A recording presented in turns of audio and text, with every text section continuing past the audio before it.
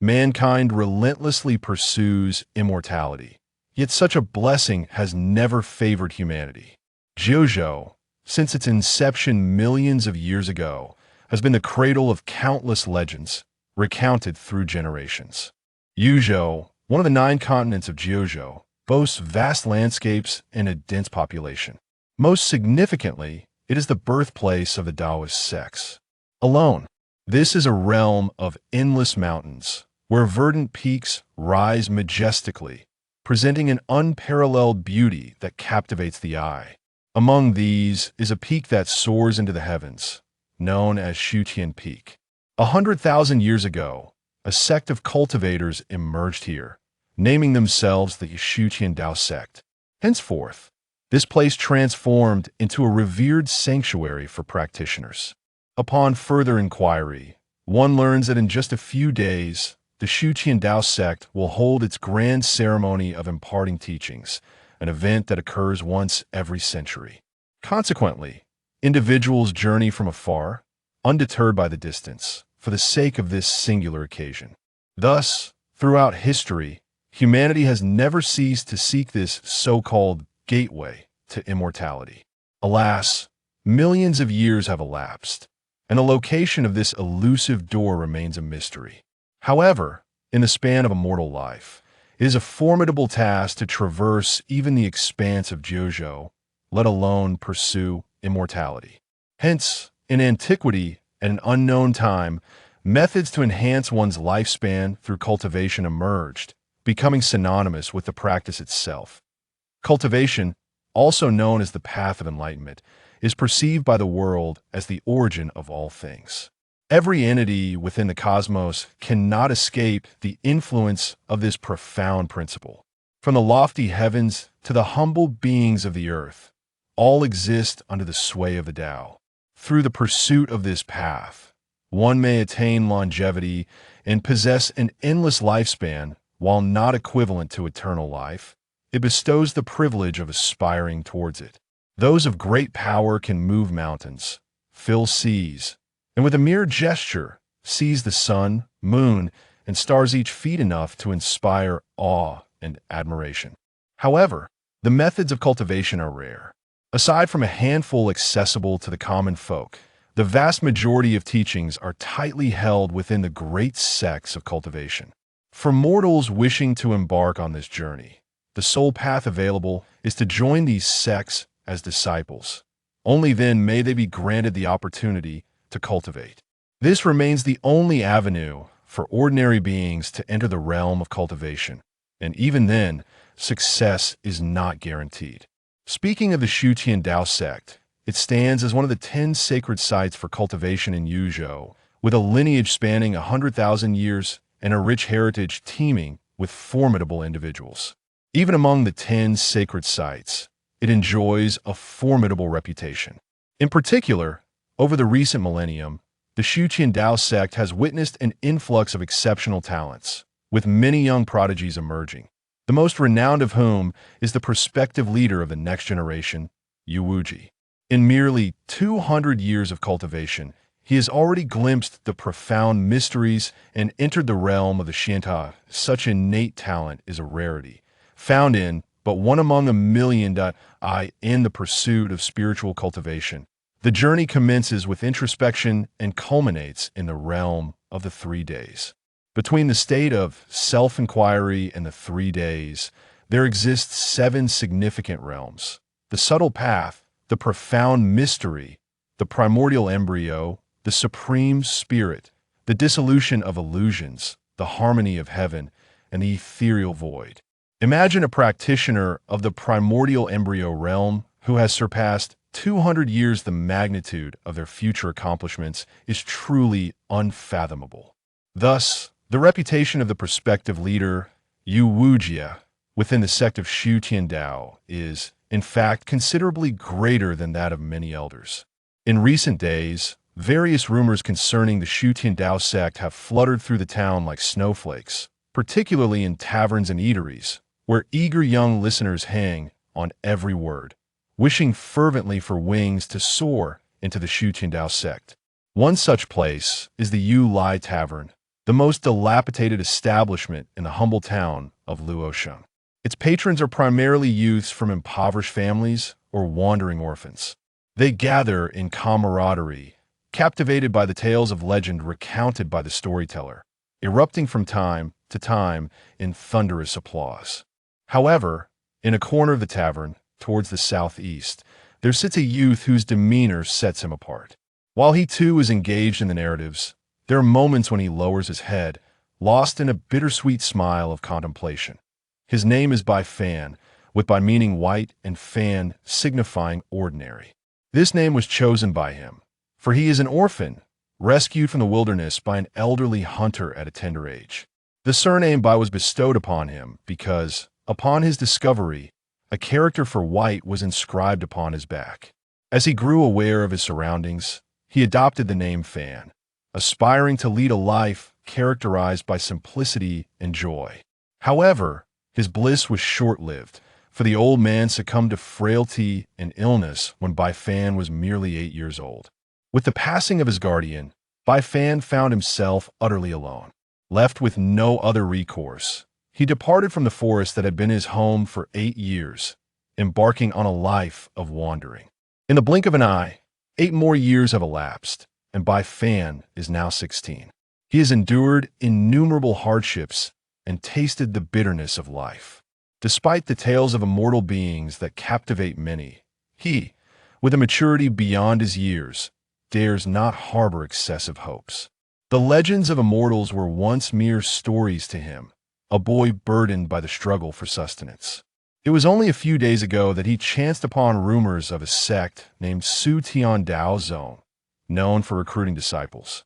Driven by curiosity, he silently joined the throngs that gathered at this place, honestly hoping to partake in the commotion and perhaps secure some food to quell his hunger. 3 days slipped by in a blink, and Bai Fan found himself seated quietly each day, listening intently to the tales of legendary exploits shared by others, while savoring the fruits offered freely by the tavern. To be frank, these were the most blissful days he had experienced in months. My grandfather once told me that I was a child found in the mountains. When he discovered me, there was a radiant aura surrounding me. Could it be possible that my parents are the so-called immortals? Bai Fan thought to himself as he reached into his bosom, where a greenish orb lay nestled. According to his hunter grandfather, this orb had hung around his neck since the day he was found, likely a keepsake from his parents. Regrettably, all these years had passed, and the orb remained silent, revealing no extraordinary changes. Ah, what a handsome young man. Are you here to apprentice at the Xutian Dao Sect as well? Just as Bai Fan was engrossed in his meal, he became aware of a girl who had approached him unbeknownst to him. She was strikingly beautiful, with delicate features, almond-shaped eyes, and finely arched brows, her hair tied up in a ponytail. Clad in a simple white dress, immaculate and unblemished, she stood beside Bai Fan, exuding an air of ethereal grace and elegance. "Are you speaking to me?" Bai Fan replied, raising his head in confusion to regard the girl. "Indeed, who else could I be addressing? There's no one else beside me." The girl playfully glared at Bai Fan, her tone tinged with mild reproach. I suppose that's true." Bai Fan scratched his head, a hint of embarrassment coloring his expression. "You are quite handsome, young sir. By the way, my name is Xinyuan Wu. And you?" Xinyuan Wu playfully stuck out her delicate tongue, her bright eyes fixed on Bai Fan. The closeness of their encounter, coupled with the faint fragrance emanating from the girl, caused Bai Fan, the young lad, to blush involuntarily, his gaze momentarily wavering. Bai Fan," he stammered before hastily turning his head away, unable to bear the sight of Xinyuan Wu's charming visage. "Hee, you are so amusing." Xinyuan Wu flitted around Bai Fan like a sprite, her laughter ringing out melodiously. She remarked on his undeniable handsomeness at nearly 17. He possessed a tall, slender frame and skin as fair as jade. Despite his tattered clothing, the youthful vigor that defined him was strikingly apparent. Xinyuan Wu, slightly younger and the daughter of a wealthy merchant, had lived a sheltered life, seldom mingling with the outside world. Thus, upon encountering such a dashing young man, she felt an unexpected pang of affinity. "Hey, why aren't you looking at me? I'm not that pretty. My father says I'm quite lovely, in fact. Oh dear, you are such a peculiar person, so dull. I shan't pay you any mind." As Bai Fan continued to ignore her, Xianyuan Wu's chatter dwindled, and a hint of disappointment crept into her heart. Ultimately, unable to withstand the intensity of the girl's gaze any longer, Bai Fan shook his head and maneuvered around Xianyuan Wu, swiftly disappearing into the tavern. Humph. Villains. After being met with disappointment, Xianyuan Wu lost interest and, feeling bored after a while, decided to take her leave. Thus, 2 uneventful days slipped by. It was not until the dawn of this day that the tranquil little town suddenly erupted with excitement, for today marked the opening of the gates of the Xutian Dao Sect. Long before the sun had risen, numerous youths, accompanied by their families, thronged toward Xutian Peak. Bai Fan, naturally, was among the crowd and soon found himself at the foot of the majestic peak. As he gazed upward, he beheld a grand mountain, its aura shimmering with an enigmatic and mystical charm. Despite the dim light of dawn, Bai Fan clearly discerned the lush greenery of ancient trees and cascading emerald stones, vibrant grass, and blooming flowers. It was September, a time when nature typically withers. Yet here on Xutian Peak, there was no hint of desolation. Instead, life pulsated with vigor. Perhaps it was because this place was the abode of immortals that it felt so distinctively alive, Bai Fan mused. Look over there. Someone is flying in. Chapter 2. The Heavenly Sacrifice Ceremony. Bai Fan instinctively closed his eyes, and when he opened them again, the radiant light had already dissipated, revealing 2 figures. They were young men clad in azure robes adorned with myriad flying stars, exuding an air of unparalleled nobility that evoked a deep sense of reverence in those who beheld them. What are they, celestial beings? Don't spout nonsense. Those are immortals. Do you understand what an immortal is? You bumpkin. Among the crowd, some marveled with excitement, while others displayed curiosity, but most gazed at the 2 youths in the air with envy. The 2 young men, however, remained utterly composed in the face of such admiration. To ordinary mortals, they could indeed be considered divine, yet in the eyes of their sect, they were merely ordinary disciples tasked with menial duties. Silence. Pleased at that moment, one of the young men boomed, his voice magically resonating in the ears of every individual present.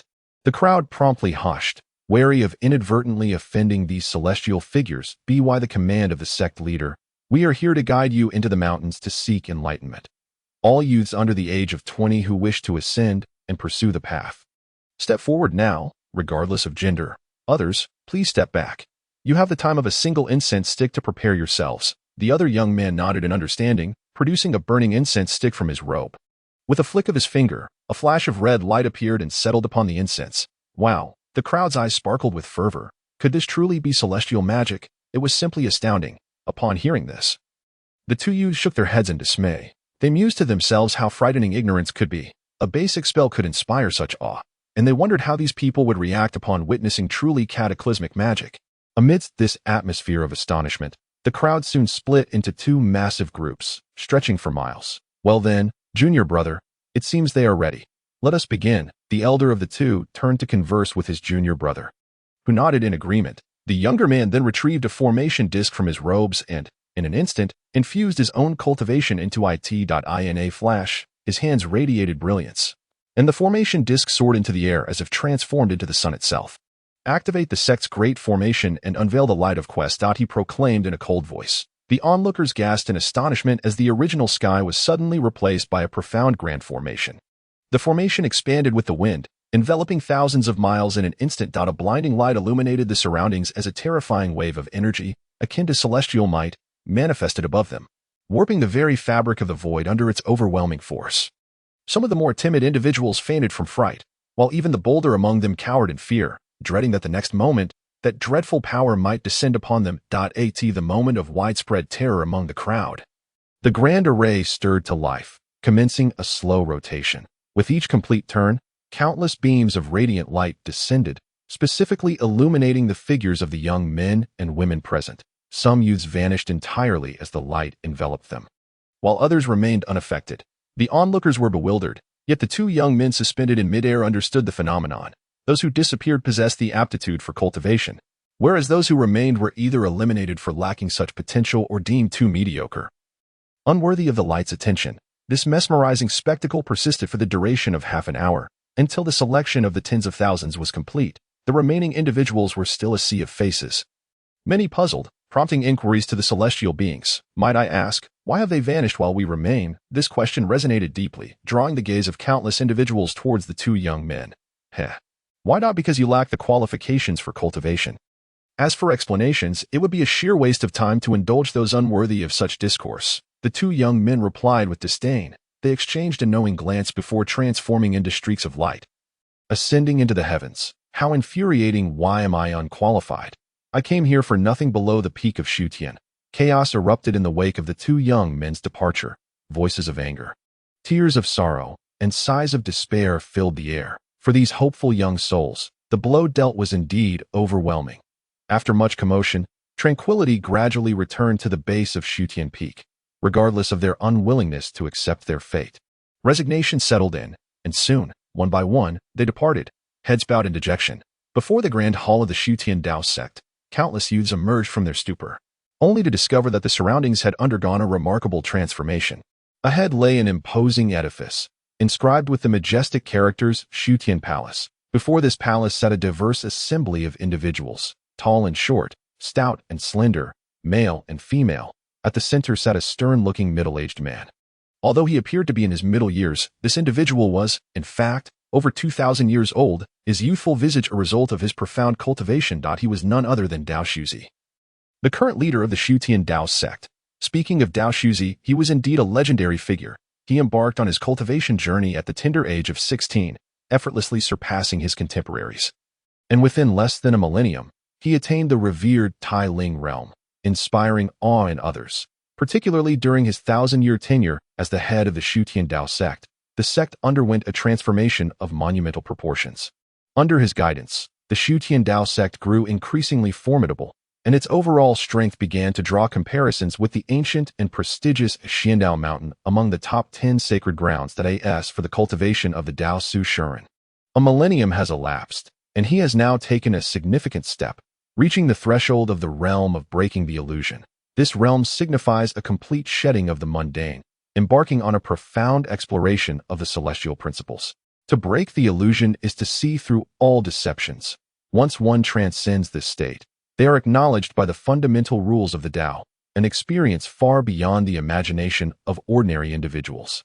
At this stage, every word and action possesses the power to manipulate the very fabric of the universe, a marvel that is truly extraordinary. Before us sits the Dao Su Shuren, poised in the center, his gaze akin to the stars. A mere glance into his eyes feels like plunging into an unfathomable abyss. His aura is vast and profound, as if the entirety of the cosmos is encompassed within his gaze, leaving onlookers in awe. Flanking him are the esteemed elders of the Xutian sect, most of whom appear to be of the same generation as the Dao Su Shuren, although their presence may not be as intimidating. Each one is nonetheless inscrutable. In essence, their existence, at this moment, embodies the essence of terrestrial immortals. Behind these elders stand a group of disciples, appearing somewhat more ordinary. Yet, even so, they exude an air of arrogance. Their gazes directed at Bai Fan and his companions tinged with a hint of disdain. This is quite natural, for they are the cream of the younger generation of the Xutian Dao Sect. Perhaps one day they too will ascend to the heights of the sect leader and the elders, reigning supreme. Therefore, their pride is somewhat justified, as they indeed possess the merit to be so. However, in comparison to a certain individual, they appear relatively modest, for surpassing them is the young man seated beside the Dao Su Shuren, Yuwuji, the most resplendent star of the Xutian Dao Sect in a millennium. His illustrious name resonates throughout the sect, widely recognized as the esteemed elder brother among all disciples, a prodigy unparalleled among the 10 sacred lands. Countless accolades orbit around him, rendering any so-called genius before him a mere jest. Especially at this moment, his distinctive satin blue robe accentuates his ethereal and noble demeanor, despite not exhibiting any overt arrogance. This understated pride inherently overshadows everyone present, as if merely by his presence. Any youth facing him would fade into insignificance. It is an unavoidable circumstance. After all, Yu Wuji is simply too formidable, a strength that even the other sect's prodigies in Jiuzhou regard with trepidation, that he stands like a colossal mountain overshadowing all geniuses, nearly suffocating them with his overwhelming presence. It is truly perplexing how he achieves such dominance. The ordinary disciples of the Xutian Dao Sect surrounding them may not shine as brightly as the youths on the high platform. Yet compared to the uninitiated youths before them, they inspire immense fear, for the legends of the immortals might have long been deeply ingrained in the minds of ordinary people. After a prolonged moment of contemplation, Bai Fan was secretly filled with astonishment and admiration. That instant, a flicker of fervent aspiration towards cultivation ignited within his heart, though he remained uncertain whether fortune would favor him, allowing him to become one of them. In contrast to Bai Fan's sentiments, the other youths displayed a palpable tension, their eyes fixed anxiously upon the grand hall, their faces marked by fear or worry, with many trembling uncontrollably. Fortunately, at that moment, the resounding toll of the bell from the Xutian Palace brought a temporary respite to their anxious hearts. In the realm of mortals, where the heavens possess spirit, our Xutian Dao Sect, blessed by the grace of our ancestors, has passed down its flame for over 100,000 years. Today, as a century draws to a close, our mountain gate shall reopen to accept gifted youths from all corners, inviting them into our path and imparting our teachings, a legacy to be handed down through countless generations. As the bell's echoes faded, the figure atop the Dao Ru rose, and in an instant, an invisible pressure surged, transforming the skies above the Xutian Palace. The thunderous resonance sent tremors through all who heard it. Yet, this was merely the beginning, for the Dao Ru continued to speak. I, the 69th patriarch of the Xutian Dao Sect, today lead my disciples in the burning of 3 incense sticks and the performance of the 9 bows ceremony. Venerating the spirits of our ancestors who have departed over the millennia, may our ancestors bless our lineage of Xutian. May it endure through the ages. As the voice of the Dao Ru permeated the surroundings, all disciples of the Xutian Dao Sect, including the elders, solemnly rose and bowed towards the void. The incense was lit during their reverent gesture. The Dao Ru spoke again, prompting the assembly to bow once more in unison. The incense was burned during the second bow. Upon the conclusion of the second bow, the Dao Ru uttered another phrase. Hush! The assembly, not daring to delay, bowed repeatedly. Finally, the Dao Ru stood, raising a hand and proclaiming loudly, "Offer the sacrificial incense, honoring the spirits of our ancestors." Instantly, an elder stepped forward, carrying 3 incense sticks, each over a foot in length and already ignited. With each step, he bowed, performing the 9-fold reverence, and subsequently placed the incense with utmost respect into the giant incense burner positioned before the high platform of the Xutian Palace. In an instant, the incense spiraled upward like a dragon, its smoke soaring towards the heavens, while faint echoes of ethereal sounds resonated throughout the vast cosmos, as if the departed spirits of the Xutian Dao Sect were watching with satisfaction as their sect thrived. Until the incense was completely consumed, the Dao Ru led everyone back to their seats. Then, in a measured tone, he stated, "The ceremonial rites for the living have concluded. The grand event is now officially commenced." With that single declaration, the entire assembly erupted in fervor. Chapter 3. The Trial in the Illusionary Realm. Now, Elder Sun, please proceed to elucidate the rules of this trial to them. Once the youths settled into silence, the Dao Ru turned to an elder beside him and spoke. Understood, Sect Master. The crimson-clad elder promptly rose, bowing respectfully to the Dao Ru before departing from his seat and approaching the high platform in front of the Xutian Palace. With an authoritative gaze, he surveyed those below, stroking his beard before calmly speaking. This trial consists of 3 stages, with the first stage named the Path of Heart Refinement. Shortly, you shall enter the illusory realm specifically prepared for you by our sect. In this ethereal realm, you shall relinquish the burdens of your past, embarking upon an alternative existence. This experience may arise spontaneously, yet it could also resonate with your innermost desires, regardless of the nature of this journey. It will serve as a test to determine your suitability for the path of cultivation. Elder Sun, while addressing the assembly of youths, surveyed their anxious faces. Instantly, a palpable tension enveloped the air as the elder's words struck a chord within them, amplifying the underlying fears of these young souls, who, at their tender age, were still largely untouched by the tribulations of life. Elder Sun, maintaining a stoic demeanor, continued his discourse. They asked for the trial of the second gate. It pertains to the sacred ground of our esteemed Xutian Dao Sect, a hallowed site where the legacies of countless predecessors linger, should any among you be fortunate enough to obtain one of these inheritances. Congratulations are in order. You shall, without needing to face the third gate, be formally recognized as disciples of our sect. However, at this juncture, Elder Sun paused momentarily, his tone growing weighty. You must bear in mind that within the second gate, it is not you who choose the inheritance, but rather the inheritance that selects you. Furthermore, do not entertain the notion of carelessly disturbing the prohibitions that lie within, for such folly may cost you your very lives. Should calamity befall you, there will be no one to blame but fate itself.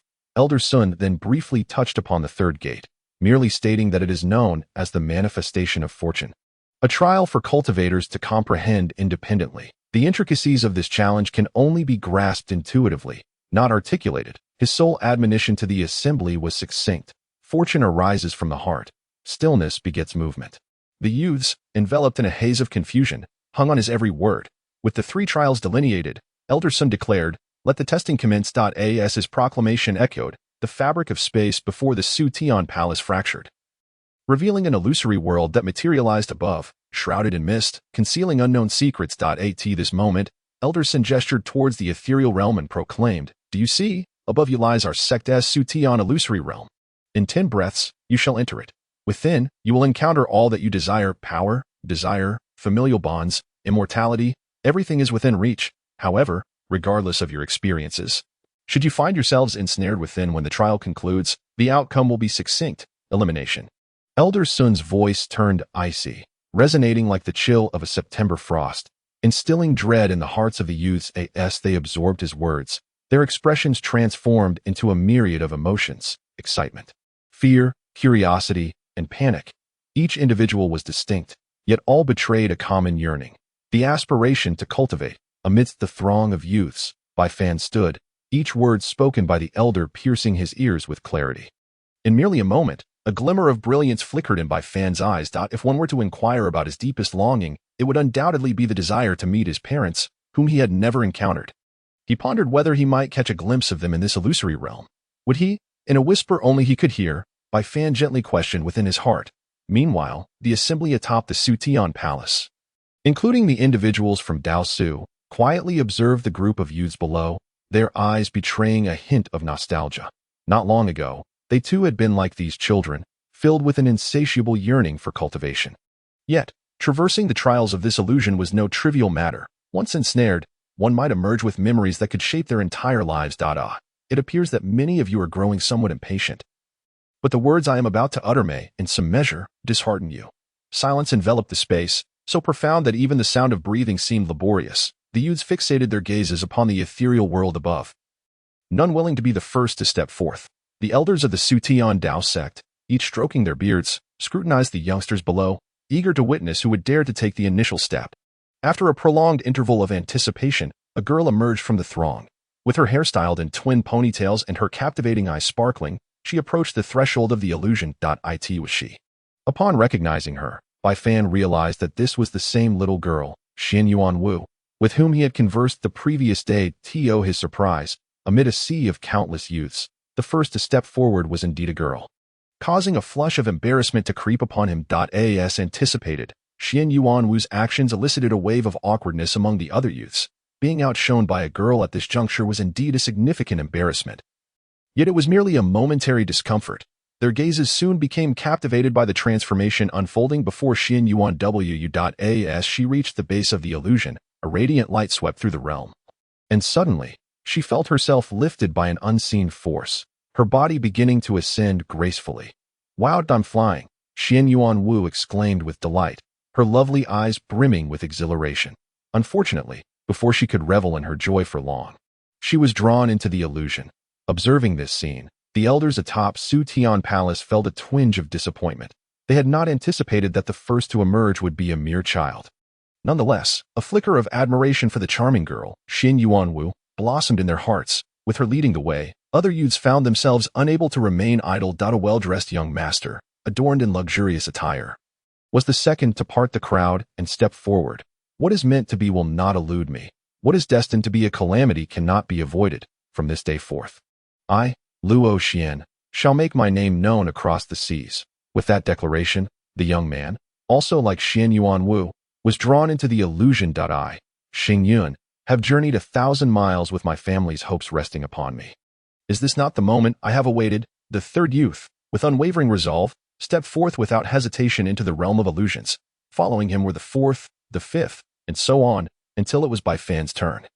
Having lost count of how many had already ventured forth, Bai Fan calmly arrived beneath the realm of illusion, then took a deep breath, resolutely opening his eyes, his heart brimming with anticipation. Let it begin, he declared, and similarly stepped into the realm of illusion. Thus, thousands of youths surged forth like a torrential current, and in the blink of an eye, they vanished beneath the ethereal palace, leaving the once crowded space eerily vacant. At that moment, the onlookers at Dao Su lifted their heads to gaze at the phantasmal world above, and one among them spoke calmly, "Esteemed elders, what do you believe is the number of these youths who will ultimately succeed in this trial? I suspect that perhaps half of them will pass the first hurdle."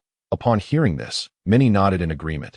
Half would indeed be commendable, yet it seemed likely that even among that half, only a small fraction would endure. The path of cultivation is exceedingly arduous, and the talented disciples are few and far between. Thus, despite the multitude of youths present, many were not regarded favorably by the high echelons of these sects. Even among those who might remain, how many could truly rise to greatness? This question eludes even the most enlightened masters of the void-breaking realm, such as the head of Dao Xu.it. Is well known that throughout the vast expanse of the 9 provinces, countless cultivators have met untimely ends on their journey to the pinnacle, leading to the age-old adage in the cultivation world: the one who hears the Tao in the morning may die by evening. The pursuit of longevity is but a distant hope for many. Within the realm of illusion, a gray mist enveloped the entire world. This place, which should have been shrouded in profound silence, was today awakened by the arrival of countless youths, infusing the lifeless expanse with a rare vitality. Regrettably, these youths were oblivious to the transformations occurring around them. For the moment they entered, all memories of the past began to fade from their minds, and the reflections they beheld no longer resembled their former selves. This realm was a lush forest, within which lay a quaint village. In the farthest eastern part of the village stood a thatched cottage, belonging to the Bai family. Today marked a joyous occasion for the elder Bai, as his child was to wed. For the mountain folk, such an event was a rare and momentous celebration, prompting the Bai family to hang vibrant red lanterns early in the day, adorning their home and yard with crimson festive fabric. In the courtyard, Bai Fu radiated joy, welcoming neighbors who came to offer their congratulations. "Congratulations, Bai Lao. Who would have thought your child would find a bride? In contrast, my own son is a complete disappointment," lamented a burly man with a sigh. "May your words bring me luck? By the way, where's Xiao Fan? I haven't seen him," he inquired, puzzled. "He's in the room with his bride."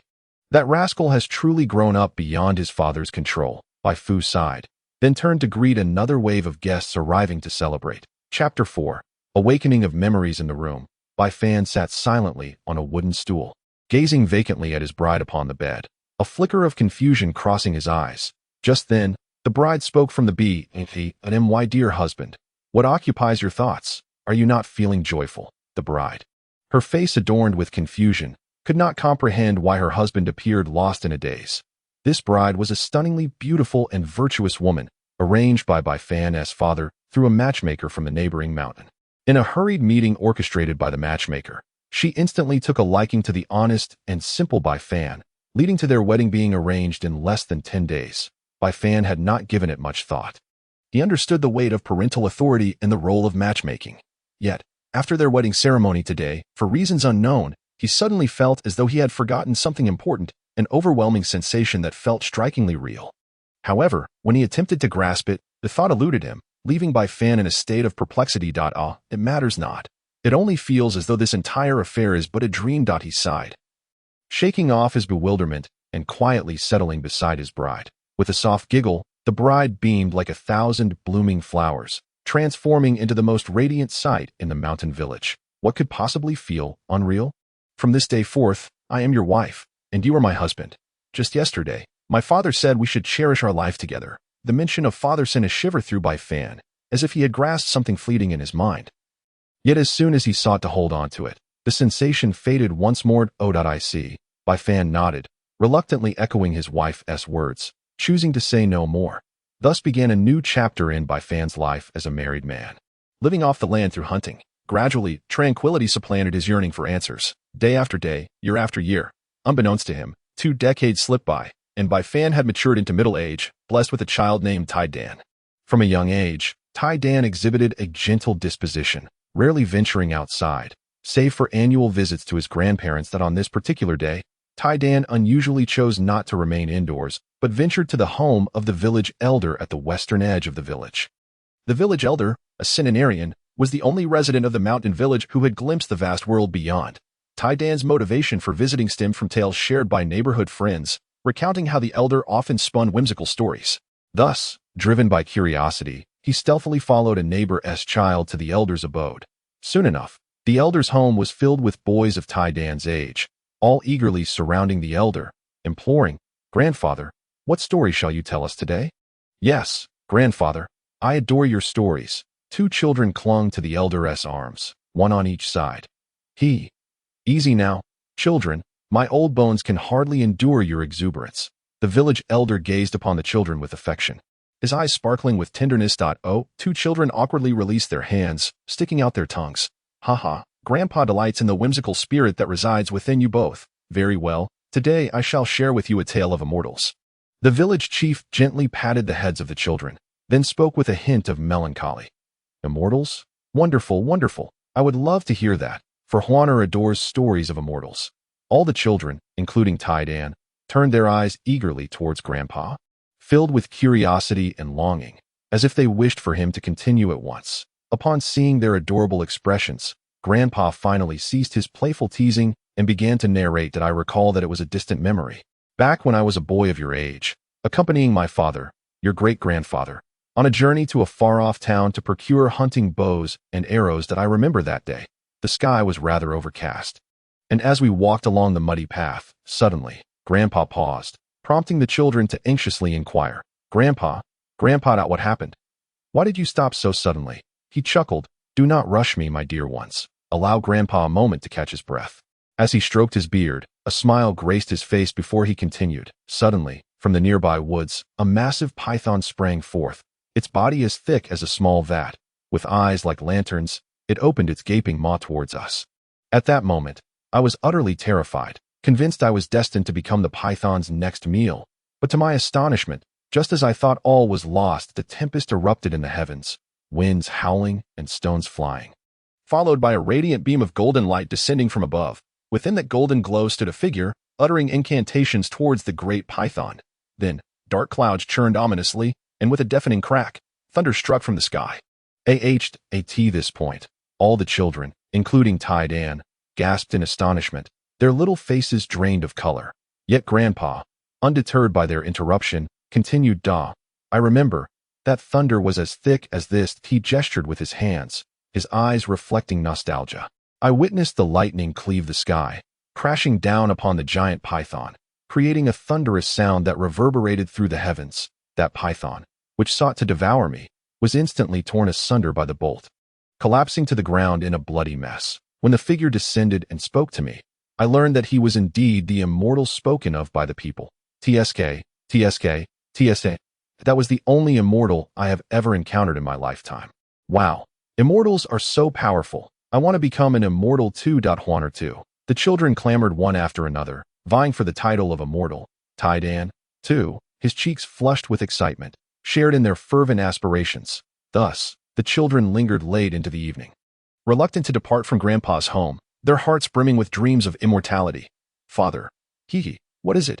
Tailin, what has brought you such joy? Share it with your father." Bai Fan smiled, now a man in his 40s. Having shed the youthful innocence of his past. As a father, he had grown more substantial and composed. He affectionately ruffled Taillin's small head, his curiosity piqued. "Father, do you know, I visited Grandpa village head today, and he told us a story about an immortal, so majestic." Tailin lifted his small face, gazing innocently at his father. An immortal, an immortal. Taillin's words echoed in Bai Fan's ears like a thunderclap, as if something was tearing through his mind. The intense pain made Bai Fan tremble uncontrollably, large beads of sweat cascading down his forehead. "Father, are you all right, woo-woo?" Seeing her father in distress, Tailin began to cry in alarm. After a long while, "Do not cry. My dear, it's nothing," Bai Fan said, extending his hand to wipe away Taillin's tears, then bending down to lift him up. At that moment, Bai Fan felt a pang of guilt towards his wife. He yearned to forget his original memories and simply grow old alongside her. It's fine. Let Taidan indulge. You have truly suffered all these years. Bai Fan masked his complex emotions with words. Even lowering his head surreptitiously, his eyes glistening with moisture. What troubles you? We are an old married couple. Why speak such things? I feel embarrassed for you. His wife shot him a glance before taking Taidan from him, wrapping an arm around Bai Fan's shoulder as they walked happily towards the courtyard. Soon, the family gathered around a candlelit dinner, sharing a simple meal. Yet, Bai Fan found it remarkably delightful, perhaps for the first time in years. He relished the fragrant dishes prepared by his wife. After the meal, Bai Fan softly spoke to his wife. I wish to visit my father. Go ahead. It has indeed been a long time since you visited your parents. See if they need anything. In a few days, I can go to the market to buy supplies, she replied. She noticed her husband's peculiar demeanor but refrained from questioning him, understanding that if he chose not to share, she would respect his silence. That night, the sky was unlike any other, so deep that Bai Fan could even see the hazy mist beyond. He understood that it was the fog of the illusory realm. Memories flooded back, Xutian Dao Sect, the people of Daoshu, and the impending second trial awaiting him. The world before him was illusory. If he wished to awaken, it would vanish instantly. Yet, Bai Fan hesitated, unwilling to awaken. For in this realm, he had too many attachments. He lowered his gaze, no longer looking at the world beyond, preferring to remain entranced in this illusionary existence. For here resided his desires, his parents. Before long, he arrived at the threshold of his parents' courtyard and gently knocked on the door. Soon, an elderly man, frail and weathered by time, emerged from within. Stooping with a hunched back, he tremulously pushed open the door. His voice, tinged with age, softly inquired, "Who is it?" Disturbing the peace at such a late hour. Bathed in the flickering light, Bai Fan turned slightly, and upon recognizing his father's visage, a wave of emotion surged within him, nearly bringing him to tears. His father had aged, no longer the robust figure of his youth. The frail body seemed as if it could be swept away by the gentlest breeze, and perhaps it would not be long before this ephemeral elder reached the end of his earthly journey. What would he do on that day? A deep sense of reluctance filled Bai Fan's heart, just as his father, having discerned his presence, coughed and exclaimed, it is you, Xiao Fan. Silly child, why are you standing there in a daze? Come inside quickly. Your mother was just mentioning you yesterday, and here you are today. Hurry, come in with me. Although his words bore a hint of reproach, anyone could feel the profound love emanating from his father's heart. Bai Fan nodded gently, but at that very moment, as the old man turned away, tears began to cascade from his eyes. In the room, beside the flickering candlelight, Bai Mu sat upon the bed, diligently mending a piece of animal hide. Despite her dimming eyesight, each stitch was imbued with care, for it was intended to keep her child warm during the winter months, a testament to a mother's deep affection for her offspring. A father's love is as steadfast as a mountain, solid as rock, towering and awe-inspiring. A mother's love flows like water, gentle and boundless, encompassing every detail with tenderness. Upon entering the room with his father, Bai Fan was overwhelmed upon seeing his elderly mother still laboring to create garments for him. Unable to contain his emotions, he fell to his knees with a thud. Child pays respects to mother, he exclaimed, bowing deeply several times. Only then did the old woman lift her gaze, momentarily taken aback before urgently admonishing, "My child, the floor is so cold. Why are you kneeling? Get up quickly." The concern reflected in her eyes stirred Bai Fan's heart, and he hastily rose, throwing himself into his mother's embrace. Though he understood this moment was but an illusion, it filled the void of parental love he had long yearned for. Witnessing his parents, aged and nearing the end of their days, yet still so deeply caring for him, made him realize that in that instant, nothing, neither the pursuit of enlightenment nor the quest for immortality, was as precious as this scene before him. One moment he called them father and mother, and in the next, it could all be too late. This profound realization pierced his heart with pain. "Father, mother, I cannot bear to part with you."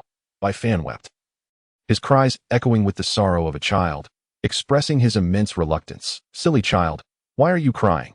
You're all grown up now, speaking nonsense. By the way, where's my grandson? How is Taidan? Has he grown taller? Why didn't you bring him along?" Upon hearing his mother inquire about Taidan, Bai Fan's father's eyes sparkled with interest. Observing this, Bai Fan's expression dimmed, feeling a deep sense of guilt towards his parents, who had always placed their family above all else, neglecting their own needs. Anxiously, Bai Fan began to speak to his mother. There is no need for concern, dear mother. Tailin is thriving and has grown taller. He occasionally expresses a desire to see his grandparents, and in a few days, I shall bring him over. Ah, how delightful! Upon hearing this, the elderly couple beamed with joy, as long as their descendants flourish. What more could they desire? That night, Bai Fan lingered until late, departing from his mother's home while gazing at the enveloping mist, which intensified his sorrow. Time slipped away unnoticed, and in the blink of an eye, another decade had passed. Ultimately, the bodies of my father and mother succumbed to the relentless passage of time, both passing away a year prior. During that year, Bai Fan wept profusely, mourning the brevity of his time spent with his parents, lamenting the despair of wanting to care for them while they were no longer present, a sentiment that only a child like Bai Fan, an orphan, could truly grasp in its painful depth. Even after a year had elapsed, he frequently found himself engulfed in profound grief, while simultaneously sensing that the ephemeral world he inhabited was becoming increasingly unstable. Distortions often manifested in the sky, hinting that at any moment, all might dissolve into nothingness. Bai Fan was uncertain how much longer this realm could endure. Thus, he began dedicating more time to his wife and children. Tailin had matured into a handsome young man, and just as Bai Fan had sought a match for his father, he too arranged for a young lady from the neighboring mountain. The family joyously celebrated the occasion, and to create a room for Tailin, Bai Fan and his wife relocated to his father's former abode. 5 years later, Tiadan's wife bore him a child, whom they named Beilal. From then on, in addition to cherishing his wife, Bai Fan found himself devoted to entertaining his grandson. Darling, please do not speak like this. Being your wife in this lifetime is the greatest joy of my life. Yet, I understand that you may not belong to this world, for I often see the complexity in your gaze as you look to the heavens. I once failed to comprehend, but only just now did I realize that the sky I once beheld is unlike before. There exists another realm above. No, do not say that. Please, do not say any more. Bai Fan interrupted his wife's words, crying out in anguish. He had not anticipated that all of this would manifest in her eyes at the moment of her departure. He grasped her hand more tightly. Oh, you foolish one, how can you wish for me to remain silent? You know, if I do not speak now, it will have been yet another day of silence. Therefore, I must express myself. His wife did not heed his wishes. Instead, she gazed gently at Bai Fan, continuing to breathe softly as she spoke. I in this life, marrying you has never been a regret. Even though you do not belong to this world, that I still accompanied you until the end. And I am so happy. If there is a next life, I would willingly marry you again. And bear our children. At this point, her face radiated a blissful smile as she slipped away. That smile, reminiscent of their first encounter, was breathtaking. In Bai Fan's eyes, that blooming visage was worthy of eternal remembrance. At this moment, Bai Fan, within the illusion, had reached the age of 60. With a weary gait, he chose to wander through this world. Year after year, Bai Fan had traversed the realms of the illusory world for a full 40 years. During this span, he had ventured across towering mountains and vast oceans, witnessing the gruesome aftermath of conflicts between nations. Leaving behind mountains of corpses and seas of blood, he had also observed the joys and sorrows of ordinary folk and encountered numerous so-called immortals within this world. Yet, as time wore on, Bai Fan discerned a common trait among them, a chilling indifference towards the common people, treating them as mere weeds or ants. It seemed that in their hearts, mortals were nothing more than soulless shells burdened by life, their existence devoid of meaning beyond returning to the dust. For many years, he had observed and heard countless tales of immortals, only to realize that their purpose in cultivation was merely to trample on the commoners, basking in the reverence and admiration of the masses. Was this truly the essence of cultivation? Were all immortals of the world so consumed by such pursuits? If so, it would spell disaster for mortals. Yet, he harbored no desire to follow such a path. If he were to cultivate, there were myriad aspirations he wished to fulfill, but one certainty remained. He would never bring calamity upon the world. Perched atop the mountain, Bai Fan murmured to himself, feeling a profound sense of confusion within. Unbeknownst to him, this very state of being was a rare glimpse into the realm of enlightenment within the cultivation world. An age-old saying echoed through the annals of spiritual practice. Only those who understand their heart and essence can resonate with the great way, a state known as the clarity of the heart. This was a rare epiphany, and if he succeeded, the benefits to his cultivation journey would be unimaginable. Moreover, those who achieved clarity of heart and essence would garner the recognition of heaven and be graced with the rare divine light of celestial blessing. though such occurrences were exceedingly rare. Across the vast expanse of the 9 provinces, cultivators were as numerous as the stars in the sky, yet those who received heavenly endowments were few and far between. This scarcity stemmed from the fact that many individuals lacked a true understanding of the purpose behind their lifelong quest for enlightenment. Even if everyone yearned for immortality, eternal life was merely a pinnacle of cultivation, not its essence. Only those who established their heart for the Tao could hope to transform its essence to the utmost. As for those who could not comprehend their own reasons for cultivation, no matter how far they traveled, they would inevitably lose their way in the pursuit of the Tao. This was due to their absence of will. Belief, and a clear heart directed towards the Dao become a formidable being. All 3 of these elements were indispensable at this moment. Bai Fan was clarifying his own heart for cultivation, and if he could attain insight, he would then qualify for the path that led to becoming a strong entity. Days turned into weeks, and weeks into months. Bai Fan sat atop the mountain, his mind swirling with a singular thought. What is cultivation? Why do we cultivate? What is the Tao? Is it to become the mightiest in heaven and earth? No. Is it to attain immortality? That too is not the answer. Ultimately, as the wind and snow began to envelop his head, Bai Fan's long-still body suddenly stirred amidst the tempest, and in that moment, his tightly shut eyes slowly opened. At that moment, an invisible will surge forth with a thunderous resonance, piercing through the wind and snow, transcending the illusory realms, ultimately soaring towards the heavens above. Chapter 6. The Divine Light of the Heavenly Way. Boom. What is this? The sound of the enlightened path. Indeed, it appears promising. To comprehend the way before embarking on the path of cultivation is quite unexpected. Among this group of youths, there lies one with such profound insight, a rare find indeed. It seems that the Xutian Dao Sect shall soon welcome a new prodigy in the not-so-distant future. An elder, with a joyful countenance, stroked his beard and sighed. Yet, the surprise did not end there. As soon as the elder's words fell, the sect master of Dao Su opened his eyes abruptly, his gaze piercing like a torch as he lifted his gaze towards the sky. Unlike the other elders, he disregarded the chimes and instead focused on the deeper recesses of the firmament. Soon, he perceived a light, one that traversed the cosmos at an imperceptible speed, racing directly towards the Xutian peak.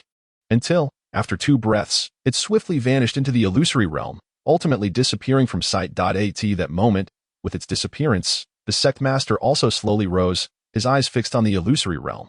A rare gravity etched upon his countenance. The light of the heavenly way. Upon witnessing this radiance, the sect master articulated its name with deliberate enunciation. He was not alone in this recognition. The elder behind him, along with many others, were equally struck by the spectacle. If the earlier chimes had brought them joy, the emergence of this light now stirred within them a tremor far beyond mere delight. The divine light of the heavenly way, a celestial bestowal of creation, a sight seldom witnessed in myriad ages. Even these seasoned veterans of the cultivation world found it difficult to maintain their composure. Concurrently, several gazes began to subtly shift towards Yuwuji, who stood beside the sect master. It was said that many years ago, a similar scene had unfolded around the former deputy master Yuwuji, and it was that very occurrence that had forged his current standing. Thus, the onlookers instinctively focused their attention on him, pondering whether this indicated the emergence of a rival for Yuwuji. Without delving into the commotion within the Xutian Dao Sect, let us turn our attention to Bai Fan within the illusory realm. As he rose from the snow-laden mountaintop, a transformation began to manifest upon his visage. Initially, the twilight of despair faded, his form straightened once more, and even his wrinkled cheeks regained their former handsomeness. However, this was not the most significant change. Most notably, his eyes sparkled with an unprecedented brilliance, surpassing that which he had possessed before entering the illusion. I believe I now comprehend the purpose of my cultivation. I cultivate to seek out my parents. Though I am an orphan, I firmly believe that at the moment of my birth, I was accompanied by my mother. Perhaps they had their reasons, compelled to abandon me, but I am convinced that they loved me. With this resolve, Bai Fan took a step forward, the clarity in his eyes intensifying, and then, facing the sky of the illusory realm, a smile graced his lips. I have long been intrigued by the notion of whether there exists a realm beyond the heavens, and whether, apart from the vast expanse of the 9 provinces, there are other worlds inhabited by sentient beings coexisting in harmony. Thus, my second aspiration in the path of cultivation is to transcend the confines of the sky before me. I yearn to render this sky incapable of obscuring my vision any longer. I wish to behold the broader world that lies beyond the heavens, to seize control of my own destiny, and to liberate myself from the shackles of the fates dictated by heaven and earth. Henceforth, my fate shall be determined solely by my own will. As Bai Fan took his second step, the ground beneath him stirred with a tempestuous gust, which swept through the illusory realm, causing a plethora of distortions and shatterings to manifest within the confines of his sight. I aspire to become the supreme being of the cultivation realm, yet I shall never be the kind who turns a blind eye to the suffering and mortality of all living beings. After enduring years of tribulation, I am acutely aware of the profound anguish that pervades the lives of sentient beings. Unlike the immortals, who may live their lives in carefree bliss, the greatest desire of those who toil in the mundane is often nothing more than to live a peaceful and joyful existence. However, perhaps the immortals beyond our world are just as indifferent to their lives as those within this illusion, ruthlessly destroying lives at their whim. If that is indeed the case, I shall confront any such being I encounter and show no mercy. I shall share in the suffering of the masses and rejoice in their joys, should I one day ascend to supremacy. Even if heaven and earth deny them justice, I shall strive to procure it for them. With a swift motion, I took 2 more steps, and in an instant, the illusory realm began to collapse in fragments, soon vanishing entirely. Following this, Bai Fan beheld that the ground he occupied was, in fact, a stone wall, adorned with engravings depicting the village of his origins and the dear faces of his family, father, mother, Tailin, the village chief, and others. Yet, where was the image of his beloved wife from the mountain village who had shared his life? With a gentle touch upon the familiar portraits of his kin, he murmured their names, but suddenly, he found himself at a standstill, for within the mural, he could not find the likeness of the woman who had married him and journeyed through life by his side. Perhaps I am overthinking it. After all, this mural is of ancient origin, and many images may have faded over time. There seems to be no other plausible explanation. Bai Fan shook his head and silently offered a bow to the stone wall, a gesture of farewell to the parents of his dreams. Regardless of circumstances, they had bestowed upon him the invaluable love he so dearly missed, and thus, they were deserving of this tribute. Afterward, as he prepared to depart, a sudden tremor reverberated through the space before him, and a beam of azure light tore through the dense fog in an instant. Before Bai Fan could fully comprehend the situation, the light collided with him. Though bewildered, he distinctly sensed something burgeoning within his chest at that very moment. It was an experience both mysterious and profound, akin to the sprouting of tender grass or the breaking of earth by verdant trees. The sensation was unmistakably vivid. Bai Fan, feeling an inexplicable compulsion, hastily closed his eyes. At that moment, he witnessed an astonishing sight. He realized he could perceive everything within his own body, including his heart, liver, spleen, and even the flow of his blood. It was a feat he had never dared to imagine. Yet here he stood, inexplicably able to accomplish it. Truly, it was a marvel beyond comprehension. In truth, Bai Fan remained unaware that upon awakening from the realm of illusions, his body had been imperceptibly transformed by the ethereal energy contained within that realm. Although he had yet to embark on the path of cultivation, his physique had already acquired a semblance of spiritual essence. Albeit feeble, barely qualifying him as a novice in the realm of cultivation, he had unknowingly entered the first stage of the heart-questioning realm. Bai Fan was oblivious to this fact, having been entirely absorbed in the profound sensations that enveloped him. Before him, a glimmer of azure light began to coalesce slowly at his chest, emanating a faint yet powerful aura. This essence was remarkably unique, imbued with an air of righteousness. What could this phenomenon possibly be? Bai Fan furrowed his brow, yet remained perplexed, for this was the pure manifestation of the Tao of heaven, an essence only possessed by the divine light of the celestial path. Under the influence of this aura, both his heart and body underwent an ineffable baptism. This was, in fact, one of the effects of the divine light of the Tao, and soon, a more significant effect would reveal itself. As the azure light flowed in rhythmic cycles, it gradually began to converge upon Bai Fan's chest. Within this constricting light, a tiny speck, no larger than a grain of rice, emerged out by the time the azure light had fully gathered at Bai Fan's chest. This minuscule point had grown to the size of a thumb. At this moment, Bai Fan observed it clearly. It was unmistakably a seed, containing an unfathomable essence beyond his comprehension. Simultaneously, Bai Fan, unsure if it was merely an illusion, perceived a majestic sound emanating from the seed, akin to the roar of thunder or the crashing of tides. Was it a mere figment of his imagination? Bai Fan felt uncertain, shaking his head. He understood that regardless of what this entity was, it was beyond his current grasp. It seemed he could only await the day when he could explore it further. At that moment, an ethereal door appeared before him, the view beyond it revealing the myriad scenes of the Xutian Dao Sect. Someone has emerged. Through the projection of the illusory door, Bai Fan witnessed dozens of youths materializing in the open space beneath Xutian Palace. It appeared they, like him, had awakened on their own. He pondered what experiences they might have undergone. With a smile, Bai Fan resolved that since others had ventured forth, he too should not lag behind. Straightening his attire, he stepped briskly towards the ethereal door. With a hum, the door radiated a brilliant light, enveloping Bai Fan's figure. As the radiance dissipated, the scene before him transformed into the open space before the grand hall of Xutian.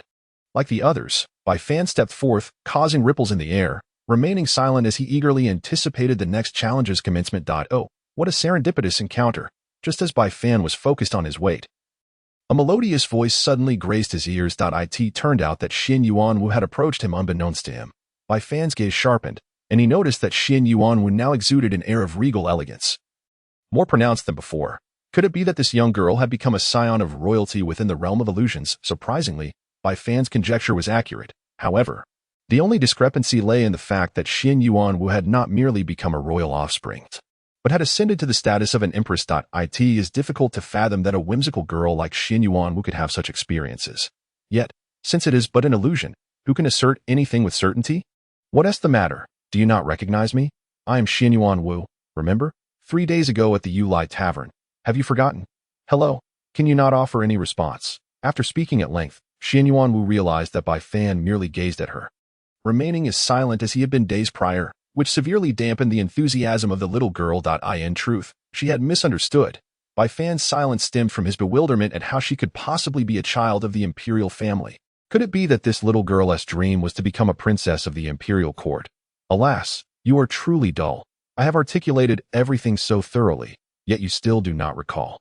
Is it truly the case that I appear so utterly ordinary? Xin Yuanwu pouted, casting a reproachful glance at Bai Fan, her eyes tinged with a hint of melancholy. Bai Fan shook his head with a smile and turned away. Having traversed a century within the realm of illusions, his heart was no longer innocent. I shall not pay you any mind. Xin Yuanwu turned her head in indignation and stormed off. At that moment, within the illusion, thousands of youths began to emerge. While those who had not yet appeared had been eliminated from the trial by the ethereal realm, their fate sealed as they were escorted to the foot of Xutian Peak to continue their mundane existence. The youths who emerged bore an air that was subtly different from before, infused with a mix of indifference, sorrow, and bewilderment. Congratulations, you have successfully passed the first test of your temperament, proclaimed Elder Sun, clad in red, rising once more to address the assembled youths. However, do not celebrate prematurely, for temperament alone does not define everything. A true stronghold is not achieved solely through a tranquil heart. It also requires sufficient insight and perseverance. Thus, your trials are far from over. In fact, you shall soon encounter even more arduous challenges. Upon hearing this, the youthful elation that had surged within them dissipated into silence. The elder was correct. Temperament merely served as an indicator of one's potential and cultivation. Ultimately, one's future standing would be determined by their own strength. With this realization, their previously calm hearts began to flutter with anxiety once more. Now, can any of you tell me who it was that, after establishing their path of heart, summoned the divine light of the celestial way? Elder Sun inquired. If that individual is willing to step forward now, I would consider accepting them as my disciple. As he spoke, he scanned the faces of the youths, curious to discover which one possessed such remarkable insight. Unfortunately, disappointment soon washed over him, for no one stepped forward. This was not due to Bai Fan's humility. Rather, Elder Sun's words had been too cryptic, leaving Bai Fan unable to comprehend their meaning. As for the other youths, they were even more bewildered. What was this celestial light, and what on earth was a path of heart? Aside from understanding that the elder was willing to accept a disciple, the rest of his words were as inscrutable to them as a celestial manuscript. Even those who wished to inquire were quelled by the fear of the elder's formidable presence. Seeing that no one responded, Elder Sun felt a wave of exasperation wash over him, and with a final sigh, he turned his gaze toward the gathered crowd. Master, I surmise that the youth who obtained the divine light of the heavenly path likely failed to absorb it, and was thus eliminated by the illusion. Therefore, I beseech the sect leader to now unveil the ancestral grounds. The person from the Tao ruins nodded silently, acknowledging the possibility. In this moment, even he felt a tinge of regret. With a deft motion, he retrieved a golden token from within his robes, upon which an intricate formation was engraved. He infused a strand of spiritual energy into the formation, then cradled the token in his hands.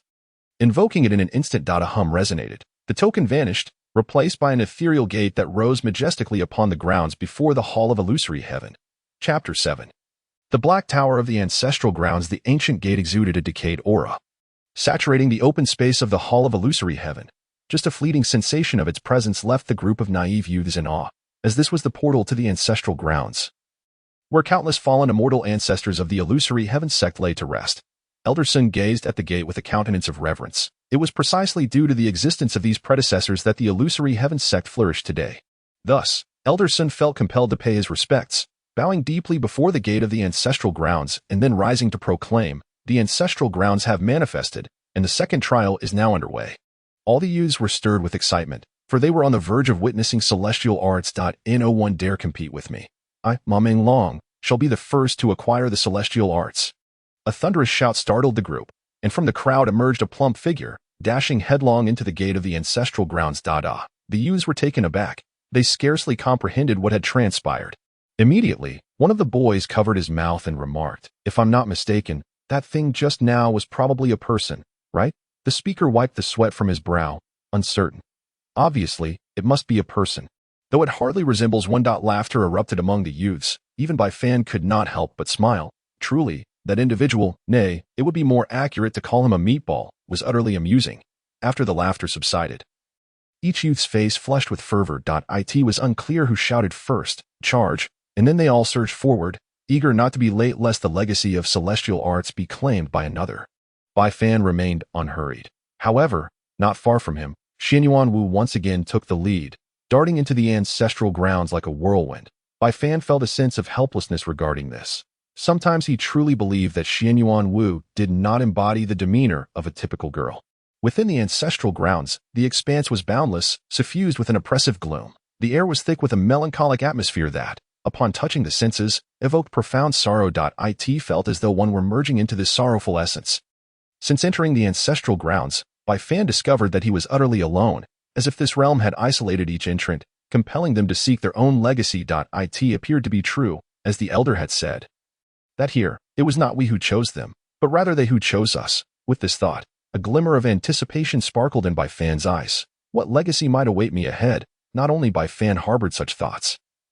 Nearly all the youths who entered the ancestral land shared this sentiment. Take Xianyuan Wu, for instance. Upon entering the ancestral realm, she was astonished to find herself amidst a sea of flowers. Indeed, a riot of colors, vivid purples, radiant reds, and an array of hues, was enhanced by the graceful dance of numerous butterflies weaving through the blossoms, creating a breathtaking spectacle. "Wow, how beautiful!" Xianyuan Wu exclaimed, her eyes narrowing into crescent moons. It seemed that any girl would be inherently susceptible to the allure of flowers. And who would have thought that even in the realm of the fallen, such a paradise could exist? Without a moment's hesitation, Xianyuan Wu joyfully dashed into the floral expanse, reveling in the vibrant blooms with carefree abandon. Of course, one could hardly fault her. Any girl arriving at such a picturesque locale would likely find herself enchanted, much like Xianyuan Wu, lost in this floral ocean, unaware of how long she had been playing. She eventually stumbled upon a grand palace. Before the palace stood a massive stone tablet, etched with a few lines of delicate script that unmistakably bore the mark of a woman's hand, elegant and flowing like wisps of cloud.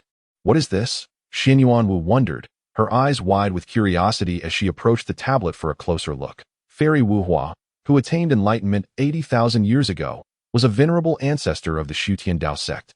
Devoted to flowers throughout her life, she created the Burial Flower Heart Sutra. She cherished flowers, recognizing them as extraordinary beings of the world. Though their bloom is fleeting, they bestow beauty upon the world for nearly 100 days, expecting nothing in return. Their essence mirrors that of infatuated women, who, like moths drawn to a flame, sacrifice themselves for love. Eventually, she discerned that the ephemeral life of flowers harbors profound philosophical truths. The blossoming of flowers symbolizes life, the essence of existence rooted in all living things, while their wilting signifies death, the force that can annihilate all. At first glance, these concepts appear contradictory, yet they are intrinsically linked. Life transforms into death, and death into life, creating an endless cycle that resonates with the principles of yin and yang in the universe. Thus, she gradually immersed herself in this understanding. achieving enlightenment over countless years, ultimately, through the cycles of blooming and withering. She comprehended the power of life and death, dedicating herself to cultivation for millennia until she reached the pinnacle of the Lingshu realm. But what of it? The path to immortality remained ever elusive. Alas, alas, recently, sensing the approach of her own end, she felt an urge to ensure her legacy would not fade away. Hence, she inscribed the Burial Flower Heart Sutra upon this stone tablet for future generations, should a kindred spirit find it. They must remember to continue the journey she could not complete in her lifetime. As Xianyuan Wu finished reading, her eyes grew misty. She could almost feel the loneliness of Fairy Wuhua as she departed. A poignant blend of defiance against fate's defeat and the resignation of an impending end. With a thud, Xianyuan Wu knelt before the stone tablet, bowing 3 times in reverence to Fairy Wuhua. May you find eternal rest here, esteemed elder. This gesture was not for the sake of inheritance. It was solely an expression of respect. In that instant, the world around her stilled, time suspended, and beneath her feet, the void was indented by an unmistakable mark, a profound testament to her reverence. 80,000 years have passed. And at long last, the heir has arrived. The woman bears a blank expression, her words emerging with an unsettling mechanical rigidity. Once she finishes speaking, she transforms into a radiant spectrum of colors and vanishes into the black hole. Were there an elder from the Xutian Dao Sect present, they would surely comprehend that this is the genuine intent of Xianyuan Wu, which has stirred a lingering remnant left by the Wuhua fairy in the world. This remnant merges with the legacy, marking it as no ordinary inheritance, but rather a profound bequest, completely embodying the Wuhua fairy's insights into the Burial Flower Heart Sutra. Although the difference in wording is slight, the implications are vastly distinct. Inheritance relies solely on one's own understanding. Perhaps from 10 parts, one might grasp only 5, or even risk failure. However, inheritance is a different matter altogether, much like the scene unfolding before us. Xianyuan Wu has invoked the Wuhua fairy's remnant, akin to her being immersed in the essence of the Wuhua fairy. She is no longer relying solely on her own comprehension, but has inherited the entirety of the Wuhua fairy's insights into the Burial Flower Heart Sutra. A single insight left by a peak Lingshu practitioner, even if merely a fragment, offers boundless benefits, let alone the entirety. This signifies that Xianyuan Wu is destined for success, with no possibility of failure. And her understanding will not merely be 5 parts, but a complete 10. All that remains is for her to emerge and continuously enhance her cultivation as her spiritual realm reaches a certain height. She will become another Wuhua fairy, and the Burial Flower Heart Sutra shall once again regain its former glory through her hands. That a similar tableau unfolds among the various youths, the only distinction being the differing methods of inheritance and the varying realms of the fallen predecessors. Before a mountain of swords, a young man named Chen Qingyun persistently grasps a blade, striving to ascend to the summit. The sharp aura emanating from the sword continuously invades his body, tearing at his skin, leaving his entire form marred with crimson streaks, his garments drenched in blood. Yet, even in such dire circumstances, the young man Chen Qingyun remains undeterred, his visage etched with determination, for he knows that if he can reach the mountain's peak, he shall obtain the inheritance. This sword mountain before him represents the legacy bestowed by a Tailin realm cultivator from the Xutian Dao Sect 2 millennia prior, known as Zenlingzi. The Zenlingzi had an unwavering passion for the sword path, thus leaving behind a swordsmanship technique as his legacy. A swordsman, with a sharp blade, embodies the essence of slaughter, and a practitioner of the sword must possess an indomitable spirit, unwavering and resolute, for without it, one cannot validate the sword path. The trial Chen Qingyun faces is to scale the highest peak with bare hands, without respite. Even at the cost of bloodshed and life, he must not lose the sharpness of a swordsman. Some youths encounter even more peculiar inheritances. Some face mountains of corpses and seas of blood, others grapple with vengeful spirits, and more absurdly, some are tasked with marrying 1,000 brides. In summary, there are no limits to what one might conceive, only the absence of what can be seen. Yet, Bai Fan's experience is notably strange. Before him lies an endless exp. One day, after an exhausting journey, Bai Fan found himself in a desolate area strewn with rocks, where he beheld a vast expanse of shimmering sea, stretching endlessly before him. Strangely, a dark stone tower loomed above the shoreline, its body dim and slightly tilted, as if it could collapse at any moment. This was the first object, aside from the surrounding darkness, that Bai Fan had encountered after so many days of wandering. In that instant, unbeknownst to him, the bead that had hung silently on his chest for 16 years began to emit a subtle warmth. Chapter 8. The Five Treasures of the Great Wasteland. Bai Fan approached the tower with quickened steps, his gaze fixated upon it, only to discover that there were inscriptions upon the black edifice. The words read, Linglong above and Illusory Sea below. Apart from that, there were no additional markings. Linglong Illusory Sea. Bai Fan was taken aback, while he could somewhat comprehend the term Linglong as a potential name for the tower. The meaning of Illusory Sea eluded him. Was the tower perhaps called the Linglong Illusory Sea Tower? It was not only Bai Fan who was ignorant of this. Even the denizens of Daoshu would likely be unaware of such a wondrous place existing in their ancestral realm. It is worth noting that this ancestral land was not solely the possession of the Xutian Dao Sect. Legend has it that this territory was once held by the revered master of the sect, the Xutian Laozu, who was venerated by future generations as a deity. However, rather than merely possessing it, he had transported this realm from the void. The original form of this ancestral land was, in fact, a decaying star drifting in the emptiness of the cosmos, its existence unknown for countless millennia. During one of his wanderings through the void, the Xutian Laozu stumbled upon this star by chance. At that time, the Xutian Laozu was merely curious. Stars were entities belonging solely to the heavens, and even if they fell, they would return to the earth, not descend into the void. Yet, this broken star had inexplicably manifested. Why was this? The Xutian holy ancestor pondered it deeply, though he found no answers. Despite its dilapidation, the star still retained a faint celestial energy. This was a boon for cultivators, invaluable for both cultivation and the crafting of treasures. Thus, the esteemed Xutian holy ancestor utilized supreme power to transport this battered star from the void to the Xutian Dao Sect. Regrettably, even the might of the celestial energy would eventually be exhausted. Many years later, when the star's power had dissipated, it became a mere relic. By that time, 10 generations of leaders had passed, and the management of this star became a significant headache. To destroy it?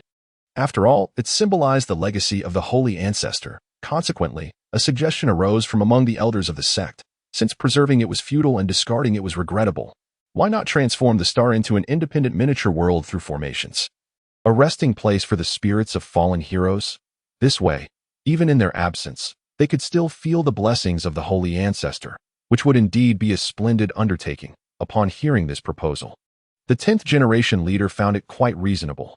Thus, from that moment on, this decaying star became the ancestral land of the Xutian Dao Sect. Therefore, the Dark Tower and the sea that Bai Fan now beheld were realms unknown to anyone. Not only to the people of Daoshu, but even to that venerable holy ancestor, who had no inkling that such a place existed within the star. But why had Bai Fan come to be here?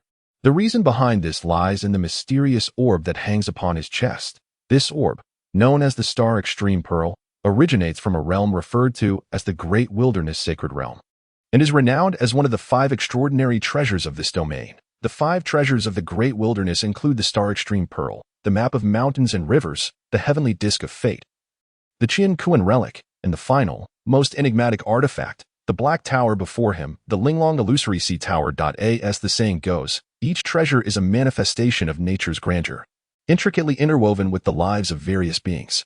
Within the Great Wilderness, some have claimed that the 5 treasures are born of the heavenly Tao, while others assert that they predate it. Throughout the ages, the first 4 treasures have been glimpsed by many, and some have even possessed them. Yet, the Linglong Illusory Sea remains shrouded in mystery, its true form known to no one. That some say it is a tower, others claim it to be an ocean. Regardless of the interpretation, the Linglong Illusory Sea has been an elusive entity that cultivators in the Great Wilderness have sought in vain.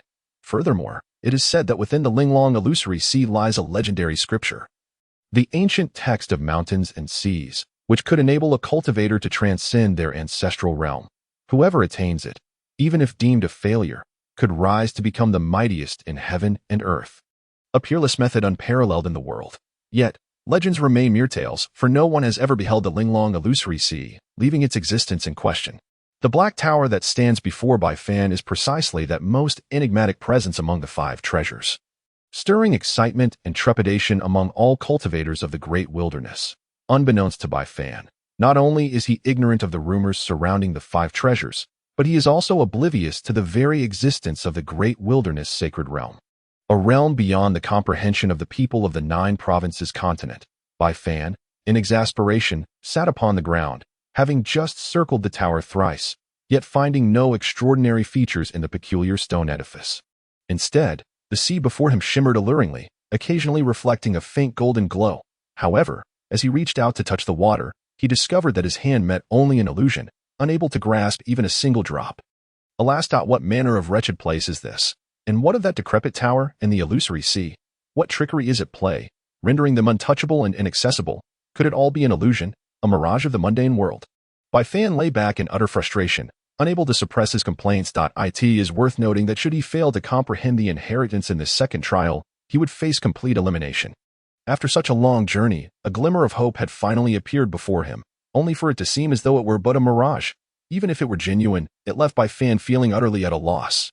Oh heavens, are you toying with me, presenting this unremarkable, dilapidated black tower before me, yet showing no signs of change? Could it be that there is no inheritance to be found here at all?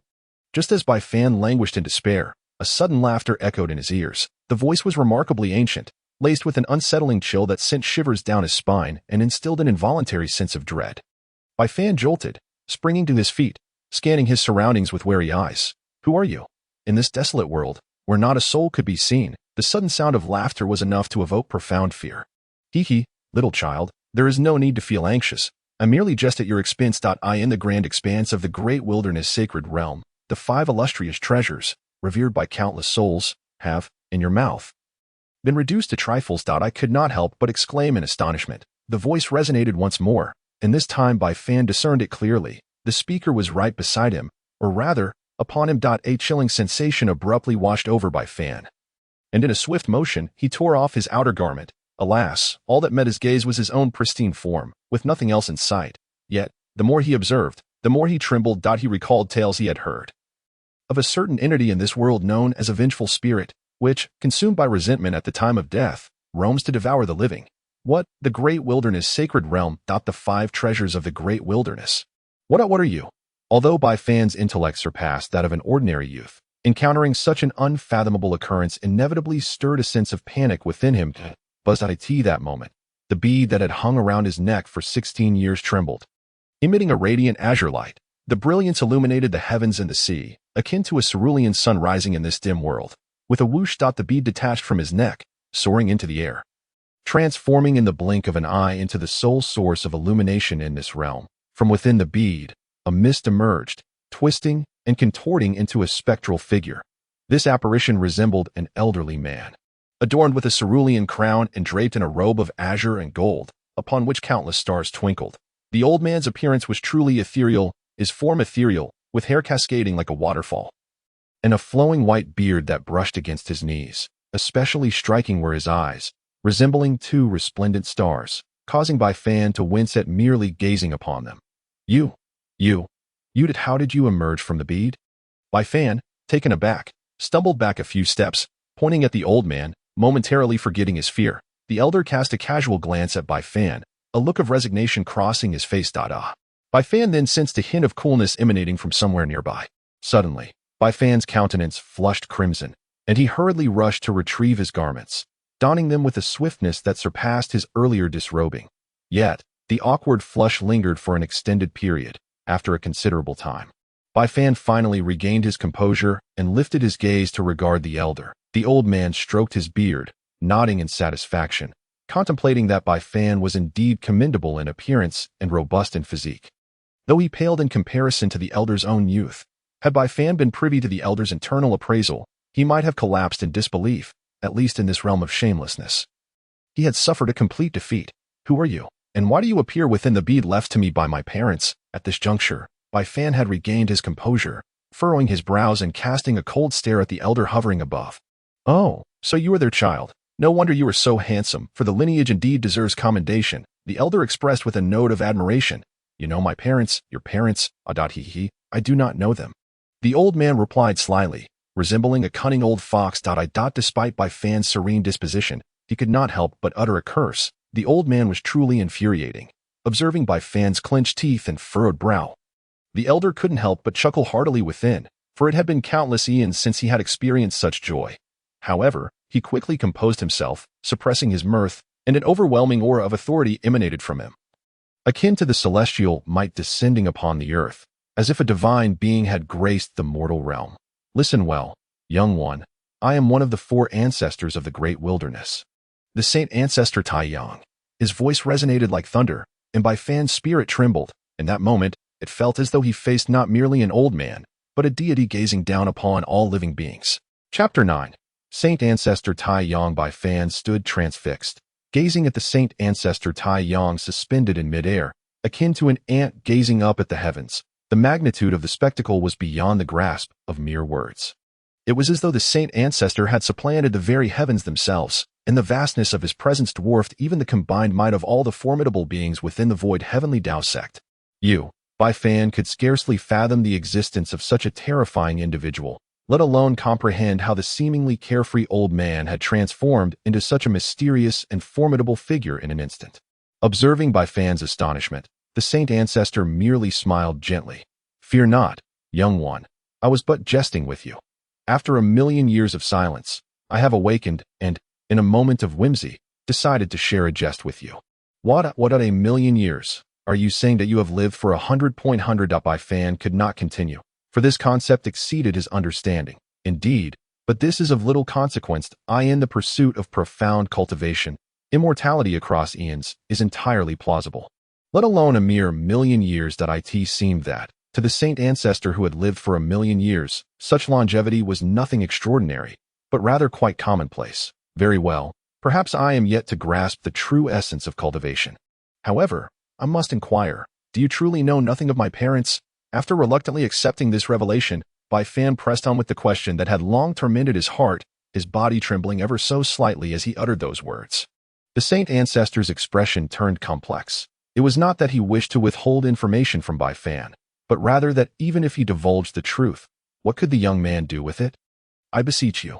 Upon sensing the Saint Ancestor's hesitation, Bai Fan fell to his knees, tears streaming down his cheeks. From childhood to adulthood, Bai Fan's greatest desire had been the love of his parents. As a child, he would often hide away, silently weeping when he saw other children nestled in their parents' embrace, calling them father and mother. For he had no parents and knew not who his progenitors were. As he grew older and wandered the world, this longing became deeply buried within his heart, yet on countless lonely nights, he would gaze up at the stars, yearning for even a fleeting glimpse of his parents, finding solace in the mere thought of their presence. The Saint Ancestor felt the wave of sorrow emanating from Bai Fan, a mixture of despair, helplessness, pain, and longing. Even the eternally ancient Saint Ancestor was moved by Bai Fan's poignant display of emotion. Alas, with a sigh, the Grand Ancestor Taiyang nodded and said, "Very well, since you are so eager to know, I shall reveal it to you. In truth, your parents do not belong to this realm, but rather to a clan within the Great Wilderness Sacred Realm, known by the inhabitants of the Great Wilderness as the Bai Clan. As he spoke of the Great Wilderness Sacred Realm, a hint of sorrow flickered in his eyes, though he swiftly masked it. The Great Wilderness Sacred Realm? The Bai Clan? Bai Fan was bewildered, yet he could not conceal the tumult of emotions within, for after all these years, he had finally heard news of his parents. The Grand Ancestor Taiyang gestured for Bai Fan to refrain from interrupting and continued, "In the distant rivers of stars, there lies an expansive continent, the Great Wilderness Sacred Realm, where spiritual energy abounds. Even a mere mortal can live for thousands of years without succumbing to death, far surpassing the land you inhabit. Within the Great Wilderness Sacred Realm, there exist countless races, among which the most renowned are the ancient 100 clans. They possess an innate aptitude for cultivation, unmatched by ordinary folk, and your parents belong to the Bai Clan, one of the 100 clans, descendants of the Bai Emperor. At this juncture, the Grand Ancestor Taiyang cast a wistful glance at Bai Fan. "The Bai Emperor? Senior, who is the Bai Emperor?" Bai Fan could not help but inquire. The Bai Emperor, he is one of the 12 emperors of the Great Wilderness. In my era, the Great Wilderness Sacred Realm flourished with cultivation.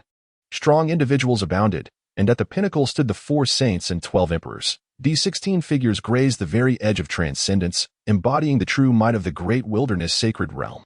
Naturally, I was among them, having crossed paths with the Bai Emperor, which grants me some understanding of the Bai Clan. But if my parents are indeed of the Great Wilderness Sacred Realm, why was I born in the Jiuzhou Continent? Bai Fan questioned, filled with confusion and a deep-seated doubt regarding why his parents had forsaken him. What could have compelled them to abandon their child? Was it due to a great calamity? Or did they have their own reasons? A shadow of despondency settled over Bai Fan's heart, contemplating that perhaps another reason existed, that they simply did not cherish him, leading them to cast him aside. Concerning your matter, I am not privy to the details, for after your father obtained the Star Extreme Pearl, I fell into a deep slumber I suspect your circumstances may be intertwined with the Star Extreme Pearl. The Grand Ancestor Taiyang said thoughtfully. The Star Extreme Pearl, is this the orb you speak of? Bai Fan pointed to the azure glowing pearl suspended in midair. Indeed, this pearl is one of the 5 treasures of the Great Wilderness. It was precisely because I acquired this Star Extreme Pearl that I was able to cultivate my way to the esteemed position of Sacred Ancestor, making it a treasure capable of driving individuals to madness. The Grand Ancestor Taiyang caressed the Star Extreme Pearl, which seemed to possess a spirit of its own, radiating an aura of delight. Truly remarkable, Da. You must be quite curious about what the 5 treasures of the Great Wilderness entail. Am I right? The Grand Ancestor Taiyang gazed at Bai Fan. Bai Fan nodded, genuinely perplexed, for he had no knowledge of the extraordinary nature of this treasure, in the vast and desolate sacred realm. There exist 5 extraordinary treasures, each born from the very essence of nature itself, possessing unfathomable powers. Among them, the Star Extreme Pearl is the orb that lies before you. The other 3 treasures include the river and mountain map, which is the lineage of the sacred ancestor of rivers and mountains, the fate heavenly disk, controlled by the sacred ancestor of destiny, and the Qiankuan relic, unique to the sacred ancestor of Qiankuan from the Buddhist sect. When the sacred ancestor Taiyang mentioned the identities of these 3 figures, a fleeting glimpse of secretive and intense murderous intent flickered in his eyes. Pray tell, what is the 5th sacred treasure? Bai Fan interjected, unaware of the inner thoughts of the sacred ancestor Taiyang, who had only disclosed 4 of the 5 extraordinary treasures. The sacred ancestor Taiyang did not express any reproach. Rather, he sought to clarify. The 5th treasure is known as the Linglong Illusory. As he spoke, he cast a profound glance at the distant stone tower, his eyes revealing an unexpected delight. Think that the Linglong Illusory Sea, which had remained unseen for countless years in the sacred realm, was concealed within such a dilapidated celestial body. What could it possibly be that? Bai Fan exclaimed in disbelief. How could it be considered an extraordinary treasure? This is simply inconceivable. He felt as though he was hearing a tale from the Arabian Nights. No matter what was said, he could not bring himself to believe that this dark, unremarkable entity could be of any remarkable worth. The sacred ancestor Taiyang, discerning the skepticism of the young lad, could not help but shake his head and sigh. If the cultivators of the Great Wilderness were to learn that their revered treasure could be disparaged by anyone, one could only wonder how they would react, perhaps in wrathful fury towards the young boy. Indeed, ignorance is a most fearsome thing. In my era, I dare say, even I would have fought tooth and nail for such a treasure. The sacred ancestor spoke the truth. Not only was the Linglong Illusory Sea itself a divine artifact, but the ancient tome of mountains and seas contained within it was enough to drive anyone to madness. What is the purpose of cultivation, if not to attain eternal life? And within the ancient tome of mountains and seas lies the secret to immortality, a secret better left undiscovered, for once it comes to light, even the heavens and the earth would tremble, and those with great power would stop at nothing to possess it. I suspect that what you refer to as the Linglong Illusory Sea is not this black tower before us. For no matter how one perceives it, it appears merely to be a mundane pile of stones. Bai Fan mused, casting a curious glance at the sacred ancestor Taiyang, thinking to himself that the old man must be delirious in his obsession with treasures. Seeing them everywhere, ignoring his remarks, the sacred ancestor Taiyang continued in his aged voice. What do you know? Are you aware that every extraordinary phenomenon in the universe has its own unique method of activation? As the most mysterious of the Great Wilderness's 5 treasures, the Linglong Illusory Sea possesses an activation method that is even more singular. A saying has long circulated in the sacred realm: to unveil the Linglong, one must traverse the Illusory Sea. With that, the sacred ancestor Taiyang fixed his gaze upon the ethereal surface of the sea. In his perception, it was evident that beneath the tranquil surface of this sea lay an ancient essence, dormant yet profound, a sense of antiquity that transcended even the venerable Taizong sage ancestor. It is rumored that the Illusory Sea possesses a spirit, and it seems this is indeed true. If I am not mistaken, the slumbering tower spirit must reside in the depths of this Illusory Sea, and its aura feels remarkably ancient. It appears its origins are shrouded in mystery, far beyond what the records of the Great Wilderness sacred realm depict. To unlock the exquisite tower, one must delve into the Illusory Sea. But on the other hand, Bai Fan, oblivious to the expression of the Taizong sage ancestor, repeatedly murmured this phrase. With his keen intellect, he quickly grasped the implications of the sage ancestor's words. It seems that to activate the stone tower before him, he must embark from the vast ocean ahead. Yet, how should he proceed? Before arriving at the illusory sea, Bai Fan sat upon the ground, falling into deep contemplation, momentarily silent. This child is indeed teachable. A glimmer of appreciation flickered in the eyes of the Taizong sage ancestor. This was a matter he could not assist with. The reason the 5 treasures of the great wilderness are extraordinary lies in their inherent will to choose their master. Not even the star extreme sage ancestor, nor the 4 saints and 12 emperors, can influence the will of these extraordinary treasures, just as Bai Fan's mind was wholly immersed in pondering the illusory sea before him. Outside, within the Xutian Dao Sect, a youth burst forth from the gates, igniting a lively atmosphere. In the open grounds of the Xutian Dao Sect, a figure excitedly emerged from the ancestral land. And no sooner had he stepped out than his exuberant voice resonated, unable to contain its exuberance. Ha! I have succeeded! I have succeeded! I have finally triumphed. Chapter 10. Each displays their powers beneath the void sky palace. Stood a youth, aged around 14 or 15, with striking features and a joyful countenance. He approached the steps below, respectfully bowing to the Dao Ruins elder and the esteemed elders. Jiuzhou, pay my respects to the sect leader and the esteemed elders. His voice was humble, his eyes filled with reverence. Rise and speak. The Dao Ruins elder bore a solemn expression, exuding the authority of one empowered. At that moment, 2 disciples, under the elder's command, brought forth a massive stone. The stone's surface was inscribed with intricate array patterns, serving as a test stone for disciples' cultivation techniques within the realm of cultivation. The patterns possessed the ability to manifest the techniques understood by the youth, thus revealing their origins from the esteemed sages of yore. Just then, from the 5th seat on the left side of the Dao Ruins elder, an elder stood up, clad in purple robes. His slightly darkened visage was complemented by eyes that seemed capable of piercing through the very mist of the world. Despite being an elder, in terms of status within the Xutian Dao Sect, he ranked just below the sect leader, the Dao Ruins elder, for within the realm of cultivation, the Xutian Dao Sect publicly claims to be a convergence of 5 peaks, one of which is the Xutian Peak itself. While the 5 peaks refer to the 5 chief elders who stand on equal footing with the sect leader, they are collectively known as the 5 elders of the void sky by the cultivators of Jiuzhou. The elder who stood up was none other than the chief elder of the Xin Guang lineage, Elder Ziyin. The reason Elder Ziyin rose was driven by his own motives. Every time the Xutian Dao Sect recruits new disciples, the heads of the 5 veins participate in the selection. In the previous recruitment, the Shuangguang vein missed their chance due to a delayed response, resulting in the more talented disciples being claimed by other veins. Thus, Elder Ziyin resolved to take the initiative this time, to avoid a disheartening outcome once again. Among the candidates below, this young man named Jiuzhou caught his eye, both in demeanor and appearance, prompting him to rise from his seat.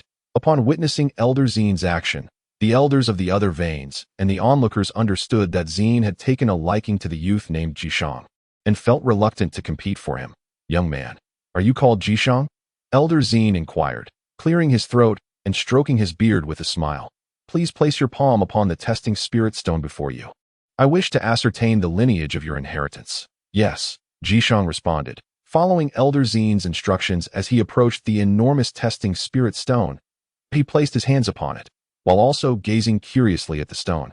Musing to himself about the wonders of the cultivation world, focus your mind, and meditate on the images that resonate with your inheritance.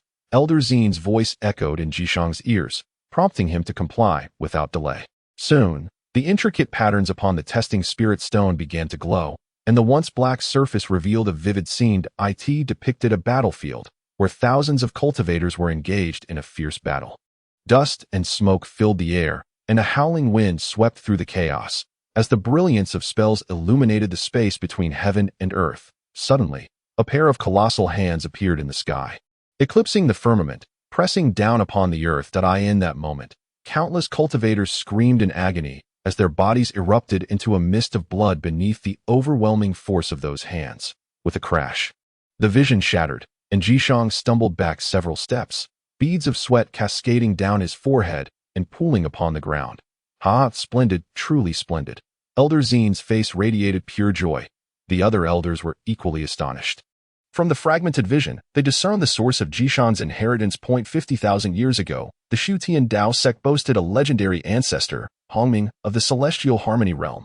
who commanded a formidable celestial seal throughout the esteemed head of the Xinguang lineage. It appears this elder is not like the others, who wouldn't yearn for distinction, who wouldn't desire a commendable master. Thus, without a moment's hesitation, Jishang prostrated himself on the ground, promptly offering respectful bows to Elder Ziying. Grateful for the master's favor, disciple Jishang willingly submitted. With this act of reverence, countless disciples of the Xutian sect were left envious. This display truly ignited Jishang's admiration. Pondering when he might attain such formidable prowess as his master, setting aside Jishang's interactions with his peers, let us focus on the brief moment when Jishang first entered the ranks of the Xinguang lineage. From the ancestral gate emerged several youthful figures, each wearing expressions of delight, for their successful emergence signified that they would at the very least become ordinary disciples of the Xutian Dao Sect.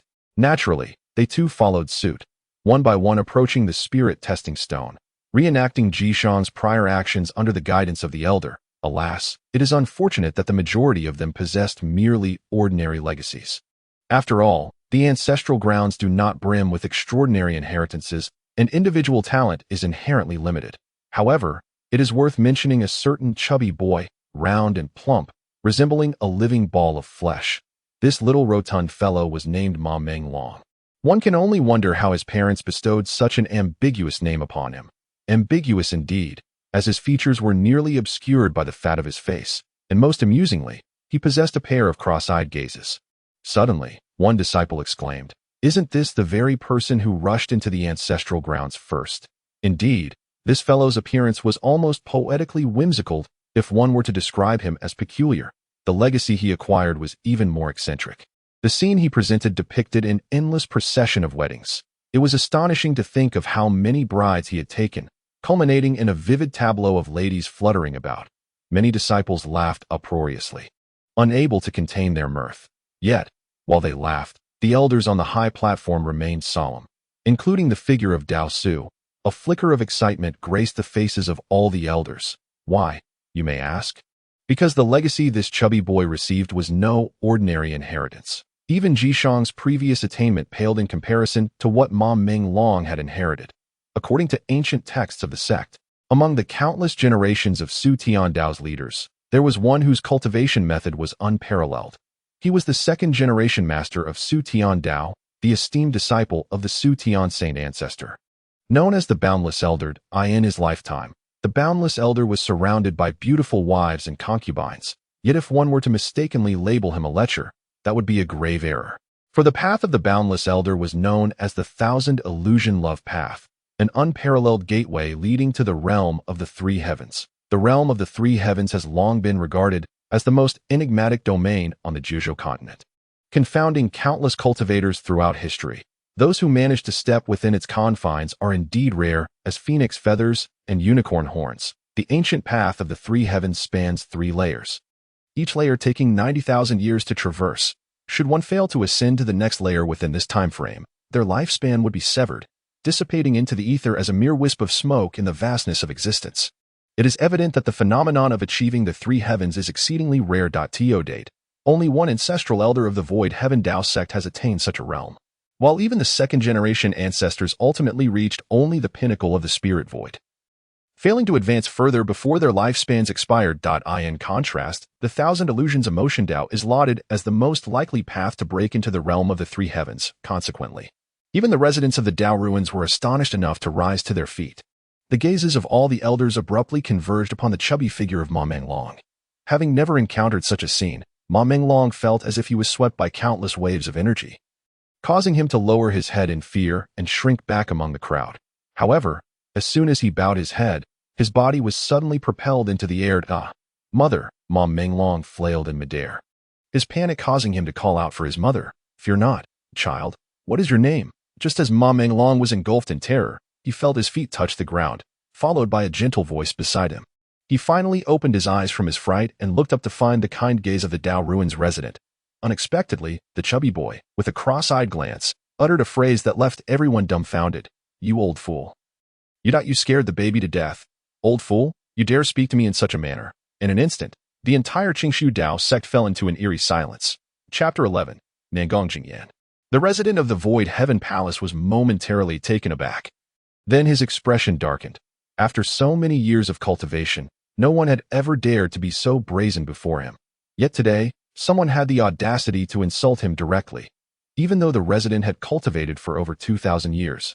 He had never encountered such an incident.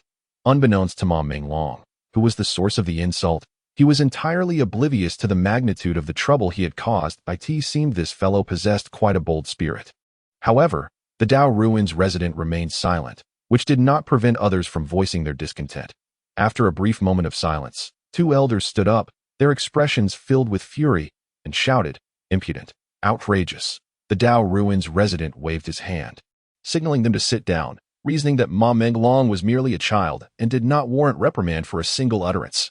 Furthermore, rather than reproaching Ma Minglong, the resident's eyes revealed a hint of admiration. At that moment, he finally began to understand why the legacy of the second-generation ancestors had fallen into his hands. According to the records, the former second-generation ancestor had been a person remarkably similar to the chubby boy. With this thought, the Dao Ruins resident chuckled. "Heh, old man, what are you smirking about? Let me tell you, I'm very angry, and when I'm angry, I will have my father come and deal with you. How about that? Scared, aren't you?" Ma Minglong placed his hands on his hips, glaring at the Dao Ruins resident. This scene only amused the resident further, as he realized that this chubby boy was simply a fool. No wonder the previous ancestor had also been such a carefree spirit. Indeed, like attracts like. The Dao Ruins resident's laughter indirectly suggested that he had forgiven all of Ma Minglong's antics, a gesture that left many in astonishment. "Brother, if you strike me, am I merely dreaming? It seems I have caught a glimpse of the sect leader smiling. Very well, I must be dreaming as well. Perhaps you could deliver me another blow." This is truly unsettling. Then, a soft chuckle arose from among the disciples. The figure from Dao Shu raised a hand gently, and the atmosphere fell silent once more. For he emanated a subtle aura of authority that caused everyone to feel a heaviness in their bodies, thus quelling any inclination to jest. "What is your name?" inquired the figure from Dao Shu. Following the commotion caused by the chubby youth, the examination resumed its normal course, with the peculiar heritage of Ma Minglong. Subsequent inheritances, however bizarre, were readily accepted by the onlookers as more youths continued to emerge. A few stood out remarkably. For instance, a young man named Tian Feng, whose inheritance was quite extraordinary. Upon testing with the spirit stone, it was revealed to be a legacy from a venerable ancestor of the Tailin lineage, leading to his acceptance as a disciple by the esteemed Songlong elder of the Wu Maihungyun sect. There was also a youth named Chen Qingyan, who, despite receiving an inheritance from a Tailin elder, was noted for his renowned swordsmanship, characterized by its ruthless efficiency. This rare lineage naturally drew the attention of the esteemed Qingyang elder from the Lingying branch of the Wumai. Additionally, a pair of fraternal twins, Li Tianhan and Li Tianhao, received an unusual inheritance as well, ultimately choosing to join the Chaori Peak. Within the Wu Mai.it was soon discovered that they were descendants of the esteemed Li Tsong elder from the Chaori lineage, making their choice a familial matter. However, the final branch of the Wumai, the Luoyue Peak, had yet to find a suitable disciple for the venerable Fiyue elder. This was an unavoidable circumstance, as it was well known that among the 5 peaks of the Xutian Dao Sect, the disciples of Luoyue were unique, consisting solely of female cultivators, with no male disciples accepted, regardless of their talent. Therefore, the Fiyue elder remained unperturbed by this situation. At that moment, the grand gates of the ancestral land shimmered once more, and a youthful maiden emerged. Had Bai Fan been present, he would have instantly recognized her as Xianyuan Wu. However, her demeanor had undergone a significant transformation, now exuding an aura of tranquility akin to that of a blooming flower. The Fiyue elder's expression shifted, sensing a familiar essence emanating from Xianyuan Wu. Furrowing her brows, she pondered swiftly. Meanwhile, Xianyuan Wu gracefully approached the steps, lifting her head to gaze upwards. Slightly bowing, she softly addressed the assembly. "I have come to pay my respects to the esteemed elders." Her voice was melodious, inciting a stir among the male disciples and murmurs of admiration. "Look, what a stunning girl, indeed, but do mind your manners. Your drool is disgracefully evident, tarnishing the image of us formal disciples." The vast majority of disciples in the Xutian sect were male, and the appearance of such a pure and enchanting girl as Xianyuan Wu inevitably caught their attention. In stark contrast, the subsequent action of the Fiyue elder was truly astonishing. Not only did she rise from her seat, but she also stepped into the air, advancing directly toward Xianyuan Wu. The graceful figure, while not merely beautiful, is undeniably captivating.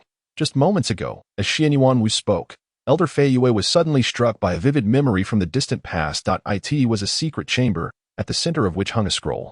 She knelt before the scroll, offering her reverence to a woman clad in colorful garments, poised elegantly upon a lotus flower. From the image of this woman, there emanated a breath that resonated with the very essence Xianyuan Wu had imparted to her.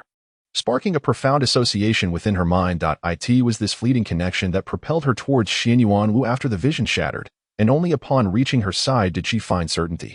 For 80,000 years, since the passing of their ancestor, the Luoyue lineage had yearned for the day when their ancestral legacy would manifest in the present world. I once believed that this hope would remain unfulfilled in my generation. Little did I anticipate the heavens' favor, granting me the privilege to witness it. Well done, my child. Elder Fei Yue gazed at Xianyuan Wu, tenderly caressing her hair, and in that moment, she felt an overwhelming urge to weep. The other elders exchanged puzzled glances, unable to comprehend Elder Fei Yue's display of emotion. Even if her eagerness to take on a disciple was evident, it seemed excessive. What could have transpired? In contrast, Xianyuan Wu was even more bewildered. Senior, what is the matter? She could not fathom why the woman had approached her, yet she noticed the slight redness in the elder's eyes. It's nothing. My child. I must ask you, does your legacy stem from the fairy Wuhua? Elder Fei Yue's expression was complex as she spoke softly. Within her heart, anxiety brewed. She feared Xianyuan Wu might refute her words. Indeed, do you know that venerable ancestor Wuhua? Xianyuan Wu's eyes widened in astonishment. They were well aware of who the fairy Wuhua was. She was a formidable figure of the same era as the second-generation ancestor, renowned for her infatuation with him in her youth. Often by his side, ultimately, to remain close to him, she founded the Xutian Luoyue lineage, and even after the second-generation ancestors returned to the void, she continued to safeguard the Xutian Dao Sect for millennia. Celebrated by the cultivation world of that time as a tale of unparalleled devotion. Alas, even the illustrious fairy Wuhua met her demise, her lifespan depleted, leaving behind countless unfulfilled aspirations, following her second-generation ancestor into the afterlife. Such beauty exists in the world. How utterly astonishing, that someone murmured, lost in reverie, which immediately garnered consensus from those around. There stood a maiden in white, her face as pure as jade, rivaling the most exquisite white lotus. Her eyes, brimming with autumnal waters, resembled two crystalline springs, while her ruby lips and delicate nose formed a breathtaking landscape, captivating enough to enchant any woman possessing even a fraction of such allure. It was no wonder that the crowd marveled. Even the esteemed elders of the Dao sect, with their profound cultivation, were momentarily entranced, let alone the youths, including the legendary prodigy Yu Wuji, who were not exempt from her charm. It was as if her beauty were an anomaly in this world, or at the very least, something that should not grace their eyes. Even as she approached with a casual gait, it felt as though she tread upon the hearts of those gathered. Her beauty transcending the limitations of mere words. Alas, she remained aloof, as frigid as a glacier, despite the multitude of eyes fixated upon her. Not a ripple stirred within her composure. It seemed she had either grown accustomed to such attention or had become weary of it. She calmly descended to the base of the platform, gazing up at the assembly with a moment of silence before bowing gracefully. The junior disciple, Nangong Jingyan, had encountered the revered ones and the esteemed elders. Chapter 12. The spirit of the illusory sea. The atmosphere fell into a profound silence. Such a scenario was not typical in the bustling light of day. However, with Nangong Jingyan's utterance, the silence shattered. And all the disciples widened their eyes, fixated on the strikingly beautiful woman, their gazes ablaze with fervent intensity at a dual surname, Nangong. The Daoru master felt a flicker of intrigue. In the vast expanse of the Jiuzhou Continent, practitioners bearing the surname Nangong were a rarity, with the most illustrious being from that renowned clan. Could she be one of them? The Daoru master pondered silently, refraining from voicing his thoughts. For the power of that clan was formidable, and some matters were best left unexamined to avoid unnecessary calamities for the Xutian Dao Sect. At that moment, Nangong Jingyan seemed to grasp her next course of action. Without waiting for the elders to speak, she strode directly to the spirit-testing stone. Extending her flawless, porcelain-like hands, delicate and slender, she gently pressed them upon the stone. Instantly, the previously tranquil spirit-testing stone erupted into a dazzling brilliance. Its radiance so intense that it was almost blinding. Yet, this spectacle paled in comparison to what the onlookers were about to witness, which would leave them utterly astounded. The spirit-testing stone revealed a realm of icy splendor, an expanse of ice blue stretching for miles, within which stood a towering ice peak that it resembled a colossal blue crystal, connecting heaven and earth in a breathtaking display, a sight so majestic that it was seldom encountered in the world. What legacy is this? Could it be the art of ice? Some disciples speculated wildly within their minds. Ice peaks. Could this be on the platform? An elder rose, casting a furtive glance toward the Dao Room Master's face. Hesitation evident in his eyes. The Dao Room Master, with barely perceptible acknowledgement, nodded in agreement with their conjectures, igniting waves of astonishment among the elders as they grasped the profound implications of their assumptions. Suddenly, a sharp crack resonated from the high platform, the sound of a chair arm fracturing in that instant. Yu Wujie sprang to his feet, his fists clenched tightly, his expression one of profound unwillingness as he gazed at the spirit-testing stone, his aura surging with wild agitation. All of this turmoil stemmed from the legacy that Nangong Jingyan had acquired, causing this prodigious talent to lose the calmness and composure he typically possessed. Wujie, the Dao Room Master, furrowed his brow, turning to regard his disciple with a hint of reproach. As the saying goes, the deeper the love, the sharper the admonition. He could not comprehend why Yu Wujie was so stirred, but he sensed the instability in his heart at that moment. Thus, he intervened appropriately, demonstrating his concern for Yu Wujie as well. Being why Yu Wujie took a deep breath, struggling to close his eyes, and then quietly resumed his seat. Murmuring, "Master, Wujie is fine." Subsequently, he fell into a despondent silence. The onlookers at Daoshu were unaware that Yu Wujie had once ventured into that icy blue realm, only to meet with failure, thus witnessing the success of Nangong Jingyan. His pride rendered him unable to accept the reality that as he gazed at the breath of cold spirit, it seemed the crowd at Daoshu could hear the faint lament of a legendary ancestor. Lamenting against fate that a generation of heroes, how could they not leave behind regrets?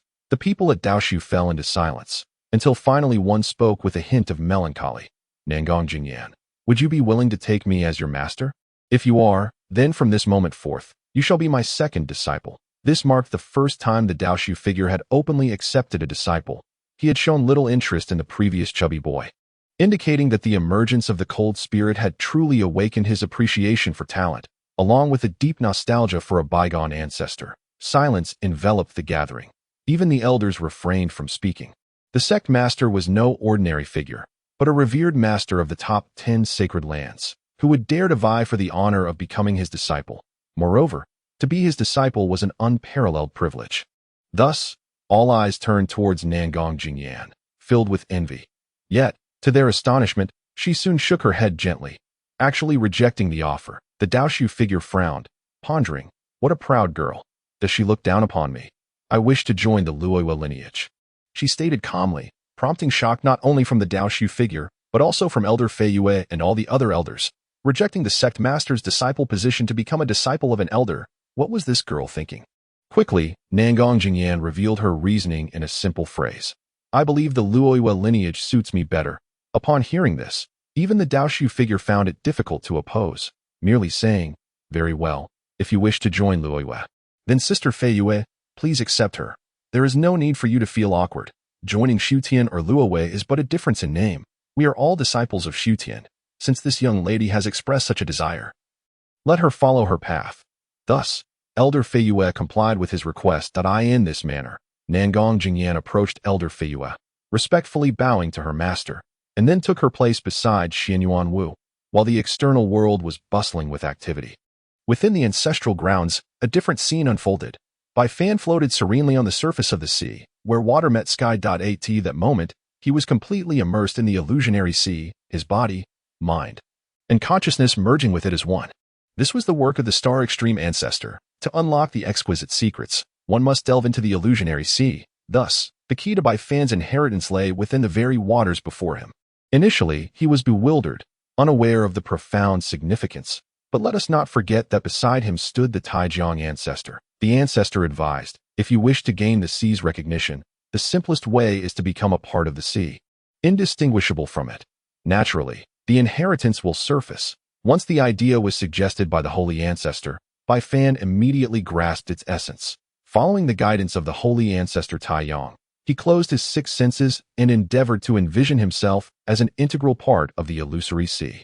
Of course, while it may sound straightforward, the execution proved to be a formidable challenge, heavily reliant on Bai Fan's own enlightenment, an aspect in which even the holy ancestor found it difficult to assist him. Time slipped away, whether it was the burning of a single incense stick, an hour, or perhaps even longer. Ultimately, Bai Fan transcended into a state of self-forgetfulness. The sensation was extraordinary.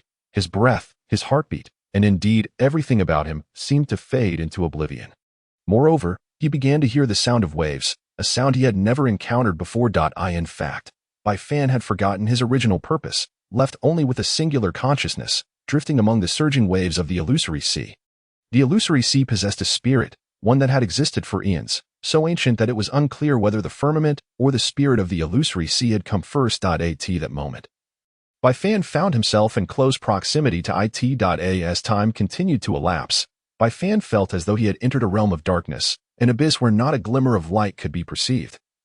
It was a pitch blackness that sent shivers down his spine.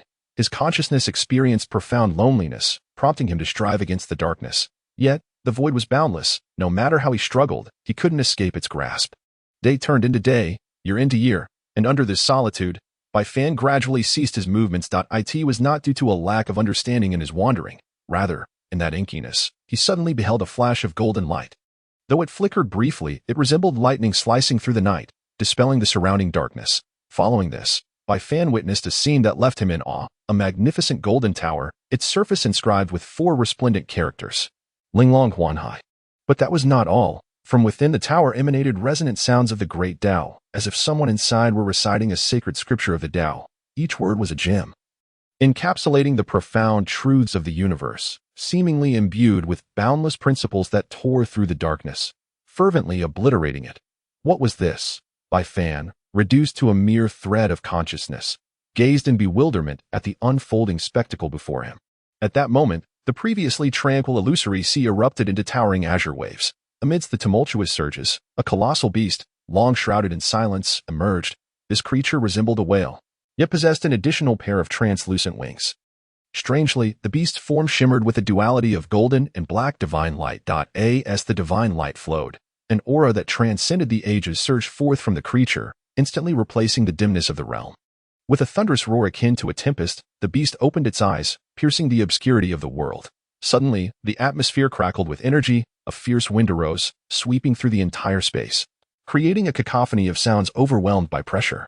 The figure of the holy ancestor Taiyang leapt from the star extreme pearl, soaring into the air. His profound gaze, witnessing the havoc wrought by the beast, revealed a hint of astonishment. The spirit of the illusory sea had finally manifested.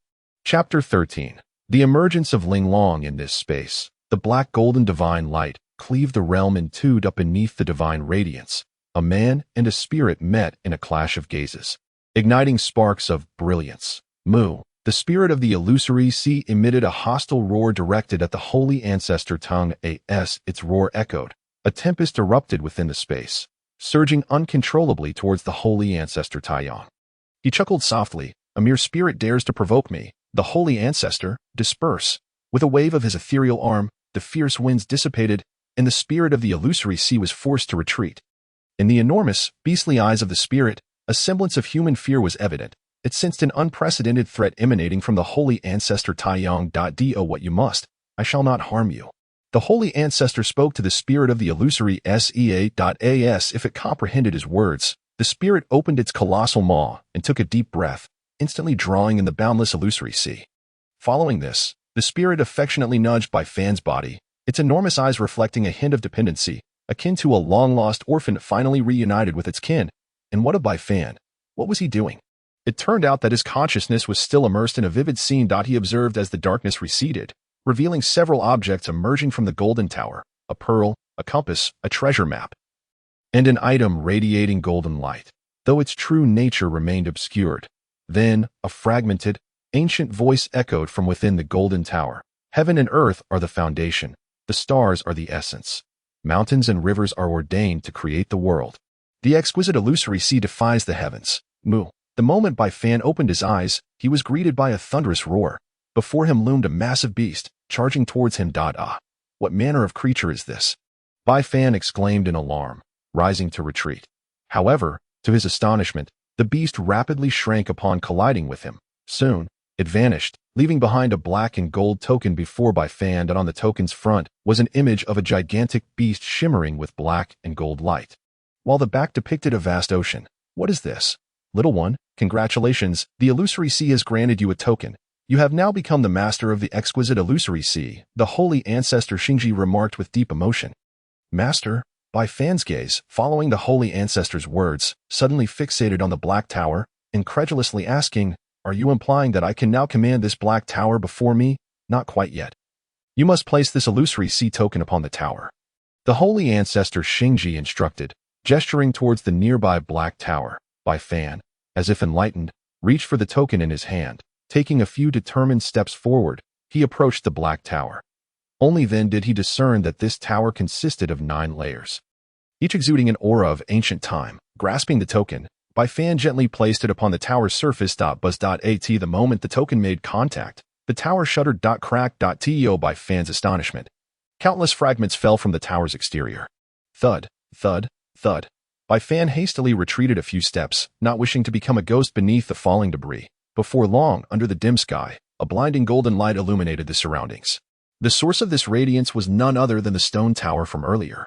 Before him stood a stone tower, now completely transformed in appearance. The 9-layered structure was adorned with a halo of glazed light, radiating a divine brilliance that was both resplendent and dazzling. This was no longer the unremarkable stone tower of yore. It was unmistakably a supreme treasure of the cultivation realm. Bai Fan gazed in astonishment at the unfolding spectacle, simultaneously realizing that this treasure was indeed the same one he had perceived in his consciousness earlier. The only distinction was the absence of the resounding echoes of the Grand Tao. Who would have thought that the exquisite treasure, Linglong Huanhai, sought after by countless generations, would finally reveal itself today? Even more astonishing is the fact that, before my demise, I am fortunate enough to lay eyes upon the ancient scripture of Shanhai, revered as the paramount text of cultivation. In midair, the Xingji Shinzu erupted in hearty laughter. Then turned to Bai Fan, bellowing, child, if you do not enter the tower now, when will you wait? With that, the sage swept his grand sleeves, unleashing a wave of energy that enveloped Bai Fan and instantaneously transported him into the treasure tower. Having completed this act, Xingji Shinzu smiled gently, and the Xingji pearl descended gracefully to the ground. Young one, this is all I can do. Whether you can obtain the ancient scripture of Shanhai depends on your fortune. At that very moment, far away in the vast expanse of the heavens, on a continent known as the Great Wilderness Sacred Realm, 3 formidable auras suddenly surged forth, piercing through the void and ascending to the sky, forming 3 colossal worlds. Within these realms existed stars, sun, and moon. Everything in the universe was vividly manifested in the blink of an eye. The 3 worlds twisted and transformed into 3 swirling vortices. Within these vortices, 3 ethereal figures slowly stepped forth. With each stride, they traversed thousands of miles. After 10 steps, 3 towering giants emerged from the void. If anyone were to behold this sight, they would surely exclaim in awe. For these 3 towering figures represented the ancestral spirits of heaven and earth, indicating that their masters were 3 unmatched beings of the ancestral realm. The ancestral realm transcends the 3 heavens, encompassing the earth ancestor, the heaven ancestor, and the saint ancestor, each a supreme existence within the cultivation world. Those who reach the ancestral realm can enjoy an immortal lifespan of millions of years. Thus, it is also known as the half-step to eternal life. They are the true paragons of the cultivation realm. Upon attaining their level, they can obliterate a starry sky with a mere gesture and shatter the earth with a single thought. The void stilled, as did the countless beings who had existed within the emptiness for eons. The appearance of these 3 seemed to supplant everything here, their wills replacing that of the void itself. Mountains and rivers, fate, you both sense it, do you not?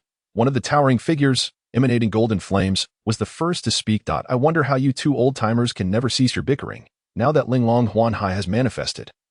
It must be connected to that old fellow Xingji. If he truly attains the ancient scripture's inheritance, our doom will not be far off. The speaker was the last of the 3 figures, his ethereal form resonating with the thunderous sounds of mountains and rivers that echoed throughout the void. These 3 were no ordinary beings. They were the other 3 saints among the great wilderness 4 saints mentioned by Xingji Xingzu, Qiankuan Xingzu, Ming Yun Xingzu, and the river and mountain Xingzu, who had just spoken.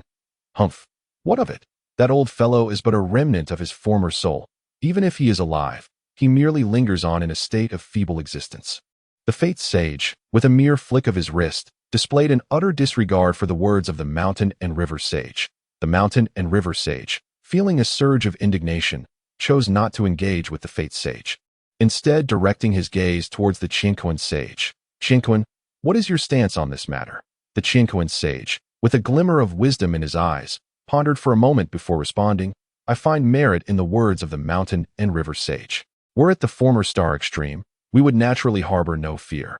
However, we must dread the possibility of him acquiring the ancient scriptures and ultimately taking that decisive step that I in such a case. Even if the three of us unite, we would stand no chance against him, let alone the reunion of the 12 emperors of antiquity.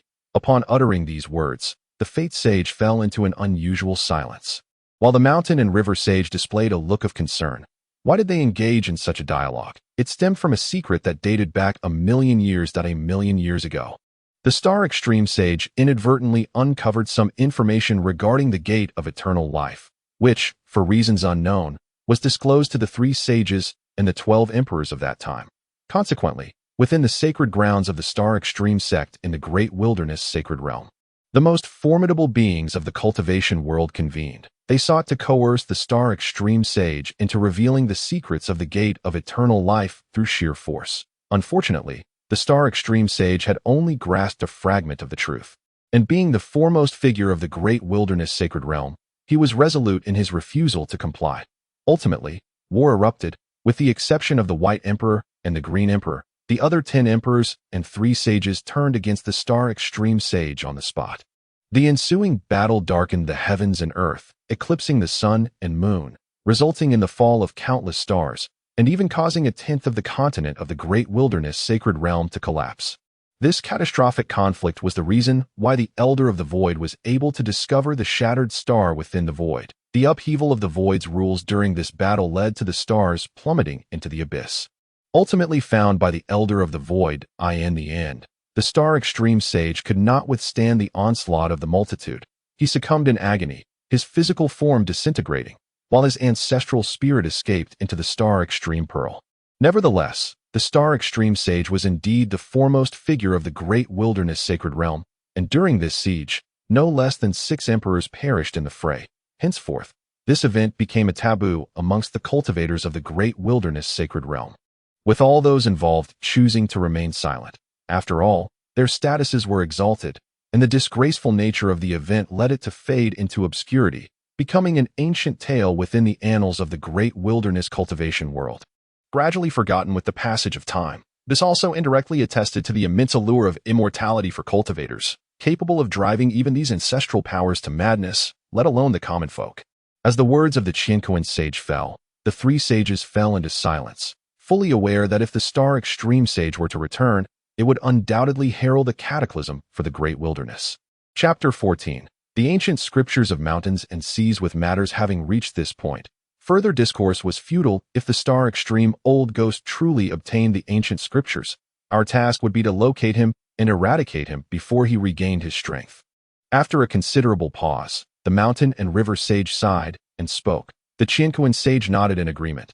Thus, a conspiracy against the Star Extreme Sage was clandestinely forged by the 3 ancestral spirits in the void.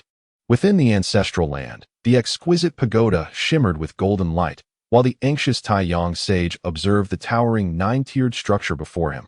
Bai Fan had been within the Linglong Tower for half a day, and he truly wondered what the situation was like inside now.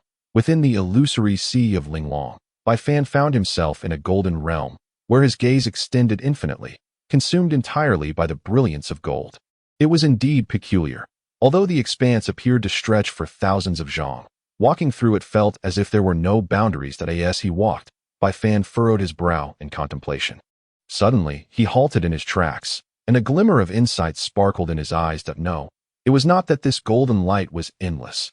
Rather, it was his own obsession, his fervent desire for the inheritance, that had ensnared him within the illusion of the golden glow. Bai Fan was indeed quite astute. This golden light bore a name, Shiyu light. The term Shumi originates from the ancient Buddhist sect, which is said to have possessed a small world abundant with a particular light, one capable of bewitching the human eye. Thus, the followers of the sect referred to it as Shumi light, with Shumi translated as wonderful light in their teachings. Bai Fan, due to his intense fixation on the inheritance, had unwittingly allowed this Shumi light to distort his perception, Upon realizing this, Bai Fan immediately seated himself upon the ground, closed his eyes, for there are times when what the eyes perceive may not be the truth. When vision becomes obscured, one must rely on the heart to truly feel. Bai Fan cast aside all distractions, forgetting the purpose of his arrival, and entered a state of ethereal tranquility at that moment. Beside his heart, a cerulean seed suddenly illuminated, radiating a verdant glow that permeated Bai Fan's 5 senses and 6 consciousnesses. The seed of the Great Path inherently possesses the extraordinary ability to dispel illusions and enhance a cultivator's affinity with the cosmos. Thus, aided by this verdant light, Bai Fan's awareness swiftly merged with the golden glow, an experience that felt profoundly mystical, as though he had become one with the golden light. In this state of profound mystery, Bai Fan perceived, merely 10 zhang to his left, a stone platform upon which rested a golden scroll. With a swift motion, Bai Fan opened his eyes and, guided by the vision he had witnessed, traversed 10 zhang to the left. Just as his feet landed upon the designated spot, the golden light behind him receded in an instant, like a retreating tide. Truly, it was a relic of ancient times. Exhibiting its remarkable nature, a look of relief spread across Bai Fan's face. Had he not suddenly gained clarity, he might have remained ensnared by that terrifying golden light for a lifetime. Fortunately, such a fate did not come to pass. After his moment of gratitude, Bai Fan focused his gaze upon the stone platform before him, more precisely, upon the scroll emanating golden light that lay atop it. Bai Fan exhaled in relief. At long last, his efforts had borne fruit, and he had finally obtained this inheritance. With eager anticipation, he reached for the scroll resting on the stone platform. The scroll felt cool to the touch, yet simultaneously bestowed a sense of clarity upon his mind. An enchanting experience. Filled with excitement, Bai Fan gently unfurled the scroll, revealing 4 shimmering golden characters that leapt into his view. The ancient scriptures of mountains and seas. Below this, a dense array of smaller characters followed. Upon seeing this, a resounding echo erupted within Bai Fan's mind. Then he looked down again. The law of heaven, paved with life, seeking the 9 deaths, transforming the extreme into life, seizing the fortune of calamities, achieving the merit of the 9 heavens, turning the wheel of life with existence, and transforming the world with death. Thus, the ancient path could be accomplished by heaven. What kind of method is this? That it is so terrifying. Bai Fan, upon reaching the end, found himself utterly shaken by the cultivation techniques described in the ancient scripture that he stood dazed before the stone platform, at a loss for words to express his current emotions. The revelations recorded in the ancient text were beyond his comprehension. For millennia in the cultivation realm, the prevailing wisdom had always been to align with the heavenly path to attain immortality. He had never heard of the notion of going against the heavens. Additionally, he was struck by the so-called 3 disasters and 9 tribulations. According to the ancient scripture, each tribulation would bring cultivators to the brink of death. Failure would result in complete obliteration. This was not merely a cultivation technique. It was evidently a soul-binding curse. Slowly, Bai Fan closed the ancient tome, feeling an overwhelming urge to cast aside this dreadful scripture. Unfortunately, he dared not do so, for doing so would mean his elimination. With a tumultuous heart, Bai Fan stepped out of the tower, 1 step at a time. Outside the tower, Taiyang Shenzhou had long been waiting. His heart filled with anxiety, unknown to him. At the moment he caught sight of the Linglong illusory sea tower, he had already made a decision to pass on his legacy to Bai Fan. Thus, should Bai Fan fail to emerge, it was likely that Xingji Xingzhu would risk his life to rush into the Linglong treasure tower. Fortunately, this worst-case scenario did not unfold, and Bai Fan emerged from the tower unscathed. Senior, upon seeing Taiyang Xingzhu waiting outside the tower, Bai Fan was deeply moved. So, how was it? Did you gain anything? Taiyang Xingzhu inquired with concern. Bai Fan nodded, hesitating momentarily before silently producing the ancient scripture from within his robes and offering it to Taiyang Xingzhu. Are you not afraid that I shall take it for myself? Taiyang Xingzhu was genuinely surprised that Bai Fan could bring forth the Shanhai ancient scripture, a treasure that had driven countless individuals to madness. Reflecting inwardly, Taiyang Xingzhu felt that even he might not have been able to share it with others, making Bai Fan's gesture all the more unexpected. However, when he beheld the ancient scroll in Bai Fan's hand, shimmering with a golden light, even Taiyang Xingzhu could not help but feel a tremor within. Senior is jesting that if not for your assistance, I would likely have never encountered this treasure, so it is only right that I share it with you. Bai Fan expressed sincerely. Regardless of Taiyang Xingzhu's attitude, The gratitude for merely informing his parents could not be compared to a mere scripture. Of course, only Bai Fan would think this way, had it been someone else. Not even a message would have sufficed, let alone their own parents, who might be forsaken in the face of such a treasure. Whoosh! The ancient scroll soared into the air, landing in Taiyang Shengzu's hands. He unfurled the scroll, focusing his gaze intently. Boom! Unexpectedly, the Shanhai ancient scripture erupted with a burst of golden flames, surging toward Taiyang Shengzu's face in an instant. The power was comparable to a full-force strike from the third heaven. Truly, it was the foremost scripture of all ages, capable of self-defense. Regrettably, the adversary he faces is none other than the foremost figure of the Great Wasteland Sacred Realm, even if now merely a spiritual entity. The esteemed Taiyang Shengzu merely parted his lips and uttered a single word, Zhen. Upon the utterance of this word, it descended with the force of 1,000 tons, and the golden flames erupted with a resounding burst. The might of the ancestral realm could obliterate the heavens and extinguish the earth with but a thought. Even a single word was sufficient to annihilate any formidable adversary of the third heaven realm, let alone a mindless strike from a tome devoid of consciousness. Taiyang Shengzu was astounded, and his gaze swiftly fell upon the ancient scripture. This point 3 calamities and 9 tribulations, this. It cannot be. Whoosh! Child, this scripture is a treasure of the cultivation world. Take it and guard it well, lest you unwittingly invite calamity. Taiyang Shengzu's counsel was not without merit. An innocent man may bear no guilt. Yet possessing a precious gem can lead to one's downfall. Throughout his life, Taiyang Shengzu had witnessed countless souls forsake their kin for the sake of treasures, revealing the frailty of human nature when confronted with such riches. Yes, I shall heed your wise words, esteemed elder.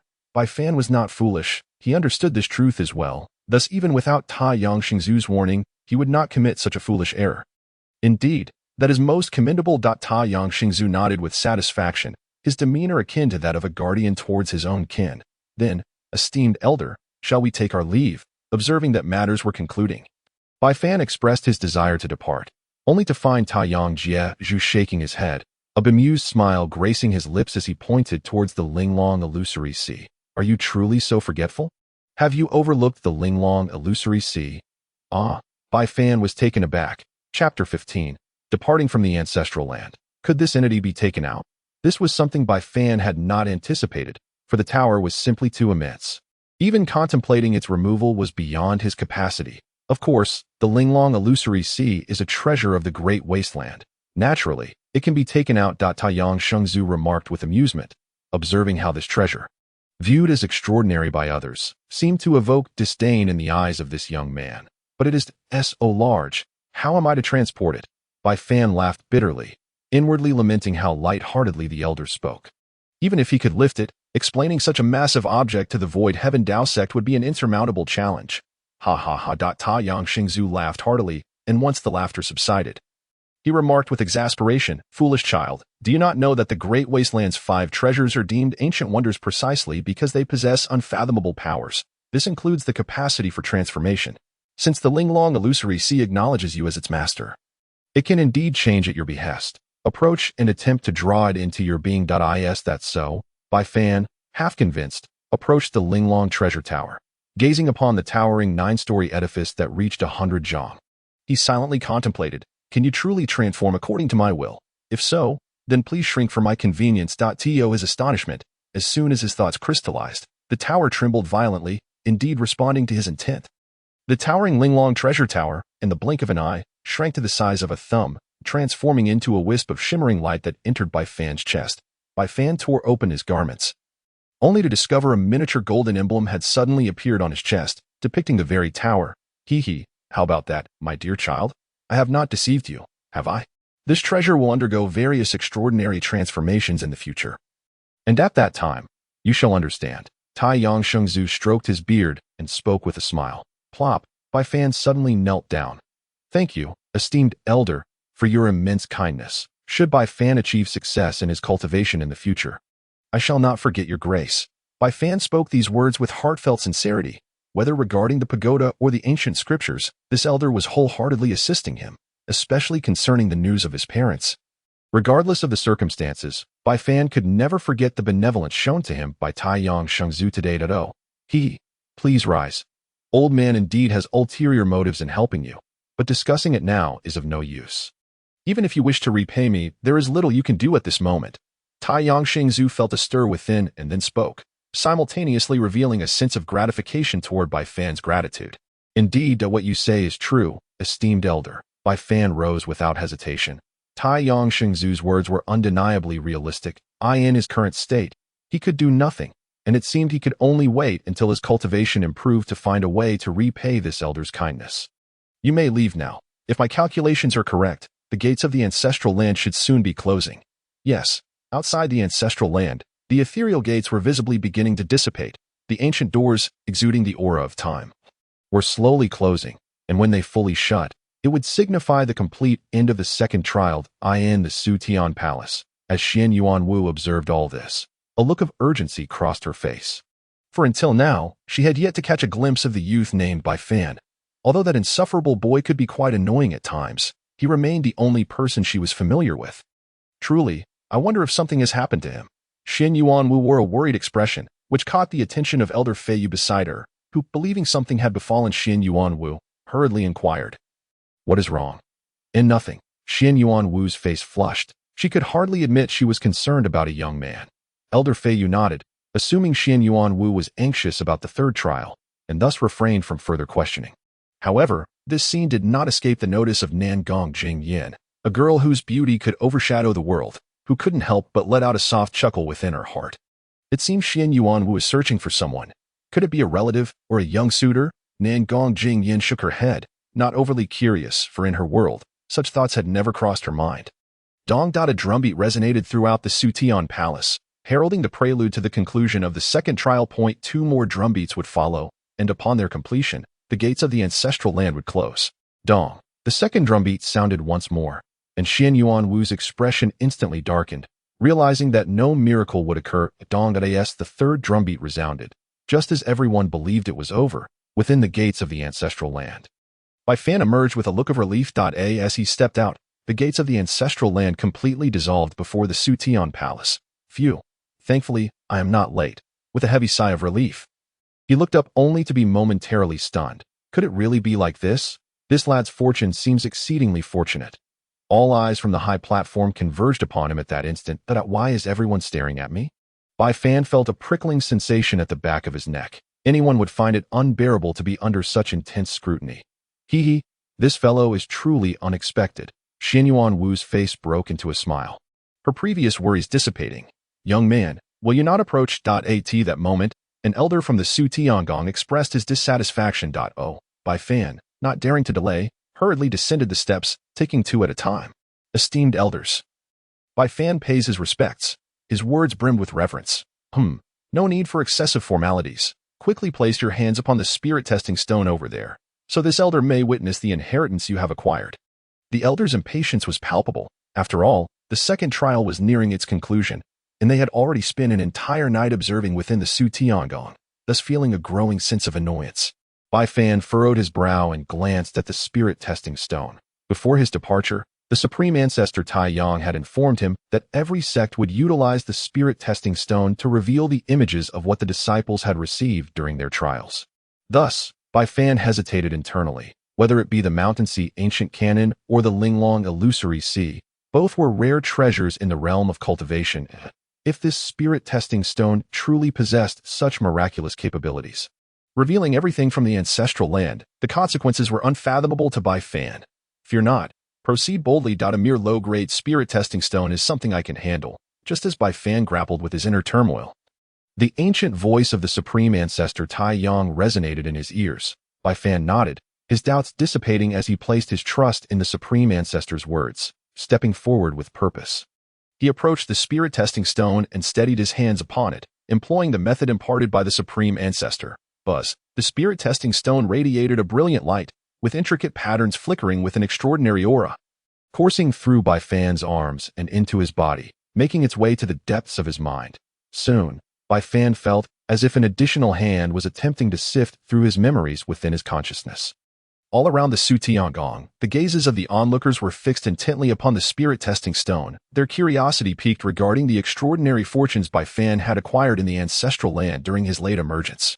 At that moment, a stream of clear energy surged forth from the star Extreme Pearl, swiftly entering his mind. The Supreme Ancestor Tai Yang had finally made his move. This stream was none other than a fragment of his soul power. Bang! Bai Fan seemed to hear a faint sound echoing within his mind. Following this, the aura emanating from the spirit testing stone was mercilessly devoured by the Supreme Ancestor's soul power. This, Bai Fan was taken aback by the scene before him. Yet what unfolded next was even more astonishing. Buzz, the spirit testing stone suddenly trembled, and the crowd beheld an image manifesting amidst the radiant light. Beneath a volcano, Bai Fan immersed himself in contemplation, occasionally sensing flickers of flames appearing faintly behind him. At this moment, the scene shattered, and the surrounding disciples displayed expressions of mockery. Even some elders shook their heads in silence, having anticipated that Bai Fan's emergence would yield some extraordinary surprise. To their utter disbelief, the inheritance Bai Fan obtained turned out to be the most commonplace technique in the cultivation realm, the 5 elements ART.AS for the ultimate method Bai Fan had inherited. These elders were reluctant to inquire further. How embarrassing. After all this time, it was merely a rudimentary 5 elements technique. Truly shameful. Indeed, such a straightforward method as the 5 elements art took him so long. He was even inferior to me. In an instant, the disciples watching expressed their disdain, for the 5 elements art was the most ordinary of techniques, practiced by nearly all disciples in their cultivation endeavors. Of course, one could not dismiss the 5 elements art entirely. The myriad paths stem from a single source, and if cultivated to profound depths, its power should not be underestimated. At the very least. The revered Tai Yang sage would not belittle the 5 elements art, for among the 12 emperors of the Great Wasteland, for had attained the ancestral realm through the mastery of this very technique. Moreover, the cultivation community of the Great Wasteland upheld a saying, without the Tao, one may seek techniques. With techniques, but no Tao, one's life shall be limited to mere skills. Chapter 16. The Manifestation of Creation Silence. Please, observing the quietude below, Elder Sun felt a slight sense of satisfaction. The fact that these youths remained after 2 eliminations indicated their considerable talent. It was quite unexpected that you all are still standing here, which signifies your good fortune. However, mere luck is insufficient for cultivation, for the forthcoming 3rd trial is of utmost importance in this assessment. Upon hearing about the 3rd trial, the expressions of the young disciples tightened immediately. Elder, may I inquire what the 3rd trial entails? The youth asked softly. As his words echoed, all eyes shifted toward him. Elder Sun nodded, pleased by the courage displayed in the inquiry. This 3rd trial is called the Trial of Creation, and it revolves around the 3 manifestations of creation. Many disciples remained bewildered, their gazes directed at Elder Sun, brimming with curiosity. The myriad paths of the Tao converge into one, differentiated by heaven, earth, and humanity. Hence regarded as the 3 manifestations, the heavenly manifestation encompasses the sun, moon, stars, winds, thunder, clouds, and rain. The earthly manifestation includes flowers, grass, trees, mountains, and rivers. And the human manifestation is vast, encompassing the 7 emotions and 6 desires, as well as life, death, and causality. In summary, regardless of which of the 3 manifestations one engages with, grasping its essence can lead one to the pinnacle of the Tao. Elder Sun vividly described the concepts, and the young disciples listened intently, enraptured. How profoundly one can mislead the youth. Just as Bai Fan was absorbed in the discourse, a voice of disdain from the Tai Yang sage intruded upon his ears. Senior, what causes you to laugh? Bai Fan pondered inwardly. I find his words on stage utterly nonsensical. Bai Fan was taken aback, filled with confusion at the sage's remark. Young one, heed my advice. You would be wise to abandon the so-called 3 manifestations of creation. Should you choose this method to condense your own manifestation of the Tao, your achievements in this life will inevitably stagnate at the realm of the 3 heavens. The Tai Yang sage candidly expressed his thoughts. Why is this so? What words does the senior speak? The true manifestation of the Great Way is not merely the comprehension of the laws of heaven and earth, but rather the embodiment of the path through one's own experiences, merging intention with the way itself. This is the essence of the true Great Way. As for what he has articulated, it is nothing more than the principles of a lower order, devoid of the genuine nature of the Great Way. Bai Fan seems to grasp this concept only partially, yet for reasons unknown, he finds himself more inclined to believe the words of the holy ancestor Tai Yang. Very well, I shall elaborate on this matter for you at a later time. In summary, heed his words, but do not let them sway you. Otherwise, in the future, regret shall come too late. Having spoken, the holy ancestor fell silent, for such nonsensical discourse hardly piqued his interest. The disparity in perspective rendered Elder Sun little more than a child in Bai Fan's eyes. The elder has conveyed all that needs to be said. As for the transformative manifestations you conjure, that ultimately depends on your own fortunes at this moment. Elder Sun had just finished explaining the three aspects of transformation. And with a flick of his sleeve, a tempest surged through the void as the winds dissipated. A grand formation emerged upon the ground, radiating brilliance. This formation, known as the Void Heaven Great Array, is a derivative of the ancient array known as the Milky Way Array. It serves both as an offensive and defensive mechanism containing numerous mysteries. Among its features is the ability to manifest all things in heaven and earth, as long as one resides within this formation. Their thoughts will take shape and materialize from the array, an astonishing phenomenon indeed. Now, this shall be the site of your third trial. Within this grand array, you will witness the transformations of all things in the cosmos. What you personally perceive is solely for you to discover. You have the duration of 3 incense sticks. After that, the array will dissipate, and you will remain immersed in the visions you most ardently wish to contemplate. Now, let us light the incense and activate the array. As he spoke, a disciple nearby ignited the first stick of fragrant incense, and the array burst forth in resplendent golden light, echoing Elder Sun's words. Simultaneously, the talented youths previously gathered by the elders were ushered into the grand array. The light from the formation soared into the heavens, and all the young men and women within it seemed to step into an entirely new realm in an instant. This world encompassed starry skies, sun and moon, mountains and rivers. Xian Yuanwu meandered through a sea of flowers, entranced, her gaze gradually revealing a glimmer of enlightenment. Meanwhile, on a distant hill, Nangong Jingyan quietly observed a radiant moon.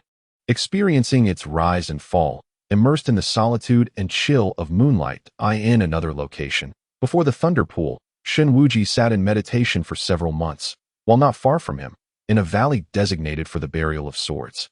Chen Xingyun lingered at the sites of buried blades. Each individual found their own cherished object of contemplation, yet Bai Fan, adrift in this world, meandered aimlessly, witnessing the other youth's consciousnesses manifesting their desires, a bitter smile crossing his face. Senior, do you hear my words? At a loss for what to do, Bai Fan couldn't help but call out to the holy ancestor Tai Yang in his heart. I am not deaf. Naturally, I can't hear you. Bai Fan momentarily stumbled over his words, unsure of how to express himself, but ultimately managed to say, Esteemed elder, since the manifestation of creation is of no use, what do you suggest I should do? Alas, dear child, how bewildered you are, possessing such a treasure. Why must you seek my counsel? The venerable Taoyang sighed with a hint of helplessness.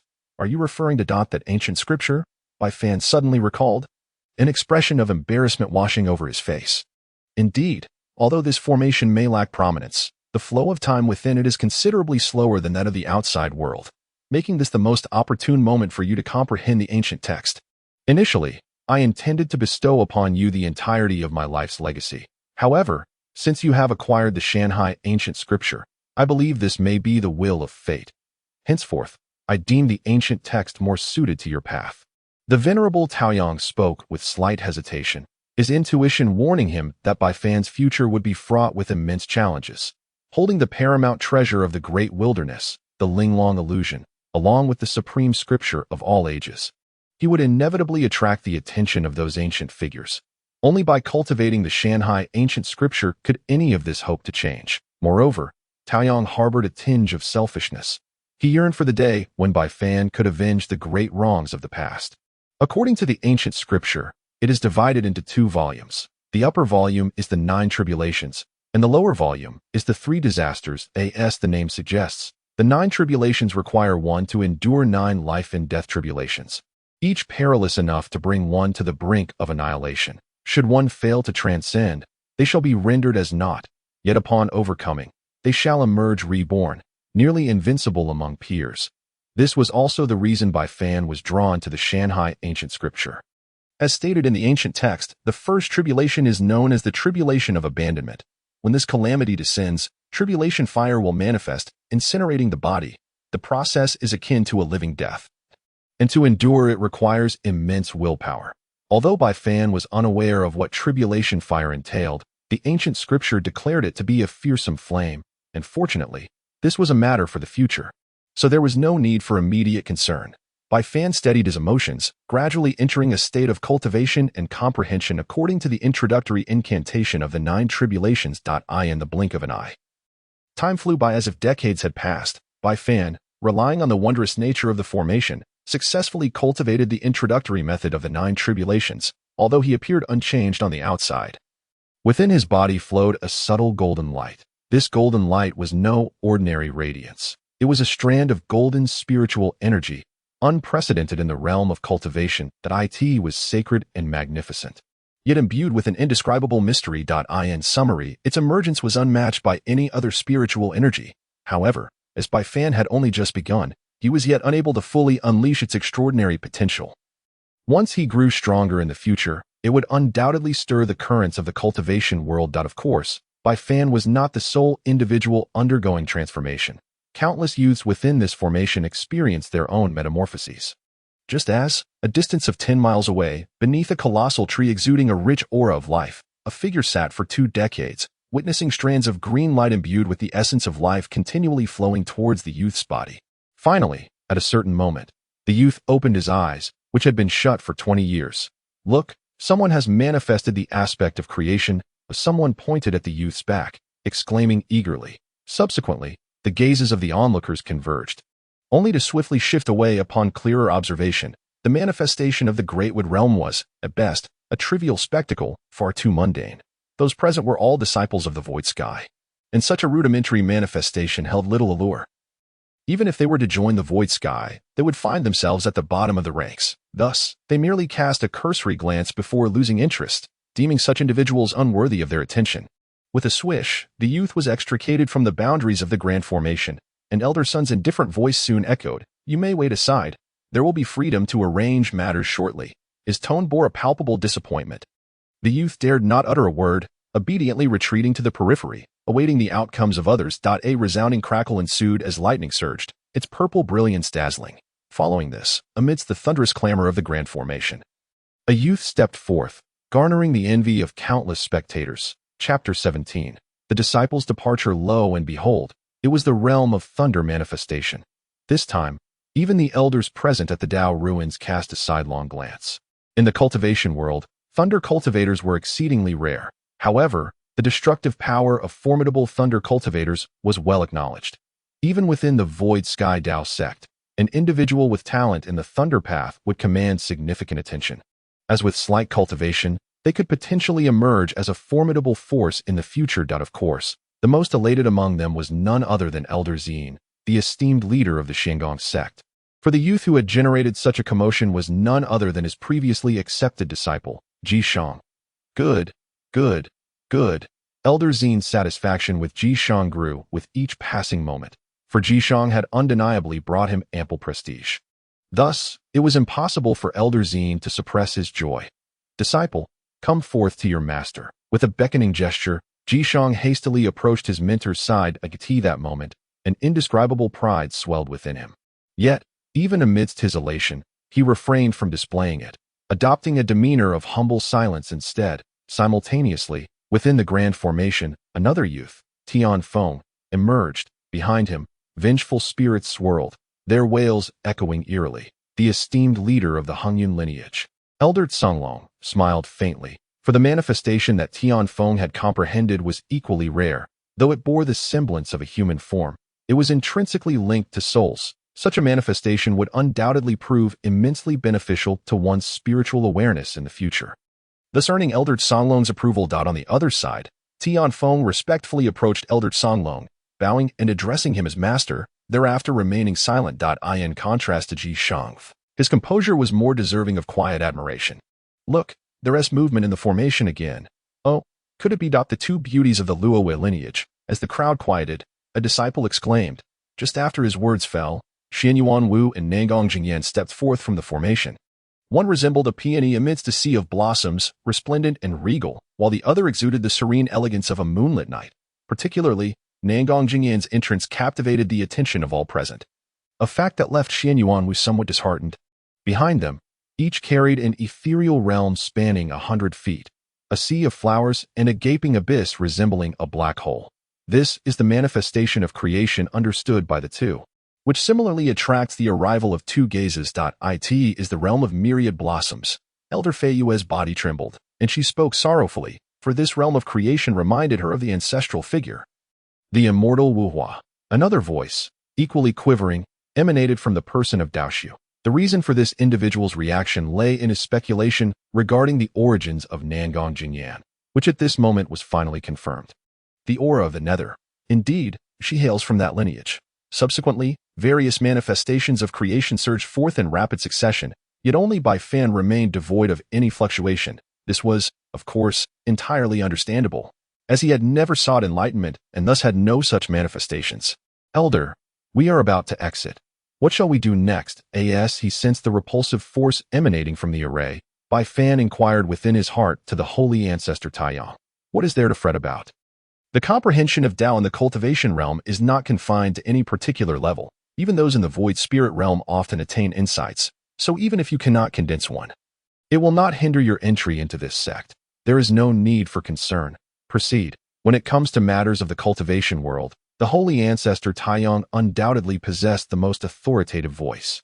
Since the ancestor assured him there was nothing to worry about, Bai Fan naturally felt relieved. Just then, he beheld a flash of sword light swelling against the wind. Following that, a sharp aura tore through the grand array, instantaneously descending upon the void of heaven and earth. It was Chen Qingyun, the youth who had comprehended the sword path's principles. The crowd erupted in a flurry of excitement as the person from Daoshi rose, his eyes gleaming with brilliance. The manifestation of creation that Chen Qingyun had discerned alerted him to a sense of slaughter. This child is extraordinary. Junior brother Qingyang, we must nurture him well. I can see that this child's future is boundless. Indeed, the sect master speaks wisely. I too hold great hopes for this child. The essence of slaughter is commendable, yet I wonder if he will one day grasp the path of slaughter. If so, we may find ourselves looking up to him. Elder Qingyang remarked quietly to the person from Daoshi while observing Chen Qingyun. Let us hope so. The path of slaughter is not one to be taken lightly. To reach that point, this child has a long journey ahead. After concluding, the person from Daoshi took his seat once more, and Elder Qingyang then called out, "Child, come forth.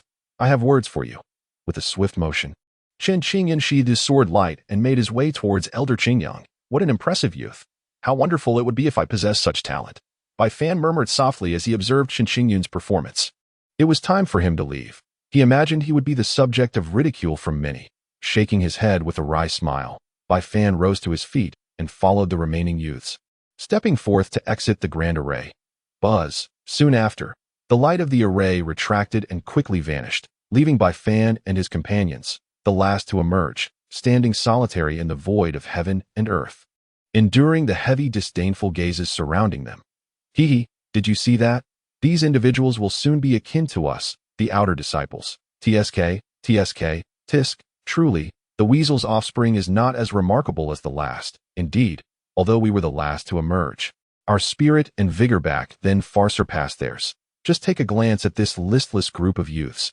It is evident that many among them have yet to grasp the essence of creation. Nevertheless, why mock others? We shall all be fellow disciples in the future, so let us leave some room for grace. After all, we have merely arrived a few years earlier than them. Bai Fan noticed the whispers surrounding him, some mocking, others expressing sympathy, leaving the youths beside him blushing with embarrassment, wishing they could vanish into a crack in the earth. He couldn't help but smile wryly.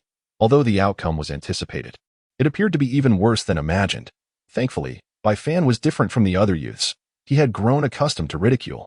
His gaze fell upon the high platform, where Elder Sun had been standing with his hands clasped behind his back for quite some time. Among this group of youths, it is heartening to see that there might be a dozen or so with exceptional talent, which is a notable improvement over previous cohorts. Yet it is still regrettable. If only there were a few more gifted disciples among them, it would be even better. Elder Sun let out a slight sigh. Then his expression returned to solemnity as he began to speak. The third stage of the trial has concluded. Those who have comprehended the essence of creation will enjoy first-class outer disciple privileges, while those who have not will be regarded as ordinary disciples of Xutian. Shortly, you will be selected by the heads of the various factions of Xutian. Your ultimate fate will depend on which head chooses you. However, one thing is certain. Those who are deemed ordinary disciples, do not despair. Understand that the path of cultivation is fraught with uncertainties. Perhaps today you appear unremarkable, but that does not denote that your future will remain the same. Everything hinges on your willingness to strive. Should you choose to exert effort, perhaps one day your achievements will rival those of the exceptionally gifted youths. Furthermore, being chosen by the various factions of Xutian is but one option available to you. There exists another choice, namely, the opportunity to apprentice under the numerous elders of Xutian. Of course, such opportunities are scarce, and ultimately it will depend on whether any elder is willing to accept you. As Elder Sun spoke, he cast a glance towards Dao Xiu, indicating that the sect leader could commence. Dao Xiu nodded and then turned to the sides, announcing, "Brothers and sisters, esteemed elders and stewards of each hall. You may now proceed to make your selections." "Yes, sect mastered, as you command." Sect leader, in an instant. Nearly 100 figures rose simultaneously on the high platform. Among them were elders of the Xutian Dao Sect and stewards. Each holding their own significance, they can be regarded as the backbone of the Xutian Dao Sect. Naturally, even Dao Xiu would not treat them with anything less than respect. Regarding the selection of disciples by the elder deacons, it is a matter that has remained unchanged throughout the countless years of the Xutian Dao Sect's existence. Tio put it plainly. Elder Sun did not fully articulate his thoughts. Rather than saying that these elders choose disciples, it would be more accurate to state that they are, in fact, selecting attendants. Practitioners also require sustenance and support in their daily lives, necessitating the presence of individuals to serve them as high-ranking elders of the Xutian Dao Sect. They are unlikely to manage every task personally. Thus, appropriately recruiting some attendant disciples is a commendable choice for them. Those exceptionally gifted youths, however, are not suited to be mere attendants. Not only would the people in the marketplace refuse such arrangements, but the youths themselves would also not consider it. Consequently, it is only the children of average talent who become their most viable options.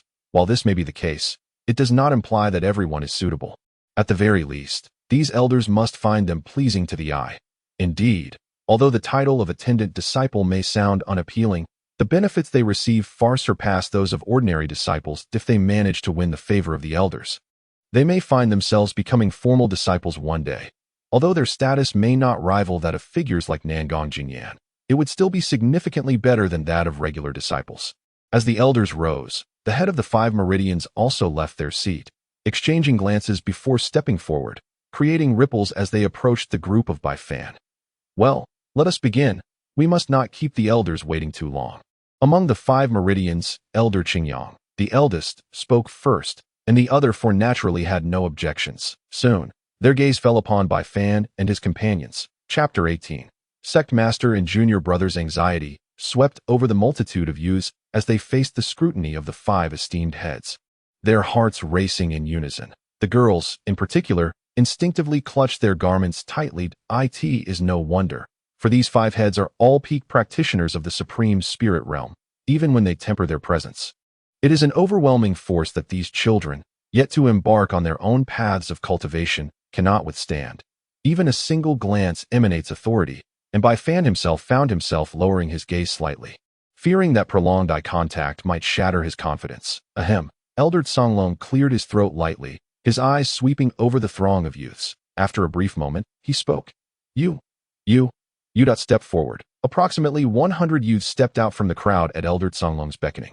Moving to one side, Elder Songlong surveyed them, nodded in approval, and with a grand flourish of his sleeve, he sent all those selected to the rear of the Hengyun lineage. Next came the Xingui lineage, where Elder Zine, with a slightly rotund belly, similarly circled among the youths, returning accompanied by over 100 selected individuals. Once the Xingui lineage concluded, it was the turn of the Lingying and Zhaori lineages. As Elders Qingyang and Liyun simultaneously rose, I say, "Elderly, do not think to snatch away the disciples I select. Otherwise, when I next visit your Zhaori peak, I shall ensure to drink all your fine wines." Elder Qingyang quipped, puffing out his cheeks and glaring at Elder Liyun. "Get lost. You think I would trade my disciples for your wine? Dream on." Elder Liyun retorted upon hearing Elder Qingyang's proclamation. Elder Liyunchang's face displayed a pained expression, lamenting that his exquisite wines were nearly depleted by the shameless old rogue. Qingyang.ha.at this juncture, aside from the Luowei lineage, the other sects had already completed their selections. "Junior sister, it is now your turn." The humble voice of Dao Xiu resonated, for within the entire Xutian Dao Sect, the Luowei lineage held an extraordinarily esteemed position. This was inevitable, as many elders had their partners hailing from the Luowei lineage. Not only Dao Xiu, But even the elders from the other 4 lineages harbored a palpable trepidation before Elder Fei Yue, well aware that to provoke her would lead to countless solitary years ahead. Senior brother, you jest, I shall not be polite. Then, Elder Fei Yue chuckled lightly, like a celestial being, swiftly weaving through the crowd. Despite her 2 millennia of cultivation, she appeared as a charming woman in her 30s, exuding grace with every gesture, causing many male disciples to swallow hard at the sight. Yet, none dared to show disrespect. Who among the entire Xutian Dao Sect was unaware of Elder Fei Yue's notorious reputation for her fierce disdain for wickedness? A mere glare from her could spell doom for the wicked, and even within the entire Jiuzhou cultivation realm, the mere mention of the name Fei Yue would send countless nefarious souls into a state of panic. In a short while, Elder Fei Yue ascended the high platform, followed by 70 to 80 young girls. These were the newly accepted disciples of the Luoyue lineage. It was unavoidable. The Luoyue lineage consisted solely of female cultivators. Not only did they not accept male disciples, but those few who might have been accepted would likely lead a rather dismal existence in such a matriarchal environment. With the selections of the 5 lineage heads concluded, Dao Shu nodded approvingly. At this moment, nearly 1,000 young male disciples remained in the open space, with Bai Fan conspicuously among them. Now that the 5 lineage heads had made their selections, do any of the elders have a preference for a young disciple? Dao Shu's gaze shifted towards the other elders. The elders exchanged glances, their expressions twitching. They mused that the heads of the 5 lineages were indeed ruthless, as nearly all the talented individuals had been chosen, leaving behind a motley crew of less desirable candidates. Nevertheless, since these were merely servant disciples, they were not overly concerned with the talent on offer. Suddenly, the remaining young disciples grew restless. Why? The answer was simple. These elders had become their last lifeline.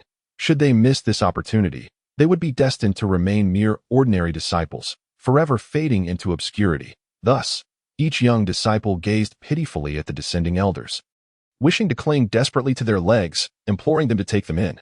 The elders, witnessing this scene, wore expressions of considerable helplessness. After yet another round of selection by the elders, over 100 more young disciples were eliminated, leaving the remaining youths dejectedly bowing their heads, fully aware that their futures were destined to be those of unloved, ordinary disciples. Bai Fan, however, remained unselected, yet he did not share the despondency of the others. On the contrary, he felt a flicker of relief, for with the ancient scriptures of the mountains and seas in his possession, the fewer the eyes upon him, the more advantageous it became for his own path. Well, now that the elders have made their selections, the remaining youths shall henceforth be designated as outer disciples of the Su Tianzhu Foam. Your provisions and accommodations will be arranged for you by the sect's administrative council. You may disperse now. The resounding voice reverberated across the Dao ruins, akin to a celestial decree, instilling in every listener the sensation of being beneath an overwhelming tempest of thunder. The shock was palpable. And as his words echoed, the outer disciples departed with cheerful spirits, their conversations bubbling over with excitement. Off we go. With so many new disciples entering the sect this time, it seems our days of fortune as senior disciples have finally arrived. Ha ha ha. Many senior disciples cast avaricious and mocking glances at the youths, who, upon feeling their scrutiny, were instantly gripped by a chill, realizing that their future may not be as bright as it appeared. The world of cultivation is merciless. Who can fathom the amount of cruelty concealed behind the facade of glory? Just as the crowd was about to disperse, a figure rushed in from afar, disheveled and bearing remnants of last night's meal upon his beard. Even before he arrived, a potent aroma of alcohol wafted through the air, the pungent scent causing several disciples to discreetly cover their noses in distress.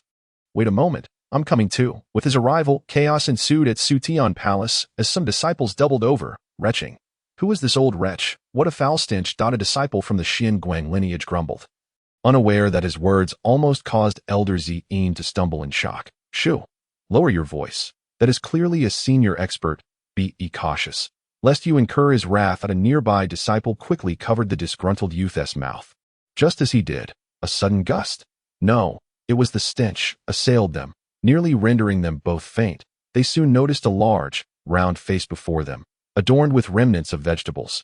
Had they not looked closely, they might have mistaken it for a pie that had fallen at their feet. Ugh!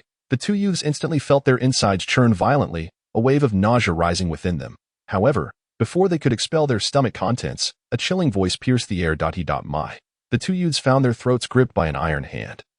forcing them to swallow back the remnants of their previous meal. Thud. Ugh. The two were unceremoniously tossed to the ground, emitting a sound akin to a grunt, and in that moment, they were left with a dazzling array of stars dancing before their eyes. Dare to speak against me, I shall end you. The voice belonged to the old man, reeking of alcohol, and it was only at this moment that the other disciples discerned that, if they were not mistaken, this old fellow was indeed a person of significance. It is highly likely that this is already a conservative estimate. Good heavens, this old man resembles a flat pancake, his figure emaciated, and his body cloaked in a shroud of gray fuzz. To those who know him, he is merely a person. To those who do not, one might mistake him for a mountain rat that has achieved sentience. Who is he? Why has he appeared in the celestial palace of the void? And why does he act in such a manner that no one dares to intervene? Even the esteemed elder Zine of the Xian Guang lineage, upon witnessing the old man strike down his disciple, merely trembled in silence. However, their perplexities were soon unraveled one by one. Junior brother, cease this nonsense. If you continue to make a scene, I shall grow angry. At that moment, the person from the Dao ruins uttered a phrase that took all the disciples by surprise. Junior brother? Which of you is my junior brother? Please, old man cannot bear such a title, even if it were once true. That was an age ago, and now the old man has long since forgotten. In response to the words of the person from the Dao ruins, the old man's peculiar eyes rolled with unrestrained disdain, leaving the speaker momentarily speechless, his gaze tinged with sorrow. A discerning observer could easily perceive that there was a story between them. The person from the Dao ruins remembered vividly that the three of them had entered the sect in the same year and had all apprenticed under the same master, sharing a bond of affection that lasted for centuries. Not to mention, during their youth, in order to shine among the younger generation of the sect, regardless of the resources bestowed by their master, they had secretly given them all to him. This act of kindness left an indelible mark on the life of the person from the Dao ruins. Yet, as the saying goes, the vicissitudes of life are unpredictable and fate is capricious. Once the closest of brothers, they were ultimately torn apart by a single incident, which led to the death of Qinshuan. And from that moment on, the person from the Dao ruins and the Tiger Roar Venerable became bitter enemies, severing ties for a millennium. It must be said that fate truly delights in tormenting individuals. The catalyst of this discord was an event that transpired 1,000 years ago, when numerous disciples of the Void Heaven Dao Sect, while on external missions, were inexplicably provoked and slaughtered by a prodigy of the Demon Sect. Following this incident, the news inadvertently reached the junior disciple wept, burdened by sorrow, and confided in the junior sister how deeply he missed her. Fueled by a desire for vengeance, he devoted himself tirelessly to his cultivation. At last, upon breaking through to the illusory realm, he stormed the demonic sect once belonging to those two arrogant practitioners, annihilating them completely overnight. The severed heads he collected were offerings to honor the spirit of his departed sister. It was then that I manifested before him, standing at the grave of the junior sister, wishing to offer my apologies. Yet, the junior disciple merely cast a cold glance in my direction before turning away, uttering as he departed, Dao Su, 500 years ago, I was your junior. 500 years hence, we shall have no further ties. Memories flashed before me, and the junior disciple remained resolutely distant, alone at Dao Su. What could I possibly say? Would my words hold any weight? Could the junior sister ever be resurrected? Alas, at that moment, I felt as though I had aged countless years in an instant. This scene did not escape the notice of Bai Fan and the others, who were filled with astonishment, halting their steps as they beheld the imposing elder who had suddenly appeared, admiration gleaming in their eyes. Setting aside all else, the mere display of force against those two disciples was enough to proclaim his dominance. Let alone the manner in which he conversed with a figure of such esteemed rank within the sect, in the entirety of the Void Sky Dao Sect. Who could match him? Who would dare to do so? Elder Tsong Long stepped forward, bowing respectfully to the elder before him, a smile gracing his face as he spoke. Brother Hu Shao, it has been many years. You remain as unconventional as ever. Your junior. Pay my respects. Tsong Long. It is rare for you to remember me, your elder brother. Not bad at all. I did not expect you to have become the head of your lineage. It seems that the former Hengyun Peak was mistaken about you. Elder Tsong Long chuckled awkwardly before continuing. Brother, it has been so long since that incident. Master has been plagued by guilt. I believe that even if sister were still here, she would. Elder Tsong Long wished to elaborate further, but the elder's icy gaze fell upon him, and he coldly interjected, What would she do? Nothing at all. The weather is quite pleasant, truly pleasant. Elder Tsong Long shivered, suddenly rendered speechless, well aware of brother Hu Zhao's temperament. He knew all too well that should he provoke him, even as fellow disciples, no mercy would be spared. Naturally, Elder Songlong's silence did not imply that others would remain mute. Given the predicament the sect leader found himself in, the assembled elders could not simply ignore the situation. Thus, as Elder Songlong withdrew, Elder Fei Yu gracefully stepped forward. Without a hint of disdain for the elder's disheveled appearance, she performed a gentle bow. "Brother, please temper your anger. I believe that Brother Songlong meant well. Not only him, but we too wish to see you reconcile with Master. If Sister Qian Sun were still with us, would she not feel pain to witness the rift between you? Moreover, this matter is not something that the esteemed senior brother wishes for either.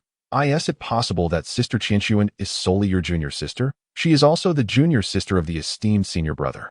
The venerable Hu Xiu raised his gaze, casting a complicated glance at Elder Fei Yue, struggling to suppress his rising fury.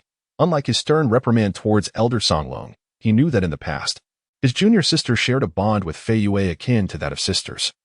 And thus he displayed a rare softness in response to her words. "After a millennium apart, how has my junior sister fared?"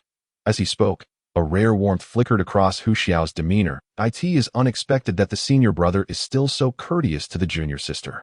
"Well, it is good, but you appear to have grown considerably weary," Elder Fei Yue remarked, her sentiment stirred by the memories. Alas, the past is but a dream, and the world has changed beyond recognition. A millennium's passage has the power to alter so much. Hu Xiao sighed deeply, his expression filled with nostalgia. "Indeed, it is precisely for this reason that I believe you ought to forgive the esteemed senior brother. For those of us on the path of cultivation, life and death are but fleeting moments. Some matters should be viewed with detachment. After all, when the time comes that we regret not having forgiven, it may already be too late." This time, Hu Xiao surprisingly did not refute the statement. Meanwhile, the person from Daoshu spoke in a suitably gentle tone. "Humph, there is no need for pleasantries. I, an old man, lack the leisure for such trivialities. I have come only because my Tianxin Lake has grown too desolate. And I have heard that your sect has recruited quite a number of young talents this time. Hence, I wish to borrow a youth from you, the esteemed leader, to serve my weary bones." Although Hu Xiao's expression remained stern, his tone softened slightly. In that case, choose freely. My junior brother. No matter whom you favor, even if it is my disciple Wuji, I shall not hesitate to let him accompany you. The person from Daoshu spoke sincerely. However, when these words reached Yu Wuji's ears, they immediately tightened his heart. "Heh, is that so?" Hu Xiao chuckled, the sound echoing like a ghostly wail in the night. That why Yu Wuji shuddered at once. Despite his usual pride, the thought of serving the venerable Hu Xiao filled him with dread. Thus, Yu Wuji instinctively grasped the arm of the person from Daoshu, in that moment no longer the unparalleled prodigy, but merely a youth revealing his inner fear. "Master, please don't." His voice was near to tears, and it must be said that at this moment, all the disciples felt an overwhelming sympathy for Yu Wuji. Upon witnessing Yu Wuji's reaction, Hu Xiao shook his head in disappointment. He had already heard of his senior brother's prodigious disciple named Yu Wuji, which is why he had intentionally glanced over, only to be met with great disappointment. What defines a prodigy? It is one who knows no fear of heaven or earth. Yet, this Yu Wuji trembles at the thought of a mere individual. What sort of nonsense is this prodigy? Rubbish, to be more precise. Hu Xiao could hardly be bothered to glance a second time, his gaze shifting to other youths. Strangely enough, wherever his eyes fell, the individual would quietly lower their head. Hu Xiao's irritation only grew. And finally, he soared directly down to the platform below. The young disciples, upon witnessing this, scattered in fright, preferring to remain ordinary disciples rather than serve such an esteemed figure. Little did he know that. At that moment, the revered figure of the tiger's roar suddenly discovered that amidst the chaos, as all the youths fled in panic, there stood a solitary silhouette, calmly gazing back at him. That individual was none other than Bai Fan. Chapter 20. We are different. Why did Bai Fan choose not to flee? The reason was rather simple. He perceived in the tiger's roar a reflection of his former self, his days as a destitute beggar, grimy and forlorn. Wherever he went, disdain would follow. The scene bore such a striking resemblance to the present state of the tiger's roar. The only distinction was their respective identities. Thus, Bai Fan did not retreat, for he empathized deeply.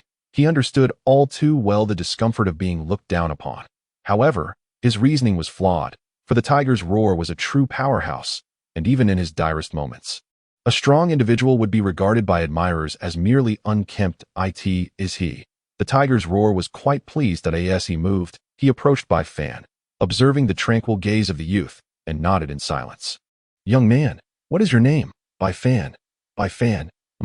Not bad. I shall remember it. Old man that I am. Do you wish to accompany me?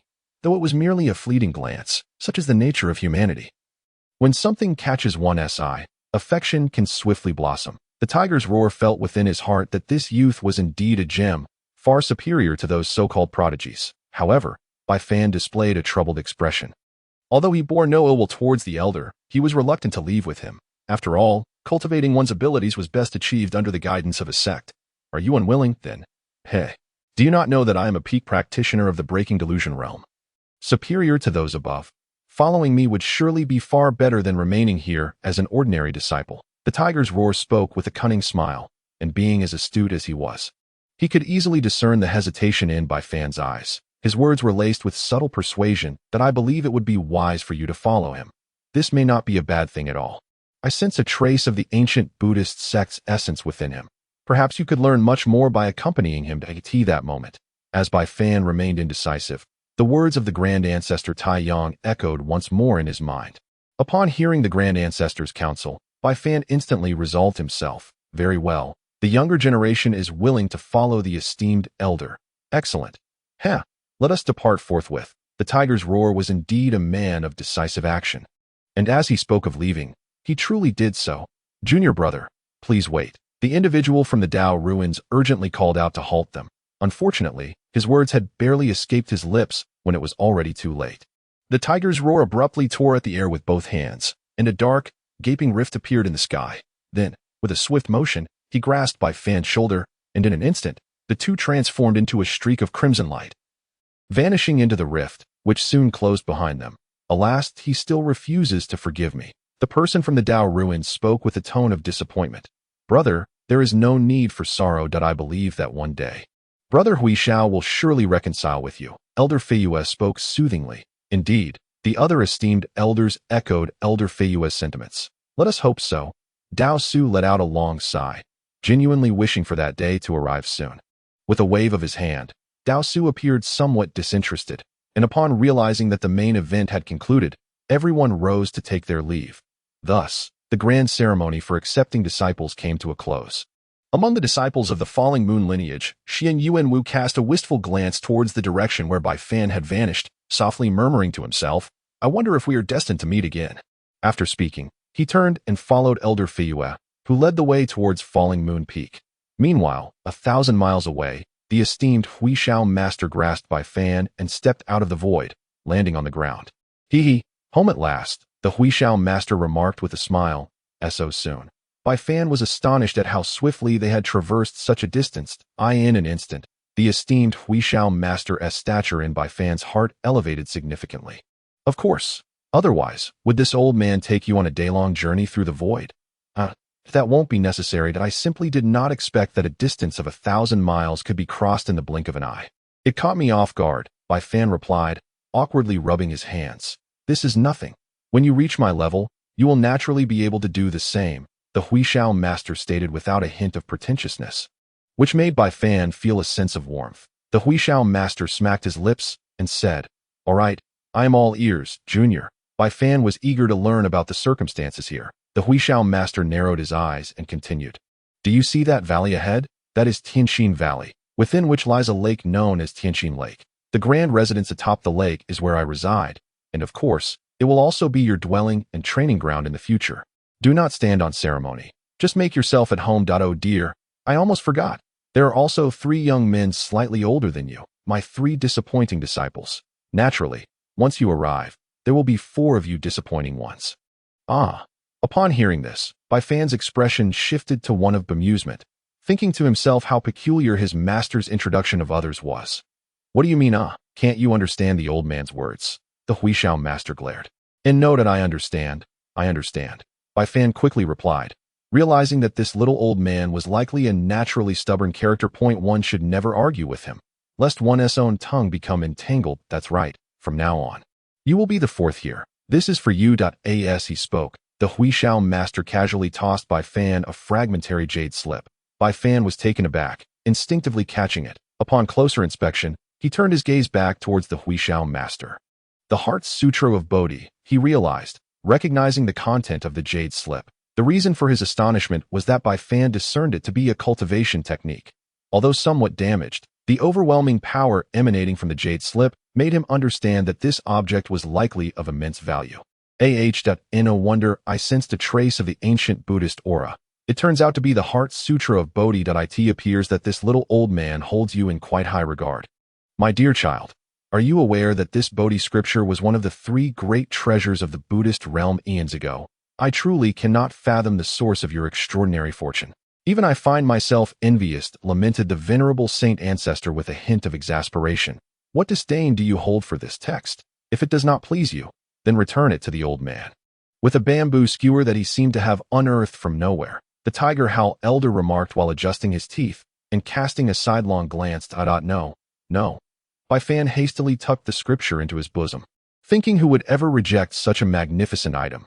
Thank you, esteemed thank you, master. Bai Fan wiped the cold sweat from his brow. Just moments ago, he nearly referred to the elder as old predecessor. But upon noticing the tiger howl elder's brow furrow, he instinctively corrected himself to master, which caused the elder's furrowed brow to relax. Indeed, this child shows promise. Your 3 unreliable senior brothers have arrived. Suddenly, 3 piercing sounds cut through the air from a distance. The tiger howl elder, noticing, smiled and gestured towards the approaching figures. Whoosh, whoosh, whooshed as his words fell. Bai Fan looked up, and in an instant, 3 figures descended gracefully. Among them, one figure boomed with a resonant voice, exclaiming eagerly. His voice rang like bells and drums, reverberating painfully against Bai Fan's eardrums. That moment, Bai Fan focused intently, realizing that the speaker was a robust man. His physique reminiscent of a mighty bull. Behind the man stood a male and a female. The male exuded a delicate charm, while the female radiated an aura of vigor. Bai Fan was momentarily taken aback, pondering if these were indeed the 3 disciples his master had mentioned. Thus, he cast an odd glance at the tiger howl elder. Meanwhile, the elder had vanished in a blink, leaving Bai Fan and the others exchanging bewildered glances. Enveloped in an abrupt silence, the robust man, with eyes as fierce as a bull's, inquired, while the male and female companions regarded Bai Fan with curious gazes, sending shivers down his spine. Goodness, how unreliable this elder is. From where did he procure such eccentric disciples? Perhaps so, but I am not entirely certain, Bai Fan replied with a forced bravado, wishing he could slip away at that moment. Dear little stone, why are you so naive? Did not our master say this is our junior brother? The soft-spoken young man chimed in, and upon hearing his voice, Bai Fan felt an overwhelming discomfort wash over him. If the senior brother says so, then it must be correct. Greetings, junior brother. I am called Little Stone. You may refer to me as Stone Senior Brother. Indeed, I am the 3rd in line. Senior brother, if you are the 3rd, then what position does our junior brother hold? Well, Stone, you should know that I have never concerned myself with such rankings. For profound questions like this, you ought to consult your senior sister. The effeminate young man replied with a smile. Bai Fan suddenly experienced a wave of regret for coming here. Were these individuals even human enough? I must say, it is quite unbecoming of you. Now that our junior brother has arrived, we ought to introduce ourselves first. Look at you two, utterly oblivious. Fortunately, there was one relatively normal individual among them. The girl exchanged a few words with the 2 before shyly approaching Bai Fan, pointing to herself as she spoke. Hello, little junior brother. I am your 2nd senior sister, Bai Fan. What a lovely name. My name is Wang Ganqiang. With a sudden thud, Bai Fan leaned awkwardly and fell to the ground. In the 21st chapter, 5 years later, within the heart of Heaven Lake, Bai Fan had spent 3 consecutive days lost in thought in his room. The reason for his distraction was none other than his 3 fellow disciples, the elder brother Yugu, the 2nd senior sister Wang Ganqiang, and the rather foolish 3rd senior brother Shitu. To this day, he still found it unfathomable how the revered Tiger Roar had managed to find such peculiar individuals and bring them together. Initially, he believed the Tiger Roar to be rather unreliable. Yet the unreliability of his fellow disciples was not any lesser. Fortunately, they seemed genuinely delighted by his arrival, which allowed Bai Fan to reluctantly accept everything here. What's the matter? Not quite accustomed yet? He mused. Well, perhaps it's just because I'm new here. Everything feels unfamiliar. It will get better with time. Bai Fan spoke with little conviction. In the next moment, the great ancestor Taiyang appeared in the room. Casting a glance, either intentionally or unintentionally, toward a certain spot before speaking, in truth, your master is quite extraordinary. With over 3,000 years of cultivation, he has managed to grasp the profound mysteries of the heavenly harmony, which even I regard with a degree of respect. This is indeed rare. Hee, what do you think of your senior brothers? They're not bad, I suppose. Bai Fan replied after a moment of contemplation. Indeed, the Insha body, the golden phoenix bloodline, and that stone whom even I cannot see through. Any one of them would be a genius among geniuses in the realm of cultivation, certainly far superior to that ephemeral Yuwuji. Really? Bai Fan was taken aback. If they could surpass Yuwuji, did that imply that his brothers were not as simple as they appeared? And what exactly was the Insha body? What was the golden phoenix bloodline? A plethora of questions swirled in Bai Fan's mind. Observing his reaction, the great ancestor Taiyang casually elaborated, in the words of the great ancestor, the Insha body is a rare cultivation physique capable of absorbing the malevolent energies of the cosmos. This malevolent energy, a manifestation of the ultimate In force of heaven and earth, differs from spiritual energy and possesses immense destructive power. Unfortunately, apart from those endowed with the Insha body, no one else can absorb it. As for the golden phoenix bloodline, its origins trace back even further. Daiti is said that long ago, beneath the vast expanse of the sky, a golden phoenix emerged from the void as soon as it was born. It rivaled the might of the land's ancestral powers, soaring through the void, attracting the greed of countless formidable beings who sought to subdue it as their unique celestial pet. Consequently, a fierce battle erupted in the void, with more than 10 mighty beings joining forces against the golden phoenix. This battle was indeed a rare spectacle, as the golden phoenix soared high, its wings unfurling to the heavens, its claws sharp as hooks, instilling terror in the hearts of all. With each clash and tear, its wings stirred up a tempest, and one could say that any movement made by the golden phoenix, any dive it executed, posed a lethal threat to this assembly of powerful beings. As the battle intensified, the golden phoenix let out a mournful cry that resonated through the heavens, shaking the very fabric of the celestial rules. In an instant, the sky erupted into a torrential sea of flames, scorching every formidable being that dared to confront it. The air was filled with anguished screams, as even the mightiest of powers were not spared from the phoenix's wrath.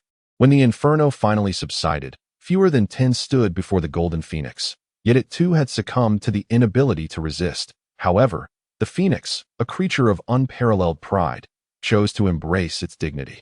In a final act of defiance, it detonated itself, its form shattering into countless fragments of flesh that melded into the sky, cascading down to the earth below. Some of these remnants fell upon certain practitioners, endowing them with a portion of the golden phoenix's abilities. From that moment forth, these practitioners were revered in the cultivation realm as possessing the bloodline of the golden phoenix. Bai Fan listened intently to the recounting of the revered Taiyang saint ancestor, feeling a genuine admiration for the golden phoenix's indomitable spirit. For the golden phoenix, perhaps life and death held little terror. What truly frightened it was the loss of freedom and the risk of losing its very essence. Predecessor, do you imply that my second senior sister has also inherited a fragment of the golden phoenix's bloodline? Bai Fan inquired, his gaze shifting. It may be more than mere bloodline, the saint ancestor replied with a knowing smile. I perceive a trace of the phoenix's soul within her. If your second senior sister does not meet an untimely end, she is destined to make her mark in the cultivation world. Yet, that stone, its mysteries elude me. Not only can I not fathom it, but I also cannot predict its future. How peculiar. Could it be that a grandmaster from the ancestral realm is concealing its fate? But what purpose could that serve? The Taiyang saint ancestor gazed wisely into the distance, fixated on the stone that lay 100 miles away, his attention unwavering. With that, the Taiyang saint ancestor vanished, leaving Bai Fan in a slight daze. Enough of this, he thought. For now, my focus must be on cultivation. As the saint ancestor indicated, I have embarked on the path of the ancient classic of mountains and seas. Henceforth, I shall dedicate myself to my training until I achieve the 9th level of the heart inquiry realm. Only then shall I emerge from my seclusion. Resolute, Bai Fan settled into a meditative position, calming his mind and spirit as he sought to connect with the golden aura that had once graced his being. He began to practice according to the ancient texts, the heart inquiry realm, also known as the initial realm, though the first stage of cultivation, is akin to the foundation upon which a towering edifice stands. In the realm of cultivation, to journey further, mastery of the heart inquiry is paramount. In this stage, the sole endeavor of the practitioner is to draw spiritual energy into the body, dependent on both the quality of the energy and the efficacy of the cultivation method. The more spiritual energy one absorbs, the greater the benefits to the body, and the higher the quality of the energy, the more expansive one's meridians become. This directly influences the practitioner's ability to condense spiritual essence and access the dual seas of consciousness. The spiritual sea and the consciousness sea are reservoirs within the practitioner's body, storing the energy of heaven and earth. Though minuscule in size, it possesses boundless space, the magnitude of which is determined by the practitioner's dedication to their cultivation. The sea of consciousness is similarly profound. However, what it harbors is not the ethereal energy of heaven and earth, but rather the spiritual awareness of cultivators. Once a practitioner transcends the realm of introspection, a divine consciousness is born within their soul, formless and intangible, yet capable of extending thousands of miles, as long as the cultivator desires it.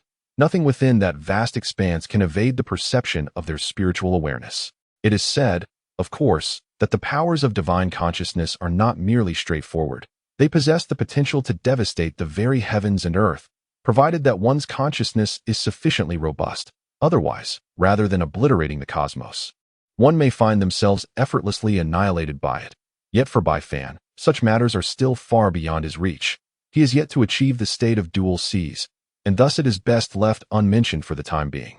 Thus, Bai Fan immersed himself in his cultivation, oblivious to the changes of day and night, the seasons passing him by, and in the blink of an eye, 5 years had elapsed. During this period, several of his senior brothers and sisters had sought him out. But upon witnessing his intense dedication, they quietly withdrew, refraining from disturbing his solitude. Even his master, the eccentric master Hu Shao, rarely displayed such a rare smile of satisfaction, instead beginning to prepare small gifts for his devoted disciple. One day, Bai Fan opened his eyes, radiating golden light that illuminated the entire room. As the brilliance subsided, he rose, his handsome visage adorned with a hint of joy that he stepped outside, inhaling deeply the fresh air beneath the clear sky, and exclaimed, "At last, I have reached the 9th level of introspection." Through the accumulation of time spent within the formation of the Xutian Dao Sect, Bai Fan had ascended to the pinnacle of the introspective realm in a mere 5 years. This brought him immense happiness, for he now considered himself a true practitioner of the arts.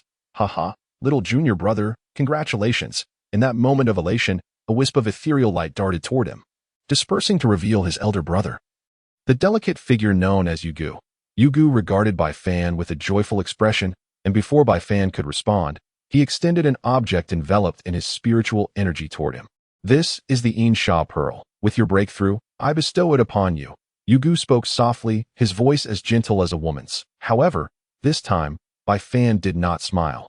Instead, he stared in astonishment at the item presented to him. He sensed its extraordinary nature, recognizing it as far from an ordinary treasure. Yet it was offered solely as a token of congratulations. To be honest, Bai Fan felt deeply moved. "Thank you," he stammered, a tremor in his voice. "Elder brother." This was the first time Bai Fan had spoken such words from the heart. We are brothers in the art. It is only natural for an elder brother to care for his junior. Little junior brother, perhaps you do not yet appreciate the tranquility of Tianxin Lake, but I believe that one day you will come to regard this place as home." Yugu gently patted Bai Fan on the forehead before gracefully departing. As he watched Yugu's retreating figure, Bai Fan fell into silence. Indeed, Yugu had touched upon his innermost thoughts. He felt quite out of place at Tianxin Lake, as well as among these few peculiar seniors. This had been his sentiment thus far, and as for whether he would eventually leave, even Bai Fan himself could not ascertain. Suddenly, a fragrant breeze wafted by, heralding the appearance of a charming young woman. "Second senior sister." Bai Fan smiled as he gazed at the woman and gently called out, "So obedient, I sensed your emergence from seclusion earlier, so I came to congratulate you." Wang Gongxiang's charming smile grew fonder as she looked at her junior brother, her affection deepening with each glance. However, Bai Fan, under her intense gaze, felt his cheeks flush and had no choice but to lower his head, avoiding the sight of his senior sister's beauty, which elicited a melodious peal of laughter from Wang Gongxiang. She then produced an item and offered it to Bai Fan. "Here, this is a gift from your senior sister. Strive hard." With that, she departed, leaving behind a fragrant breeze, and Wang Gongxiang walked away. Chapter 22. The thoughts of the tiger's roar. Bai Fan found himself once again overwhelmed with emotion. The item left to him by second senior sister was a jade pendant shaped like a phoenix. This object, as identified under the guidance of the Grand Ancestor Taiyang, was revealed to be a spirit-warming jade. Renowned for its ability to purify the spiritual energy of heaven and earth, it is essential to understand that the spiritual energy of heaven and earth is inherently chaotic, containing numerous attributes. For an ordinary person, after absorbing the required attributes, they must use spiritual power to eliminate or discard the rest. However, with the spirit-warming jade, the situation is vastly different. It exclusively absorbs the spiritual energy necessary for the practitioner, effortlessly discarding all others. Just this singular quality is enough to make countless cultivators envious. Bai Fan's eyes reflected a moment of hesitation, and at that instant, the words of the Grand Ancestor Taiyang echoed in his mind once more. Accept it. Although this item aids in cultivation beyond the mystic realm, it loses its efficacy. In other words, it is of no use to a young girl, while before you break through to the Tongyu stage. It will greatly benefit you. Therefore, keeping it is the right course of action. All right then, I shall seek out something to repay my senior sister in the future. Bai Fan, no longer hesitating, fastened the jade pendant at his waist and turned to head towards the residence of the Tiger Roar Master.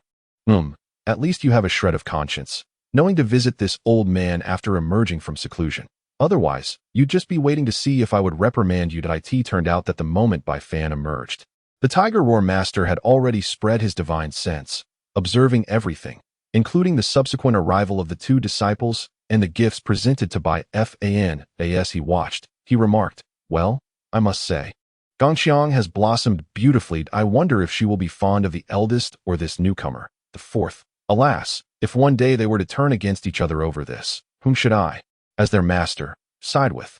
One cannot help but acknowledge that the Tiger Roar Master was quite the gossiping elder. As a revered figure and master of several disciples, he entertained himself by speculating on their romantic entanglements. It is indeed rare to find another like him in the world. Yet, the esteemed Master Hu Shao reveled in his pursuits, declaring that it was a matter of keeping the fertile waters within one's own domain. Rather than allow the benefits to spill over to the unworthy practitioners of the sect, it would be far more prudent to bestow such advantages upon his own disciples in due time. The bonds would strengthen, and the prospect of nurturing a lineage of devoted students would be most gratifying. He chuckled to himself, envisioning a throng of little disciples clamoring around him, affectionately calling him Grandmaster. Disciple Bai Fan seeks an audience with the mastered That moment, Bai Fan had arrived at the threshold of Master Hu Zhao's abode, his expression grave and his demeanor solemn as he spoke. "Enter," commanded Master Hu Shao, straightening his posture and dismissing his mirth. "Yes." Bai Fan stepped through the door, advancing toward Master Hu Shao, and, upon reaching him, knelt on one knee, respectfully bowing his head 9 times. In the Jiuzhou Continent, a disciple must perform the 9 prostrations to acknowledge a teacher. This rite is reserved solely for one's first master in a lifetime, ensuring that the bond of master and disciple endures eternally. "Rise," said Master Hu Shao, his gaze reflecting a newfound depth of understanding as he gestured for Bai Fan to stand at the 9th level of inquiry. "Splendid. Though your progress may be somewhat slow, I can sense the profound strength of your foundation. Now, summon your spiritual energy for me to observe." Master Hu Shao scrutinized Bai Fan. Curiosity piqued his interest. He wondered how this disciple had achieved such a feat. Perhaps the duo from the secluded valley could not perceive it. But Master Hu Shao could discern that Bai Fan's meridians had been expanded to their utmost limits, a feat that would not have been possible to attain the prowess of the ethereal realm at such an early stage. Bai Fan exhibited a hint of trepidation. His golden spiritual energy was unlike that of others, leaving him uncertain of his master's reaction. Should Master Hu Shao develop an interest in the golden energy? Would the secrets of the ancient scriptures remain safeguarded? What troubles you? Noticing Bai Fan's discomfort, Master Hu Shao furrowed his brow, perplexed by his disciple's thoughts. Nothing at all. It is merely that my spiritual energy is somewhat unique. I hope the master will not be too astonished upon seeing it. Meanwhile, outside Tianxin Lake, the spiritual energy surged to several times its usual activity, subtly coalescing into visible streams, threatening to merge into the golden vortex within Bai Fan's palm. Fortunately, this spectacle did not manifest, as Master Hu Shao emitted a cold snort, instantly dissipating all the atmospheric currents that had formed in response to his presence, had they fused with the vortex in Bai Fan's palm. The consequences would have been catastrophic, potentially leading to Bai Fan's instantaneous demise. Impressive that a glimmer of brilliance shone in Bai Fan's eyes, as the display of his master's power sent waves of exhilaration coursing through his veins. He pondered when he might reach such heights, whether in a millennium or a myriad of years. Golden spiritual energy. Master Hu Zhao's eyes blazed with intensity as he fixated on Bai Fan. A flash of crimson light flickering in his gaze, his thoughts veiled in mystery. On the other hand, Bai Fan trembled, feeling as though he were plummeting into an abyss under the weight of his master's scrutinizing gaze. Initially, a tempest of astonishment surged within him, only to swiftly transform into profound bitterness. If the esteemed Lord Hu Zhao truly intends to commit murder for the sake of acquiring treasures, then Bai Fan has no choice but to acquiesce. For even his dissent would be futile. Unbeknownst to Bai Fan, there exists a pair of eyes observing this entire scene in silence, and the owner of these eyes remains completely unaware to Lord Hu Zhao. Indeed, as long as the owner of these eyes wishes it, even cultivators more powerful than Lord Hu Zhao would be unable to perceive his presence. It appears this is merely a test. No, that is not quite right. It should be seen as a means to impart a lesson to Bai Wawa regarding the treacherous nature of the cultivation world. This individual is rather intriguing. As the voice fades away, its owner vanishes, retreating once more into the depths of the star extreme pearled eye in the room. Lord Hu Zhao's aura resumes its former strength as he raises the gourd of wine to his lips once more. He then fixes his gaze upon Bai Fan, enunciating each word with deliberation.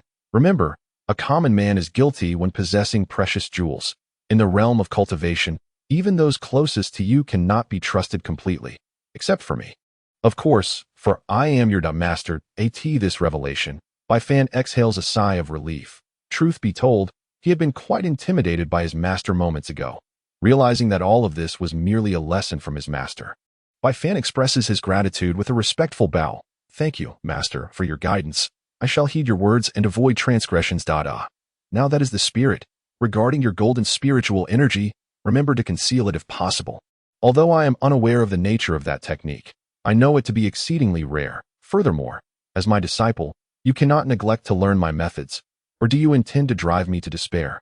Lord Hu Zhao rolls his eyes. He had sensed quite clearly that Bai Fan bore no trace of the Bodhi Heart Sutra. This left him exceedingly dissatisfied, for the Bodhi Heart Sutra is an ancient and top-tier technique. How could his own disciple not have even begun to study it? Where does that leave his dignity? Bai Fan hastily bows. Master, please do not be angry. It is not that I have neglected the Bodhi Heart Sutra. I have merely just awakened from seclusion and have yet to begin cultivating it. I sincerely hope for your forgiveness. Well, if that is the case, then we remain on good terms as master and disciple. Rise and speak. Fortuitously, I am in a pleasant mood today and can elucidate the principles for you, lest you encounter errors during your cultivation. Thus, Bai Fan could not ask for more as he retrieves the Bodhi Heart Sutra and approaches his master. Under Lord Hu Zhao's guidance, Bai Fan gradually begins to comprehend the intricacies within. Ultimately, Buddhist practices distill down to two essential concepts. One is causality, and the other is enlightenment. It is said that all is governed by karma, and the Buddha guides those with affinity. Each person, upon birth, is destined to follow a particular path, be it a mundane existence or the pursuit of cultivation. This is predetermined and immutable. Likewise, some cultivators are destined to have a connection with the Buddha throughout their lives. Such individuals, even if not disciples of the Buddhist order, will still receive the teachings of the Dharma. This is what it means to be a person of affinity. However, even with such affinity, one's level of enlightenment must still be taken into account. The Dharma is boundless, yet apart from the ancient Buddhas, few in later generations can truly manifest the essence of the Dharma. This is a matter of enlightenment. If one cannot grasp it, then their path will end at their feet. Thus, while the esteemed master Hu Zhao elaborated in detail for Bai Fan, there remained an uncertainty as to whether Bai Fan could indeed cultivate the Heart Sutra of Bodhi. Even Master Hu Zhao lacked confidence in this regard. If all else failed, he could simply procure a method from the 10 sacred grounds for his disciple, for those methods, languishing in their possession, were likely to gather dust if I do not retrieve them. They may very well deteriorate one day. I shall consider it a benevolent act of the day. Master Hu Zhao mused to himself. only to find that Bai Fan had already immersed himself in the comprehension of the Heart Sutra of Bodhi. Unbeknownst to him. Chapter 23. The peculiar thought in the northwest of Tianxin Lake lies a perilous natural formation known as the 10,000 fathom stone tablet, which stands against the abyss, rarely graced by human presence. Atop the 10,000 fathom stone tablet, a robust figure was currently wielding a large staff, moving it with a grace akin to a great dragon, producing a resonant whooshing sound. Perhaps fatigued, this figure soon cast the staff aside and reclined on the grass, gazing at the clouds above while grumbling in dissatisfaction. Alas, why is it that my senior brothers and sisters find their cultivation so effortless, while I, the old coot, am either swinging a staff or being instructed in some mountain viewing technique? It truly gives me a headache. Gazing up at the sky, the figure, known as Shurtu, bore a simple expression tinged with exasperation. Despite his complaints, he reluctantly descended from the 10,000 fathom stone tablet, dragging the iron staff behind him. Before long, Shurtu arrived amidst a range of mountains surrounding Tianxin Lake, confronted by a multitude of jagged stone pillars, leaving him in a quandary. Alas, with so many sharp-tipped stone columns, which one should I choose? You. Hee, it must be you. After much deliberation, Shurtu finally settled upon a relatively shorter peak. He sat down on the ground, murmuring to himself, "You are a stone, and so am I. In a moment, I shall observe you. But you must not get angry." The mountain, of course, would not respond. Even if it could speak, it likely would not heed Shurtu's words. Nevertheless, he paid little mind to such things. Once seated, he fixed his gaze with eyes as round as copper bells upon the opposite peak. Strangely enough, within the brief span of less than a stick of incense, the mountain peak began to tremble violently. It was as if some sentient being within the mountain had been awakened by Shurtu through an unknown method, preparing to burst forth from the earth. Such occurrences are indeed hard to fathom unless witnessed firsthand. Yet the reality was that this scene was wholly genuine. Within the mountain, life was undoubtedly stirring. But this was not the life of sentient beings. It was the very essence of the mountain itself. It may sound utterly absurd, yet this is the truth of the universe. All things possess their own life, and mountains are no exception. Even rivers possess a form of life, albeit of a different nature. Their life is an alternative existence, communicable only through special means. In the realm of cultivation, this unique form of life is referred to as Nian. Nian is tangible yet formless, akin to mist, possessing its own inherent abilities, often elusive to the untrained eye. However, should one possess the method to communicate with Nian, the results are quite the opposite. The mountain viewing technique serves as this method of communication, specially sought out by Master Hu Shao for his somewhat simple-minded third disciple. The greatest function of this technique lies in its ability to comprehend the essence of the mountain peaks. Solidifying one's own body through the mountains will be why harnessing the weight of the mountain's thought. It incessantly extracts the latent potential within the stone, thereby achieving a remarkable effect of transcending realms and augmenting strength. Moreover, the art of mountain observation is particularly significant, with the character being of utmost importance. Indeed, the quintessence of this technique resides within this very character. It is akin to the stone, which, to the untrained eye, appears to be simply staring vacantly at the mountain peak. In reality, the cost of this gaze consumes the entirety of the stone's spiritual energy. Though the price is steep, the rewards are equally commensurate. For this unwavering gaze allows the stone's spirit to penetrate the mountain's core, standing face to face with the essence of thought itself. We meet again. Have you eaten? Do you think of me? Do you still remember me? These were the first words the stone uttered upon perceiving the mountain's essence, akin to an old friend exchanging greetings. Yet, the response was a silent roar from the mountain's thought, and the swirling mists violently churned, indicating that the mountain's essence was truly enraged this time. Naturally, in the following moment, the immense force of the mountains will descended, causing the stone's body to swell with veins like a coiled dragon, as it forcefully embedded itself into the rock. This was the physical training method imparted by his master, employing the wild strength of the mountain's thought to rigorously compress the flesh, enabling incremental breakthroughs of limitations and advancing towards greater realms of power. However, such a cultivation method is ill-suited for ordinary individuals. Only a being like the stone, endowed with innate colossal strength, could withstand the pressure of the mountain's essence. This exemplifies the master's tailored instruction based on individual aptitude. Crack, crack. The sound of bones compressing resonated from within the stone's body, illustrating the tremendous agony it was enduring. Sweat poured down like rain, and in the blink of an eye, the stone's garments were drenched. Despite this, there was not a hint of trepidation upon the stone's visage, only a fierce grimace as it bore this inhumane torment. Meanwhile, on a narrow path, Bai Fan walked alone. After bidding farewell to his master, he gained some understanding of the Heart Sutra of Bodhi, although certain obscure aspects remained elusive, and even with his master's guidance, he still found it difficult to penetrate its depths. Lost in contemplation, Bai Fan unknowingly exited the heart of Heaven Lake. On either side were steep mountain forests, with verdant trees arching overhead, occasionally wafting the fragrance of flowers and the distant calls of birds, adding a melodic touch to the tranquility. Suddenly, Bai Fan halted abruptly, his brows furrowing as he gazed intently in a particular direction, where he faintly perceived the sound of a roar. A shiver ran through him, and a flicker of doubt glimmered in his eyes. Could it be that there are ferocious beasts lurking around the heart of Heaven Lake? Bai Fan had previously heard tales that on the continent of Jiuzhou, cultivation was not the sole domain of humankind. Some extraordinarily gifted beasts, given the right circumstances, could cultivate akin to humans, much like the golden phoenix spoken of by the saint ancestor Tailin. Moreover, on the vast land of Jiuzhou, there existed a region teeming with these cultivable beasts, soaring through the skies and traversing the earth, exhibiting a myriad of extraordinary forms, standing out distinctly upon the continent. Among these formidable beasts, even humans are moved, hesitant to provoke their might. Bai Fan's doubts arose precisely because Tianqin Lake was nestled amidst the mountains. It would not be entirely astonishing if there existed beastly entities capable of cultivation.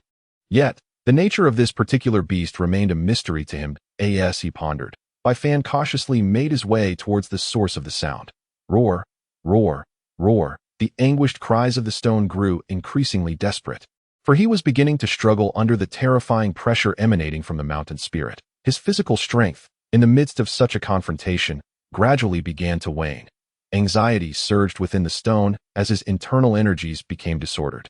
In such a precarious situation, the consequences of this turmoil could be dire. A single misstep might lead him to meet his demise beneath the weight of the mountain's will.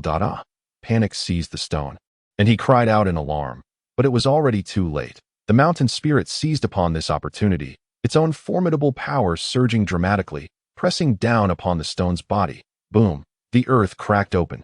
A deep pit forced into existence by the pressure of the mountain spirit. The stone's body buckled, and blood gushed forth in an instant. This is bad. Third senior brother is endangered. That moment. In a haze, the stone seemed to hear a voice filled with concern, reminiscent of his younger junior brother. Yet, when he strained to open his eyes, darkness enveloped him. Thud, like the collapse of a wall. The stone fell heavily to the ground. What is this? Bai Fan's expression turned grave, as if he were confronting a formidable adversary. His surprise. As soon as his spiritual energy stirred, the entity before him vanished without a trace, leaving Bai Fan utterly bewildered. Fortunately, after a brief moment of confusion, Bai Fan recalled third senior brother Shirtu. He hurried to his side, and without a second thought, retrieved 2 pills from a storage bag. Pried open Shida's mouth and administered them. The pills dissolved instantly upon entering, and soon Shirtu began to show signs of awakening. Only then did Bai Fan feel a sense of relief, his gaze returning to the mountain peak from which the spirit had vanished. What was that? It exhibited signs of life, yet was not a living being. Could it possibly be some extraordinary beast? How had third senior brother provoked it? Just moments ago, he had sensed it could easily obliterate them. Yet it had inexplicably retreated. Such a mystery. Indeed, it seemed only when third senior brother awoke could the truth be unraveled that it turned out that although Bai Fan had witnessed his senior brother being gravely injured by the mountain spirit, he had not seen the moment when Shirtu faced the spirit during his cultivation. Thus, he had only observed the outcome without understanding the process, which explained his perplexity regarding the spirit's peculiar behavior. Just then, Shirtu groaned and stirred from his faint. Immediately, Bai Fan heard Shidu's disgruntled complaint. Damn it. That hurt like hell. You old coot. You're so biased. I regret becoming your disciple. Bai Fan was momentarily stunned into silence, unsure of how to respond to third senior brother's nonsensical words. Chapter 24. Epiphany in the realm within a realm. After a considerable time, Bai Fan was the first to break the silence with a cough, expressing his concern. Third senior brother, Are you well? Although Shida's words were somewhat muddled, Bai Fan's attention was drawn to the injuries that marred Shida's form, so grievous that even Bai Fan could not suppress a frown. Upon observing Shidu's robust physique, it was evident that every inch was marred by subtle traces of blood, the crimson fluid seeping through his skin, revealing the sinewy veins beneath, many of which had suffered ruptures. Moreover, Shida's bones jutted out like sharp spikes, stark white and bloodied, still clinging to remnants of flesh. Is that you, junior brother? Oh dear, come here and give third senior brother a hug. I nearly thought I would never see you again. Come. As Bai Fan's thoughts wandered, Shurtu grinned widely, extending his large hands towards Bai Fan in an endearing manner, his expression utterly devoid of guile. Yet, for reasons unknown, Bai Fan felt an overwhelming warmth in his heart. He chuckled, Senior brother, your injuries are so severe. Perhaps we should save the embrace for another time. With a smile, Bai Fan helped Shurtu to his feet. Shurtu responded with a foolish grin, and before Bai Fan could inquire further, he inadvertently provided the answer himself. Clever as Bai Fan was, he immediately recalled the peculiar mist from earlier. Guanshan technique? Shan Yin. Bai Fan's gaze shifted, and he gently asked Shurtu, Third senior brother, could you recount to me what transpired just now? Particularly concerning the Guanshan technique and Shan Yin. Unbeknownst to Bai Fan, his inquiry was considered a grave taboo within the realm of cultivation. Practitioners greatly resent any probing into the secrets of their training. For certain truths must remain confined to oneself, and the knowledge of another only increases the peril. Fortunately, both Bai Fan and Shurtu were oblivious to this, and thus Shurtu freely shared the entire sequence of events, including details about the Guanshan technique. Upon hearing Shidu's account, it was as if a door had swung open before Bai Fan, and within his heart, a newfound clarity blossomed regarding all that Shurtu had conveyed. Perhaps it was not the Heart Sutra that was difficult to comprehend, but rather that I had strayed from the correct path from the very beginning. Third senior brother, thank you. Bai Fan expressed his gratitude to Shurtu. Shurtu was momentarily taken aback, his large head tilting in confusion. Bai Fan smiled and reassured him, There is no need for doubt. Senior brother, your earlier narration has proven invaluable to my cultivation, which is why I express my thanks. Bai Fan felt somewhat helpless, for even he could not find the words to explain this to the simple-minded third senior brother Do. So I helped junior brother. That's wonderful, despite not fully understanding Bai Fan's words. Shurtu continued to express his joy. Truth be told, Bai Fan felt a twinge of envy towards Shurtu. Despite his seeming foolishness, Shurtu lived with a joy that surpassed that of ordinary people, a state of being Bai Fan himself struggled to attain. With that thought, Bai Fan supported his third senior brother, and they swiftly vanished into the depths of the forest. As time passed, the scene shifted to the depths of night, within Bai Fan's room at Tianqin Lake. He sat upright on his bed, his eyes sparkling with clarity. Before him lay a fractured jade tablet inscribed with the Heart Sutra, emanating a faint, ethereal glow. Gazing at the tablet, Bai Fan's expression turned pensive. The art of mountain observation, an esoteric practice focused primarily on perception, employs the spirit and soul as its guiding essence, utilizing a unique trajectory to penetrate the superficiality of mountains and rivers, thereby accessing the realm of thought and spirit. This is the method of cultivation imparted to him by his third senior brother. Furthermore, his master once recounted that when he initially practiced this scripture, he encountered a lingering form of thought power within a jade tablet, which ultimately facilitated his successful cultivation. Thus, one might ponder whether this thought is akin to the thoughts of mountains and rivers. Could I perhaps employ the art of mountain observation to cultivate the Heart Sutra of Bodhi? The uncertainty that haunts Bai Fan regarding the feasibility of this method stems from the fact that his master, the revered Tiger Roar, only attained such thoughts after comprehending certain passages inscribed in ancient texts, which evidently indicates a profound connection between his master and the Buddha. Now, as this scripture has fallen into my hands, despite my ability to recognize all the characters recorded in the ancient text, those characters seem estranged, devoid of any sense of enlightenment. Had it not been for the fear of disappointing my master, Bai Fan would have returned this scripture after his previous failures in understanding it. Nevertheless, he could not bring himself to do so. As a disciple, he felt it would be a disservice to his master if he were to forego the inheritance of such teachings. The arrival of the art of mountain observation sparked a new idea in Bai Fan's mind. Since they are both forms of thought, could this technique be applied? Initially, this was merely a potential notion. But after yet another unsuccessful attempt to comprehend the Heart Sutra of Bodhi, it transformed into his final recourse, so be it. Even if I fail, it matters not, for at most I would only disappoint my master. To me, even if I do not inherit my master's legacy, I shall never betray him. Thus, I shall proceed with this course of action.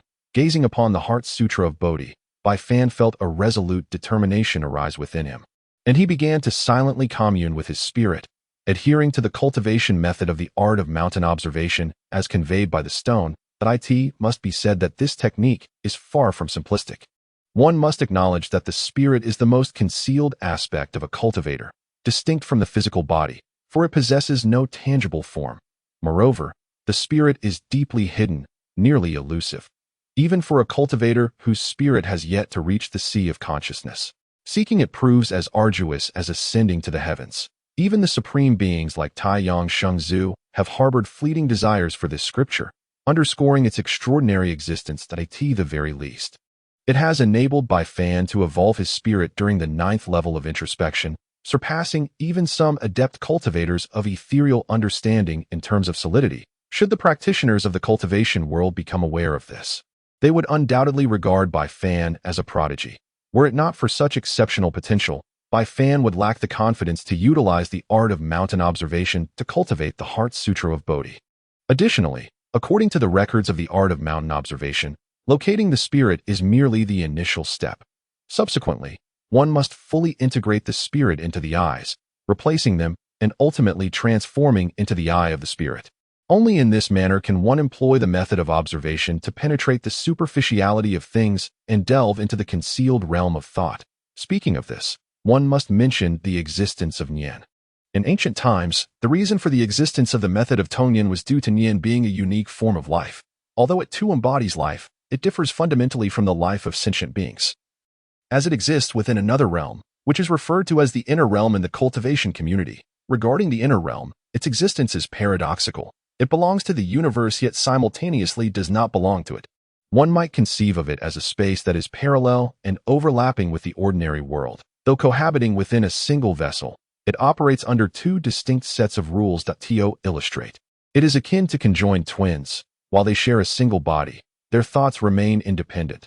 This is the essence of the inner realm, which is separated from the cosmos by a thin veil of rules. It is precisely this set of rules that limits the activities of all Nian. Otherwise, were the power of Nian allowed to rampage unchecked, the universe would undoubtedly face annihilation. However, while Nian cannot transgress this rule, the souls of cultivators can momentarily traverse it. Of course, this traversal is not arbitrary. It requires a specific method, known as the method of Tongnian. Moreover, this method can summon the Nian of all things to descend upon the earthly realm. Yet, such descent is not without constraints of time and distance. Should these limits be exceeded, the cosmic rules would take notice and swiftly enact destruction. This explains why the mountain's Nian disregarded Bai Fan, for it sensed the imminent approach of the cosmic rules and understood that should it not retreat, annihilation would swiftly follow. One must acknowledge that the mysteries of Nian remain largely unknown. At this moment, Bai Fan was harnessing his soul, employing the arcane techniques recorded in the observation of mountains to gradually channel it into his pupils. Initially, this proved quite arduous, yet as half of his soul slowly entered his eyes, the remaining half surged forth uncontrollably, flooding into his pupils in a mere breath. In an instant, Bai Fan's body trembled, and he found himself witnessing an unimaginable scene. His soul, inexplicably detached from his eyes, ventured into a space replete with curves designed to evade obstacles, ultimately stepping into a realm that felt profoundly dissonant to his perceptions. Here, he beheld a wisp of pale golden mist, which, unlike the Nian of the mountain peaks that exhibited signs of life and roamed freely, remained motionless as if it were an inanimate object. Nevertheless, Bai Fan could ascertain that its emanations were identical to those of the mountain's Nian. One could accurately state that this mist was indeed Nian. Albeit uniquely, it bore the essence of death. Could Nian also perish? This scene elicited a flicker of disappointment within Bai Fan's soul. Yet, unbeknownst to him, the pale golden mist had silently revealed a gap resembling the maw of a mythical beast, aimed directly at his soul. In the next moment, the mist surged, and Bai Fan's soul was drawn into the aperture. Chapter 25. The Bodhi Nirvana technique. No one was aware of the extraordinary events unfolding around Bai Fan at this moment. Not even his master, the revered Hu Xiao. For this Nian was not an ordinary one. It was the Nian of ancestral spirits. Such spirits are unique to those who have attained the ancestral realm, wherein the inner realm can be artificially created by the cultivator. In this memory lies the tale of an ancient land, where flowers and grasses flourish and trees stand in abundance. One fateful day, a tempest descended from the heavens, within which flickered a green light that fell upon the earth, transforming into a single seed. As time progressed, this seed gradually became buried within the soil. Then, as the sun rose and the moon set, and the winds blew while the rains fell, one day the seed broke through the earth, sprouting into a tender seedling, which began to unfurl its branches and grow slowly. After an indeterminate passage of time, the seedling grew into a towering tree, its branches abundant and leaves lush, obscuring the starry sky for miles.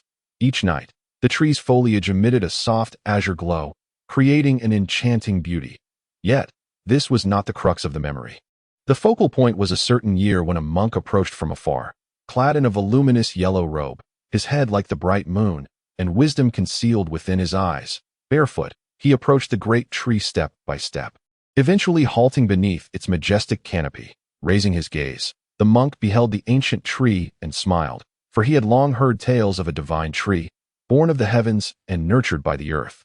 Standing for countless years, possessing its own spirit, his journey was solely to seek it out. In the monk's own words, this tree was destined to be his companion, a bond of karmic significance. To be more explicit, if he wished to attain enlightenment and become a Buddha, this tree was the key, a matter of fate, an inevitability. From the moment the monk embarked on his spiritual path, he could always dream of this tree.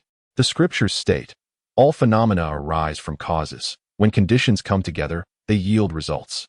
This implies that nothing manifests without reason, and once it appears, there must be an inevitable cause and effect. The monk gradually understood this truth as his cultivation approached the pinnacle of the 9 provinces, and he discerned his true self.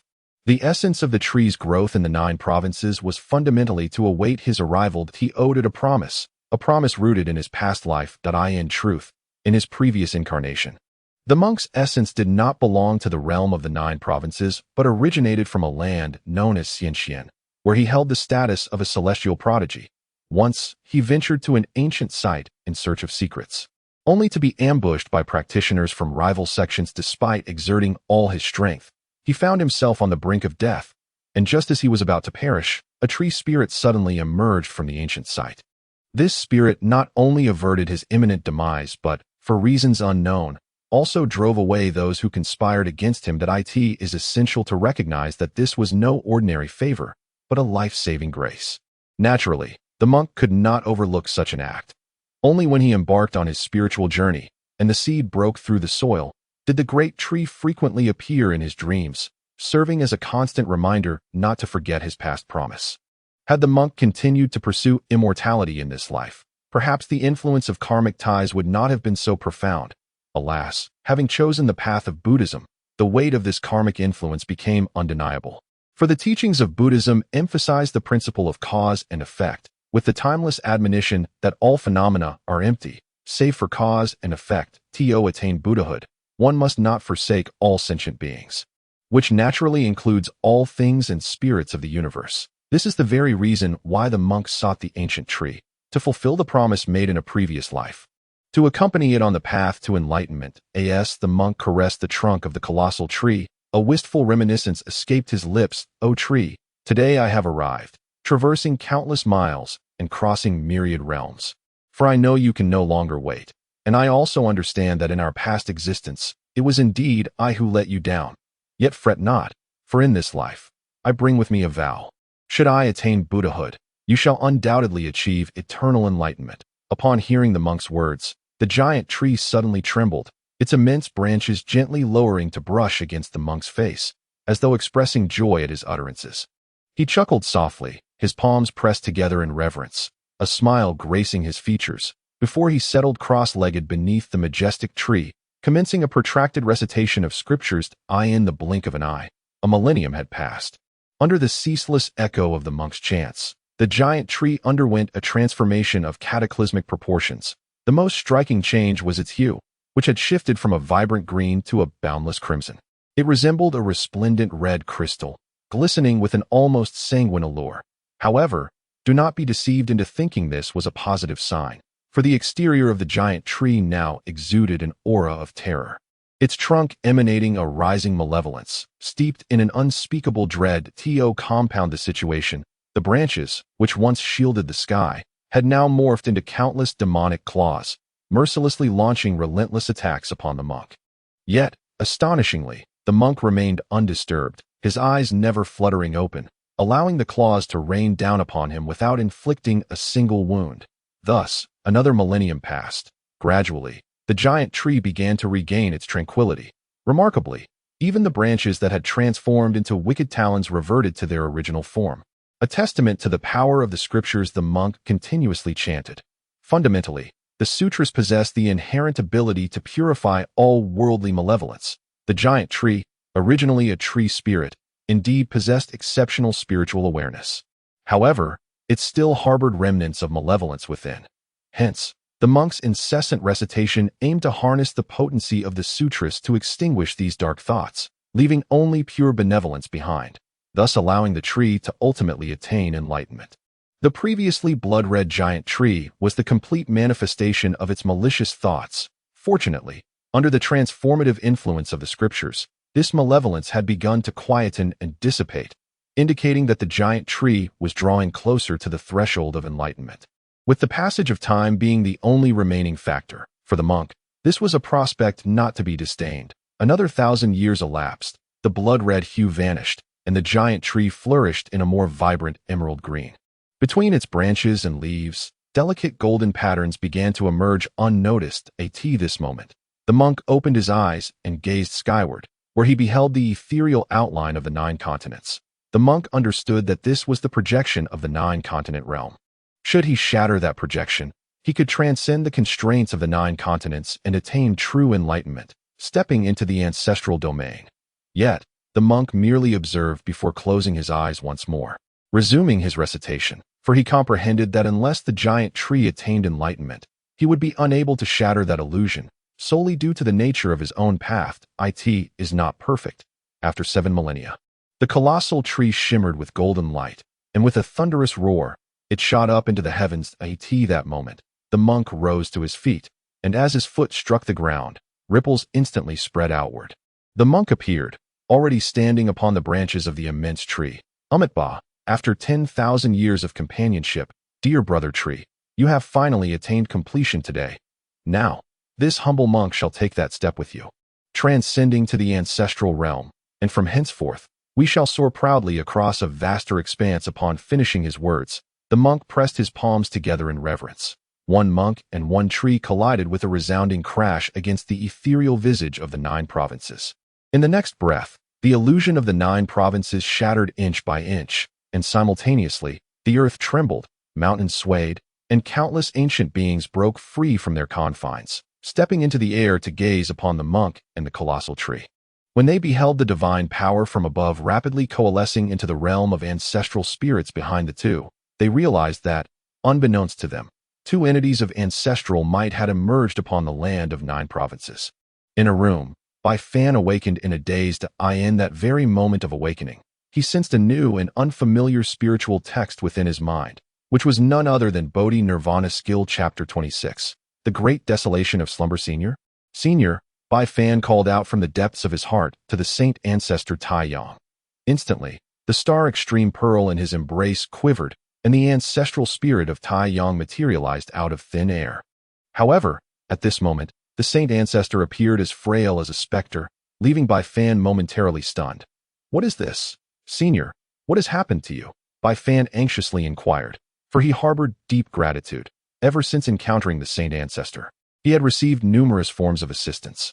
Thus, upon witnessing the ancestor's current state, concern involuntarily surfaced within him. The saint ancestor waved his hand weakly and smiled. "No need for concern. I am not gravely harmed. Speak. What is it that summons me? Are you truly unscathed?" Bai Fan looked at the ancestor with suspicion. After the passage of 1,000,000 years, even the saint ancestor could scarcely withstand the ravages of time. After all, He was merely an ancestral spirit, not his true form. Had it not been for Bai Fan and Linglong Huanhai's timely arrival, it would not be long before even the ancestral spirit form would be unsustainable, ultimately leading to the complete erasure of all traces of his existence from the world. The root cause of all this turmoil lay with the hypocritical scoundrels of the Great Desolation. The saint ancestor gazed coldly at the heavens, his eyes seemingly piercing through the fabric of this realm, catching sight of certain sources of his enmity. The hatred born from the pinnacle of the saint ancestor realm could indeed evoke dread in others. And considering that Tai Yang was once the foremost figure of the Great Desolation, his animosity was such that even the heavens and earth would tremble before him. Bai Fan, however, remained oblivious to the fact that the saint ancestor was silently venting his wrath towards former foes across the endless expanse of the sky. What concerned him were the ancestor's earlier words. Slumber? Why would the ancestor choose to slumber? Hadn't he been well until now? How could such a drastic change come about in such a short span of time? These were confounding questions swirling within Bai Fan's mind. Thus, he promptly inquired, Senior, what do your words mean? You seemed perfectly fine before. Why must you suddenly succumb to slumber? If one does not understand, one must inquire. If one is unclear, one must seek clarity. Matters concerning the benefactor, the holy ancestor, are such that Bai Fan cannot afford to disregard them with indifference. The past is indeed the past. My ancestral spirit has suffered grievous wounds at the hands of enemies 1,000,000 years ago. Even after slumbering for such an eternity, those wounds persist, were it not for your timely emergence alongside Huanhai Linglong, which drew forth the divine power of the star extreme pearl to nourish my spirit. It is possible that I would remain in eternal slumber even to this day. Well, let us not dwell on my slumber. Instead, speak of what you wish to ask upon summoning me. The holy ancestor of Tai Yang cut straight to the heart of the matter, perceiving that Bai Fan had something of significance to inquire. Indeed, the matter aligned with the holy ancestor's expectations. Bai Fan wished to discuss everything that had just transpired. Thus, after the holy ancestor's affirmation, he recounted every detail of his recent experiences. If what you describe is accurate, then what you have just undergone seems to be the ancestral spirits will left by a formidable being of ancestral realm, and its intent is evidently to impart teachings. That particular space is known as the middle of the realm. To ensure Bai Fan comprehended fully, the holy ancestor Tai Yang elaborated on the connections between the middle of the realm and the ordinary heavens and earth, as well as the distinctions between the ancestral spirit's will and the will of mountains and rivers. The process need not be elaborated upon, as it has been detailed previously. It suffices to say that Bai Fan's understanding grew rapidly after listening, truly affirming the saying that having an elder in the family is akin to possessing a treasure. The Bodhi Nirvana technique. I believe I have heard of it. It seems to be unique to the eminent Buddhist practitioner Shakyamuni of the earthly ancestor realm. Oh, how could I forget? He must originate from your Jiuzhou. Alas, the earthly ancestor has never paid much heed. Thus my knowledge of that Buddhist practitioner Shakyamuni is rather limited. However, I do possess some understanding of the Bodhi Nirvana technique. It is said to be derived from the ancient Buddhist scripture, the heart of Bodhi. Its power is considerable, though there is some regret. The holy ancestor Tai Yang spoke. A fleeting shadow of disappointment crossed his visage, prompting Bai Fan to inquire immediately, what is the regret? Alas, the regret is that your comprehension does not extend to the most formidable Bodhi blood body, which is the true pinnacle of the heart of Bodhi. Even in the ancient times of the great wilderness, it ranked among the mightiest techniques. In this regard, you fall short compared to your master, who has grasped the Bodhi blood body. I eagerly anticipate your master's future achievements. Perhaps one day he too may traverse the void and ascend to the sacred realm of the great wilderness.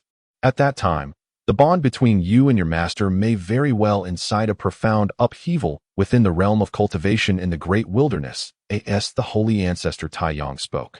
He cast a glance towards the revered master Hu Shao from across the room. To comprehend the Bodhi blood body from the fragmented pages of the heart of Bodhi indicates that this individual's enlightenment in the Buddhist path is likely not inferior to that of the ancient Qianquan. However, under the influence of the Bodhi blood body, regardless of how strong this individual's Buddhist nature may be, he shall inevitably tread the path of the demon Buddha. The path of the demon Buddha is one abhorred by all practitioners of Buddhism. Can he persist until the end? The holy ancestor Tai Yang expressed high regard for Master Hu Shao, yet he remained skeptical of the path of the demon Buddha, for it is fraught with challenges and lacks a discernible conclusion. Upon hearing the words of the holy ancestor, Bai Fan was taken aback. He had not anticipated that his master possessed such extraordinary talent, one that even drew admiration from the holy ancestor.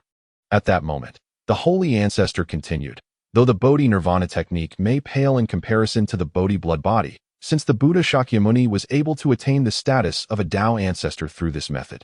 It must possess its merits. In summary, your acquisition of this technique signifies that it is indeed more suited to you. Therefore, devote yourself to its cultivation. Bai Fan nodded. Regardless of the circumstances, he had at least inherited a fragment of his master's legacy, and that was sufficient for him. Senior, although I am acutely aware of my current frailty, I still wish to inquire what I might do for you. The holy ancestor chuckled softly, remaining silent, then gently ruffled Bai Fan's hair. Your thoughtfulness brings me great comfort. Strive diligently in your cultivation. When the day comes that you step into the realm of Lingshu, should you wish, you may assist me in seeking some spiritual herbs that nourish the primordial spirit to aid in my recovery. That would not be in vain for the teachings I have imparted unto you. Now, remember this. The path of cultivation is long and arduous, fraught with challenges. Ultimately, every opportunity and transformation must be pursued by your own efforts. Even the mightiest beings in the heavens do not have a smooth path to traverse. Those who hear the Tao may perish by dusk. The road to immortality is paved with countless bones. It is indeed difficult, very difficult. As he spoke, the holy ancestor's form began to dissipate, and in that fleeting moment, several beams of light surged into Bai Fan's mind, coalescing into luminous orbs. These were techniques. Remnants of the holy ancestor's deliberate legacy for Bai Fan. In the blink of an eye, 5 years had passed. At the age of 26, Bai Fan, clad in snow-white garments, stood atop a mountain peak surrounding Tianqin Lake. His gaze serene as it swept across the vast expanse of heaven and earth. Unbeknownst to him, a decade had slipped by since his arrival at Tianqin Lake, and the words of his senior brother had indeed come to fruition. I confess, every blade of grass and tree, every mountain and vista of Tianqin Lake has been indelibly etched into my memory, a mark that can never be erased, for this is my home, where my loved ones reside, and no matter how far I wander, this truth shall never change. How wonderful it is to have a home, Bai Fan murmured softly, and then, with light footsteps, he departed from the peak and ventured into the embrace of the mountains and waters. The Fengshuan technique, a solitary step recorded in the first chapter of the ancient texts of the mountains and seas, now manifested on the vast land of Jiuzhou during Bai Fan's inaugural execution. The extraordinary nature of this step transformed a distance of 100 miles into mere inches. Should anyone witness this moment, they would undoubtedly applaud in awe, for the feat was nothing short of miraculous. Yet, Bai Fan seemed indifferent to this, as the passage of 10 years had wrought profound changes within him. Chapter 27. A letter from the void sky today. My master summoned me through a transmission. I wonder what matters await. That it has been quite some time since my last visit, as I have become so engrossed in my cultivation that I neglected this duty. The entrance of Tianqin Lake. Bai Fan's figure touched the ground, gazing at the distant abode of his master, murmuring softly with a hint of regret in his eyes. However, this sentiment was soon tucked away in the depths of his heart as he took strides toward his master's residence. To my surprise, before reaching the entrance, I encountered third senior brother, who appeared to be hurrying over from another location. Little junior brother, is that you? Shurtu came to a halt, joyfully greeting Bai Fan. Alas, third senior brother, your physique seems to be growing increasingly robust. At this rate, if you continue to expand at such a terrifying pace, I fear that when I wish to converse with you, I shall have to leap onto your shoulders. Bai Fan remarked with a wry smile. Hee. Shurtu scratched his tousled hair, beaming with an endearing grin. Such a simple-hearted smile, apart from a few of Bai Fan's fellow disciples, had never been witnessed by outsiders. By the way, third senior brother, do you happen to know why master has summoned us this time? Bai Fan inquired promptly. To his surprise, Shurtu shook his head vigorously, resembling a rattle drum, and replied, well, who knows what the old fellow is up to this time? I only know that he always enjoys keeping things shrouded in mystery. That it's likely nothing good. Perhaps he is plotting yet another scheme to ensnare us. Humphed in the face of their master. Shurtu never expressed the same level of reverence as Bai Fan and the others, possibly due to the relentless severity with which master had always treated his training, leaving Shitu's simple mind somewhat perplexed. However, in Bai Fan's eyes, This was merely Shidu's way of venting, for even if he was simple-minded, he ought to understand that Master was, in a roundabout manner, showing concern for him. These complaints were likely a silent rebellion against his dismal training methods. Contemplating this, Bai Fan felt an urge to laugh, but he restrained himself, for despite Shidu's lack of guile, he possessed an undeniable charm. Even Bai Fan thought it possible that Master had indeed been overly harsh on Shitu. Otherwise, he would not exhibit such childish behavior. Perhaps it is best to let Master clarify the matter, since Shitu is unaware. Bai Fan mused inwardly, and thus he spoke to Shitu, suggesting, since that is the case, we should not keep Master waiting. Let us hasten inside. If we inadvertently upset him, it could very well turn out as you have said, though dear, I hadn't considered that until you mentioned it. Then, junior brother, let us hurry. I truly am frightened that Bai Fan's words startled Shitu, causing him to shudder, his eyes betraying a hint of anxiety. Without further ado, he seized Bai Fan's arm and dashed forward, leaving Bai Fan bemused, silently wondering. Could third senior brother truly find Master so terrifying? Yet the answer soon unveiled itself, for at the very moment Bai Fan finished his thought, Shitu had already pulled him into Master's chamber, accomplishing the feat in less than 3 breaths. This clearly demonstrated just how deeply third senior brother feared Master. You two have arrived. Come closer to me. While Bai Fan was still feeling awkward on Shida's behalf, the Tiger Roar Master had already noticed their presence, and, with a warm smile, beckoned them to approach. Upon hearing the Tiger Roar Master's invitation, Shitu instantly stepped back a pace to align himself with Bai Fan, then whispered to him in hushed tones that, young junior brother, do you not sense that the old fellow seems somewhat different today? Different? Bai Fan, upon hearing this, was momentarily taken aback and turned his head to glance at the third senior brother. In what way is he different? Alas, how can you not perceive it? He must be unwell. Unwell? How did you arrive at such a conclusion? Bai Fan felt utterly perplexed, only to see Shitu continue. Indeed, otherwise how could he be smiling in such a disconcerting manner? I firmly believe he is ill, and quite severely at that. It's rather unsettling. Perhaps, young junior brother, we should take our leave. Let us return to see the old fellow tomorrow instead. As Shitu spoke, he subtly began to retreat, but unexpectedly, a delicate voice suddenly rang out behind him. Little Shitu, where are you off to? Why don't you share with your senior sister? As the voice arrived, so too did its owner. Who else but the second senior sister, one Gangchonged at that moment. The third senior brother, his expression frozen and legs trembling, stood as if rooted to the spot, unable to move even slightly. It was no jest. If one were to inquire who the most devilish presence in Tianqin Lake was in Shitu-'s mind, it would undoubtedly be the second senior sister. Should it be said that Shitu merely feared their master? When faced with the second senior sister, he was utterly paralyzed with trepidation. For before Bai Fan's arrival, in that fleeting moment when he was still the junior brother, the second senior sister imparted an unforgettable lesson. Junior brothers are perpetually the punching bags of senior sisters, to be kicked whenever they please. Thus, the mere existence of the second senior sister represented a calamity for Shitu within Tianqin Lake. Observing Shitu frozen in place, Bai Fan hurriedly approached and offered a slight smile to the second senior sister. Junior brother pays his respects to senior sister.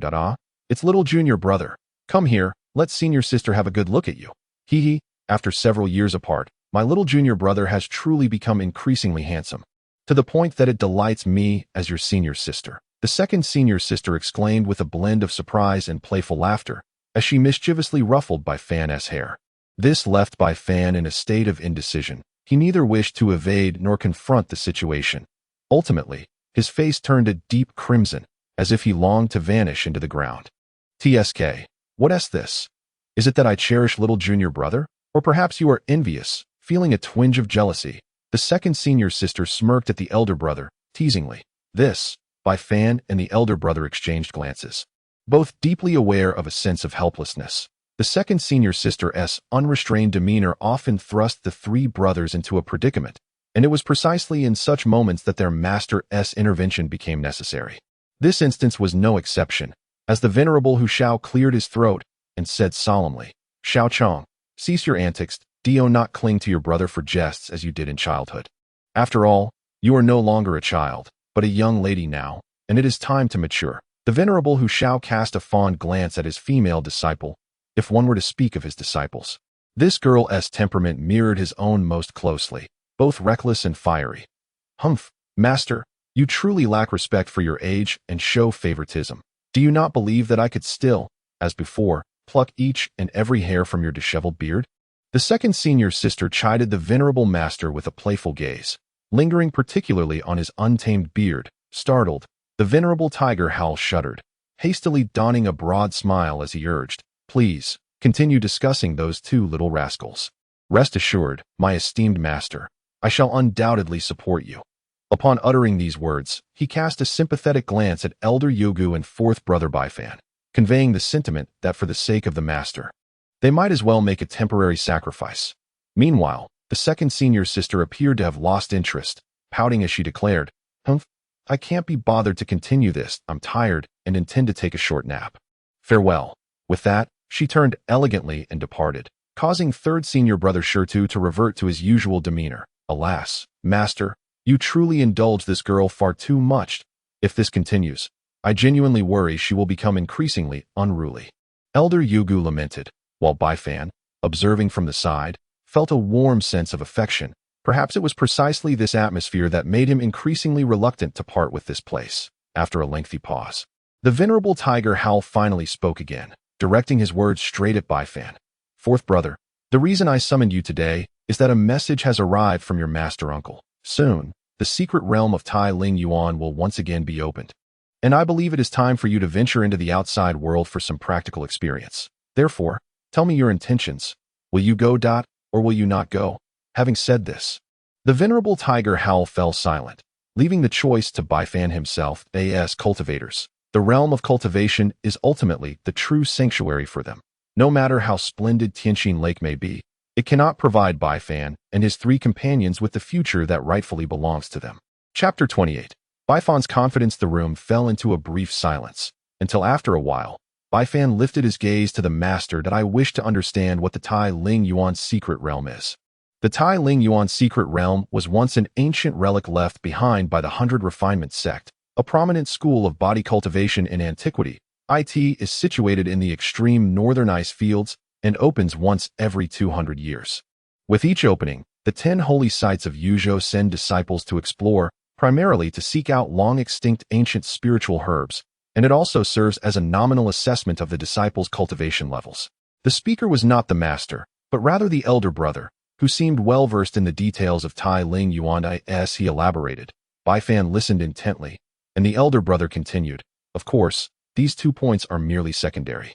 For the true reason behind the repeated visits of the 10 holy sites lies in a legend that claims the realm harbors a top-tier body cultivation technique once renowned by the 100 Refinement sect. Known as the 100 Refinements Divine Method, this indeed constituted the ultimate purpose of the 10 holy sites, though to this day, no one has ever succeeded in uncovering it, leaving a shared sense of regret among the cultivators of the 10 holy sites." As the elder brother spoke, a look of despondency crossed his face, revealing that he still felt guilt for not being able to assist the third junior brother. As these words fell upon Bai Fan's ears, his gaze involuntarily shifted towards Shirtu, whose honest visage was visibly moved by the elder brother's words. In that moment, a surge of fervor welled up within Bai Fan, igniting a quiet determination. "Master, I shall go." This was Bai Fan's resolute answer, free of hesitation, for while Shirtu was the elder brother's disciple, he was equally Bai Fan's brother in spirit, since the eldest senior brother is willing to undertake such endeavors for the third senior brother. How could Bai Fan refrain from doing something for him as well? This is a heartfelt expression, a testament to the profound bonds of brotherhood.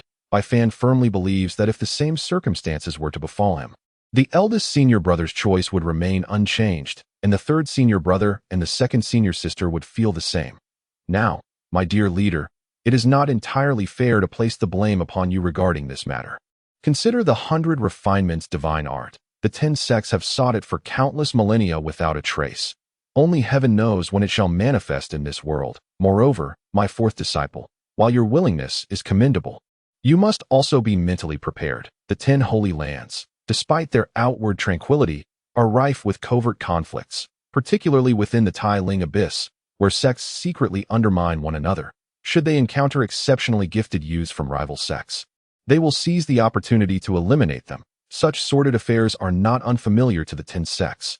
Therefore, should you venture forth, exercise caution. Even the young rascals of the Xutian Dao Sect cannot be entirely trusted. Only then can I rest assured to permit your journey."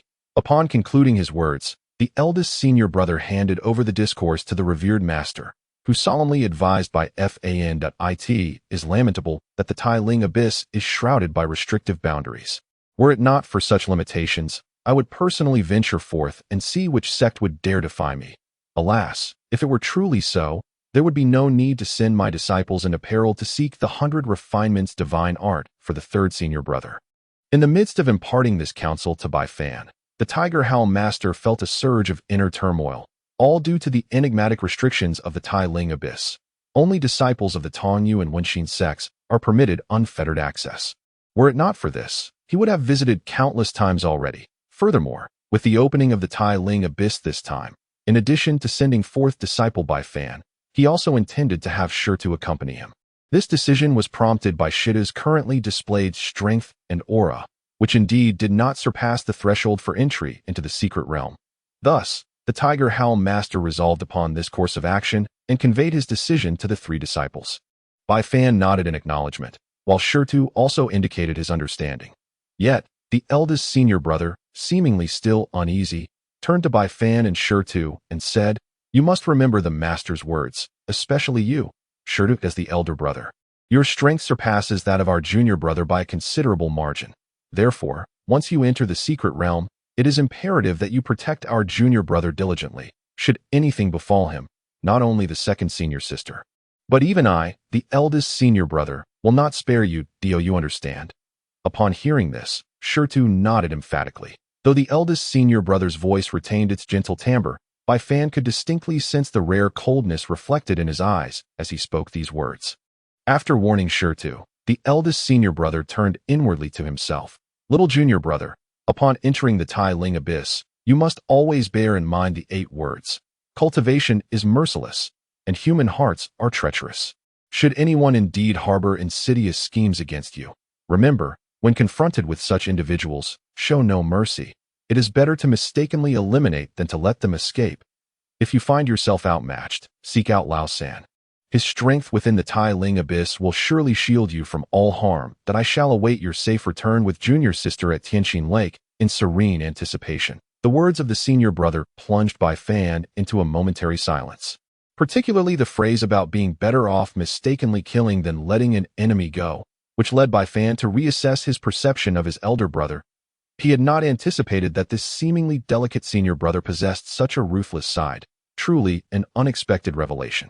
Nonetheless, he found himself in agreement with his brother's counsel and nodded, saying, "Yes, senior brother, I will remember." Thus, the venerable Tiger Roar informed Bai Fan that their departure was set for 3 days hence. Subsequently, Bai Fan and his companions exited their master's chamber, each going their separate ways. Now, in the first volume of the 9 Tribulations, I have reached its pinnacle, with my spiritual energy poised for a breakthrough to Tongyu at any moment. Yet, I sense there may still be some room for further elevation of my golden spiritual energy, so there is no need to rush the breakthrough. I shall await the opportune moment that I ask for the Bodhi Nirvana technique. After 5 years of cultivation, I have come to realize that this method is equally intricate. Although it encompasses only 8 levels, 1 layer less than the ancient mountain and sea scriptures, the first level, the Yuan pure and tranquil body, has already provided me with profound insights. This technique also emphasizes the refinement of the physical body, yet differs from the practice of body cultivation by incorporating that layer of enigmatic Buddhist essence. According to the records in the Heart Sutra of Bodhi, this Buddhist essence is the true source of the technique's formidable nature. I can only wonder at the extent of its power. Bai Fan murmured softly to himself, having devoted the last 5 years predominantly to the study of the Bodhi Nirvana technique. Unlike the 9 tribulations of the mountain and sea scriptures, this Buddhist path consists of 8 profound realms. Yuan pure and tranquil body. Body like a green lotus. Organs pilgrimage. Fulfillment of awakening. Vajra Arhat. Bodhisattva nirvana. Bodhi with form. And transcendent Buddha body. While it may seem to contain only 8 levels, each breakthrough is intricately linked to the profound Buddhist essence. Bai Fan's current understanding of this essence is still in its nascent stage, and he remains uncertain about how to continually enhance it. Thus, Although it appears to have 8 levels, the difficulty may indeed rival that of the cultivation found in the mountain and sea scriptures. Additionally, it is worth noting that with each level of the Bodhi Nirvana technique, there are various Buddhist spells encompassed, whether for attack, defense, or even the presence of consciousness techniques that in summary. This method is truly extraordinary. And it is no wonder it is regarded as one of the 3 ancient Buddhist scriptures. Presently, what occupies Bai Fan's mind is a specific Buddhist spell suitable for the realm of Tongyu. Known as the 5 fingers forming the realm, its power undoubtedly surpasses that of many ordinary spells. However, he remains uncertain about the outcome when it is finally unleashed, a matter he is currently unable to verify. On the other hand, his master has prepared numerous ordinary Buddhist spells for him, the efficacy of which Bai Fan has discreetly tested against stones, and they proved satisfactory. At the very least, he is no less than an ordinary person. Of course, Bai Fan's greatest reliance remains the ancient scriptures of Shan Hai. It is precisely because of the extraordinary and potent golden spiritual energy within him that Bai Fan, though not yet reaching the realm of Tongyu, possesses the qualification to contend with those who have. Were it not for this, the esteemed Master Hu Shao would not have chosen to allow Bai Fan to enter Tailin Yuan for training ahead of time. The decision to send Bai Fan was predicated upon Master Hu Zhao's perception of his disciples' strength, which had already equaled that of the Tongyu disciples from various sects, thus leading to the events of today. Should Bai Fan himself eventually break through to Tongyu, it is likely that ordinary practitioners of the same realm would find themselves unworthy of standing against him. Contemplating this, Bai Fan could not help but smile faintly. I wonder what transformations await me upon entering Tailin Yuan. I truly feel a sense of anticipation. With such thoughts in mind, Bai Fan ceased his murmurs, closed his eyes, and silently began to absorb the spiritual energy of heaven and earth. To all readers, Wang Chun, as a newcomer, extends heartfelt gratitude to every reader of his novel. He hopes for your continued support and wishes each one of you health and happiness every day. 9 Calamities Reversal is dedicated to all readers. Currently being typed. Please wait a moment. Once the content is updated, kindly refresh the page to obtain the latest updates. 9 Calamities Reversal novel site, full text updates. Remember the website. 9 Calamities Reversal is dedicated to all readers. Currently being typed. Please wait a moment. Once the content is updated, kindly refresh the page to obtain the latest updates. 9 Calamities Reversal novel site, full text updates. Remember the website. Chapter 29. Journey to the Void Sky. Days passed in the blink of an eye, and on the morning of the 3rd day, Bai Fan opened his eyes. He stepped out of his room and headed straight for Tianxin Lake, where his master and fellow disciples were already gathered. Master, Bai Fan approached Master Hu Shao, bowing respectfully. With a wave of his hand, Master Hu Shao lifted Bai Fan and said, Go bid farewell to your senior brothers and sisters. Soon, I shall take you and Tu away. This time, Master Hu Shao, unusually, did not present his typical disheveled appearance, instead donning a neat attire as he addressed Bai Fan. Understood, Bai Fan replied, turning to face his senior brother and sister.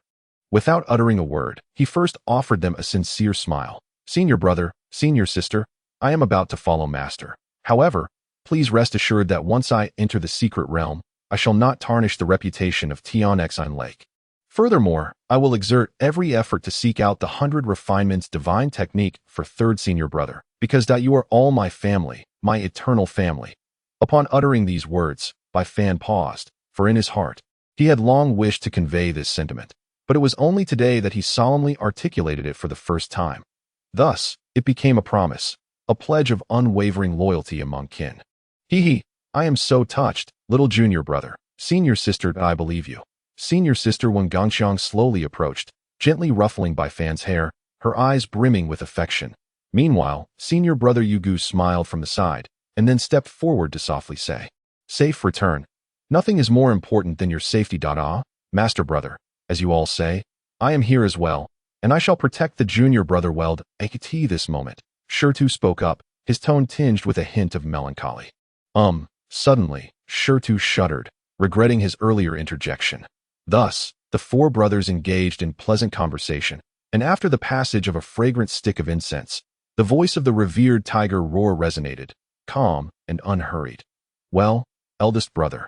Little girl, the time has come. I must take the 3rd and 4th away. Make sure to cultivate diligently at Tianxin Lake, and I shall return with them shortly. As he spoke, the revered tiger Roar approached the four, first offering words of advice to Yogu and Wang Gongqiang. Then, with a wave of his robe, an overwhelming pressure enveloped the heavens and the earth. The revered tiger Roar raised his left hand and drew an arc in the air before him.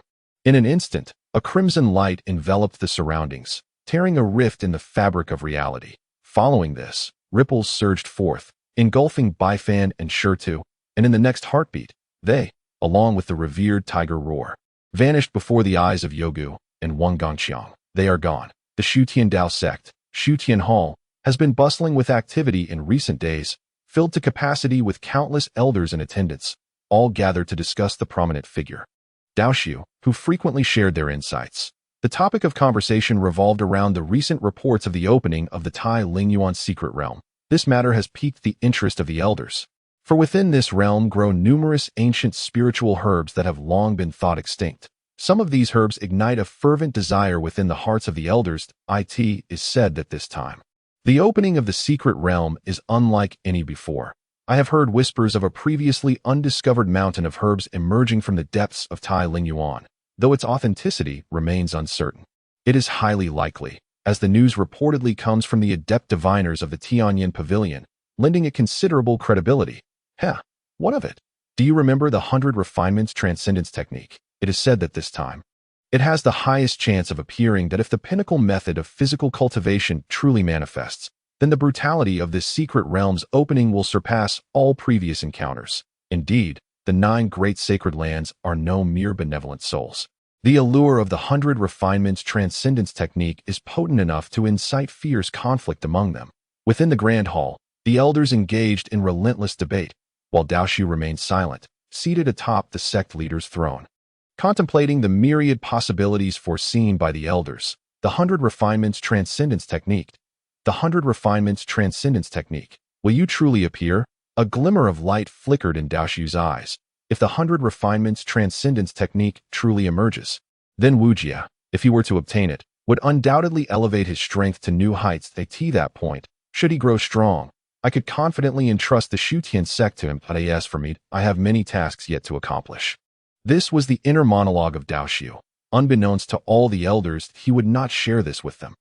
Buzz. Just then, the Xutian hall trembled with ripples, and in the next heartbeat, the revered tiger Roar stepped forth, causing all present, from the leader of the Dao sect to the elders of Xutian, to be rendered speechless, as if their throats had been grasped. Junior brother? Brother Hu Shao. Venerable, despite the varied expressions and titles. There is no doubt that everyone was taken aback by the unexpected appearance of Venerable Hu Shao. Yet, the surprises did not end there. The subsequent arrivals of Bai Fan and Shurtu further astonished them. Goodness, could it be that Brother Hu Shao has undergone a transformation? At the very least, his appearance alongside his disciples bore a striking significance. Just as the elders began to rise to greet Venerable Hu Shao, a thunderous sound reverberated through the air, accompanied by 5 exceptionally resonant voices that pierced the space and resonated within the hall of virtual heaven. Xian Guang Peak S. Zin and disciples pay their respects to the sect master. Luo Yu Peak S. Fei Yu and disciples pay their respects to the sect master. Hung Yun Peak S. Zong Long leads his disciples to pay their respects to the sect master. Chao Ri Peak S. Li Yun and Qing Yang from Lingying Peak, along with their disciples, pay their respects to the sect master. The 5 voices rang out in unison, followed by dozens of disciples who, under the guidance of the elders from the 5 peaks, broke through the air and arrived before the hall of virtual heaven. Instantly, all the elders within the hall rose, in comparison to the unique status of the 5 peak masters. The position of these elders appeared somewhat diminished. Despite their mediocre cultivation, they certainly carried themselves with grandeur. Old 3, Old 4, you may follow your master. I have no desire to waste time here. While the elders felt a sense of restraint at the arrival of the 5 peak masters, Venerable Hu Shao merely smirked lazily and remarked. After speaking, he swiftly departed the hall of virtual heaven with Bai Fan and Shurtu, heading towards a certain direction within the sect. The elders felt a tinge of awkwardness, while those outside the hall understood that their junior brother was taking his 2 disciples to visit their junior sister. Observing a flicker of melancholy cross the faces of those outside, they then addressed the hall, saying, 5 esteemed junior brothers, as family, there is no need for formalities. Please, enter the great hall for a discussion. With a flurry, the 5 peak masters entered the hall of virtual heaven, where seats had already been prepared for them. Upon entering, they promptly took their seats and soon began conversing with the elders of the sect. They asked for how they engaged in dialogue. Let us turn our attention outside the hall, where the arrival of the 5 peak disciples created an atmosphere of extraordinary liveliness and commotion. Hey, Brother Liu, have you heard? This time, with the opening of the Tailin abyss, the sect master and others are taking it very seriously. Even the 5 peak masters have hurried over. I believe this time the Tailin abyss secret realm will be exceptionally thrilling. Indeed, our sect has historically fared poorly in the Tailin abyss. And if we were to end up at the bottom once again, it would not only be embarrassing for the sect master, but also for us disciples in the future. Isn't that the truth? Aside from the generation of the sect master being exceptionally talented, the subsequent disciples seem to dwindle in comparison. If only Brother Yu could participate. With him around, he would surely lead our sect as disciples to great success. Alas, only disciples below the Tongyu realm are permitted to enter the Tailin abyss. Enough of that. What does it matter to us? Didn't you hear the commotion caused by the 5 peak disciples at the hall of virtual heaven? Come on, let us go see the excitement. Thus, before long, disciples from all corners of the virtual heaven sect rushed forth. Their destination clearly the hall of virtual heaven. But a fleeting moment. The lower realm of Xutian Palace had become densely populated with the silhouettes of youthful figures. All stood in silence, their eyes discreetly assessing the disciples of the 5 veins. Have you noticed? The disciples of the 5 veins seem to present a considerably more formidable presence this time than ever before. Of course, isn't that precisely what you hope to see? Indeed, let us not forget that the disciples of the 5 veins are also our fellow disciples of Xutian. The stronger they become, the more reason we have to rejoice. For only in this way can our gains after the conclusion of Tailin Yuan surpass those of others, thus allowing us to redeem our previous disgrace. I see nothing wrong with this. These disciples, though differing in their standings and perspectives, are undeniably disciples of Xutian. It is precisely for this reason that they hold the honor of the Xutian Dao Sect in the highest regard, a glory that must not be sullied by others. As the disciples of the outer sect of Xutian scrutinized the disciples of the 5 veins, the latter reciprocated the gaze of the disciples of the 5 veins. These outer sect members were hardly worthy of attention. In comparison, they were deemed unfit to even serve as their footmen. What a bunch of mediocre individuals with limited talent. How could they possibly compare to us? In the entire Xutian main vein, only a few truly merit our notice. As for these people, forget it. I shan't waste my precious gaze upon them. This sentiment reflected the true thoughts of the majority of the disciples from the 5 veins. For indeed, the cultivation levels of the outer sect disciples were utterly lacking. A mere glance was sufficient to lose their interest. Perhaps only the likes of Yu Wuji, a paragon among them, could inspire admiration or even worship. In any case, these outer disciples had yet to reach such heights. Of course, there were those who held differing views. Hailing from one of the 5 veins, the falling moon lineage, their distinction lay in the fact that these female cultivators completely disregarded the glances cast upon them by the outer disciples, with many turning away entirely to seek their own paths. 10 years ago, Senior Brother Song mentioned he would present me with a gift upon our meeting. That I wonder what he has prepared for me. A falling moon female cultivator, her cheeks flushed with crimson, murmured shyly before dashing towards a certain direction. From her demeanor, it was highly likely that the Senior Brother Song she spoke of was a romantic interest of hers. Humph, Su Lin, having been defeated by you in the past, today I shall wash away this humiliation. Just wait for me. I am on my way. Another falling moon female cultivator, her face set with determination, left the Xutian Great Hall in search of a main vein prodigy named Su Lin, her intent to confront him evident in her fierce demeanor. Among the group of women, only 2 stood out for their distinct behavior, Nangong Jingyan and Xianyuan Wu. The passage of 10 years had transformed the 2 beyond recognition. Xianyuan Wu had become increasingly enchanting, her figure more voluptuous than ever, drawing the secret admiration of many male disciples who swallowed hard at the sight. Yet, Xianyuan Wu appeared oblivious, her beautiful eyes cast downward, lost in thought. As for Nangong Jingyan, her beauty surpassed that of Xianyuan Wu by a considerable margin, had she not remained as aloof as an icy mountain.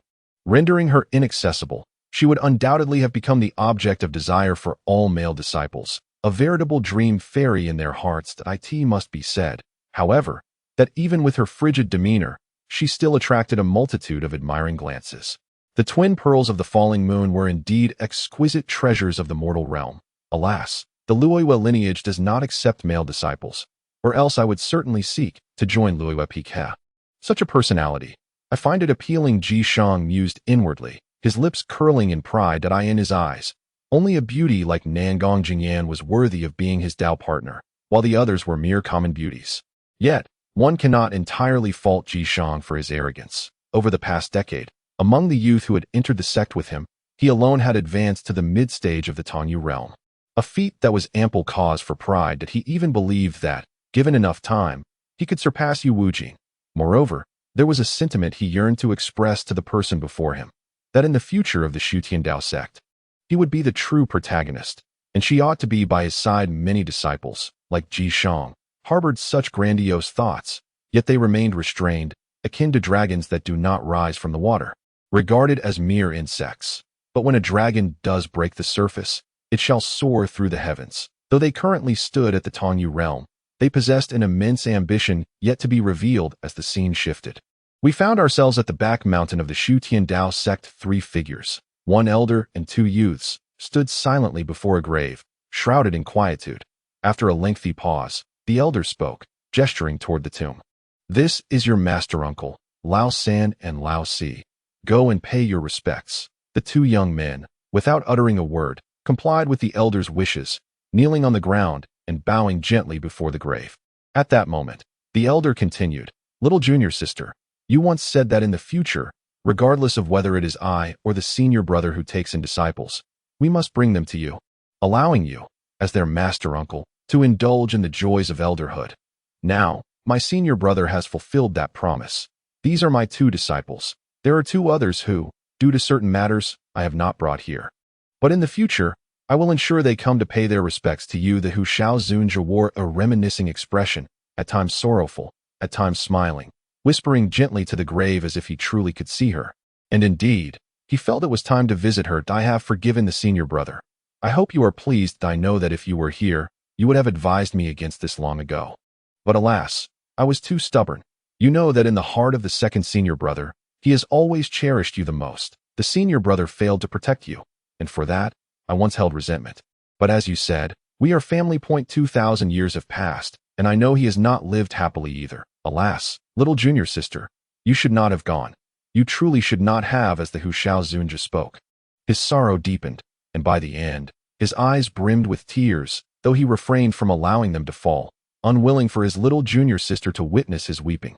Just as his eyes grew moist, a figure approached from the Dao Su, gazing at the grave, their own eyes reflecting a similar anguish. After uttering these words, Dao Shu pointed towards the grave and addressed Yu Wuji, who had accompanied him. "Wuji, go and pay your respects to our master." The promise was not solely remembered by the venerable Hu Xiao. It was equally etched in the mind of Dao Shu, the eldest disciple himself. Yu Wuji, feeling a sense of urgency, knelt reverently before the grave, bowing his head to the ground 3 times in solemn tribute. Unbeknownst to anyone, a cold indifference flickered in the depths of Yu Wuji's gaze as he performed the act of homage. "Humph, merely a deceased individual, yet I am compelled to bow before you. This I cannot endure. There shall come a day when I will obliterate you, making you realize that not everyone is worthy of my reverence." Yu Wuji mused inwardly, though his outward demeanor remained one of sincerity, so convincing that even formidable figures like Dao Shu and Hu Xiao were deceived, revealing the depths of his cunning. Before long, Bai Fan and Shirtu rose and stepped aside, quietly listening to the dialogue between Dao Shu and Hu Xiao, none daring to interject. They understood that their master was reminiscing about a woman who, to them, surpassed the very essence of life itself. After a considerable interval, the topic of conversation shifted, with Dao Shu inquiring, "Junior brother, do you wish for both of our disciples to enter the Tai Ling Yuan's secret realm?" "Indeed, that is my intention. Is there a problem?" "None. But are you aware that this time, the Tai Ling Yuan is unlike previous occasions? It is rumored that the 100 refinements divine art will manifest. And its significance, I trust, need not be elaborated upon," Dao Shu cautioned. "Ha, and what of it? Who in Yuzhou dares to touch my disciples? Should they be bold enough, I shall annihilate their sect. If they are mere cultivators, I will eradicate their bloodline for generations. Because they are my disciples, it is a matter of life and death. My word is my bond."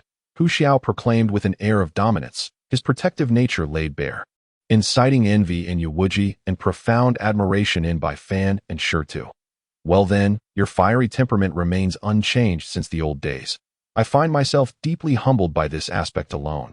Yet, I must reiterate, the cultivators from the 9 great sacred lands are not to be trifled with. I implore you, junior brother, to tread carefully, maintaining this peaceful rapport whenever possible.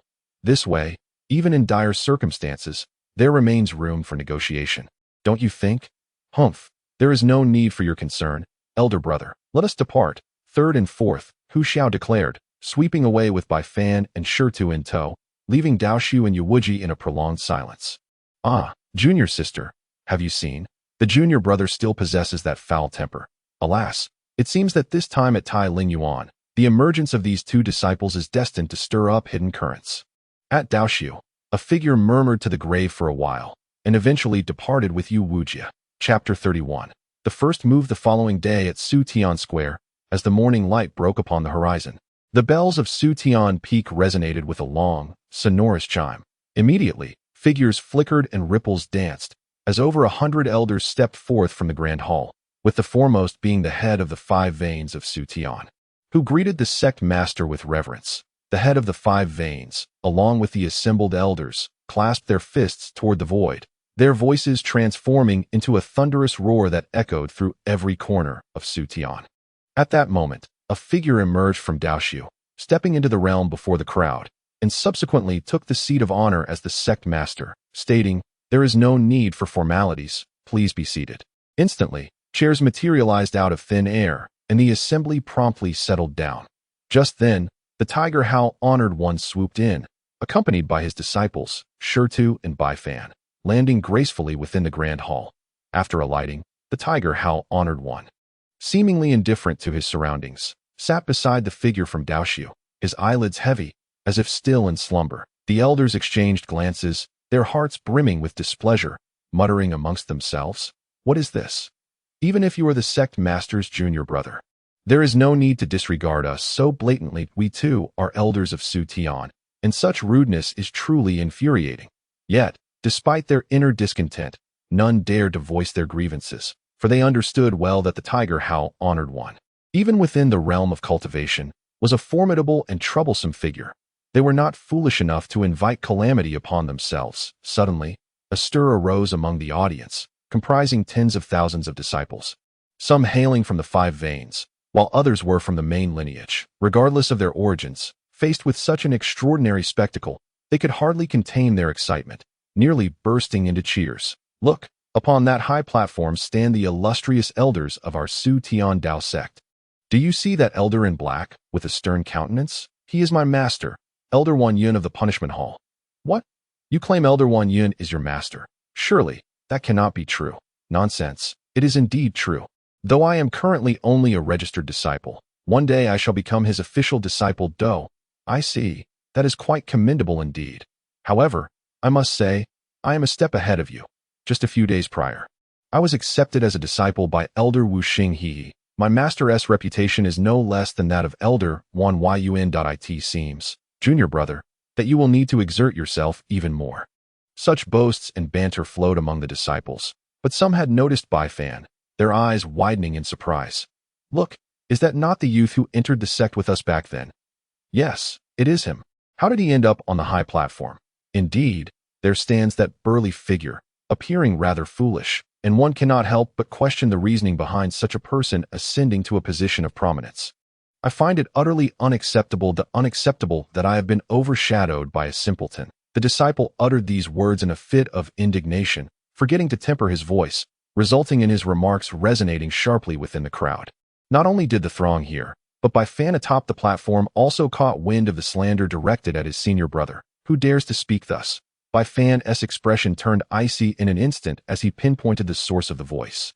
Without delay, he sprang into action. In full view of all the elders, Bai Fan leapt from the platform, raised his hand, and summoned a flickering golden light, swiftly condensing a spiritual energy finger that shot directly towards the disciple's brow. "To insult my senior brother, you deserve punishment." This scene unfolded with startling abruptness, catching everyone off guard. The venerable Hu Xiao squinted slightly, observing Bai Fan's actions with a satisfied smile curling at his lips. Well done, splendidly executed. Teach this insolent wretch a lesson. How dare he insult my disciple? A good thrashing would be too lenient. If I were to intervene, I would flay him alive. Hu Shao silently mused. The onlookers at Dao Su made no move to intervene. Since the junior brother had not spoken, it was best to refrain from interference lest he read is it possible that this is the handiwork of the esteemed Lord Hu Shao.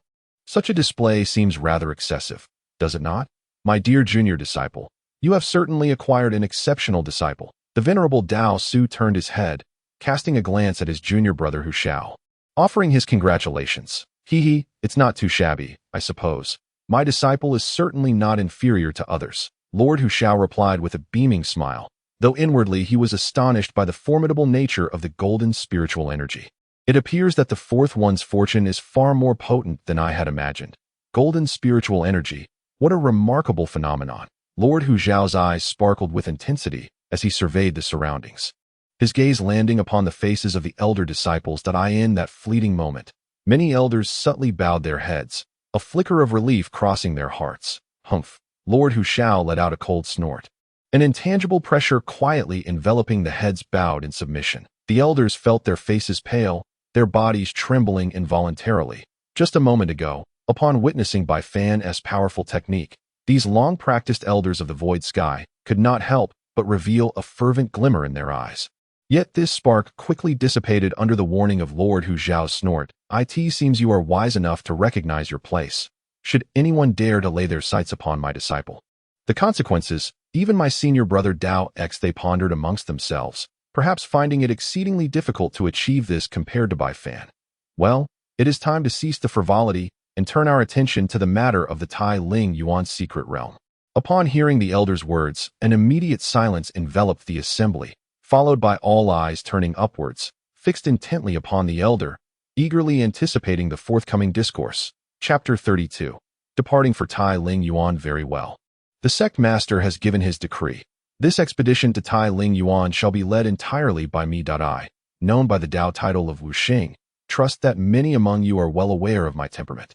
Thus, until I have concluded my remarks, I do not wish to hear even a whisper of disarrayed discussions among you. Elder Wuxing clasped his hands behind his back, his gaze imposing as he spoke once more. This time, no disciple dared to contradict him, for Elder Wuxing was among the most formidable of the esteemed elders, even commanding a measure of deference from the sect master in everyday discourse. Hence, none dared to voice dissent. Elder Wuxing pondered for a moment before addressing the gathered disciples. Tailin Yuan opens once every 200 years, and with each occurrence, the 10 sacred grounds dispatch their uninitiated disciples into its depths for trials. While it may be termed as training, let us not disguise the truth. It is, in fact, an ordeal, a trial of your endurance. For within Tailin Yuan, the 10 sacred grounds uphold an unwritten rule, permitting their disciples to engage in relentless conflict and plunder among one another, with no grudges held against the finality of life and death. In other words, should your cultivation prove inferior, your demise within Tailin Yuan would be in vain. And the sect shall not intervene on your behalf, for the growth of a cultivator has always been inextricably linked to the trials of life and death. The path of the strong is forged upon mountains of corpses and rivers of blood. If you wish to become powerful, you must emerge alive. Only by surviving will you be considered disciples of Xutian. If you perish, the sect shall not remember you. Though these words seemed devoid of compassion, they were steeped in harsh reality. No sect would nurture disciples of no value.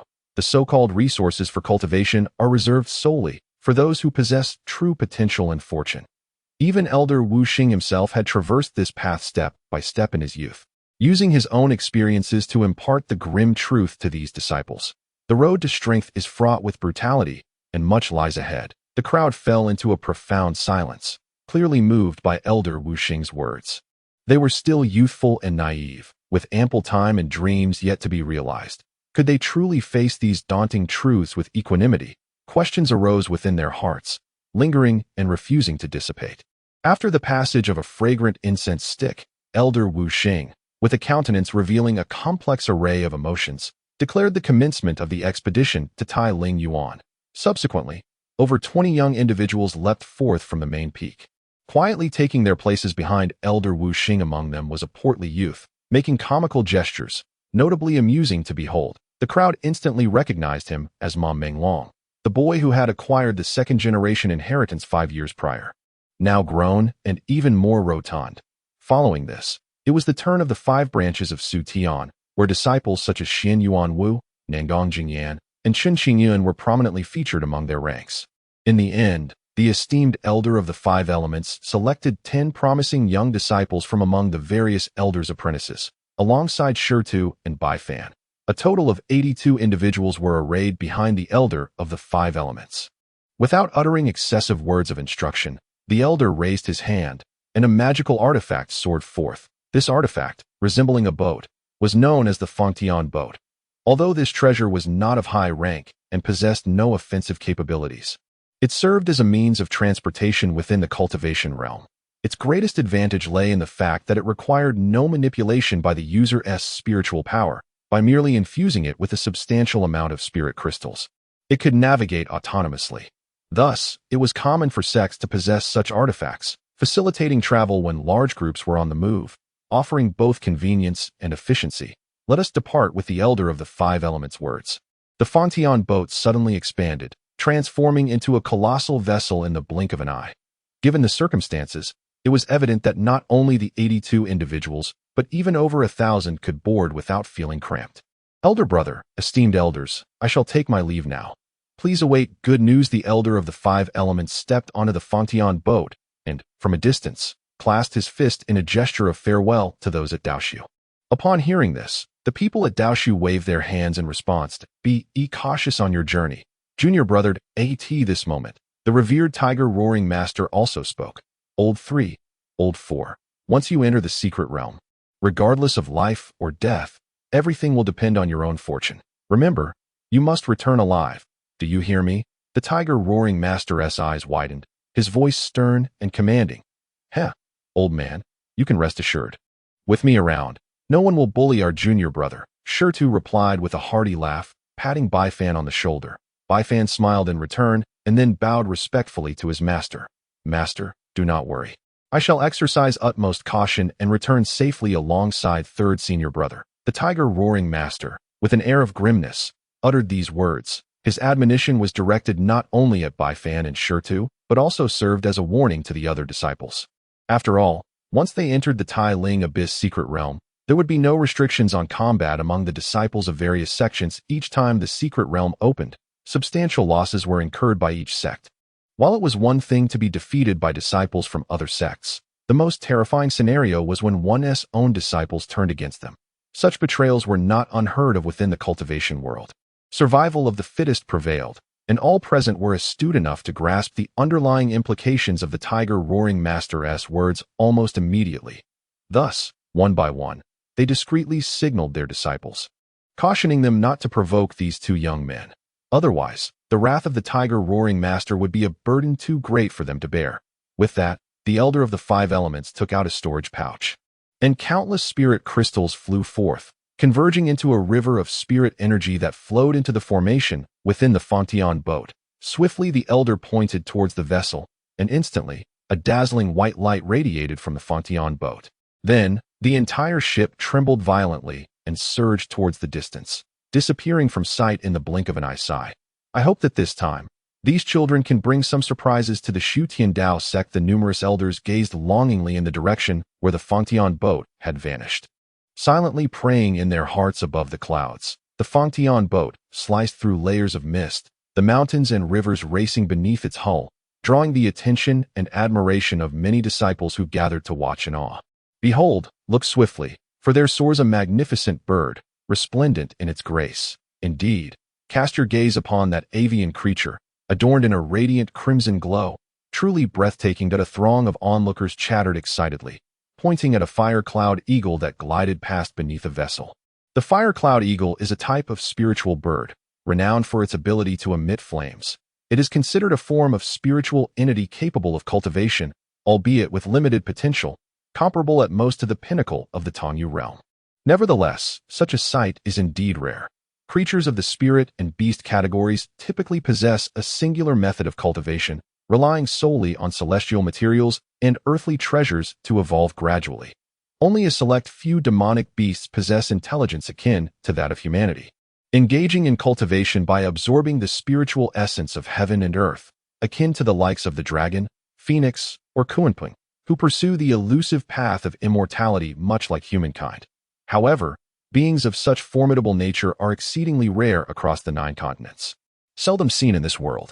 While other disciples marveled at the surrounding spectacle, Bai Fan sat quietly in a corner, eyes closed and legs crossed. Within the recesses of his mind, the teachings left by the Star Extreme Saint Ancestor emerged, some of which he could now attempt to cultivate, in contrast to the ancient supreme methods like the Shanghai Ancient Scriptures and the Bodhi Nirvana technique. Though undeniably powerful, primarily detailing cultivation techniques, they offer scant information on divine abilities or spells. And even those few require one to attain a corresponding realm before they can be practiced. The first volume of the Jiuzhou Scroll, for instance, currently records only the method of the Xutian technique. As for the Bodhi Nirvana technique, it does contain 2 formidable Buddhist spells. However, with Bai Fan's current prowess, he has only managed to cultivate one of them, named the 5-fingered transformation of realms. Thus, Bai Fan has recently devoted himself to comprehending the various techniques left by the Star Extreme Saint Ancestor. It must be said, the Star Extreme Saint Ancestor is rightly regarded as the foremost figure of the great wilderness, possessing knowledge that transcends the heavens and the earth, whether in divine abilities or alchemical formations and talismans. He exemplifies the pinnacle of mastery. Bai Fan pays little heed to other matters, focusing primarily on the divine abilities imparted by the ancestor, the hand of falling stars, the immortal binding seal, the divine finger of determination. As these techniques traversed the depths of Bai Fan's consciousness, he ultimately selected only a few. This was due to the fact that these particular techniques impose no special requirements regarding cultivation level, allowing Bai Fan to immerse himself wholeheartedly in the practice. The hand of falling stars, a technique serendipitously created by the Saint Ancestor, was once employed to bring down a celestial body, hence its name. However, Bai Fan is acutely aware that he cannot achieve such feats. Though this technique is deemed a divine ability, its efficacy is closely tied to the practitioner's strength, given Bai Fan's current capabilities. While he may not summon a falling star, he could certainly contend with cultivators at the initial stage of the Tongyu realm. The immortal binding seal consists of a series of hand gestures, of which this is but one. It is a renowned technique of a great ancestral figure from 1,000,000 years ago in the Great Wilderness, comprising a total of 12 seals. Should one master the complete set, they could vanquish immortals and obliterate demons. Lastly, the divine finger of determination is revered even by the Star Extreme Saint Ancestor himself, being regarded as a treasure. This technique was gleaned from a fragment of ancient scripture, and its origins remain shrouded in mystery, eluding even the understanding of the Saint Ancestor. It is neither a spell nor a divine ability. Perhaps it would be more fitting to classify it as a secret art. Bai Fan meticulously perused the introduction left by the Saint Ancestor regarding this technique, and upon reaching the conclusion, a tempest of disbelief surged within his heart. Chapter 33. The Scoundrel, Su Wu Pao. How could this be? Bai Fan gazed incredulously at the description left by the Saint Ancestor. The reason for his disbelief lay in the astonishing words contained therein. The divine fixation finger could be deemed the one technique throughout the ages that I cannot fathom. Such was the evaluation bestowed upon the divine fixation finger by the Saint Ancestor. Subsequently, the Saint Ancestor elaborated, stating that the origins of this technique remain shrouded in mystery, yet it is exceedingly formidable. With a mere finger, it can disregard the disparity in cultivation and forcibly immobilize another's body for the span of a breath. But one must not underestimate this fleeting moment, for in the heat of battle, a single breath can alter the course of fate. Throughout my life, I have narrowly escaped death numerous times thanks to this technique. However, despite its might, the price it exacts is equally monumental, should there be an overwhelming difference in cultivation levels. Forcibly employing this technique will deplete the practitioner's lifespan. The greater the disparity, the more years lost, and this loss is irreversible. Moreover, this technique possesses a certain degree of backlash. Remember, it must not be employed unless in a situation of life and death. Bai Fan remained silent for an extended period, the shock within him reaching unparalleled heights. To disregard the disparity in cultivation. Does this mean that even those at the third heaven realm, or even the ancestor realm, could still be affected by this technique? Yet, Bai Fan soon shook his head with a wry smile, reasoning that even if it could influence others, the toll on his lifespan would likely be catastrophic. For someone like himself, he would probably succumb to the depletion of his own life force before even managing to affect another. One must admit, despite the immense side effects of this technique, it remains undeniably alluring. A cultivator's life is akin to rowing upstream. Who can guarantee that there won't be moments of life and death peril? Thus, Bai Fan resolved firmly that he must succeed in mastering the divine fixation finger at all costs, and so, he became engrossed in the comprehension of 3 techniques. Time slipped away unnoticed, and a day passed as Bai Fan remained as still as a meditating monk. Countless disciples shared the same aspirations as Bai Fan if one were to claim idleness. Perhaps the most leisurely of all aboard the vessel was Bai Fan's 3rd senior brother, Shitu. Ever since boarding the Fengtian vessel, Shitu could not sit still. Unlike Bai Fan and the others who needed to cultivate, he found no purpose in absorbing spiritual energy, rendering his efforts futile. Thus, Shitu busied himself by observing his surroundings. Occasionally, he would seize a disciple and engage him in idle chatter.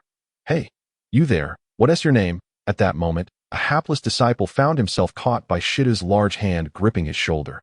Upon recognizing Shitu, the disciple inwardly lamented, "Oh dear, how did I end up in this predicament? I am Su Sampao.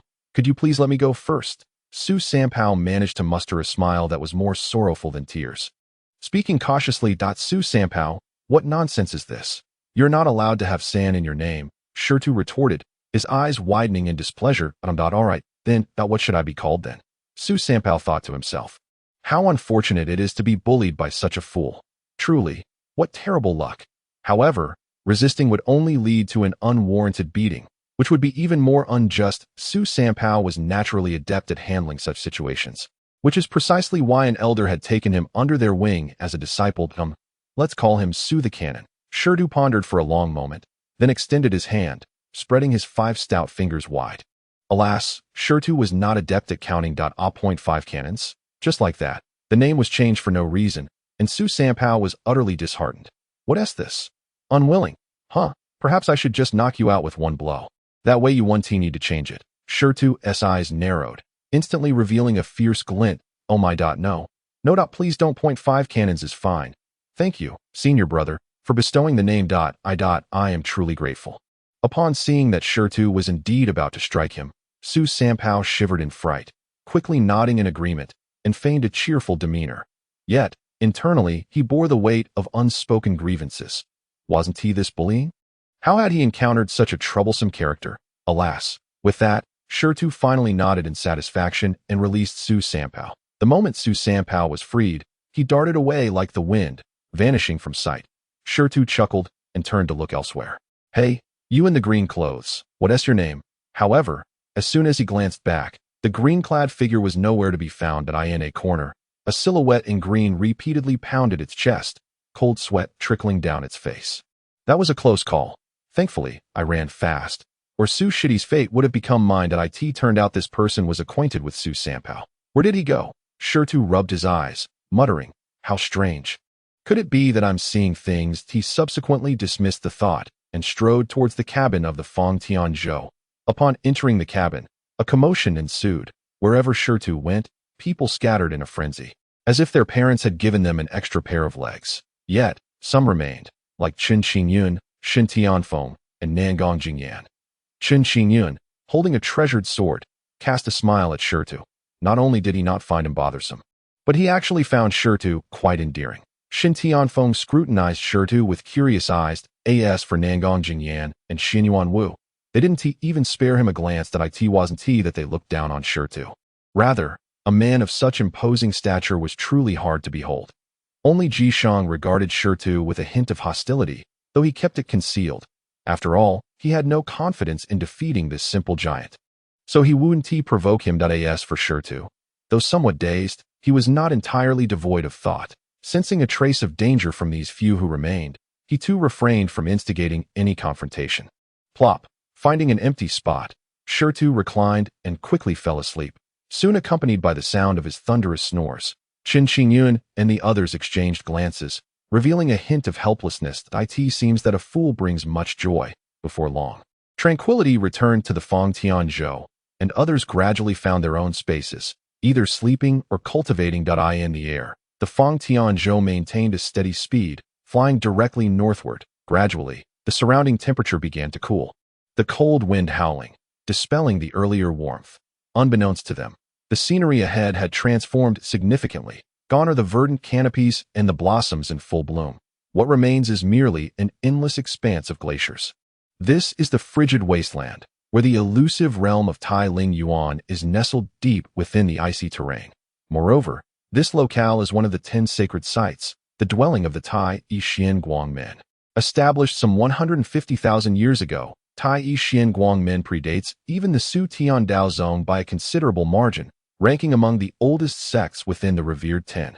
The present leader of the sect, known as Jinling Shangrun, has also attained the realm of Pasu, earning a distinguished reputation across the vast land of Jiuzhou. The destination of Bai Fan and his companions is none other than Tai Xian Guang men, where not only the Xutian Dao Sect but also other sacred sects are expected to converge. The reason for this assembly is clear. It would be discourteous to traverse someone else's territory without acknowledgement. Such a disregard would not only breach the etiquette, but could also lead to unnecessary misunderstandings. The direction of the Fang Tianzhou remained unchanged as it soared northward for half a day.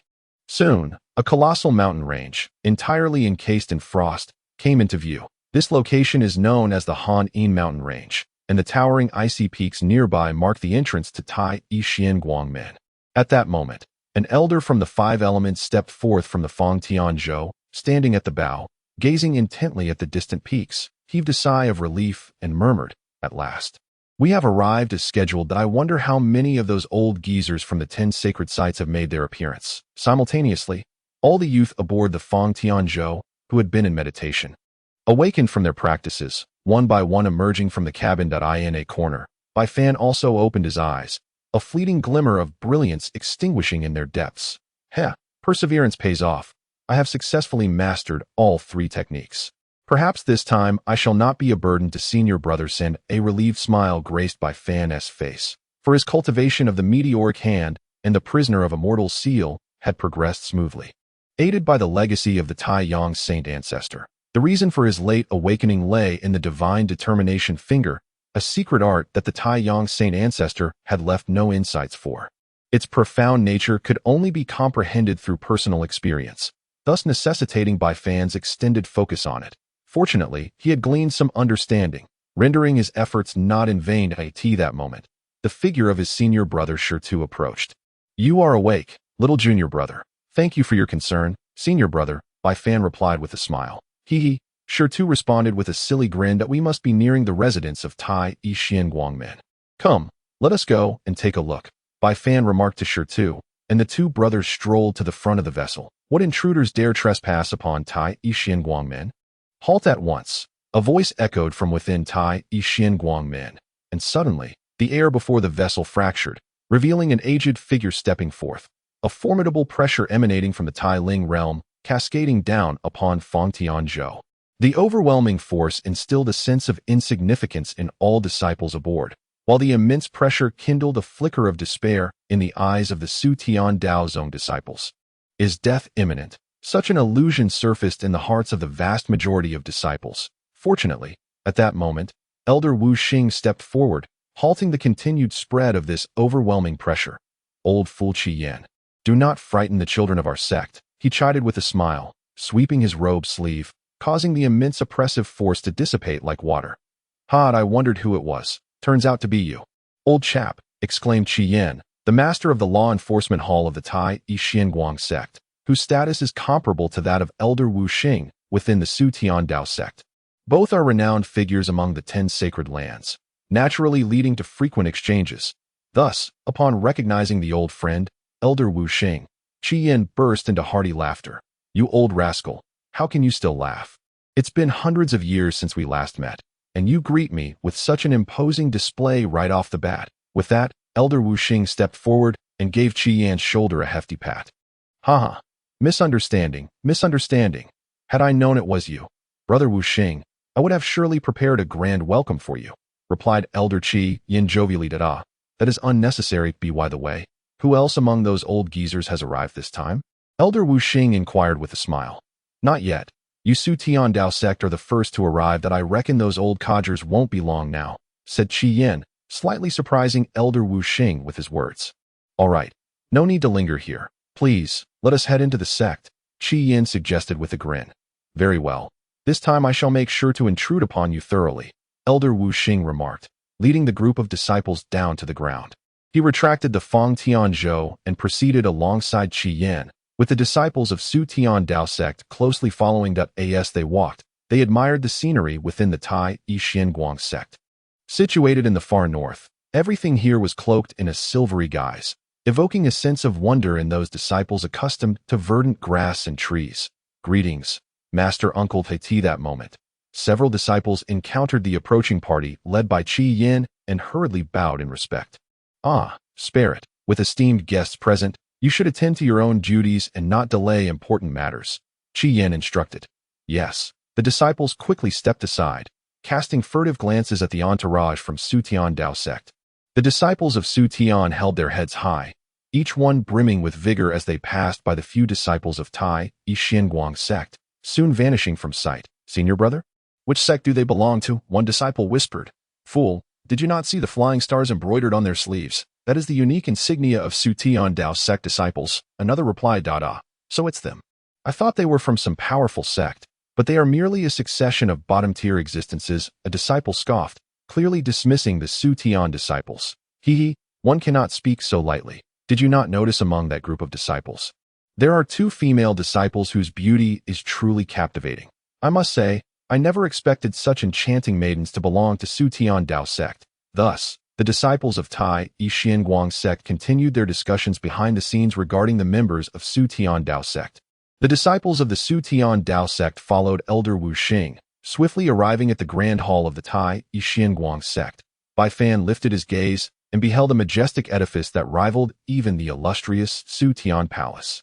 Surrounding the hall were resplendent columns crafted from white jade, each adorned with exquisite bas-reliefs depicting celestial cranes, some soaring majestically, while others busily preened their feathers, rendered with such lifelike precision that one might believe them to be real. The Tai Guang Sect venerates the crane, a fact well known within the cultivation community. The specifics of this reverence seem rooted in the lineage of the sect's founding ancestor.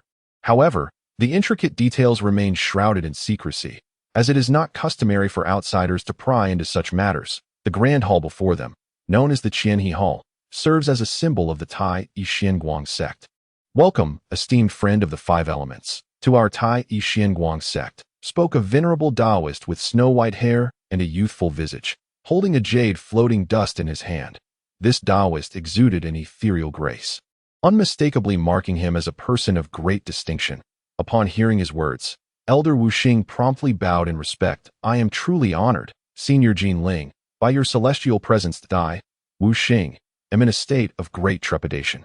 Additionally, on behalf of my sect's master, my senior brother, I convey his regards to you. Bai Fan's expression grew solemn. He recalled his master's previous discussions about this revered Jin Ling, a devoted practitioner of the Tao. Jin Ling had never engaged in the conflicts of the cultivation world, embodying the essence of a true recluse. The venerable Hu Shao seldom spoke of others, yet it was Jin Ling who was frequently mentioned with the utmost reverence. In terms of rank, Jin Ling was a peer of Hu Shao's master, and thus it was understandable why Elder Wu Xing regarded himself as a junior. Dao Su, the old fellow still remembers this frail old body of mine. Jin Ling chuckled, brushing his snow-white beard with a nod and a smile. Your humility is commendable. You are indeed a predecessor to us all, and offering greetings is only proper, Elder Wu Xing replied. Exhibiting his characteristic modesty, waving his hand, Jin Ling continued, as you have arrived, you are our guest. Please take a seat. Qi Yin hastened to summon the disciples to prepare spiritual fruits and divine wine for our guests. Yes, Master Uncle Qi Yin promptly instructed the disciples to make the necessary preparations. Soon, numerous disciples set up tables, presenting an array of spiritual fruits and divine wines. Elder Wu Xing, not one to stand on ceremony, led his fellow disciples to take their places. Although only he was seated while the others remained standing. That moment, a sudden cry echoed from beyond the gates of the Tai Guang Sect. It was the sound of the Tsang Wan bird. It seemed the madwoman of Jiuzhou Mountain had arrived. Elder Wu Xing and Master Qi Yin spoke in unison. Indeed, not long after, a colossal spiritual avian soared through the distant sky. Its entire form was a striking azure, resembling the legendary phoenix. Although the Zhongyuan did not possess the same extraordinary qualities as the phoenix, it was still regarded as the king among birds, a rare avian with intelligence that rivaled that of humanity. This particular Zhongyuan from Jiuzhou Mountain was said to be nearly as formidable as a practitioner of the Tailin realm. Upon its back stood over 100 figures, all female cultivators clad in black garments. From a distance, they appeared as a dark cloud suspended in the air. At the forefront stands an elderly woman. Her silver hair elegantly coiled atop her head, her visage marked by the passage of time, while she clutches a dark green cane. Her hunched form seems as though it could be toppled by the slightest breeze. Yet, this seemingly inconspicuous old crone possesses the power to instill tremors throughout the entire cultivation realm of Jiuzhou.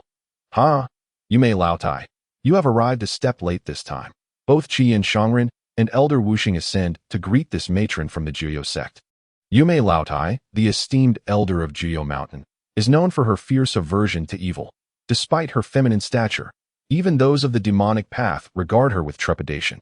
Wuxing did not expect that your Xutian Dao would be the first to arrive. This truly surprises this old woman. With a sinister chuckle, Yume Laotai's voice is jarring, akin to a wraith's whisper. Elder Wuxing, undeterred, retorts with equal mockery. Shaoqing, let us descend at as she speaks. She affectionately pats Zhongyuan's head, prompting the creature to emit a call and nod in acknowledgement before unfurling its grand wings and diving towards the earth. Let us go. That old crone forever maintains her irksome demeanor.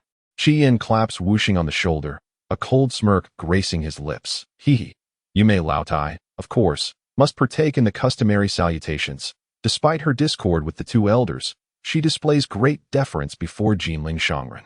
This situation indeed appears perplexing, for while Jinling Shangren's cultivation level is merely that of the breakthrough realm, not significantly surpassing that of Elder Wuxing and the others, why do they extend such respect towards him?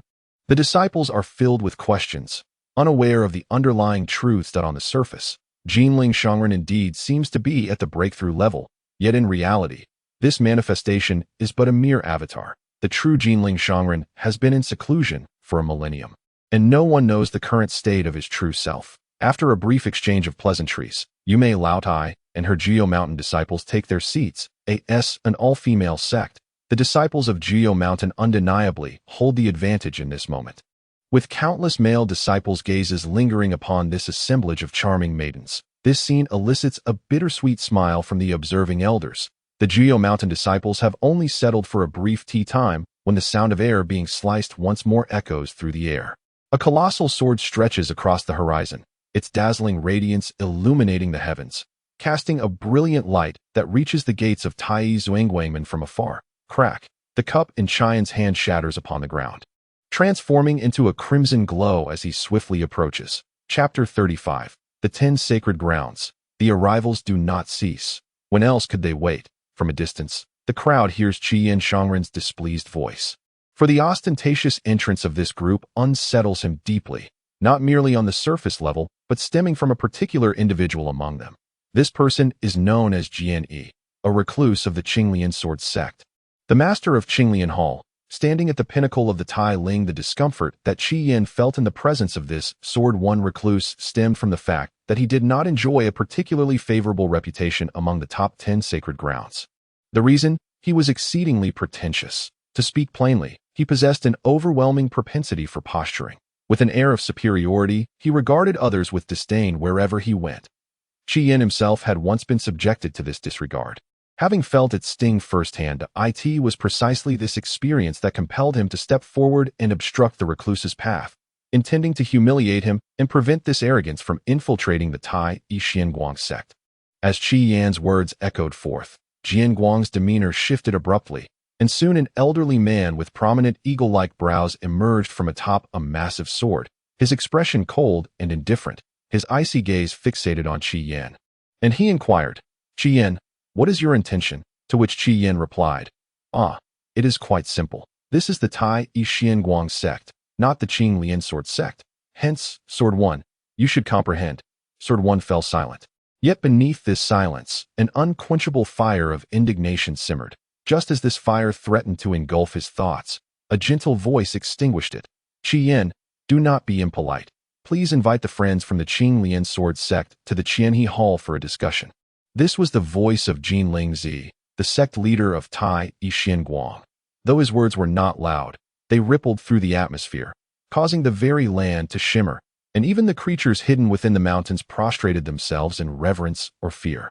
Sword One's pupils constricted sharply, beads of sweat beginning to form on his brow. In that instant, he felt an unseen gaze silently locking onto him, a sense of impending peril looming ever closer. How terrifying! Jinling Zi had undoubtedly taken that crucial step forward. He was absolutely certain of it. Sword One's mind raced with this realization. As Jinling Zi concluded his statement, Qi Yin had no choice but to yield, allowing Sword One to lead the disciples of the Qinglian Sword Sect to the front of the Qianhe Hall. Naturally, there followed another round of formalities and pleasantries, having experienced the earlier intimidation. Sword One dared not be overly presumptuous. Even he, in the presence of Jinling Zi, adopted the demeanor of a respectful junior. Before long, a crimson cloud appeared in the heavens, heralding the approach of radiant suns from afar. Eventually arriving at the Tai Guang sect, this was the Shengyang sect, one of the top 10 sacred grounds, led by an individual known as Fan Yu. Following closely were the Wuyu Valley, Tianyin Pavilion, Fuguang Gate, and Miaoyin Mountain, among others, each represented by seasoned practitioners of the Tailin realm. They exchanged greetings and took their respective seats, transforming the Tai Guang sect into a scene of bustling activity.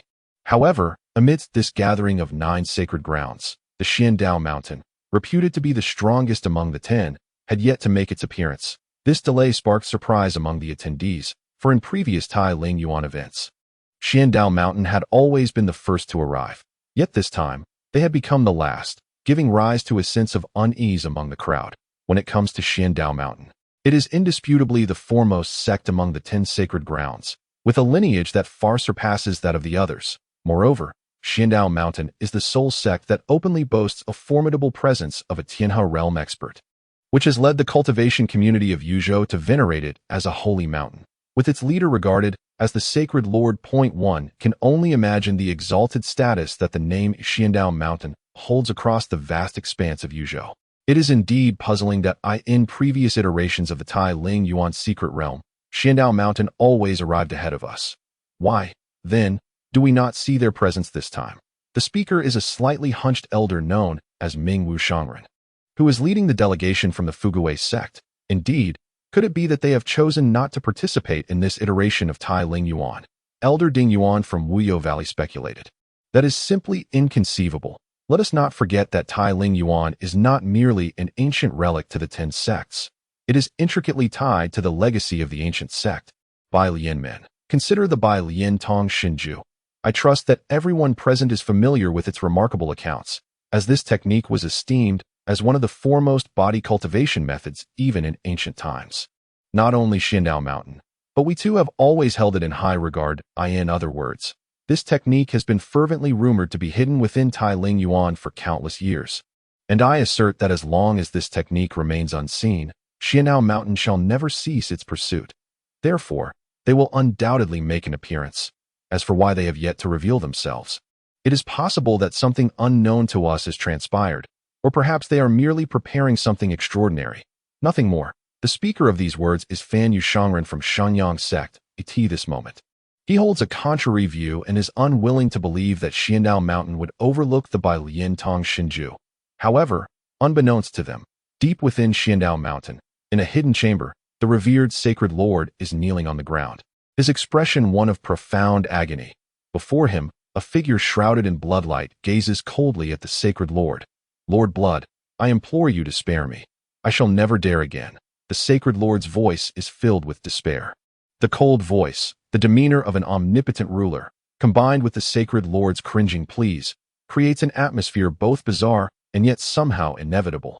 Yes, did I truly understand my mistake? The sacred lord prostrates himself fervently, his heart gripped by an overwhelming terror, fearing that the figure within the light might claim his life in an instant.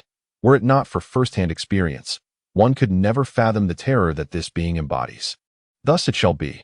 Remember, I require only the outcome, not the process. Should you fail to secure the legacy of Bai Lian Men this time, your worthless existence shall be forfeit. With those words, the light dissipates, and the blood-drenched figure gradually fades away. Thud, the sacred lord collapses to the ground, akin to a puddle of mud, gasping for breath, and then retrieves a jade slip from his robe. Disciples of Xutian Dao Mountain, heed my command. Spare no effort in seeking the legacy of Bai Man. Should you fail, I shall annihilate you all. With a crash, the jade slip shatters, transforming into a burst of green light that vanishes into the void. As dusk gradually enveloped the sky, the disciples of Qianhe Hall quietly lit the candles. The disciples of Bai Fan stood quietly behind the elder of the five elements, their occasional glances falling upon the disciples of other sects. Bai Fan noticed that among the disciples who had arrived from various sects, there were a few whose auras were remarkably potent, seemingly transcending the realm of Tongyu. Moreover, Bai Fan subtly perceived that these individuals cast fervent glances towards a female disciple from his own sect, named Nangong Jingyan. He chuckled softly, shaking his head, and mused to himself about Nangong Jingyan's undeniable charm at that moment. Nangong Jingyan also became aware of the numerous gazes directed at her, and her delicate brows furrowed slightly, causing her aura to grow even colder. Just then, a blinding light suddenly illuminated the distant horizon, accompanied by faint voices. "Do, they have arrived. Heh, the people from Xutian Dao Mountain are rather late. I wonder which old fool is leading them this time." The elders remarked to one another. In the blink of an eye, the members of Xutian Dao Mountain had arrived before them. The one leading the group had flowing purple hair, with a fierce aura emanating between his brows. "How is it this old codger?" Elder Qian's eyes flickered. The other elders also looked on, somewhat astonished at the sight of the leader from Xutian Dao Mountain. Why is there no welcome for this old man? The leader from Xutian Dao Mountain sneered coldly. "Old ghost, mind your manners. This is not Xutian Dao Mountain, so refrain from displaying that foul expression." The elder of Yuming retorted icily, her words laced with tension. "Do, who did I think it was? Turns out to be you, old hag. Has no one left in Jiuzhou Mountain, prompting you to come here?" The old monster from Wuchao shot a mocking glance at Elder Yuming. "What did you say, old ghost?" Suddenly, Elder Yuming stood up, an overwhelming chill sweeping through the great hall. The disciples of Jiuzhou Mountain swiftly placed their hands upon their magical artifacts. The atmosphere grew tense, as no one anticipated such a sudden turn of events. The disciples of Xutian Dao Mountain also readied themselves, their hands on their storage bags, coldly locking eyes with the disciples of Jiuzhou Mountain, as an impending battle loomed in the midst of this charged atmosphere. The voice of Elder Jinling resonated softly. "Wuchao, Yuming, would you grant this old Taoist a favor and refrain from escalating matters further?" With Elder Jinling's interjection, the tension eased somewhat. After all, this was the Tai Shuangguang sect. And as the host, Elder Jinling's words held weight, making it difficult for the two to continue their quarrel. "Humph." Elder Yuming let out a cold snort before settling back down, observing their elder's action. The disciples of Jiuzhou Mountain likewise withdrew their hands from their magical artifacts. "Elder, please do not take offense. Wuchao offers his apologies." The old monster from Wuchao signaled to the disciples of Xutian Dao Mountain behind him. Elder Qian, realizing it was time for him to speak, stepped forward and flashed a smile at the old monster from Wuchao. "Old ghost, please come over here." The expressionless Wuchao Laoguai nodded slightly. Then, accompanied by the disciples of Xutian Dao Mountain, walked to the front of the seats, sweeping his large sleeves as he sat down. Chapter 36. The Opening of Tai Ling Yuan. All 10 sacred places gathered together, and the group took their seats, engaging in discussions regarding the matters surrounding the opening of Tai Ling Yuan. With a night devoid of conversation, the following day arrived, and the disciples of various sects, led by their elders, arrived early at the Qianhe Grand Hall. Today marked the day of Tai Ling Yuan's opening. Thus the 10 sacred places assembled in unison, and the atmosphere before the Grand Hall was particularly fervent. "Third senior brother, once we enter the secret realm, you need not concern yourself with me. Prioritize the words of our master," Bai Fan whispered to Shi Tu. Before their departure, Master Hu Shao had clearly articulated the purpose of this journey. The primary objective of this expedition to Tai Ling Yuan was to seek a legacy for Shi Tu. Hence, Bai Fan expressed this concern, fearing that third senior brother might delay his own affairs for the sake of his safety. "How can that be? What if someone bullies you?" "Absolutely not." Shi Tu shook his head vigorously, adamantly opposing Bai Fan's words. Warmth surged within Bai Fan's heart, knowing that in the eyes of third senior brother, his safety far outweighed the allure of the legacy. In this unforgiving realm of cultivation, not everyone could make such a determination. Although third senior brother might lack cunning, he was not foolish enough to abandon his own opportunities. The reason he could say such a thing was that he genuinely regarded Bai Fan as his junior brother. Bai Fan was not a heartless individual. He would never want to hinder third senior brother. The answer was undoubtedly negative. Thus, Bai Fan promptly asserted, "Brother, you must not. If you stay by my side, how can I gain any experience? Therefore, please allow me to act independently." After much hesitation, Shi reluctantly acquiesced to Bai Fan's request. Bai Fan smiled gently, assuring him, "Rest assured, if I truly encounter danger, I will certainly seek you out. Do remember that the two brothers conversed. On the other side, the leaders of the 10 sacred places guided their respective disciples. Their expressions solemn as they gazed towards Tailin Yuan. Let's set off, an elder impatiently declared. Whoosh, whoosh, whooshed in an instant. Vibrant colors surged in the air above Qianhe Hall. Great swords, azure phoenixes, and magical artifacts each occupied their own space. In front of the disciples of Su Tian, the 5 elements elder also cast a seal, once again summoning the Feng Tian boat into the air. Go. With those words, the disciples of the 10 sects stepped onto their magical treasures, racing towards the northwest direction of the Tai Xianguang Gate under the guidance of their respective leaders. Deep within the frigid ice plains, ancient icebergs towered, and one could clearly see countless trees frozen within the icy core, resembling reflections in a mirror, exceptionally beautiful. Further in, a mysterious grand formation loomed, radiating light, with an ancient aura emanating from within, filling the surroundings with the scent of decaying time. This was indeed the fabled site of Tailin Yuan, passed down through generations, hidden behind this grand formation. Typically, this place sees few visitors. Even if someone mistakenly wanders in, they would quickly depart, fearing the insidious grasp of this terrifying temporal force. It is only within each fleeting moment that the decay of time momentarily dissipates. Swish, swish, swish. A myriad of radiant lights erupted, shattering the tranquility of this place. The luminescence receded, hundreds of figures materialized. This truly the Tailin Yuan. Indeed, it appears as ancient as the texts have described. Even the air here carries a hint of desolation. Many disciples could not help but express their astonishment. With several hours remaining until the opening of Tailin Yuan, although the power of time was gradually fading, even the remnants of it were not to be underestimated. The 10 esteemed elders subtly sensed that the vitality within them was quietly ebbing away. This is dire. We must retreat swiftly, without hesitation. The elders, their expressions grave, led their disciples back with urgency. After retreating several hundred zhang, they finally exhaled in relief. What a formidable corrosive force! It is truly worthy of its ancient heritage. Indeed, I just felt a significant loss of vitality. 2 elders, their faces etched with concern, remarked that vitality is synonymous with lifespan, and even the most ancient beings are loath to expend any measure of their essence, though this fragment of vitality may seem insignificant. In the path of cultivation, every moment counts, and even a fleeting moment of vitality could propel them into a new realm, reversing the cycle of life and death. Fortunately, these were all ancient beings of immense cultivation.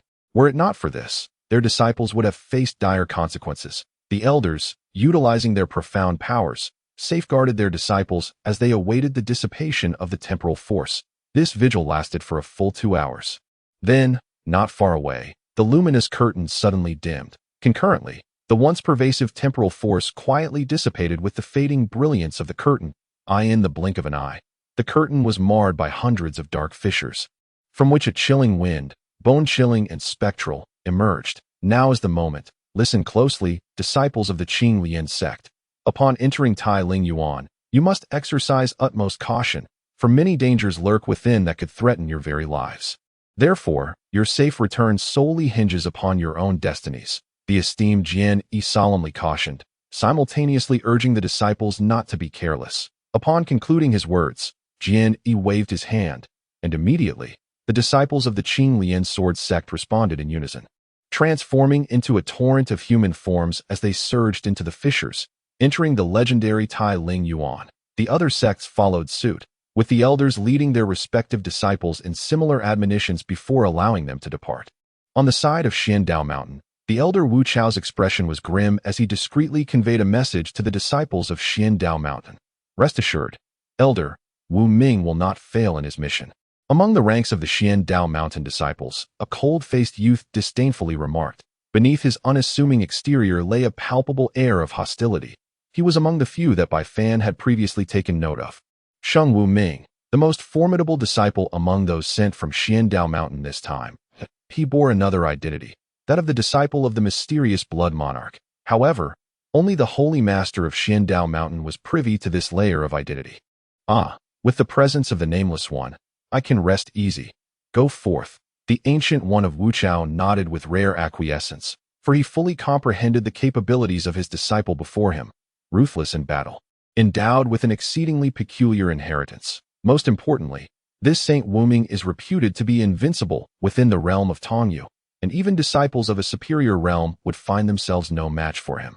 Thus, upon Saint Wuming's utterance, the Ancient One refrained from further discourse. The disciples of Xutian Dao Mountain, under the guidance of Saint Wuming, vanished into the rift. I shall not burden you with superfluous words. Once you enter the secret realm, the victor shall be determined by who retrieves the most spiritual treasures that I hope this time you will bring a delightful surprise to the sect. Go forth, as he spoke. Elder Wuxing swiftly stepped aside, and each person exchanged resolute glances, determination etched upon their faces. Whoosh! Unbeknownst to whom initiated it, the figures of all surged forth in unison, racing towards the entrance of the Tailin secret realm, the moment of parting. Bai Fan gave a weighty nod to his third senior brother, then melded into the rift. As the disciples departed, the various masters settled into meditation, prepared to await the conclusion of the secret realm. Ah, I propose a wager. Let us bet on which sect will garner the greatest harvest with the least casualties. How does that sound? At this juncture, the leading elder of the floating light gate, Mingwu, spoke with a playful tone. Utterly tiresome. Granny Yuming scoffed at Mingwu, then closed her eyes. The other masters, however, found the notion intriguing. Since Mingwu had broached the subject, they had nothing better to occupy their time. Thus, Master Fanyu was the first to respond with a chuckle. Excellent. Since you, old Ming, have brought it up, what harm is there in placing a bet? I am merely curious. What will you offer as a wager? Indeed, it cannot simply be idle talk. That would be exceedingly dull. Master Dingyuan chimed in agreement. Rest assured, since I proposed it, I shall not leave you disappointed. Behold this item. With a flourish, Mingwu produced an object from his storage pouch.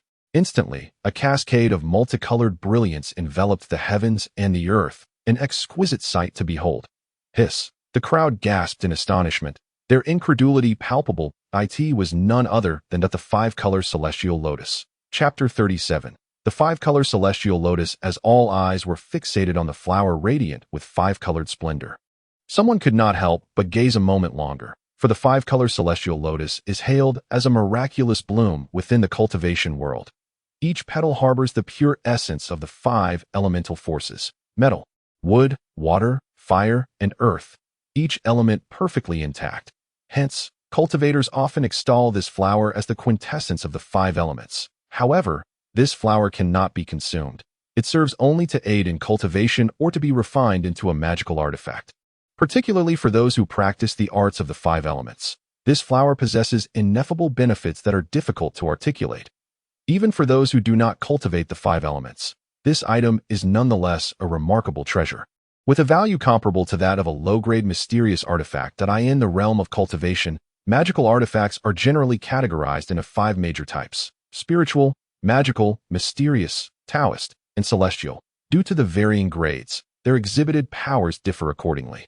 Much like the mystical treasures, only those adept at transcending the realm of the Supreme Spirit can wield such power.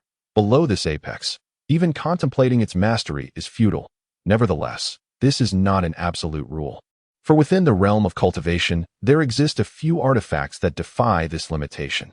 Firstly, the treasures of inheritance, and secondly, the relics of antiquity. As the name suggests, the former indicates a legacy, signifying that these treasures possess an owner. When confronted with such artifacts, as long as one shares the same bloodline, they may disregard the barriers of cultivation and command them at will. The latter, however, is distinct, while it also remains unbound by cultivation levels. Its rarity is due to its ancient origins, making it a true rarity in the world. Beyond these two categories, there exists yet another class of artifacts that does not require limitations of cultivation: the soul treasures. It is said that the supreme cultivators of ancestral realms predominantly utilize these. The force that governs them derives from the profound and enigmatic powers of one's primordial spirit, allowing those with formidable souls to transcend the boundaries of cultivation. Now, as we discuss this, the value of the five-colored immortal lotus requires no further embellishment. One glance at the self-satisfied demeanor of the revered Mingwu indicates his intent in revealing this flower, aiming to invoke a tinge of envy among the other elders. Indeed, the outcome of his acquisition has left him quite pleased. "What a splendid treasure," remarked the venerable Fan Yu with envy. "Naturally, the worth of this flower is something I need not elaborate upon. It should suffice as a wager," Mingwu replied with an air of self-satisfaction. "Hee, I say, old Ming, have you been calculating our fortunes in your heart? To reveal such a treasure at the outset, does that not place us at a disadvantage?" Chuckled the esteemed Ding Yuan, as he too produced an item from his storage bag. "You two old geezers, are you aiming to deplete our resources?" Fan Yu jested. The item in Ding Yuan's possession was the Bai spring water, a celestial liquid sourced from the Chiwang wilderness of Jiuzhou.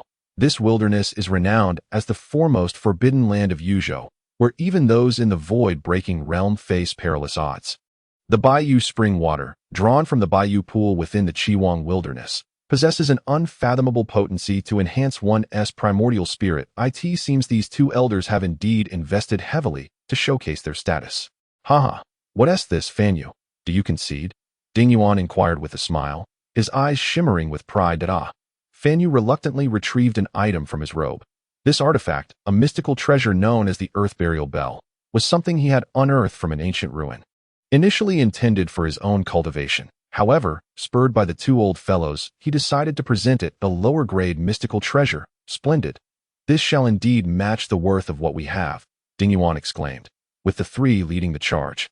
The remaining elders, albeit reluctantly, produced equivalent treasures from their own storage bags. Having reached their level of cultivation, they naturally possessed abundant resources, yet the thought of losing their treasures to others weighed heavily on their hearts.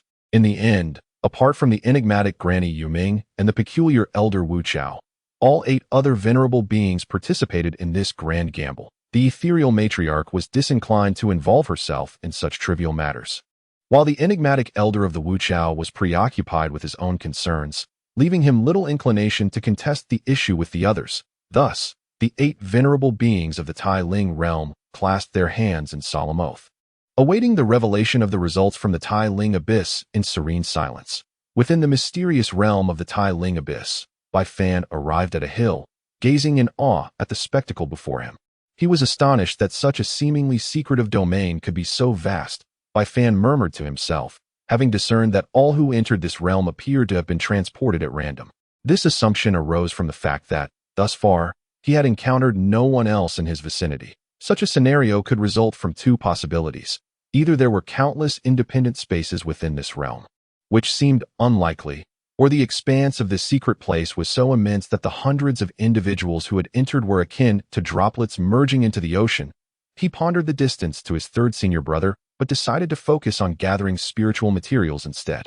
Shaking his head to dispel the errant thoughts, Bai Fan chose a direction and set forth, employing his footwork technique to traverse several miles in a mere breath. What is that? As Bai Fan approached a particular hill, he abruptly halted. He beheld, just a few paces ahead, beneath a colossal stone, a pristine white flower in bloom. Its fragrance wafted through the air, invigorating his spirit. The Bai Luo flower, a 5th-tier spiritual material, served as a principal ingredient in various elixirs, typically flourishing on sheer cliffs. Though not considered a treasure, it was nonetheless a rarity. To Bai Fan's astonishment, the flower before him exuded a fragrance far more potent than that of an ordinary Bai Luo flower. In the realm of cultivation, countless varieties of spiritual materials existed, yet those truly precious were often ageless. The Bai Luo flower, over a century old, was already considered uncommon, and one exceeding 500 years could rival 6th-tier materials in value. Since joining the esteemed Tiger Roar Master, Bai Fan frequently perused the ancient tomes in his Master's collection, some of which detailed pharmacology and the identification of the tiers of spiritual materials. It was this knowledge that allowed Bai Fan to instantly recognize the uniqueness of the flower. To encounter such a remarkable spiritual entity upon entering was indeed a testament to the allure of the secret realm. Feeling a surge of joy, Bai Fan carefully approached the colossal stone and meticulously collected the Bai Luo flowered, fifth-tier materials must be preserved in jade vessels to ensure the retention of their spiritual essence. Dusting off his hands, he continued on his journey, albeit at a more measured pace, occasionally glancing around to avoid overlooking any growing spiritual materials. One must admit, this secret realm was truly a land of opportunity. Rare spiritual materials, seldom seen in the outside world, appeared almost commonplace here, with clusters sprouting within mere strides. Along his path, Bai Fan's bounty grew abundantly. His storage pouch now cradled over a dozen spiritual materials of 5th tier or higher. As for those below the 5th tier, he chose not to collect them, reserving them for future visitors, Xian Luji, Ji Lei Chao, Jin Xian Mu, and others. Moreover, he was continually on the lookout for the figure of his third senior brother. Regrettably, this secret realm is exceedingly vast. Not only has the third senior brother failed to make an appearance, but even Bai Fan has not been sighted. Soon, darkness enveloped the surroundings, casting a dim and desolate pall over the secret realm. Bai Fan sat cross-legged atop a hill, quietly engrossed in his cultivation. The spiritual energy in this realm was far more abundant than in the outside world, and Bai Fan could distinctly feel his own spiritual power gradually strengthening. It seemed that a breakthrough into the Tongyu realm was not far off. However, he pondered whether the first tribulation from the 9 tribulations would soon follow. Before long, Bai Fan entered a meditative state. With each inhalation and exhalation, one could see streams of spiritual energy entering his body, while his aura became increasingly solid without his awareness. Meanwhile, just 10 miles away from Bai Fan, a fierce altercation was unfolding on a flat expanse of land. The faint sounds of a girl's sharp rebuke could be heard. "Stop struggling, little girl. Hand over what you possess, and perhaps I may show you some mercy and let you go. I in your dreams. When senior sister Xianyuan arrives, you will surely face dire consequences." The exchange was between a man and a woman. The man, with a cold demeanor, stood arrogantly clad in the attire of the Floating Light Sect, casting a mocking glance at the female disciple before him. The woman, with her hair cascading disheveled and her form appearing somewhat disheartened, still bore the distinctive embroidered stars of the Xutian Dao Sect upon her garments. At that moment, she pressed her hand against her chest, her complexion pale, yet her eyes radiated an indomitable spirit, refusing to heed the man's threats as she retorted defiantly. That woman, a flicker of deep apprehension crossed the man's gaze, though it quickly transformed into a menacing scowl. Chapter 38. The First Battle of the Emergence. Humph. You dare to threaten me, surrender the spiritual artifact, or face death. The male disciple, exuding a chilling aura, declared. His name was Long Tingyu, hailing from the Floating Light Sect. Like Bai Fan and others, he was a newly inducted disciple. Prior to their arrival, the elders of the Floating Light Sect had proclaimed that the disciple who amassed the highest quality spiritual artifacts during this expedition to the Tailin secret realm would be exceptionally promoted to a legacy disciple. Consequently, all disciples from the Floating Light Sect had engaged in a covert struggle for this coveted prize, as for plundering the gains of others. This was an unspoken agreement among the top 10 sacred grounds, which would not impose any restrictions. In the realm of cultivation, the law of the jungle prevails, where the weak are preyed upon by the strong. The act of killing and seizing treasures is a lesson every cultivator must endure. After all, each sect seeks genuine powerhouses, not mere livestock. Only through the baptism of blood can true growth be achieved. Long Tingyu, incensed by the girl's audacity to threaten him, found his murderous intent boiling within him. The girl was taken aback, not anticipating Long Tingyu's utter disregard, and she momentarily faltered in panic. "Humph, I concede that your senior sister is indeed formidable, but that is contingent upon your surviving until her arrival." Long Tingyu scoffed, and as his laughter faded, his murderous intent erupted forth. With a swift motion, he leaped forward, a radiant seal coalescing within the palm of his right hand. From the seal emanated a powerful aura characteristic of the early stages of the Tongyu realm. The Floating Light's secret technique, the Qingming seal, has the capacity to devour one's life force. Long Tingyu was resolute in his determination to bring the confrontation to a swift conclusion, thus unleashing his full power from the outset. In an instant, the female disciple found herself enveloped by the Qingming seal. The female disciple gasped in astonishment, her eyes betraying a flicker of panic, though both were at the early stage of the Tongyu realm. She realized she was no match for Long Tingyu. What to do? Must she resign herself to defeat? No, she had to escape. If she could reach Xian Yuan Shiji, she might evade this peril. With this thought, the young woman hastily summoned her entire reservoir of spiritual energy, coalescing it into a misty haze before her, which pulsed with the sound of tides. Atop the falling moon peak, the water mist-killing technique, when mastered, could transform into a tidal wave, boasting power comparable to a full-force strike from Mid-Songyo realm. Regrettably, the female disciple had only recently begun her cultivation and had yet to attain the level of tidal transformation. Otherwise, she might have stood a chance against the Qingming seal. However, she had no time to ponder such matters. As she beheld the Qingming seal descending, she could distinctly perceive the cold, detached gaze with which Long Tingyu regarded her. As if she were already a corpse, in a moment of desperation, she cried out, "Go!" The water mist surged upward, meeting Long Tingyu's assault head-on. Overestimating her capabilities, Long Tingyu cast a sidelong glance, and the Qingming seal glimmered ominously in his grasp. Be extinguished. With a downward motion of his right hand, the Qingming seal intertwined with the water mist. The sound of crashing tides echoed as the tidal force sought to counteract the devouring power emanating from the Qingming seal. Yet, ultimately, the female disciple's mastery of the water mist killing technique was still rudimentary. In mere moments, the tidal energy within the mist was entirely consumed by the life-devouring force of the Qingming seal. Nonetheless, the brilliance of the seal dimmed somewhat.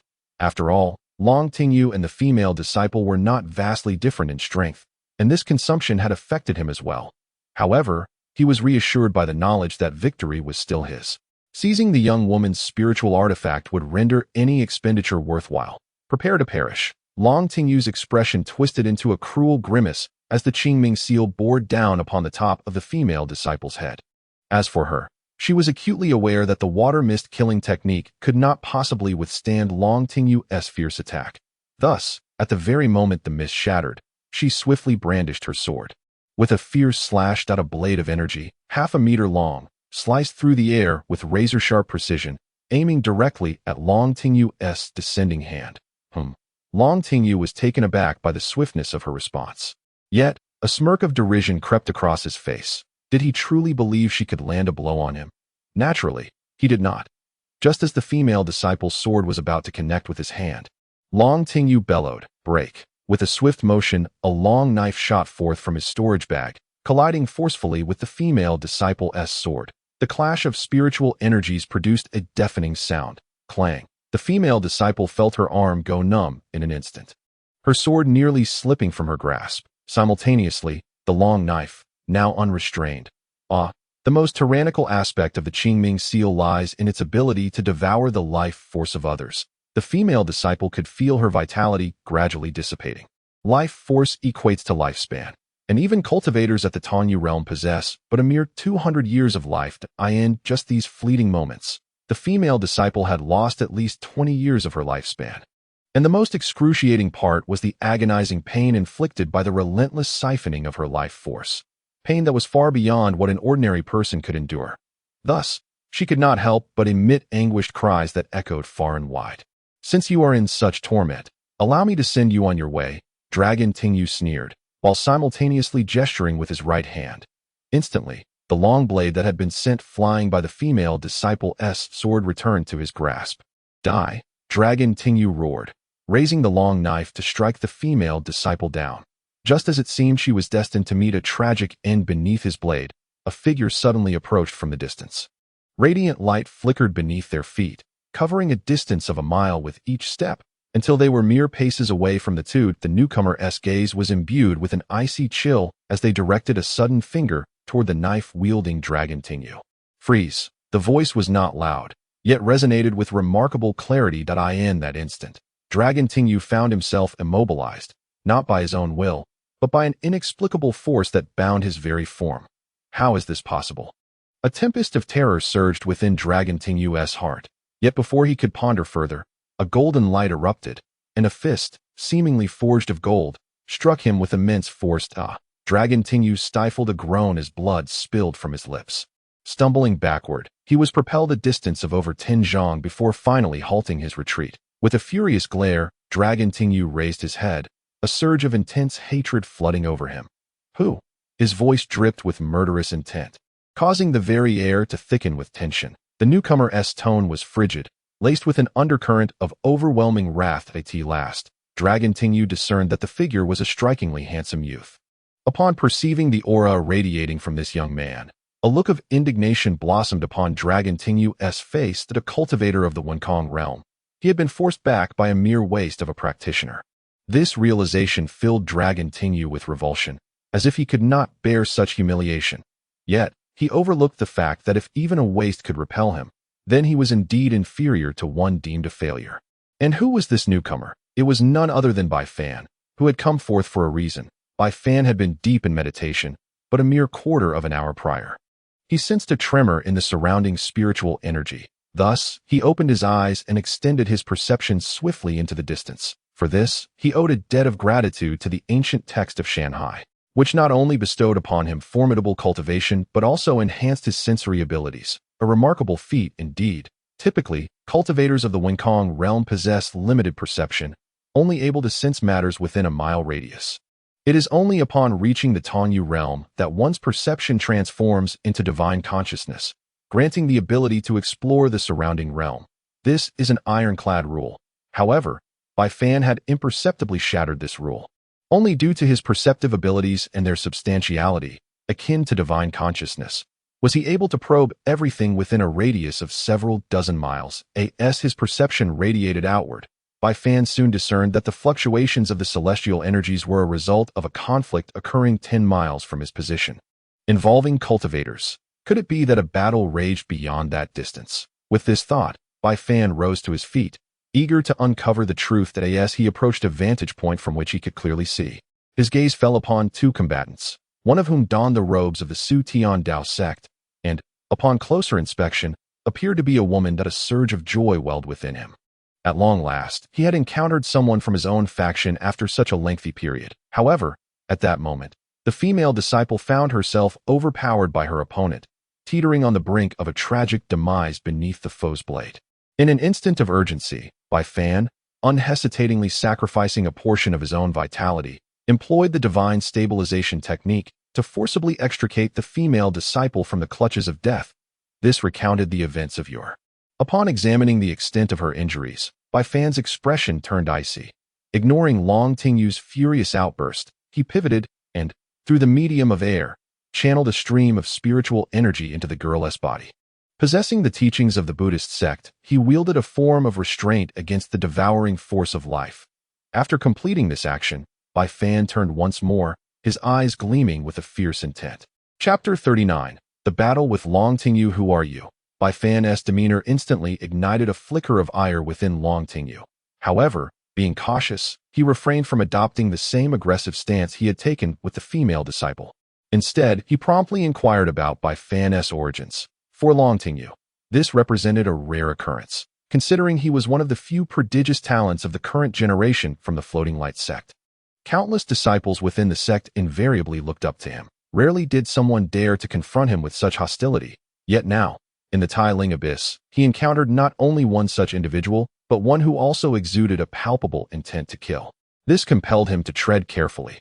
After all, if this youth lacked any substantial backing, he would hardly intervene in matters that did not concern him.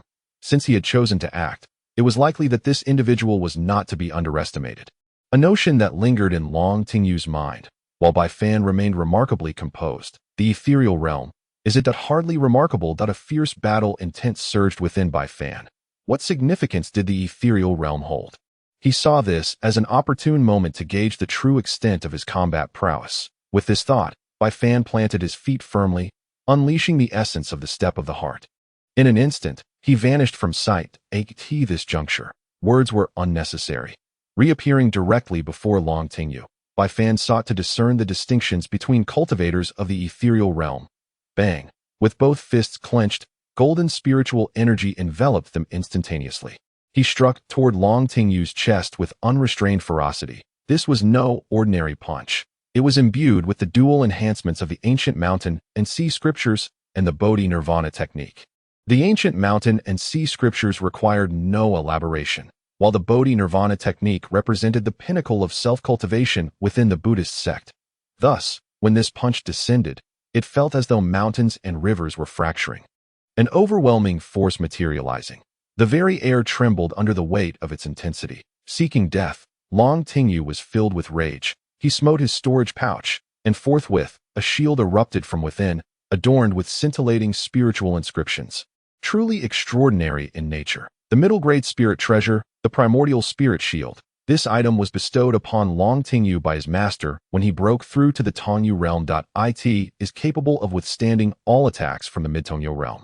It is precisely due to this treasure that Long Tingyu has been able to dominate several disciples without defeat. However, given Long Tingyu's current cultivation level, he is still unable to fully unleash the shield's defensive power.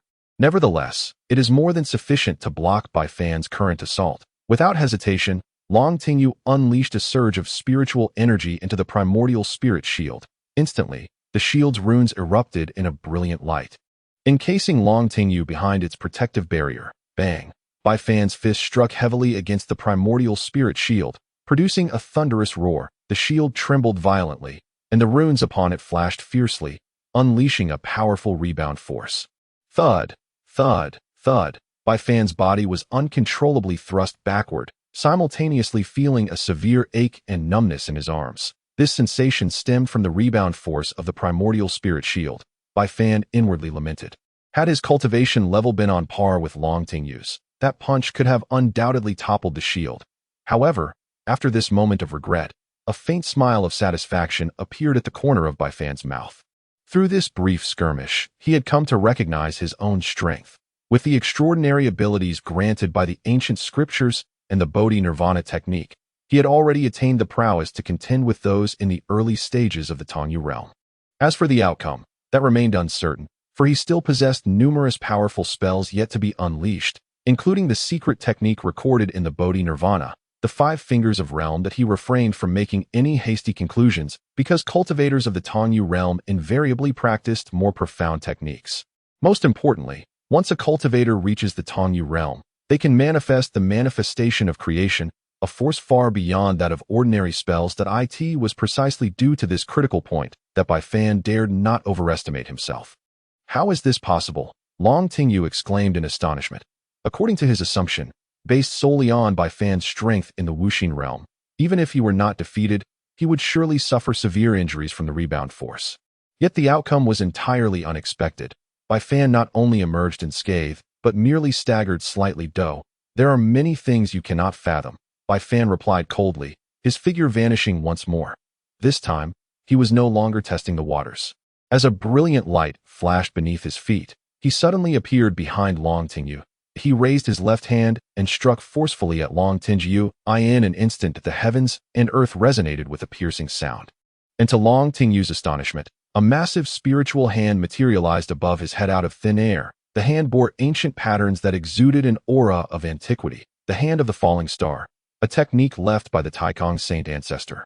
And being remembered by such a figure speaks volumes of the technique's extraordinary nature. Damn it, is this truly a mere Wuxin realm waste? Sensing the terrifying aura emanating from the giant hand, Long Tingyu felt a pang of fear. With no time to ponder further, he swiftly retreated, his long blade swirling in his hand. This blade was also a low-grade spirit treasure, one in which Long Tingyu had invested considerable time and effort. The long blade danced like a dragon, and in the blink of an eye, Long Tingyu executed 3 strikes, a technique known as the floating light, 3 absolute slashes, a singular strike that cleaves the heavens, a second that astonishes the earth, a third that annihilates humanity. Long Tingyu's words resounded. The long blade in his hand quivered with ethereal brilliance. With 3 slashes, each imbued with a fierce gale, the air was suddenly filled with 3 resplendent arcs of light. Long Tingyu unleashed his entire spiritual essence upon the blade's radiance, amplifying its brilliance to an extraordinary level. Coupled with the inherent power of the low-grade spiritual treasure, the combined might surge to an apex in an instant. Senior brother, be cautious. That moment, the female disciple saved by Bai Fan gasped in alarm. For just earlier, the life-devouring force within her had waned like snow under the golden spiritual energy infused with the essence of the Buddhist sect. However, the lifespan consumed by the Qingming seal remained irretrievable. Only her life was spared. It was precisely for this reason that she was able to cry out a warning in such a critical moment. Naturally, Bai Fan could not afford to heed the female disciple at this juncture. His eyes gleamed with intense clarity. So this is the strength of a Tongyu cultivator. Indeed, formidable. Yet, the hand of the falling star, passed down from the grand ancestor of Taiyang, may very well rival that power. Thus Bai Fan harbored a sense of anticipation. Well then, let us see whose blade shines brighter, yours or my magic. With this thought, Bai Fan's expression hardened. Falling star as the words left his lips, a colossal hand erupted forth. Slash. Simultaneously, Long Tingyu's commanding voice echoed. The blade's brilliance was sharp, and the giant hand obscured the sky. At that moment, the air visibly fractured. Where the two techniques collided, a vacuum formed. Slash, slash, slash. Long Tingyu's furious roar reverberated, and with his voice, the first slash struck the palm of the hand of the falling star. Boom. The blade's radiance erupted, transforming into an endless torrent of cutting energy, wreaking havoc. Following suit, the second and third slashes arrived, both with equal ferocity. In an instant, the heavens and earth were engulfed by a tempest brimming with slicing force, eager to rend the spiritual giant hand before them. Humph! Bai Fan let out a cold snort, his countenance flooded with murderous intent. The light of a candle cannot compare to the brilliance of the full moon. Annihilate. Bai Fan pointed at the giant hand of spiritual energy, which immediately clenched fiercely. Not good. Long Tingyu's eyes narrowed in alarm as he hastily summoned all his spiritual power, pushing the Yuanling shield before him to its utmost limit. Boomed out a violent roar erupted throughout the cosmos. Subsequently, the hand of the falling star shattered, unleashing a powerful ripple that surged outward. Swish. Bai Fan retreated swiftly, positioning himself beside the astonished female disciple. The girl stood there, utterly dazed, lost in a trance. With a furrowed brow, Bai Fan could not afford to delay. He swiftly conjured a layer of golden spiritual energy around their bodies as a protective barrier. Bang! Just as he completed this, the relentless wave crashed against the spiritual shield, the immense force cascading upon Bai Fan's formed. Go. Bai Fan gritted his teeth, shoving the girl away, propelling her a dozen yards distant. Boom! The barrier shattered, and the colossal impact surged forth like a deluge unleashed from a dam, producing a piercing shriek as it passed. Bai Fan's body trembled, a trickle of blood oozing from his mouth, and a fleeting expression of pain crossed his face, though he quickly suppressed it.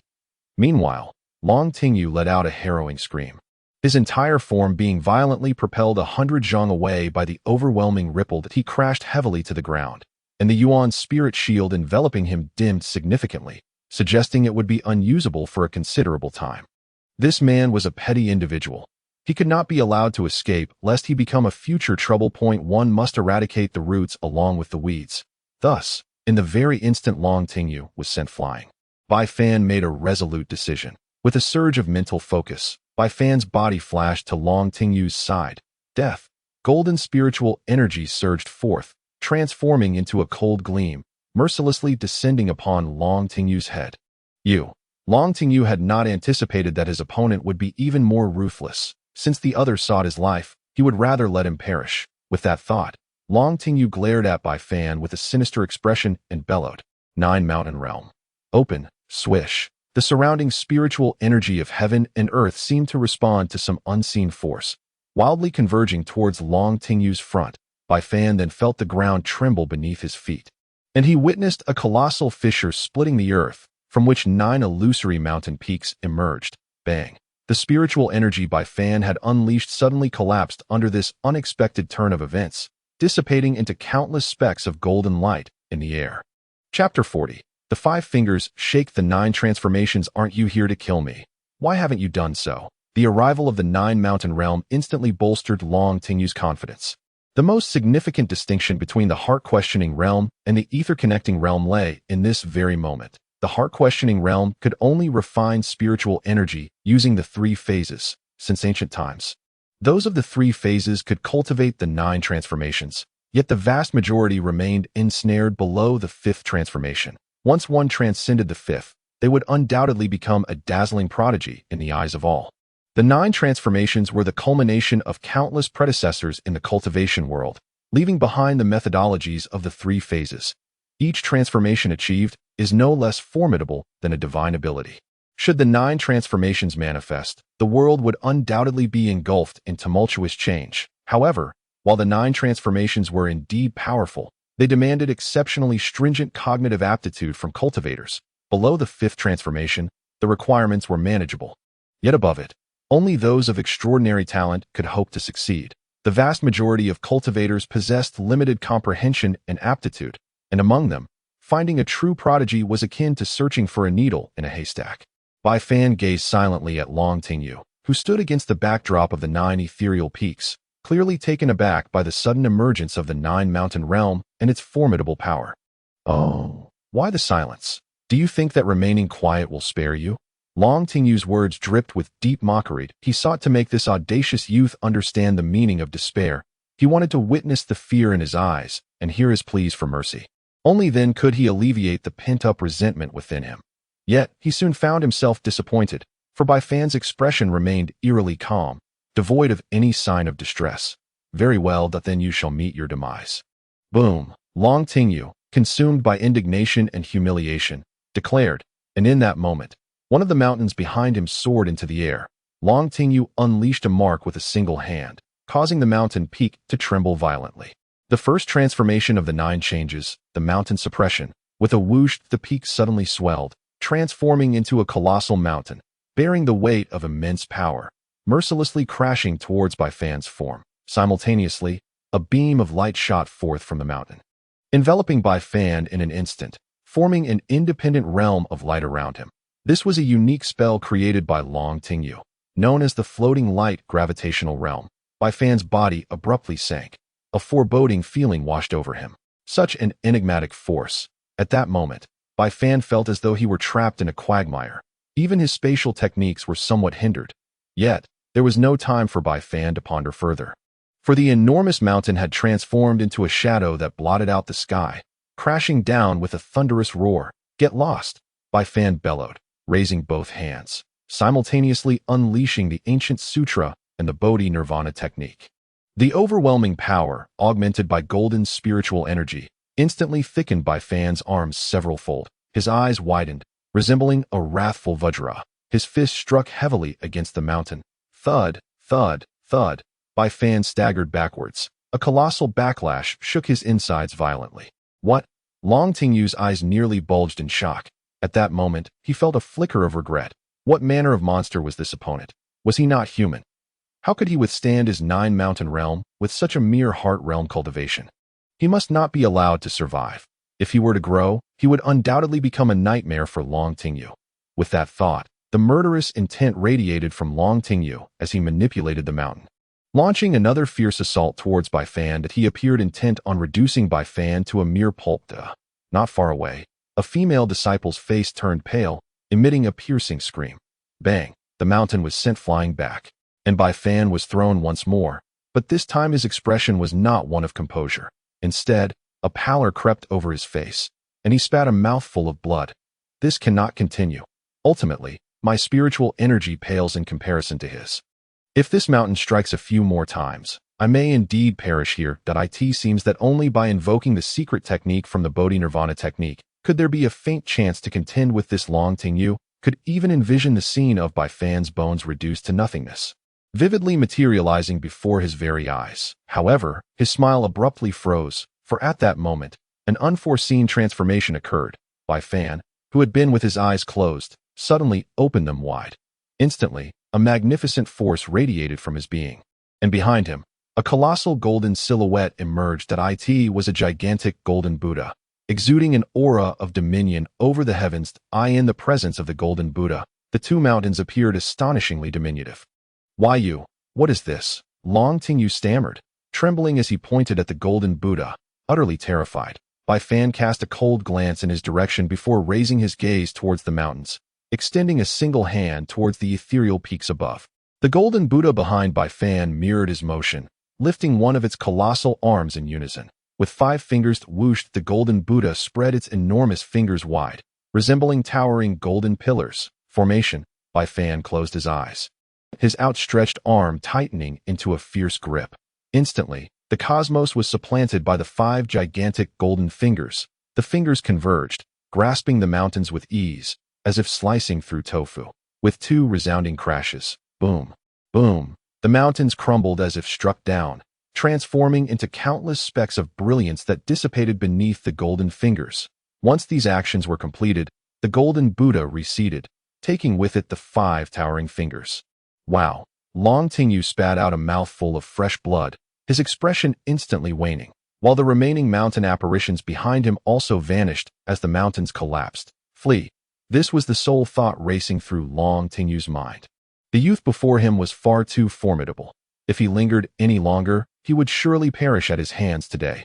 With this thought, Long Tingyu hastily rummaged through his storage pouch for a few pills, unhesitatingly swallowing them. From a distance, his unwilling voice echoed, "The humiliation of today, I, Long, shall make you repay in blood on another day." Having spoken, Long Tingyu's figure vanished into the distance. After some time, when Bai Fan sensed Long Tingyu's departure, his face turned pale. With a thud, he collapsed to the ground, spitting out a mouthful of blood he had held in Dada. "Senior brother, are you all right?" At that moment, the female disciple whom Ba otherwise, he would not allow Long Tingyu to depart. Simply because his own condition was several times worse than that of Long Tingyu. It is precisely for this reason that he urgently needed to recover from his injuries, for in this secret realm, danger could arise at any moment. Soon, Bai Fan fell into a meditative state, leaving only the female disciple quietly seated within the cave. Alas, this senior brother did not even inquire about my name. It seems he blames me for dragging him down. The female disciple felt a twinge of guilt, deeply appreciative of Bai Fan's willingness to rescue her in her time of peril, alongside her gratitude. However, lingered a sense of remorse, as Bai Fan had sustained such injuries solely to save her. Girls tend to be overly sentimental, and as these thoughts crossed her mind, her eyes reddened, threatening to spill tears. Before long, she began to feel drowsy, a result of her depleting vitality, which had inflicted some damage upon her soul. That it could be said that due to this incident, her future achievements were destined to be limited. Unbeknownst to her, the girl soon fell into a deep slumber. Chapter 41. The initial entry into the ethereal path within the cave, devoid of day and night, an indeterminate amount of time passed. Perhaps a day, perhaps even longer. In any case, when the girl awakened once more, Bai Fan remained engrossed in his cultivation. The young woman had regained some of her spirit, gazing at Bai Fan. She suddenly felt her cheeks flush. Indeed, this senior brother possessed striking good looks at that moment. As she gazed dreamily at Bai Fan, a tremor coursed through his body. After several days of practice, Bai Fan's injuries had long since healed. The reason he had not emerged from his meditative state was that he sensed an opportunity for a breakthrough. Since entering the secret realm, Bai Fan had been concerned for the safety of the stone. Although the third senior brother was stronger than him, he lacked cunning in this regard. He was somewhat inferior to some of the talented individuals among the 10 sects. Therefore, Bai Fan was eager to elevate his own cultivation level, ensuring that should the third senior brother encounter danger, he would not be at a loss for how to respond. This recent battle with Long Tingyu had depleted his spiritual energy, causing his bottleneck to loosen somewhat. Bai Fan was determined to seize this opportunity to break through the barriers of the heart-warding realm. Streams of celestial energy swiftly converged from afar, rapidly forming a colossal vortex of spiritual energy above Bai Fan's head. In the cave, the young woman gazed at Bai Fan in astonishment. How could this be? Her mouth slightly agape. She looked at Bai Fan with incredulity, though she had witnessed others break through the heart-warding realm into the ethereal path, and had even experienced it herself. She had never seen such a commotion as Bai Fan was causing. Even among those cultivating the ethereal path, such a disturbance was unprecedented. The spiritual energy within the cave grew increasingly dense, to the point where the young woman found the air somewhat viscous with each breath. The immense spiritual pressure soon became overwhelming for her. Yet, as the one directly involved, Bai Fan felt no discomfort whatsoever. The ancient scriptures of the mountain and sea, revered as the foremost texts of all time, offered a cultivation method distinct from ordinary techniques. Typically, when cultivators break through to the ethereal path, they condense a lotus platform within their bodies. The strength of this platform is closely linked to the number of its petals. 3 petals denote the lower tier, 6 petals signify the upper tier, and legend has it that above the 6 petals, there exists the 9-petaled lotus platform. However, cultivators who have condensed the 9-petal lotus platform are exceedingly rare, and it would not be an exaggeration to call such practitioners the favored children of heaven and earth. The female disciple before him has merely condensed a 3-petal lotus platform. In contrast, The ancient text of the mountain and sea scriptures is entirely different, for no one has ever practiced this supreme scripture of the ages, leaving its unique qualities shrouded in mystery. Yet, Bai Fan distinctly senses that what this ancient scripture has condensed to break through the realm of subtlety is not the lotus platform as known in the realm of cultivation, but rather flames. Indeed, flames, for at this moment, the golden spiritual energy within him surged toward his abdomen, twisting and churning until it coalesced into a faint flicker of flame. This flicker, entirely golden, exuded a faint, sacred radiance. Above Bai Fan's head, an unending stream of spiritual energy from heaven and earth poured into his body, coursing through his veins and converging upon the golden flame in his abdomen, nourishing it to grow stronger. It is uncertain how much spiritual energy Bai Fan consumed, but eventually, the golden flicker transformed into a ball of golden flame the size of a fist, ceasing its voracious consumption of spiritual energy. Spiritual energy transforming into flame. What is this phenomenon? Why is it not a lotus platform? For a moment, Bai Fan was taken aback by the transformations occurring within him. Little did he know that the golden flame he had summoned was no ordinary fire, but the legendary Tao fire. The mountain and sea scriptures possess a level of mystery that can rival the origins of the heavenly Tao, equally enigmatic and equally ineffable. After a considerable time, Bai Fan finally emerged from his astonishment, simultaneously sensing that the formation of the golden flame had initiated a qualitative change in the spiritual energy within him. Not only was it exceedingly vigorous, but it also bore an overwhelming, searing heat. That moment, a sudden surge swept through Bai Fan's mind. The breakthrough of his realm stirred his six senses, and he understood. This was the prelude to opening the sea of consciousness. Human beings possess 6 organs: eyes, ears, nose, tongue, mouth, and body, corresponding to the 6 roots and connecting to the 6 dusts, thus giving rise to 6 forms of perception, referred to as the 6 senses. Typically, the 6 senses operate independently, without interference. However, once the 6 senses converge into a sea, they will merge into one, transforming into divine consciousness that connects with the universe. The process of the 6 senses merging into a sea is extraordinarily perilous. A moment's negligence could lead to the collapse of the 6 senses, resulting in a descent into idiocy. Therefore, Bai Fan dared not be careless and promptly immersed all his focus into his mind. As Bai Fan's consciousness sank into his mind, an intense stabbing pain erupted, as if he had become a solitary boat adrift in a vast ocean, struggling against tumultuous waves for a mere breath of survival. He endured the relentless onslaught from the 6 senses. Meanwhile, his physical body externally trembled under the impact of this force. Even with Bai Fan's resolute will, he could not suppress a cry of pain. The agony of the clash between the 6 senses was indeed unbearable. His sensory perception surpassed that of ordinary practitioners in the hard inquiry realm. Thus he endured a pain multiple times greater than that of others. Beads of sweat cascaded down his forehead, falling to the ground like rain, saturating his garments completely. Finally, under Bai Fan's indomitable spirit, the 6 senses gradually calmed and began to merge with one another. At that moment, the female disciple who had originally been seated within the cave abode had emerged prematurely. It was not out of her own volition, but rather an overwhelming inability to withstand the terrifying spiritual pressure within. Thus, she found herself compelled to retreat. My heavens, how fearsome! This senior brother is nothing short of a monster. The disciple lightly patted her chest, her eyes still reflecting the lingering dread. Just then, a sudden gust of wind swept in from the distance. Someone was approaching. Who could it be? The female disciple gasped in alarm, hastily gripping her sword and focusing her gaze. It is senior sister Xianyuan. How wonderful! Upon recognizing the visitor, the disciple's face instantly brightened with a smile.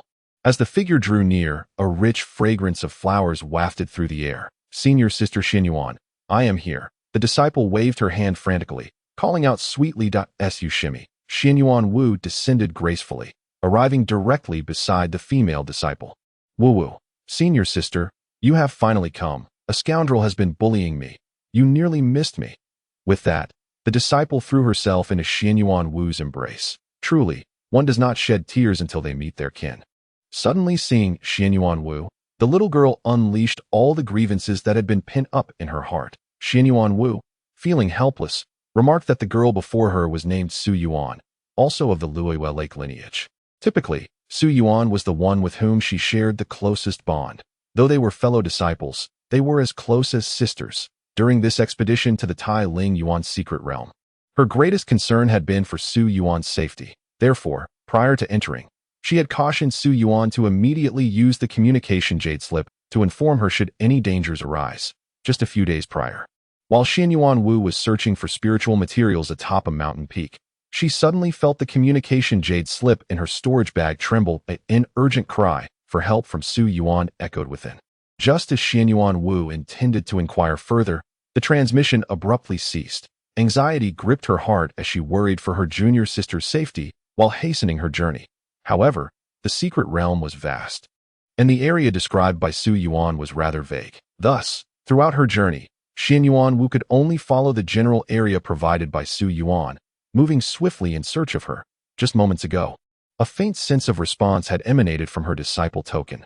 Following this sensation, she finally located her junior sister, Su Yuan.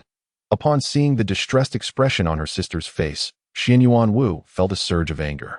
No matter who the perpetrator was, if she were to encounter them, she would ensure that her junior sister's grievances were avenged. Sister, who is he? Which sect does he belong to? Tell your sister. Xianyuan Wu's bright eyes were filled with a fierce determination. He is that Su Yuan had intended to reveal Long Tingyu's name, but before she could finish, an astonishing aura suddenly erupted from the cave behind her. Xianyuan Wu's demeanor instantly turned icy as she thought to herself that this person must be within the cave. Very well, if he dares to bully my junior sister, I, Xianyuan Wu, shall see who you are.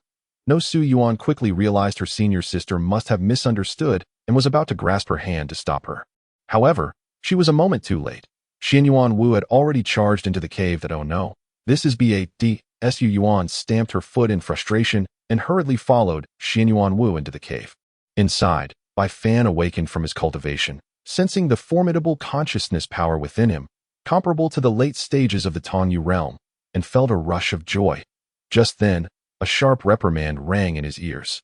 Deng Tusi, bring me your life. In an instant, a powerful and overwhelming aura descended upon the ethereal realm. Begone. Bai Fan's expression darkened as he swung his right fist, enveloped in searing golden spiritual energy. Meeting the approaching figure with tremendous force, boomed, a deafening roar resounded, debris scattering in all directions, dust billowing forth. In that moment, both Bai Fan and the incoming silhouette were thrust backward. As the haze dissipated, they beheld one another clearly. Then, within the cave, both Bai Fan and the visitors simultaneously gasped in astonishment. Itsu. Chapter 42. Encountering Xianyuan Wu's sister, Dantida's Su Yuan rushed into the cave. She called out at once, but soon after, her voice faltered in surprise, her mouth closing abruptly. She glanced at her sister, then at Bai Fan, momentarily rendered speechless. However, her urgency caused her cheeks to flush crimson. A sight that Xianyuan Wu keenly observed, her gaze turning icy. Could it be that my junior sister has developed feelings for this youth named Bai Fan? Xianyuan Wu's eyes narrowed with displeasure, and she shot a fierce glare at Su Yuan. Unbeknownst to her, Su Yuan blushed even deeper under that fierce gaze, further deepening Xianyuan Wu's misunderstanding of Bai Fan, with a hint of disdain. Xianyuan Wu regarded Bai Fan with cold resolve. You, surnamed Bai, have bullied my junior sister. From now on, you shall be responsible for her. Should you cause her sorrow, do not blame me for my retribution. As she spoke, a glint of icy menace flickered in her eyes. Had she known earlier that Bai Fan was such a lecher, she would have surely ignored him from the start.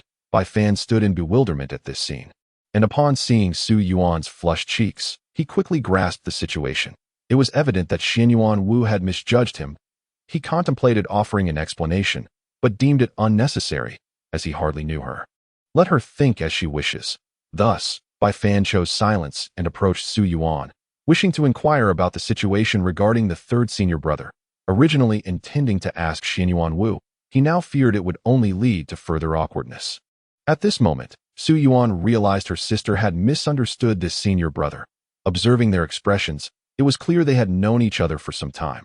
Not wanting to exacerbate the misunderstanding, Su Yuan hurriedly spoke to Xianyuan Wu. Sister, please do not misconstrue. It was not this senior brother who bullied me, but a disciple of the Floating Light sect named Long Tingyu.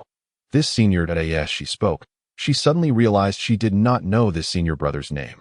Pausing momentarily. I am Bai Fan.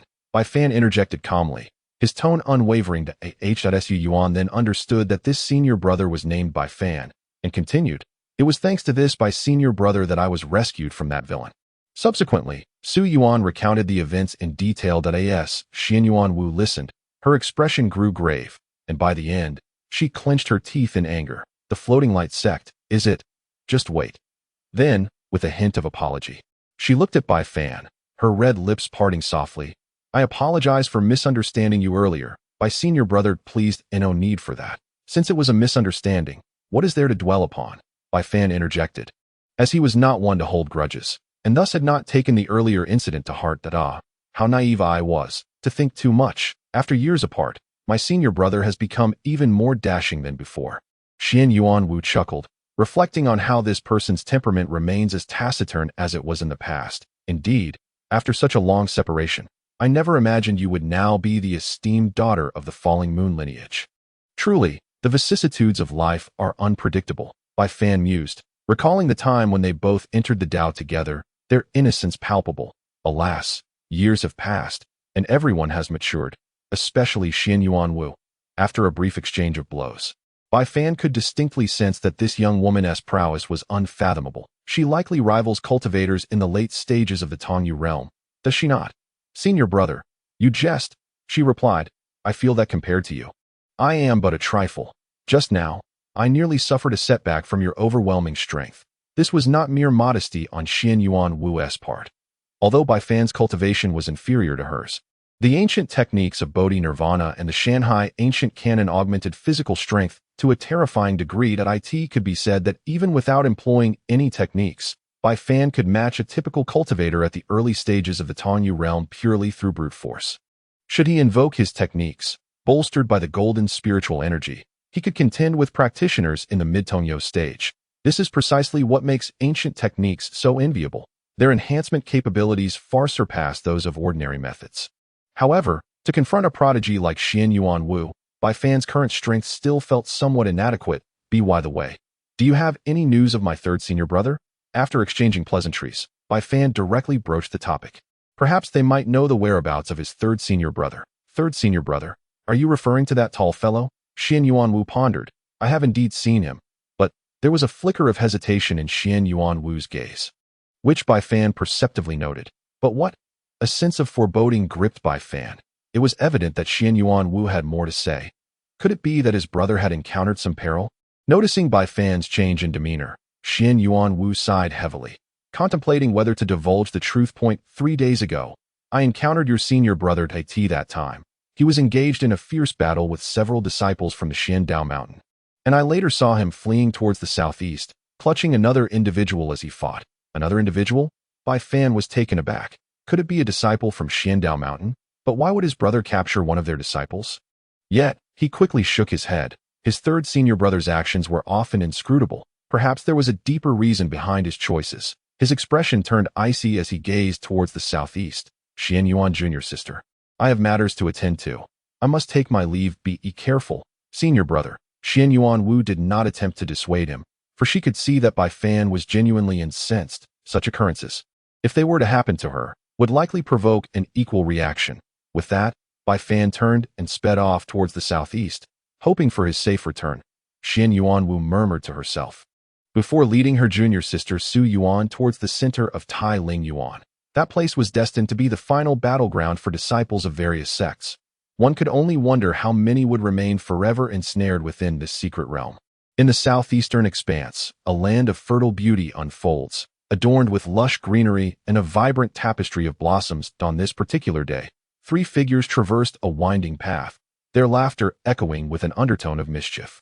Come, 5 Canon, tell us how you stumbled upon that little vixen Feng Liangxi bathing." Among them, a portly lad with a mischievous glint in his eye was none other than Ma Menglong, while the leaner one was none other than Su Sampao, who, for the moment, should be referred to as Su Wupao. The third individual, robust and imposing like a small mountain, bore a hefty iron rod, akin to the girth of a sapling, a silent witness to the lewd banter exchanged between the others. This was none other than Shirtu, the third senior brother that Bai Fan sought. What struck one as peculiar was the camaraderie displayed by these three seemingly unrelated individuals, their arms entwined, evoking an impression of conspiratorial mischief. Ha ha, brother Shirtu. I must say, a beauty like Feng Liangxi deserves someone of your caliber. What do you say we three make an attempt to seize her for ourselves? Mom Menglong quipped, his small round eyes twinkling with mirth. Indeed, with the three of us, the auspicious trio, we would surely send those rascals from Xutian Dao Mountain fleeing in terror, Su Wupao boasted, oblivious to the irony, as he had conveniently forgotten the recent episode where he himself had been chased to the brink of despair by the very same group. Had it not been for Shidu's intervention, this rascally trio might have been reduced to a duo, but as for how Shirtu found himself entangled with these two. It is worth mentioning that since his entry into the secret realm, he had wandered aimlessly, showing no interest in collecting spiritual items. In his own words, such pursuits were merely tedious, nothing compared to the thrill of combat. Consequently, any disciple of the 10 sects who crossed paths with Shirtu found themselves in unfortunate circumstances. This fellow, regardless of who he encountered, would brandish his rod and enthusiastically greet them with, "Hey, you there. Have you had your fill yet? Consider the disciples who ventured into this realm. Each one was a prodigy in their own right. Yet, even the most gifted among them had never encountered such a peculiar genius, one who would bypass pleasantries to inquire about their meals. Many, taken aback and unsure of the situation, would nod in response, claiming they were indeed full. This would elicit a gleeful response from Shirtu. That's splendid.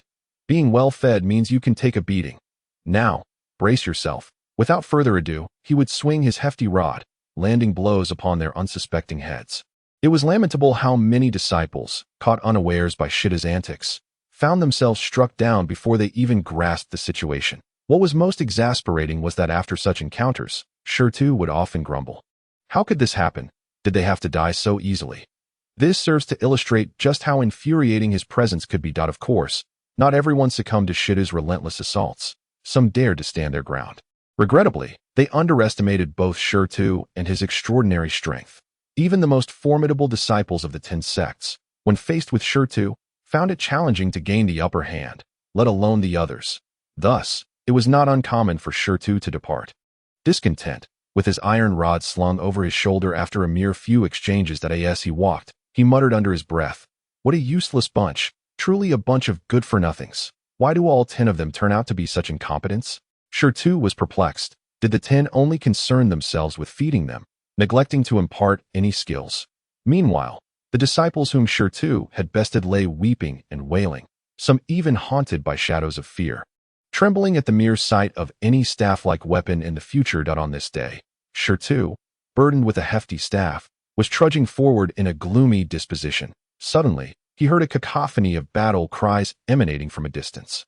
Shirtu paused momentarily, then a joyful smile spread across his face. "Aha, another fight is brewing. Off to the fray I go."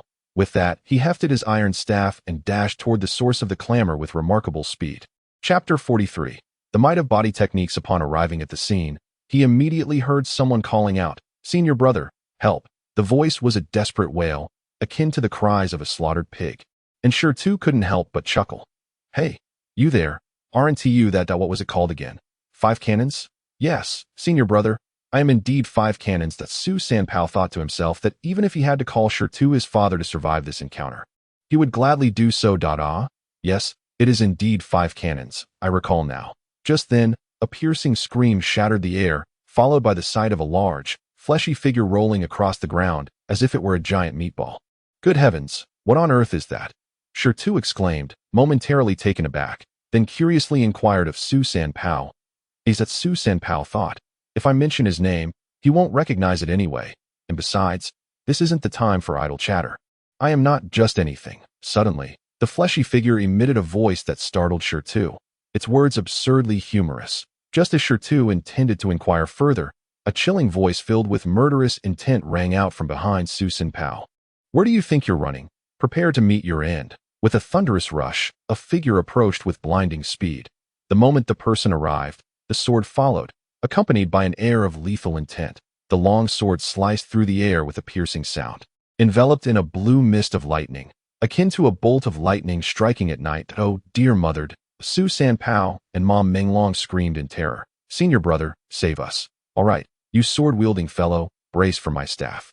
With a mighty swing, Shirtu's staff surged forward, accompanied by a thunderous roar, meeting the oncoming lightning-infused long sword. The initial point of contact was with the crackling mist of electricity. The mist surged, and bolts of lightning coursed up Shirtu's arm.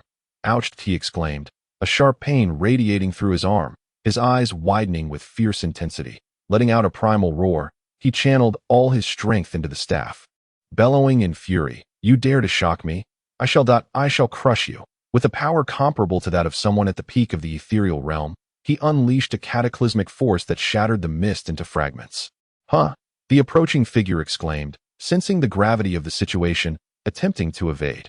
Yet Shirtu would not grant him such an opportunity. With a forward thrust of the staff, a surge of violent energy erupted from its tip, hurtling toward the assailant's chest in an instant. The newcomer, left with no choice, steeled himself and raised his sword, using its blade to block the tip of the stone staff. Simultaneously, a surge of spiritual energy erupted from within him, manifesting as a shimmering barrier before his form that a thunderous impact resounded. The staff was successfully intercepted, yet the immense force, comparable to that of a late-stage practitioner of the ethereal realm, penetrated the sword and struck heavily against the spiritual barrier.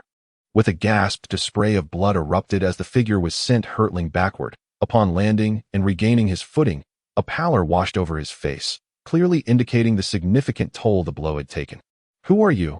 Despite his injuries, the newcomer's gaze still flickered with a sharp, icy glint. However, the stone figure offered no response, instead launching himself into the air with a tremendous leap, his massive feet crashing into the ground and creating two colossal craters. The stone was truly enraged, his arms still emanating a charred scent. He was fully aware of the contemptible youth before him. Suspended in midair, his enormous arms bulged with veins, and his expression was one of fierce determination. Resembling a mighty demon from the depths of hell, with a thunderous roar, the stone unleashed a deafening cry, then swung his heavy staff in a wide arc, channeling the power of wind and thunder as he prepared to bring it crashing down with ferocity. He longed to reduce the insolent beast. A formidable battle intent surged forth from the mark, swirling chaotically. "Disperse," Stone bellowed, casting the mark into the flames. Bang, bang, bang, bang. In an instant, countless flames surged forth, colliding with the radiant mark. In that moment, flames erupted, battle intent surged like a dragon. The technique of July's flowing fire, under the relentless battle intent of the radiant mark, swiftly succumbed to collapse, dissolving into nothingness. How could this be? What kind of spell is that? Why can I not sense the fluctuations of the world's spiritual energy? The newcomer murmured in disbelief. The fact that his technique could be broken was already unexpected. But he was even more astonished by the strangeness of the opponent's spell. It should be noted that the July's flowing fire technique was created by an ancestor of the Xutian Dao Mountain, a being of the celestial harmony realm, and it was among the most powerful spells even in the ethereal realm. Yet, unexpectedly, the opponent casually unleashed an enigmatic radiant mark, its power surpassing that of the flowing fire technique. "Brace yourself for my strike." Just as the individual hesitated, a dark light, infused with surging power, suddenly rushed toward his head. It was none other than Stone's massive iron rod. While he was in a daze, Stone was not. Thus, at the moment the July's flowing fire technique collapsed, Stone swung the great iron rod with ferocity, the howling force. Even a late-stage practitioner of the ethereal realm would turn pale before it. "Not good," the newcomer exclaimed, chiding himself for his carelessness. However, at this moment, the great rod was already upon him. An evasion was futile. Simultaneously, he was astonished by Stone's brute strength. How could one man's power be so terrifying? A veritable monster. Gritting his teeth, he drew his magical sword, channeling all his spiritual energy to its zenith. Instantly, a formidable aura, characteristic of a late-stage practitioner of the ethereal realm, surged from the youth. Thunderous strike. A force of 1,000 bolts. With a flash, lightning crackled upon the sword. One of the most wondrous forces of heaven and earth. The destructive capability of thunder was particularly astounding. Moreover, the thunderous strike transformed spiritual energy into the power of lightning, creating an explosive moment to annihilate the enemy.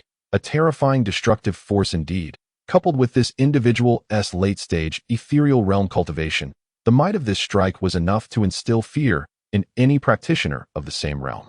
However, regrettably, It was clear that Stone was not among those intimidated. Seeing the opponent's determination to clash head-on, Stone's eyes sparkled with excitement. He had never feared anyone in terms of strength. You wish to test your mettle against me? Then let us collide. Unleash your best. With that, the great rod crashed down. Boom! The clash of the magical sword and iron rod resonated like a thunderous roar. The earth trembled as the wielder of the sword turned pale, his complexion shifting to a deep purple. Suddenly, his chest heaved violently, and in the blink of an eye, he opened his mouth. What a mist of blood erupted forth, and the magical sword slipped from his grasp, sending him flying like a kite severed from its string, propelled over 100 meters before crashing heavily to the ground. Aha! Brother, you are magnificent. I have made my decision. From now on, I, Ma Minglong, shall follow you. Indeed, from the very first moment I laid eyes on you, I was awestruck. Your powerful physique resembles the celestial deities of my dreams. Accept me, and you shall be my esteemed senior brother Su San. No, I mean, my revered senior brother Su Wu Pao. Ah, the words of Su San Pao and Ma Minglong instantly rendered the young man, who had been thrown out, ashen-faced. Suppressing the pain coursing through his body, he looked up at the two with seething hatred and gritted his teeth, saying, "You two shameless scoundrels," and he pointed once more at Shirtu, his eyes radiating a murderous intent that seemed to drip with blood. Listen well, if I, Feng Bailing, do not perish today, I shall ensure that one day you three will find no path to life and no escape from death. Upon hearing this, the expressions of Shirtu and his companions darkened ominously. Chapter 44. The auspicious three treasures. Brother Ma, junior brother Su San Pao, and Ma Minglong exchanged glances before embarking on their bewildering dialogue. Do you understand what he means by that? Su San Pao turned his head, a cold smile gracing his lips as he queried Ma Minglong. What else could it mean? It sounds like he's saying that once he escapes, he will come after us to finish us off. Ma Minglong replied, casting a sidelong glance at Feng Bailing, echoing Su San Pao's words. Excellent. Then according to Brother Ma's intention, we must take him down. We cannot show him any leniency. So what are we waiting for? Let us go, deal with him. After speaking, the two shared a knowing smile, revealing sinister grins as they charged towards Feng Bailing, drawing ever closer. Suddenly, Ma Minglong's body surged with force, and in the blink of an eye, he vanished from his spot. At that moment, Su San Pao turned to Feng Bailing, a chilling smile playing on his face. Feng, today marks your end. Shall Brother Ma go first?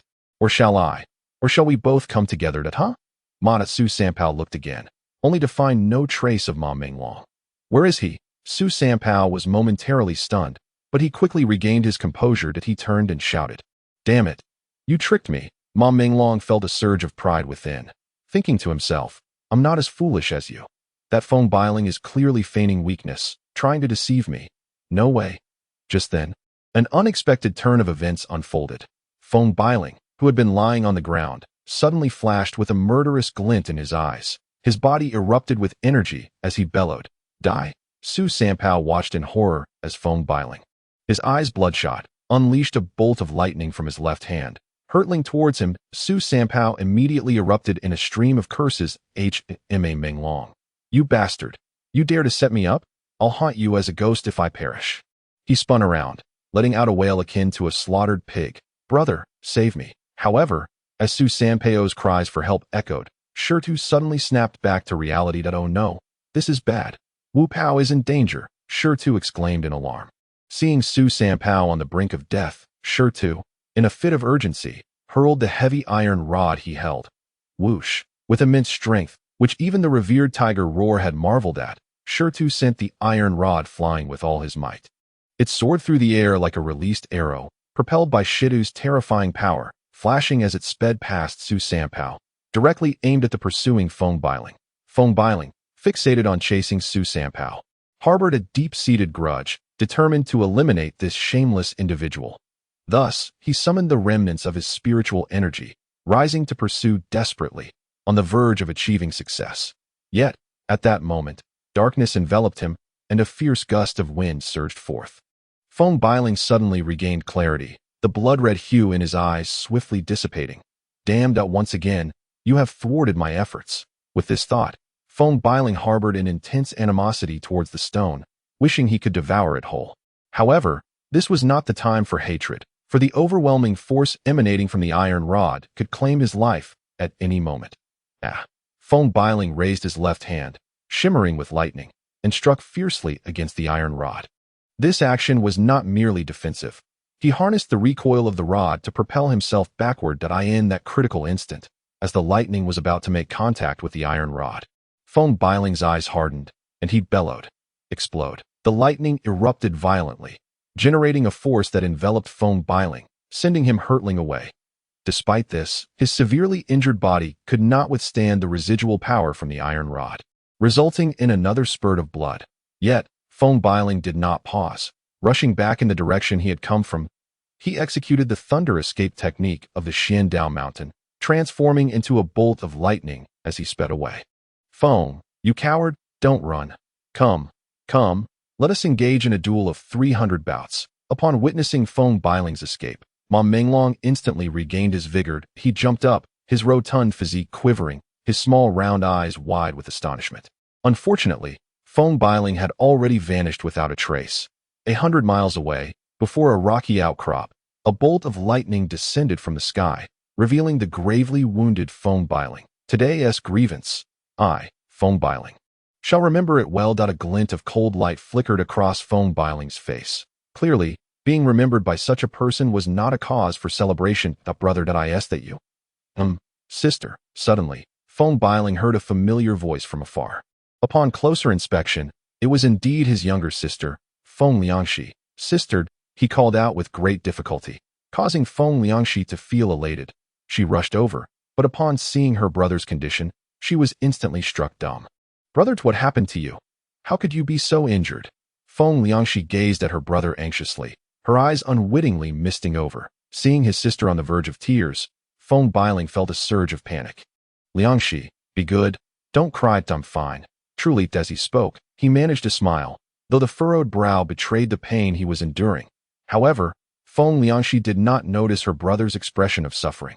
Upon hearing him say he was fine, she finally smiled brightly. It must be said, the girl was indeed beautiful, her features captivating. Sister, I'm sorry, I couldn't catch those two little thieves for you. Feng Bailing expressed his guilt to his sister. Upon hearing her brother mention the two who had peeked at her bathing, Feng Liangxi's face flushed crimson, yet she, unwilling to see her brother distressed, replied, as long as you're safe, that's all that matters. As for those two little thieves, we will encounter them eventually. Yes, when we do, I will ensure to deal with them for you. Now, let us go find senior brother Wuming. Thus, the two siblings took a brief respite before rising to make their way towards the central region. From that day forth, two persistent companions, Ma Menglong and Su Sanpao, began to accompany Shitu. Among them, Ma Menglong even coined a resounding name for the trio, the three treasures of good fortune, true to their names. Shitu's foolishness, Su Sanpao's lewdness, combined with Ma Menglong's unparalleled mischievous demeanor, quickly garnered them a reputation throughout the enigmatic realm of Tailin Yuan. However, Bai Fan remained oblivious to all of this, consumed with concern for his senior brother's safety. He ventured forth with little thought for gathering spiritual treasures. On one particular day, Bai Fan arrived at a mountain range, only to encounter a group of individuals. Glancing sideways, he noticed that their attire bore the distinctive insignia of the Qinglian Sword Sect. It was evident that these individuals were disciples of the Qinglian Sword Sect. Ordinarily, this would not have captured Bai Fan's attention. After all, in this secret realm, it was quite normal for disciples from various sects to cross paths. Thus, he merely cast a fleeting glance before preparing to depart. Yet, at that moment, a conversation between two disciples of the Qinglian Sword Sect piqued his interest. One disciple remarked, "Brother, what do you think of Dongfang Qianluo from Miaoyin Mountain? Why is he forsaking such a splendid opportunity for inheritance, instead crazily surrounding a female disciple of the Xutian Dao Sect? It truly baffles the mind. Who knows? Perhaps Dongfang Qianluo has taken a liking to her, and in his pursuit, he has resorted to force. You haven't seen the female disciple of the Xutian Dao Sect. Truth be told, she is breathtakingly beautiful. I dare say, I have never encountered a woman so exquisite. Her beauty is both frosty and noble, aloof yet pure. Not only Dongfang Qianluo, but even I am left utterly captivated." The disciple addressed as brother displayed a look of astonishment. "That she truly is beautiful as you claim? Is it for real?" The other disciple clearly appeared skeptical. "Tisich, you've never seen her. If you did, I guarantee you would be drooling at a disciple of the Xutian sect, possessing such beauty? Could it be eternity that moment? A vision of a woman surfaced in Bai Fan's mind, clad in white like snow, graceful as the moon. Despite possessing a face that could topple kingdoms, her eyes bore an indifference that seemed to dismiss all. Bai Fan pondered that such beauty perhaps ought not to belong to her. It seemed a pity that as for her name, he vaguely recalled it was Nangong Jingyan. However, it seemed that this time, that woman might be in grave danger. For Dongfang Qianluo was a prodigy among the disciples of Miaoyin Mountain, someone even our brother Jinhe regarded with a degree of wariness, and no matter how strong that female disciple was, she likely could not surpass Dongfang Qianluo. The elder disciple sighed, and the other disciples of the sword sect nodded in agreement. This time, as the disciples of various sects entered the Tailin Yuan secret realm, several among them were the most formidable, with Dongfang Qianluo among them.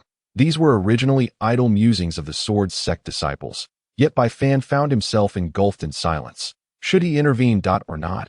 A flicker of hesitation crossed Bai Fan's expression. After all, the foremost task was to locate his third senior brother. Yet, if he chose inaction, his conscience would weigh heavily upon him. If it must be so, then let it be. If ignorance is bliss, then let it suffice. Yet, now that I am aware, it would be remiss to feign indifference, especially considering she is a disciple of the Xutian Dao Sect, and thus, in a sense, one of our own.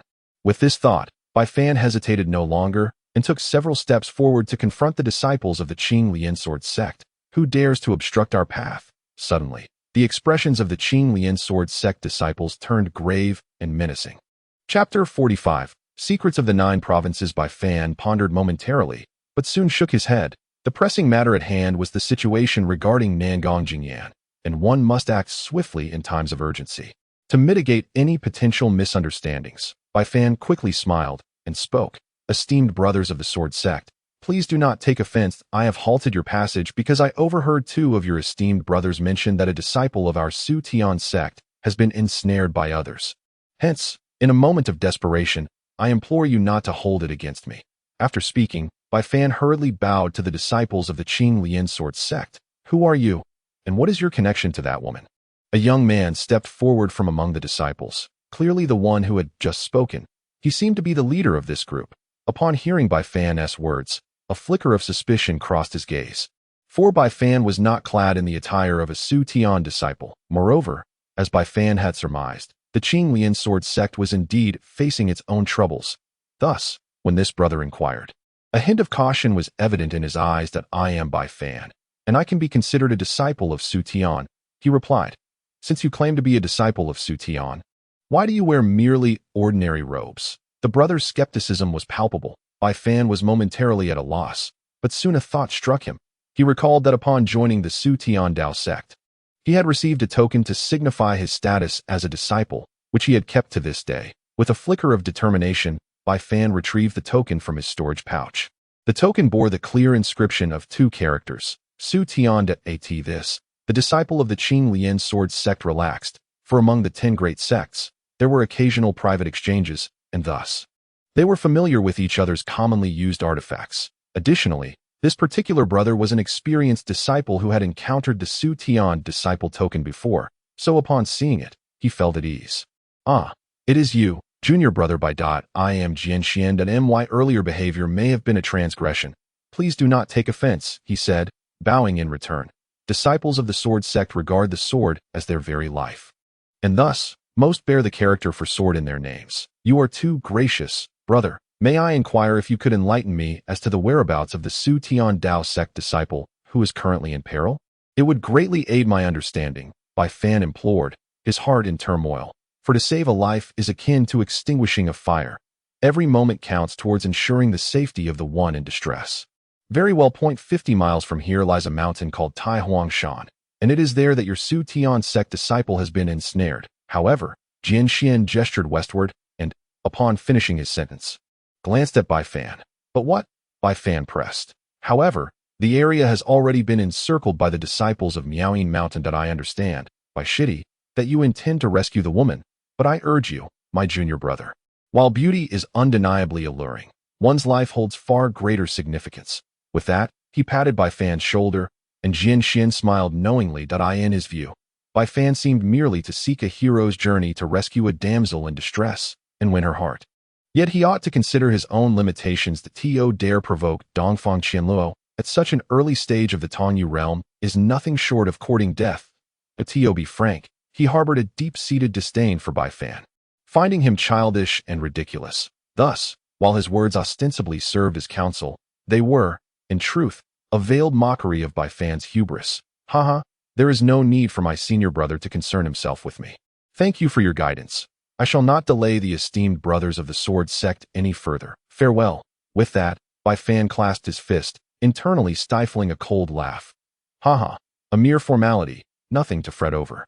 I wish my junior brother success. Jian Xian feigned a few pleasantries, as the affairs of their sect were of no concern to him, and the more chaos, the better. Ideally, it would lead to their opponent's demise. Thus, without further ado, Bai Fan turned and made his way westward, vanishing from sight within mere moments. Why did you tell him that? A puzzled disciple of the Sword Sect inquired. Da, you fail to grasp the significance. The opening of the Tailin Yuan's secret realm is, in essence, a competition among the disciples of the 10 sects. As long as they are not from our Qinglian Sword Sect, the more disorderly it becomes, the better for us.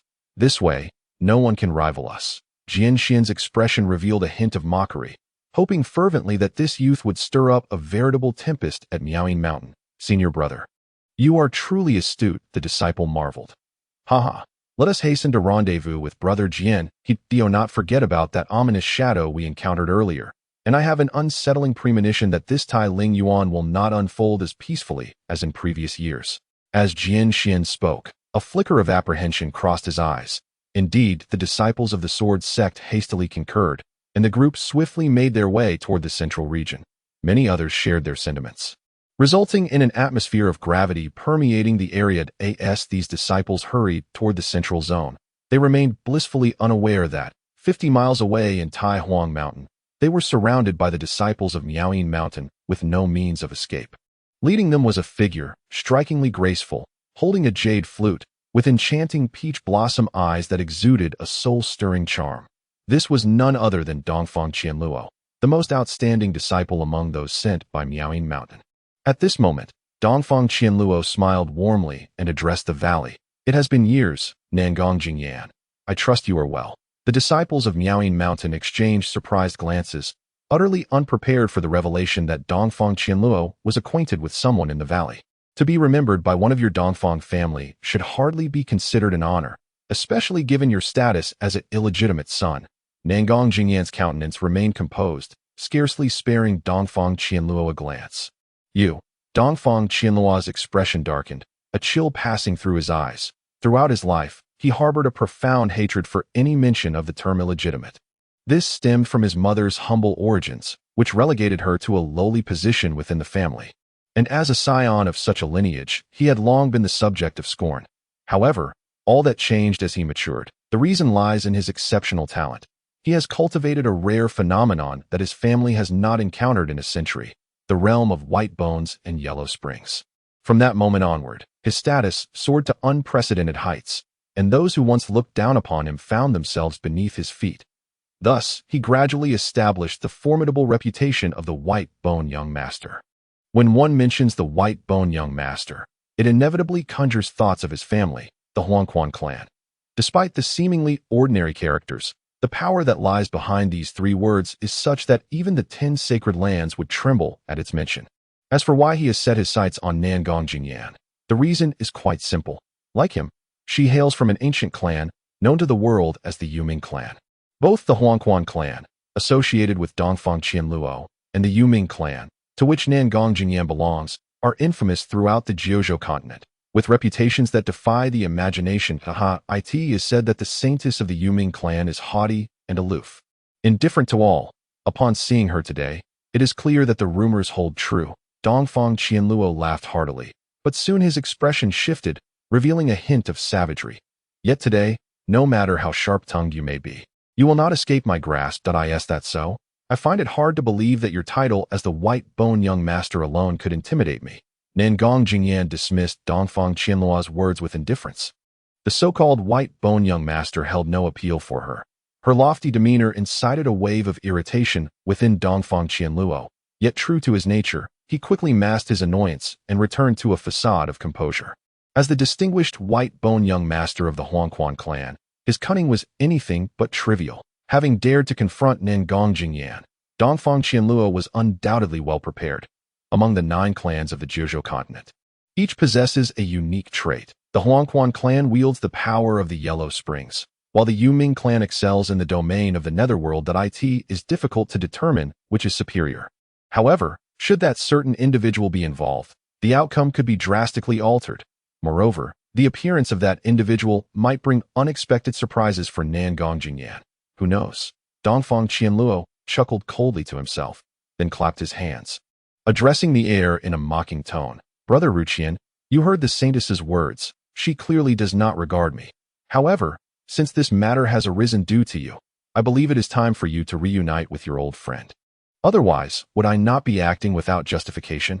What do you say, Brother Ruqian? As soon as Dongfang Qianluo finished speaking, the previously icy gaze of Nangong Jingyan transformed into an extreme chill, directed at the space behind Dongfang Qianluo. Each word dripping with coldness. Indeed, it is you. Huangpu Ruqian. Her frigid words spread outward, ultimately landing upon a young man in a yellow robe who was slowly ascending into the air. He was an exceptionally handsome youth, who now flashed a devilish smile at Nangong Jingyan, his eyes radiating an intense heat. Ha, Brother Dongfang, I must thank you for helping me find Jingyan. I shall remember this favor. Ruqian, the young man in the yellow robe said as he approached Dongfang Qianluo, patting him on the shoulder with sincere gratitude. Turning his gaze towards Nangong Jingyan, his expression softened slightly, and he spoke gently. In the realm of Jiuzhou, amidst the vastness of the sea, stands a figure of extraordinary import, the enigmatic youth who has arrived at the Jiuzhou Xutian Sect. He is not merely any young man. He is the heir of the Wangxing clan among the 9 great families, known as Huang Puruqian. Chapter 46. The Clash of the 9 Clans. A wave of astonishment swept through the crowd. Brother, did I hear that correctly? He claims that the woman in white is his betrothed. Indeed, the words were not mistaken, yet the veracity of his claim remained uncertain. The onlookers from Yaoyin Mountain gazed incredulously at the white-clad maiden, Nangong Jingyan, struggling to fathom that such an ethereal beauty could already be promised to another. Huang Puruqian, you are as insufferable as ever, Nangong Jingyan declared, her cold gaze devoid of warmth. How mistaken you are. Jingyan. Is it not common knowledge among the 9 clans that the saintess of the Yuming clan is betrothed to the heir of the Wangxing clan? Thus, when I converse with my wife, how could there be any room for disdain? It is you who has truly made me endure a prolonged search. Now that I have found you, you shan't escape again. Huang Puruqian replied, unfazed by her tone and indifferent to the potential mockery of others. Given his stature, who among the assembly would dare to ridicule him? Only if that person were Nangong Jingyan herself. Nangong Jingyan furrowed her delicate brows. Despite her aversion to Huang Puruqian, the truth of his words weighed heavy upon her. She had indeed been pledged to him, though it was a union she never desired, and thus could not alter. It was precisely for this reason that she found herself in Jiuzhou, at the Tailin abyss. She had hoped to evade her fate, yet she had not anticipated his relentless pursuit to this very place. Brother Ruqian, it seems your little wife is rather indifferent to your arrival, remarked Dongfang Qianluo, shaking her head lightly, her expression one of amusement. It is only natural for a young lady to maintain a semblance of modesty. Huang Puruqian wore a self-satisfied expression, for not everyone is graced with such fortune. The mere thought of Nangong Jingyan's breathtaking beauty stirred within him a longing to embrace the icy beauty in his arms, a prospect that was nothing short of enchanting. This journey away from his clan, aside from being a rite of passage, was primarily aimed at seeking the hand of the Yuming clan saintess. 3 millennia ago, the Yuming clan faced a grave calamity, and it was the Wangxing clan that intervened at a critical moment, aiding them through their tribulations. Consequently, the patriarch of the Yuming clan had pledged that should the Wangxing clan ever require assistance, they would be obliged to comply. Regrettably, in the intervening years, the Wangxing clan's prominence had not necessitated significant requests, and thus this favor lay dormant until the time of Huang Puruqian. During a visit to the Yuming clan with his father for a sacrificial ceremony, he beheld the enchanting Nangong Jingyan, then the saintess of the Yuming clan. Upon returning to his own clan, Huang Puruqian was consumed by fervent fantasies, vowing to claim her as his own, understanding a child's heart better than anyone.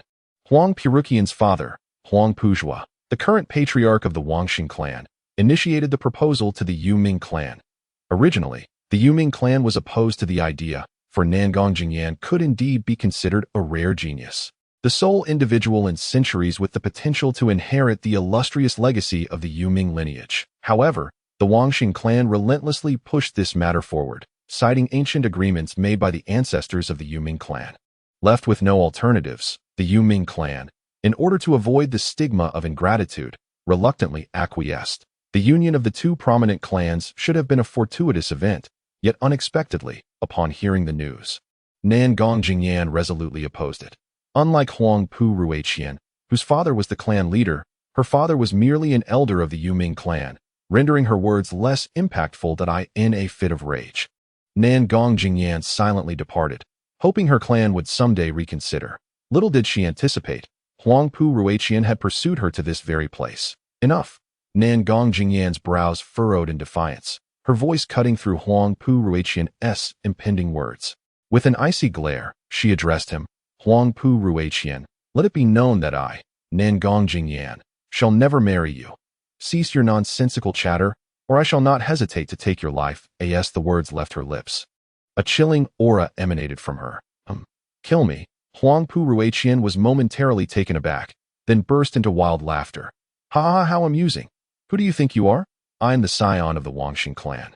It is I who takes lives, not the other way around.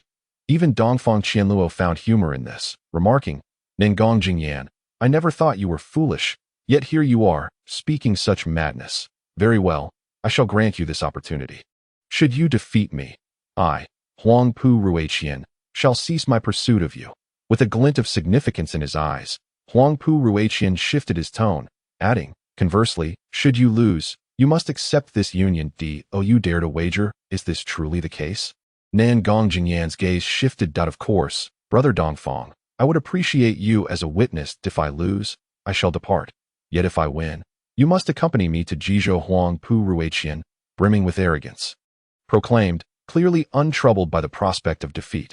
His voice resonated with confidence. Very well, Huang Puruqian, I, Nangong Jingyan, shall uphold my word.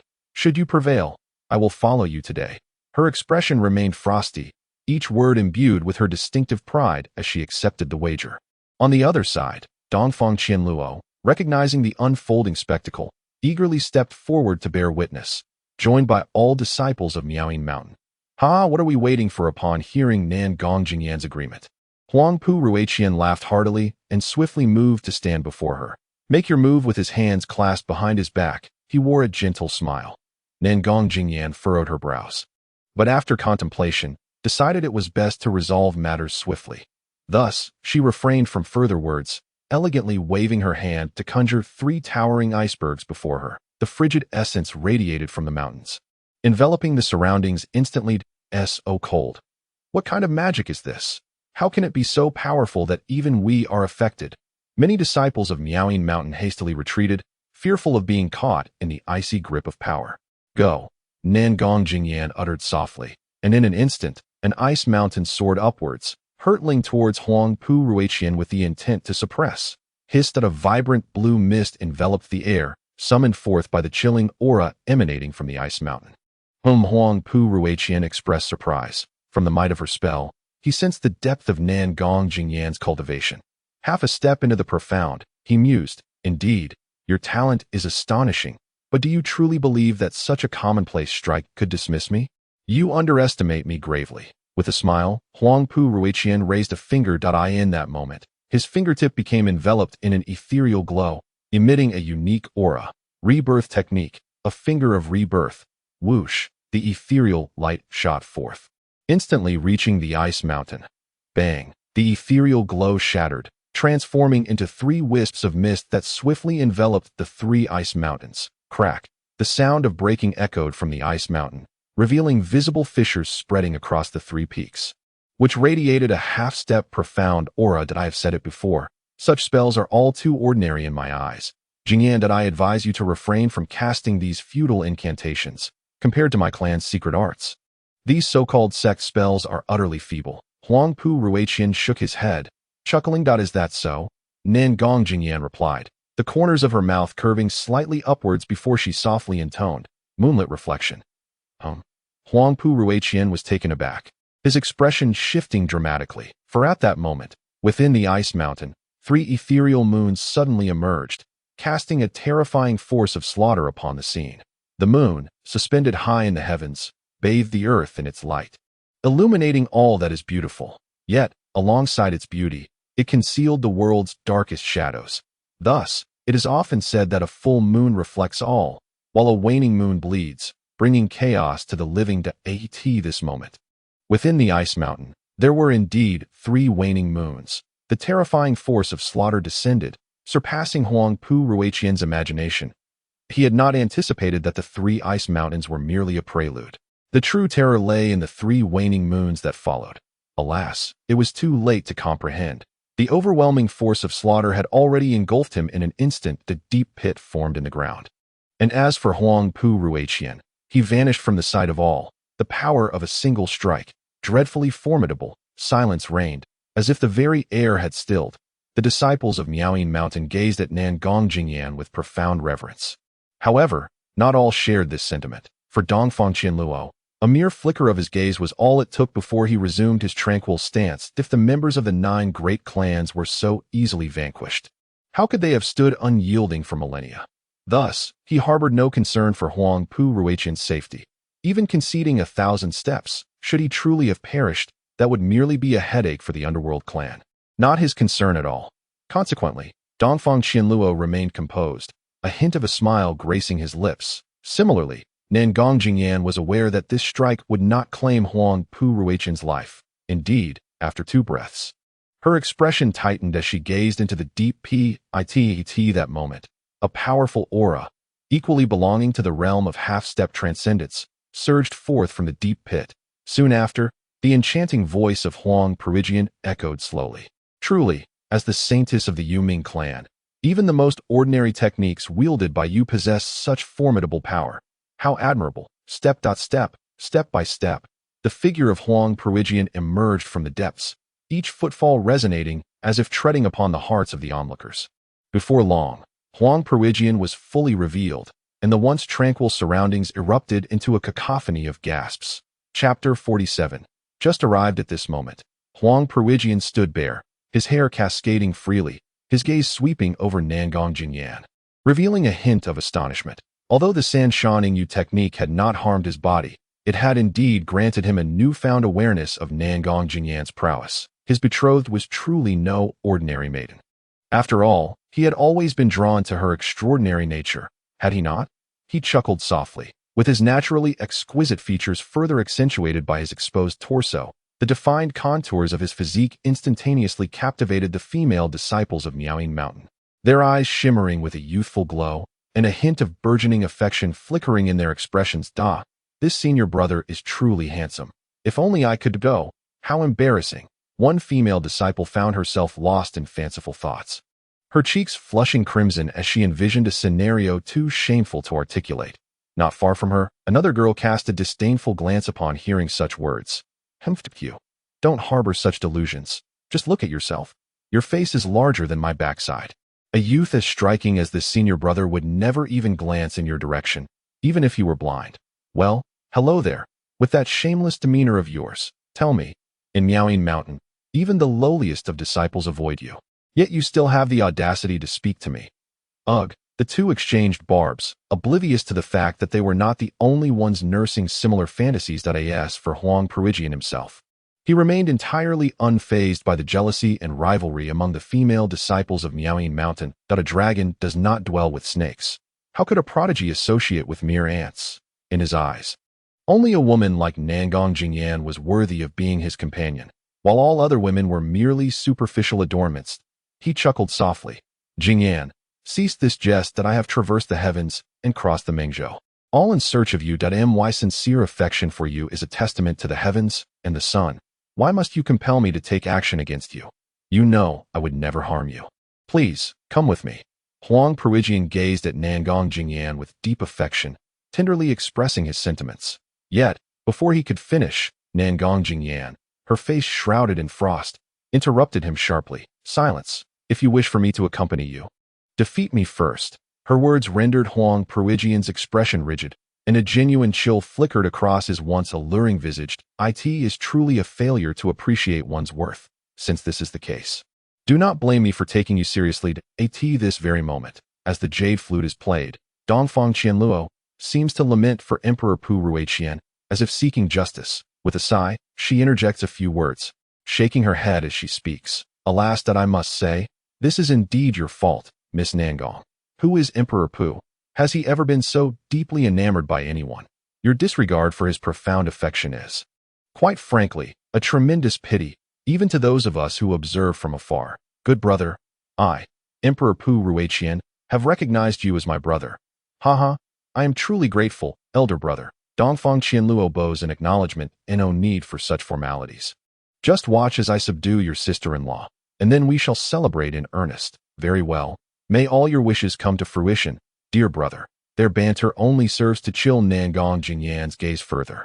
Truly, they are two of a kind, colluding in their mischief. Suddenly, unable to endure their nonsensical chatter, Nangong Jingyan's exquisite visage darkens with fury, and in an instant, she ascends into the air that a wave of malevolence emanates from her eyes. Swiftly targeting Emperor Pu Ruiqian. In the realm of the underworld, my power endures, Nangong Jingyan cries out, and at that moment, behind her, boom, the void trembles as a face, shrouded in black mist, emerges. The swirling darkness obscures the features of this visage, revealing only a pair of eyes that regard all life with indifference. Even so, the aura radiating from this face sends shivers down the spines of all present. Beware, elder brother, Dongfang Qianluo feigns concern, shouting a warning. You still cannot contain yourself. That a wicked smile briefly graces Emperor Pu Ruiqian's lips as he gazes into those cold, indifferent eyes peering through the black mist. Inwardly, he expresses mild admiration, for he had not anticipated that Nangong Jingyan had mastered even the secret technique of the underworld clan. The ghostly banshee. One should not underestimate this visage. The fully developed ghostly banshee technique can shatter an opponent's sanity in an instant, rendering them a soulless husk. However, Nangong Jingyan has yet to reach such a level, merely showcasing a fraction of the technique's might. Nonetheless, this is sufficient for Emperor Pu Ruiqian to approach with caution. He dares not be negligent. His bare torso suddenly illuminates with several glowing patterns, and a mysterious power surges forth from within him. Life after death is but a dream that spans millennia. Speaking thus, Emperor Pu Ruiqian directs a finger towards Nangong Jingyan. Instantly, a peculiar fragrance emanates from him, spreading around in an eerie manner. In the blink of an eye, within 100-foot radius, the aroma becomes overwhelming. Whoosh! Dongfang Qianluo retreats swiftly, for even a whiff has left her feeling drowsy. She recalls hearing from the elders of her clan that more than half of the techniques used by the Wangxing clan are disorienting in nature. And indeed, it proves difficult to guard against. Dongfang Qianluo casts a wary glance at Emperor Pu Ruiqian. But if she feels this way, one can only imagine how Nangong Jingyan, who is engaged in battle with him, must feel. As a wave of alluring fragrance approaches, Nangong Jingyan inadvertently inhales it, and in that instant, she perceives a heavy sensation enveloping her entire being. Simultaneously, her mind seems to divide into two selves. One part of myself murmured, "Sleep. When you awaken from a dream, everything will have passed." Yet another part insisted, "You cannot sleep. Danger lurks in slumber. Why must one refrain from sleep? Why bear such burdens? Cast aside everything. Let the specters of duty and destiny vanish into oblivion." The voice urging me to succumb to slumber bore an irresistible allure. Indeed, why do I persist? After all these years, how much have I sacrificed? In the end, a mere promise seems more significant. Nangong Jingyan was suddenly engulfed by despair. Her slowly rising hands began to falter and descend. Meanwhile, the faces shrouded in the mist behind her began to waver, as if they might dissipate at any moment. It is remarkable. Who would have thought that such an icy demeanor as Nangong Jingyan's could conceal such fragility? Huang Pu Ruiqian was filled with elation. Summoning a surge of spiritual energy outward, he then commanded with a fierce voice, "Bind the serpent, bind." With a rush, the spiritual energy churned, transforming into a long, ethereal serpent, its core flickering as it lunged toward Nangong Jingyan, suspended in midair. "Fool! Have you not seen her vacant stare? Clearly, her spirit has faltered. The sorcery wielded by these individuals is truly bizarre. One cannot fathom how they cultivate such power, the disciples of Miaoyin Mountain observed with astonishment, their eyes wide with shock. Just as it appeared that Nangong Jingyan was on the brink of defeat, a clear and resounding chant reached her ears. If destiny arises, it is due to cause. If it fades, why cling to illusions? One day, you shall uncover the answers you seek. Now, awaken swiftly. Awaken. Come, awaken. Indeed, one day I shall discover the answers I desired. In that instant of clarity, Nangong Jingyan turned her gaze toward the enticing apparition that had tempted her. Her consciousness transformed into a blade, cleaving through the illusion, which shattered instantly. Concurrently, in the external world, the vacant gaze of Nangong Jingyan flickered with cold light, suddenly regaining lucidity. Huang Pu Rue.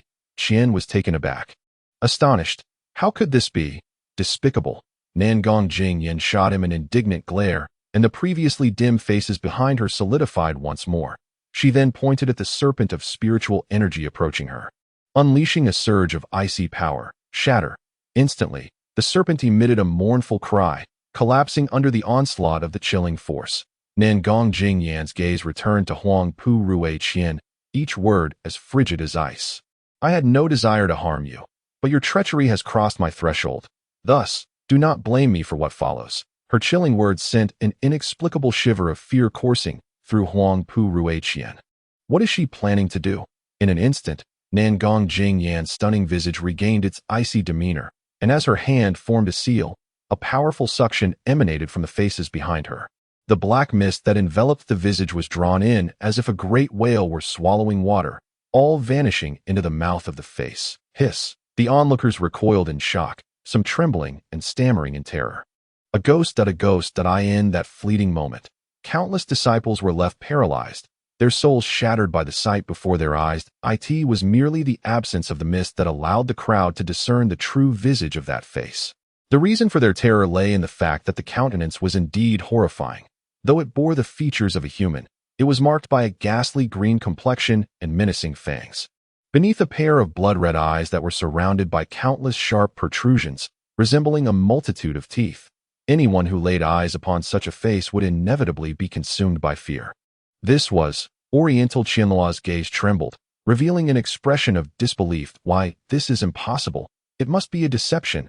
How could this be?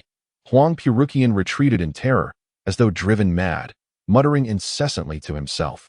Nangong Jingyan, in contrast, remained remarkably composed, though her calm demeanor instilled a profound shock in both Huang Puruqian and Oriental Qianluo. There is nothing impossible. It is time for this to come to an end. With a finger pointed at Huang Puruqian, Nangong Jingyan spoke with a tranquil gaze. In that instant, the face's blood-red eyes flickered ominously, unleashing two beams of divine light that surged towards Huang Puruqian, devouring divine light.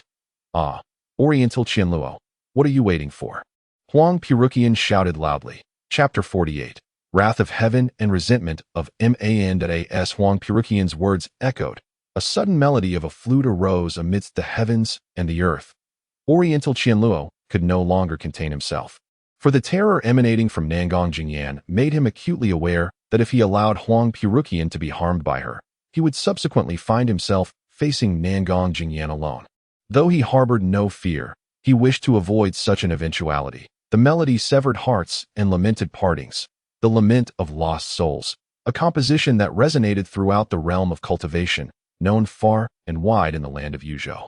The moment the lament of lost souls began to play, Nangong Jingyan's serene countenance shifted, displaying a hint of gravity. It is said that the sorcery of Miaoyin Mountain is the most enigmatic of all, with melodies that infiltrate the very soul, rendering one utterly defenseless. Countless practitioners of the demonic path had succumbed to madness beneath this composition, ultimately burning their own souls and becoming mere wraiths.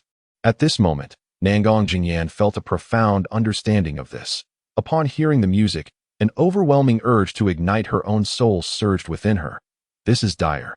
This melody is too treacherous to allow Oriental Qianluo to continue.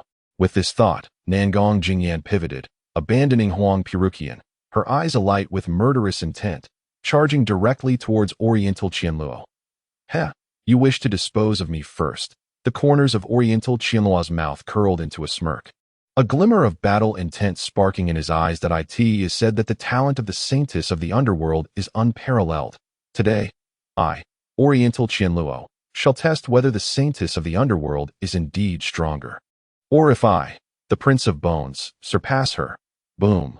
Oriental Qianluo sheathed his jade flute, relinquishing the lament of lost souls. Nangong Jingyan, let me witness your true genius. With these words, Oriental Qianluo's expression hardened, his hands weaving intricate seals. In the blink of an eye, his aura surged to its zenith. That it is said that Miss Nangong possesses extraordinary strength. I, however, find myself somewhat unconvinced. Come, receive my strike.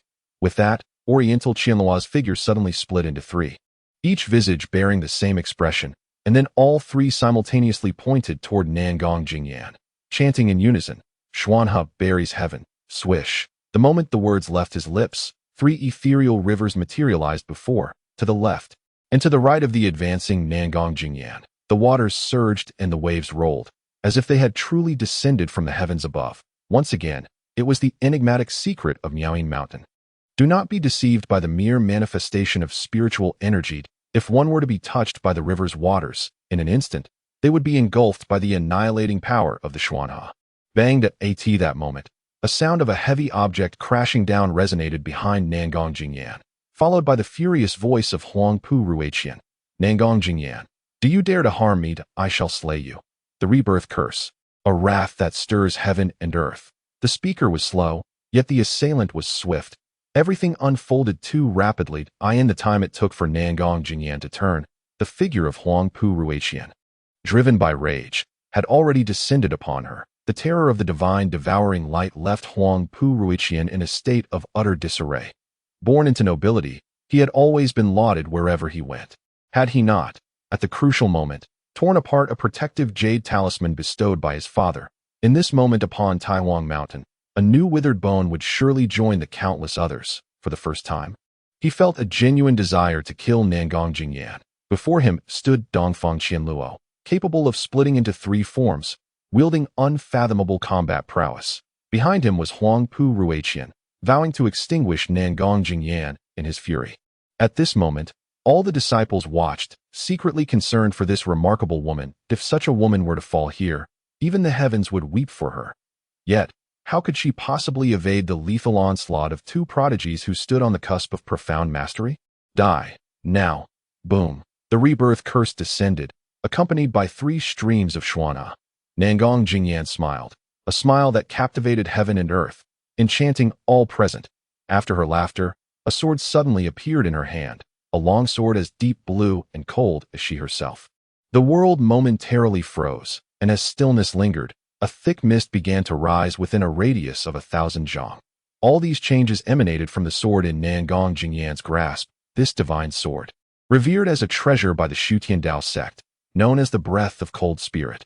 Once, the breath of cold spirit symbolized the glory of the Xutian Dao Sect, accompanying its ancestors in battles throughout their lives, only to be buried deep within an icy mountain for 10 millennia. Today, it could finally emerge through the hands of Nangong Jingyan in the realm of cultivation, thus releasing an overwhelming joy from the sword's body.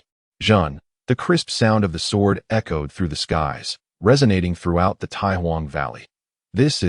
Even though Nangong Jingyan had always been aloof, she was momentarily startled by the sound of the sword's cry. A weapon that sings of its own accord possesses a spirit being a rare treasure sought across the ages. If one day you acquire an object imbued with such a spirit, you must treat it with care. Nangong Jingyan suddenly recalled words spoken by an elder during her time in the family. Could it be that this sword harbors the spirit of the sword, as mentioned by the clan elder? Joy surged within her heart as she held the breath of cold spirit, calmly glancing at Dongfang Qianluo, and gently waved the long sword forward. A beam of sword light, akin to the primordial light, carried an endless chill as it cleaved through the Xuanhe before her. The hearts of the onlookers became unnaturally still, their gazes fixated on the river. In the next moment, the tranquil world was pierced by a series of cracking sounds, and all their pupils simultaneously contracted, their mouths agape in astonishment, as if they could swallow a watermelon whole. They were compelled to exclaim in astonishment, for the once formidable and terrifying Xuanhe had, at that very moment, visibly transformed into a magnificent ice sculpture, suspended in the void above. The river floated in a breathtaking tableau, a sight so exquisite it strained belief. The onlookers were rendered speechless, unable to fathom the reality of what lay before them. Impossible, Dongfang Qianluo uttered in a daze. What manner of sword is that? What grade of treasure could evoke such terror? Countless questions swirled in Dongfang Qianluo's mind at that moment. Nangong Jingyan cast a calm glance in his direction, and as her gaze fell upon him, Dongfang Qianluo instinctively recoiled, a wave of fear stealthily creeping into his heart. In the face of the terrifying chill exuded by the breath of cold spirit, the waters of Xuanhe appeared utterly fragile and defenseless, while the heavens and earth were adorned with two additional hues of brilliance. Having completed this feat, Nangong Jingyan's complexion turned slightly pale, beads of perspiration forming on her brow. The breath of cold spirit was indeed formidable, yet the cost was staggering. Merely 3 strikes had nearly drained her of all spiritual energy. To wield such a powerful artifact while merely at the threshold of the profound realm was undeniably a formidable challenge. However, she had no choice, for the opponent she faced was a prodigy from the 9 clans. And no one understood the terror of the 9 clans better than she did in that fleeting moment. Huangpu Ruiqian's assault also descended upon them. Gritting her teeth, Nangong Jingyan once again swung her sword. Buzz, this time, all the spiritual energy she had comprehended was channeled into the blade. The breath of cold spirit instantly illuminated the sword's radiance, erupting into a sword light that surpassed her previous efforts by a factor of 2. The sword had yet to reach him, yet the bone-chilling cold had already caused Huangpu Ruiqian to shudder violently. With a decisive swipe, Nangong Jingyan aimed her strike at the approaching Huangpu Ruiqian. A blue sword light cascaded from the heavens, imbued with an intent to obliterate all, crashing down upon Huangpu Ruiqian as expected of a prodigy of his clan. Huangpu Ruiqian's expression sharpened at the sight of the descending sword light. Rebirth curse, heavens collapse. Boom! A resounding explosion echoed through the void, followed by an overwhelming force that surged forth to meet the sword light. As the technique of heaven's collapse was unleashed, Huangpu Ruiqian did not linger to witness the outcome. Instead, he formed seals with his hands and struck downwards at heaven's wrath, the people's lament. Ah, die! His voice was a wailing shriek, piercing through the air like a ghostly howl, sending tremors through the hearts of all who heard it. At once, the skies darkened, the earth quaked, and countless vengeful souls emerged from the ground, each emitting a chilling wail as they frantically surged towards Nangong Jingyan. It was utterly terrifying.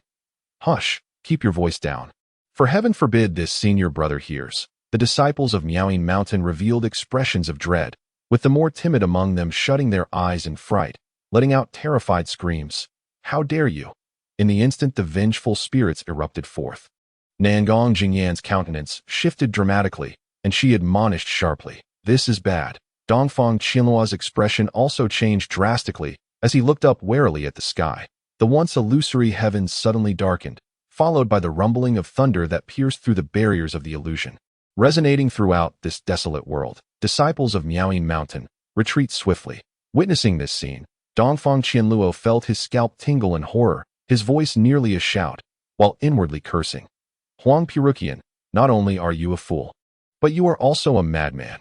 Without a moment's hesitation, he turned on his heel and swiftly departed with the disciples of Miaoying Mountain. Chapter 49. The shock of the elders within the secret realm. Winds and thunder surged, yet outside, the heavens and earth underwent a dramatic transformation. The previously cloudless sky was suddenly shrouded in dark clouds, obscuring the sun. Within those ominous clouds, it seemed as if some ancient will was on the verge of awakening, causing all creatures in the frigid expanse to prostrate themselves in terror. The 10 elders opened their eyes, each revealing a grave expression. Damn it! What is happening? Why has the sky changed?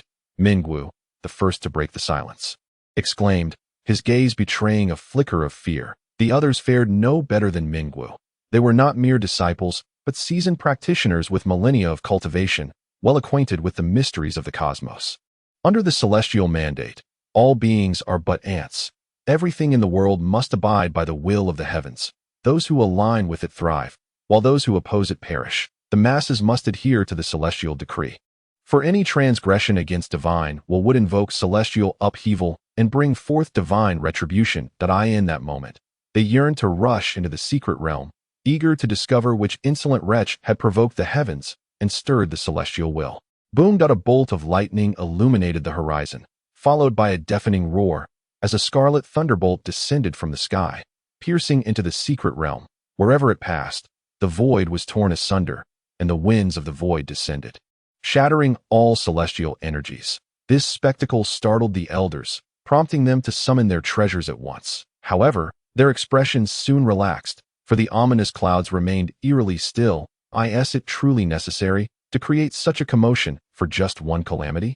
Mingwu remarked with a disdainful twist of his lips. Little did he know, as his words faded, another rumble echoed from within the dark clouds. Mingwu was so frightened that he immediately covered his mouth, while the other elders glared at him disapprovingly. Ming, for heaven's sake, keep that ravenous mouth of yours shut.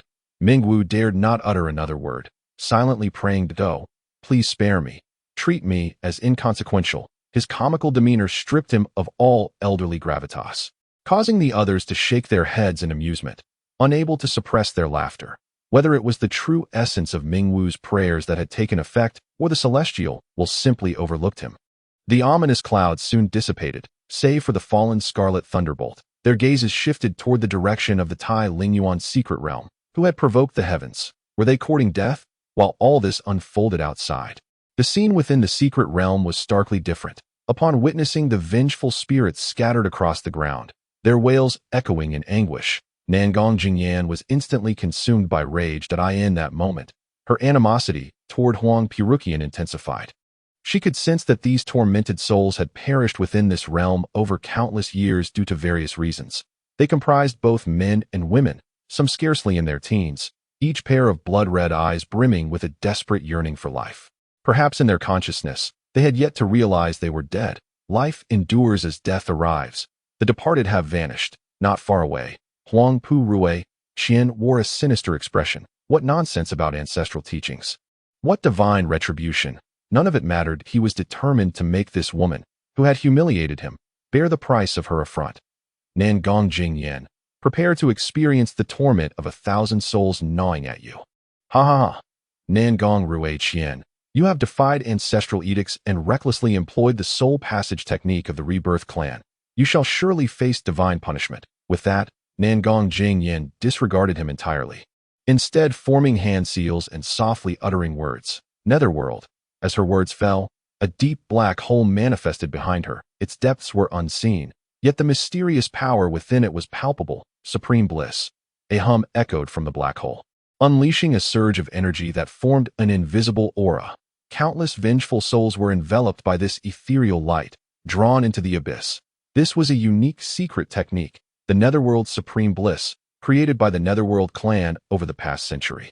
This technique was not an offensive one, but rather a method of guiding the souls of their clan members to liberation. It allowed the resentful remnants to be cleansed by the power of the Netherworld, urging them to relinquish their obsessions and proceed to their rightful destinations. In an instant, countless vengeful souls surged into the black hole. Strangely, as they entered, their previous wails ceased, replaced by a glimmer of clarity. Thank you. In Nangong Jingyan's mind, it seemed as if she heard countless such silent voices. When the last vengeful soul was drawn into the abyss, the black hole erupted with a resounding bang, dissipating into countless stars behind her. Death. That moment, Huang Pu Rue Qian's figure suddenly surged forward, his spiritual energy surging as he aimed a strike at Nangong Jingyan's chest. Shameless. Nangong Jingyan's face flushed. Her phoenix eyes filled with anger, but alas, she no longer had the strength to evade. Was this the end? The shadow of despair crossed her features as she closed her eyes, awaiting her fate. Bang. Then, Nangong Jingyan heard a fierce collision. In an instant, Huang Pu Rue Qian was sent flying away. You. Enraged, Huang Pu Rue Qian shouted.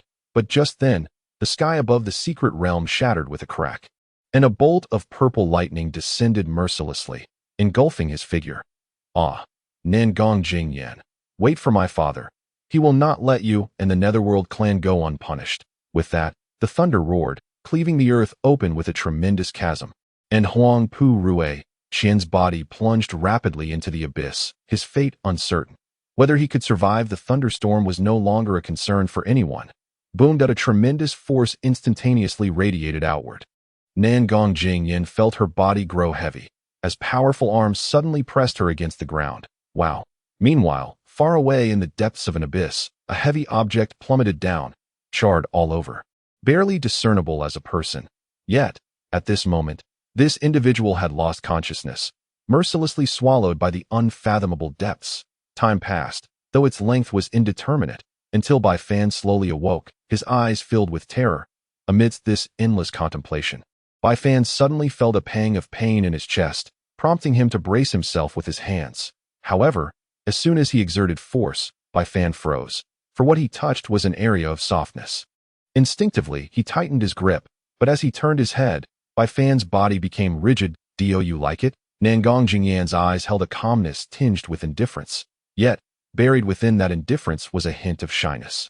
Bai Fan's face flushed crimson, for even in his naivety, he understood precisely what he had been holding.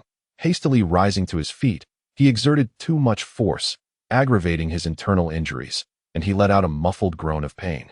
Nevertheless, Bai Fan gritted his teeth and steadied himself, awkwardly gazing at Nangong Jingyan, opening his mouth, and after a prolonged silence, he stammered, I'm sorry, it was unintentional. Although Bai Fan was usually quite mature and composed, this incident was indeed his first experience of such a nature, leaving him momentarily flustered. Moreover, the exquisite beauty of Nangong Jingyan could easily be likened to that of a celestial being. Nangong Jingyan remained silent as she retrieved a jade vial from her storage pouch, pouring out 2 golden pills, which she then consumed with her delicate lips. Subsequently, she tossed the jade vial to Bai Fan, instructing him, "Take this." Bai Fan furrowed his brow, taken aback by Nangong Jingyan's apparent lack of empathy. Yet, reflecting upon it, he realized it would be utterly absurd to expect a woman as frigid as her to greet others with a smile. Rest assured, today's events will remain between the heavens and us. Bai, shall never speak of it to another soul. Bai Fan was certainly not one to be trifled with. Upon receiving the jade vial, he unceremoniously poured out 2 pills and swallowed them. The returning spirit pill proved to be a top-grade elixir. Once ingested, it felt as though a sweet spring had been infused into his body, enveloping him in a warm and delightful comfort. Best if it remains this way. I have matters to attend to, Nangong Jingyan declared, turning to leave. Bai Fan, upon seeing this, hurriedly called out, "Miss Nangong, if you would be so kind to wait." "What is it? Do you have further requests?" A flicker of coldness glimmered in Nangong Jingyan's eyes. She assumed Bai Fan was seeking additional favors, and an unwelcome feeling stirred within her. "But I hope you do not become too demanding," she thought. However, contrary to her expectations, Bai Fan's gaze was clear and sincere, and his inquiry was casual. With an air of tranquility, Bai Fan clasped his hands respectfully and asked, "Might I inquire if you have encountered my senior brother on your journey?" "Senior brother?" Nangong Jingyan paused, and a robust figure briefly flashed in her mind. "I have not seen your senior brother, but although I have not encountered him, I believe that all disciples from the 10 sects will gather at the center of this secret realm.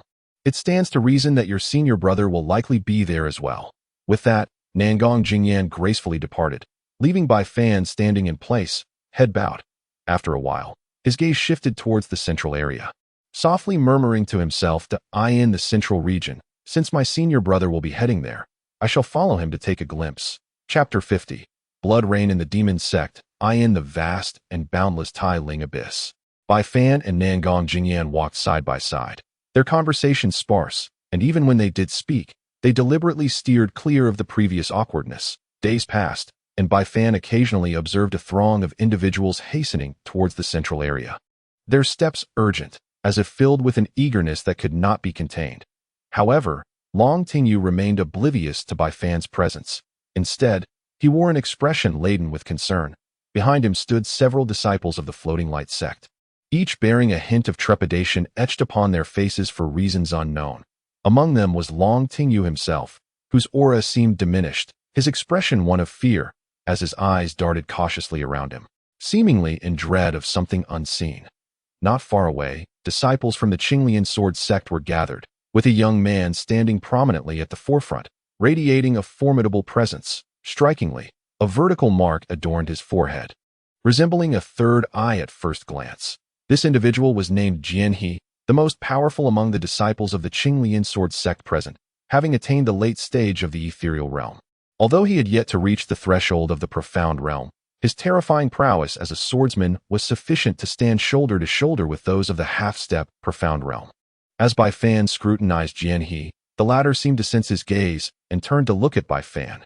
With just a single glance, Bai Fan felt an excruciating pain, as if pierced by a sharp blade. How intriguing this individual is. I find myself unable to see through him. For an ordinary disciple like Bai Fan, he was not worth Jianhe's attention. The latter focused instead on those peers of comparable talent, such as Dongfang Qianluo from Yaoyin Mountain, Gongsun Li from Jiuzhou Mountain, or the prodigious slaughterer Zhuo Mengtian from Shengyang Sect, a once-in-a-century talent. For such individuals warranted his notice. That moment, a group of individuals appeared in the distance, one of whom called out loudly, "Senior brother." The suddenness of the voice drew the gaze of everyone present, including Jianhe. Soon, Jianhe discerned the newcomer, an average-looking young man of medium height, carrying a sword on his back, from which a faintly sharp aura emanated. Jianxian. Upon seeing the figure, Jianhe's eyes flickered. At last, I have found you, senior brother. Jianxian had already floated to the forefront of the crowd. What is the matter that has caused such alarm? Jianhe inquired in a low voice, aware that his junior brother Jianxian was typically composed and rarely displayed such disarray. Something must have transpired to elicit such anxiety. Jianxian hesitated, his gaze sweeping the surroundings and noticing not only the disciples of the Qinglian Sword Sect, but also individuals from other sects nearby, prompting him to swallow his words. Senior brother, may I have a moment to speak privately? Jianxian appeared concerned, gesturing to Jianhe in hopes of stepping aside from the crowd. Very well. Jianhe nodded, recognizing that his junior brother would not act without reason. Evidently, something significant was at hand. He turned and walked 100 paces away. Jianxian closely followed, his expression fraught with worry. What is it? Speak up. Jianhe said calmly. Senior brother, I have discovered traces of the demon sect. At this moment, a flicker of fear appeared on Jianxuan's face. What did you say? Jianxian exclaimed in astonishment. The demon sect. Jianhe's expression shifted.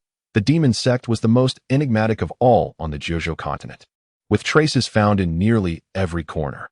Yet, the sect had always maintained a low profile, rarely revealing itself. Even among the myriad of sects on Jiuzhou, few knew the location of their mountain gate. These individuals were akin to phantoms, only appearing when they desired to be seen. Why would they suddenly emerge amidst the gathering of the 10 sects? For what purpose? How did they manage to infiltrate? Jinhe's mind was in turmoil as he struggled to regain his composure, then asked gravely, Did you ascertain which demon sect it is? It is the Blood Rain sect. Senior brother, what should we do? Jianxian inquired urgently, knowing Jinhe was the most accomplished among their group, far surpassing him in both status and cultivation. What to do if it were merely the Blood Rain sect? It would be manageable. Not to mention the disciples from other sects. Even our Qinglian Sword Sect alone could withstand them. My greater concern lies in the possibility that this may not be solely about the Blood Rain sect. Jinhe spoke with a serious demeanor. On the land of Jiuzhou, there existed 4 major demon sects, and the Blood Rain sect was merely the weakest among them. Above the Blood Rain sect were the Yinming sect, the 7 Kill Palace, and the mysterious Tianzong, which even the top 10 sacred sites regarded with trepidation. They were the most fearsome devils within the demon sect. Are you implying Tian? Jianxian shivered inexplicably. He was not foolish. Although Jinhe's words were not explicitly stated, the implication was clear to any discerning mind. Acknowledging that his junior brother had grasped the meaning behind his words, Jinhe nodded gravely. The height of the path is but a measure of the height of the demons. The terror of the demon sect is something you can never truly fathom. Their conversation naturally drew the attention of others. Among them, one individual emerged from the crowd, slender in form, with a face as beautiful as jade. His peach blossom eyes radiated an enchanting smile. This young man was named Bai Lihua. Despite his intriguing name, the moment he stepped forward, an air of reverence swept through the onlookers. What could Jinhe possibly be hiding from us all? Has he discovered some treasure and wishes to keep it for himself? This remark ignited the sentiments of all the disciples. Not only were there disciples from the Sword Sect, but several individuals from other sects were present as well. Thus, upon Bai Lihua's words, discontented voices arose.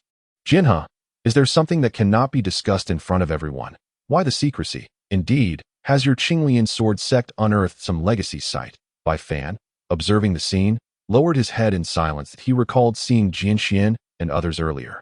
Noting Jianxuan's tense expression, His instincts warned him of an underlying secret that a group of fools. Jianhe's expression turned scornful upon hearing the crowd's outcry. Meanwhile, several individuals had already begun to approach, with Bai Lihuo leading the way. "Ha! What has transpired with Jianhe? Why not share the details with us? After all, there is much to gain from the company of many." Bai Lihuo spoke with utmost courtesy, yet discreetly signaled to the others. The individuals who arrived alongside him were all renowned prodigies from various sections, including Bai Lihuo himself. There were 4 in total. Imoya from the Xutian Dao Sect, Xian Xin from the Fuguang Sect, and a girl named Zi Ling from the Jiuzhou Mountain, along with Bai Lihuo hailing from the Tai Guang Sect. These 4 were all paragons of the Tongyu realm. Although they could not match Jianhe, in a true confrontation, Jianhe could not claim absolute safety, especially with the disciples of their respective sects backing them. Thus, Bai Lihuo was unfazed by Jianhe's identity, and the others displayed an eager glint in their eyes. Celestial materials and earthly treasures are coveted by all who would not desire to acquire them. Consequently, upon the conclusion of Bai Lihuo's words, the others swiftly turned their gazes towards Jianhe. Exchanging glances, they silently prepared for action. "Humph, Bai Lihuo, what do you mean by this? Do you presume that the Qing Lian sword sect lacks defenders?"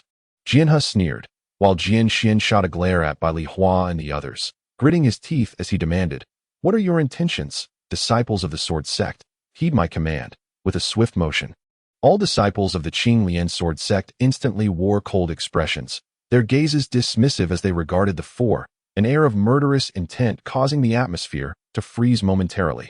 "You, Jianhe, what do you mean by this?" Bai Lihuo and his companions' expressions shifted, taken aback by Jianhe's resolute stance, rendering them momentarily paralyzed.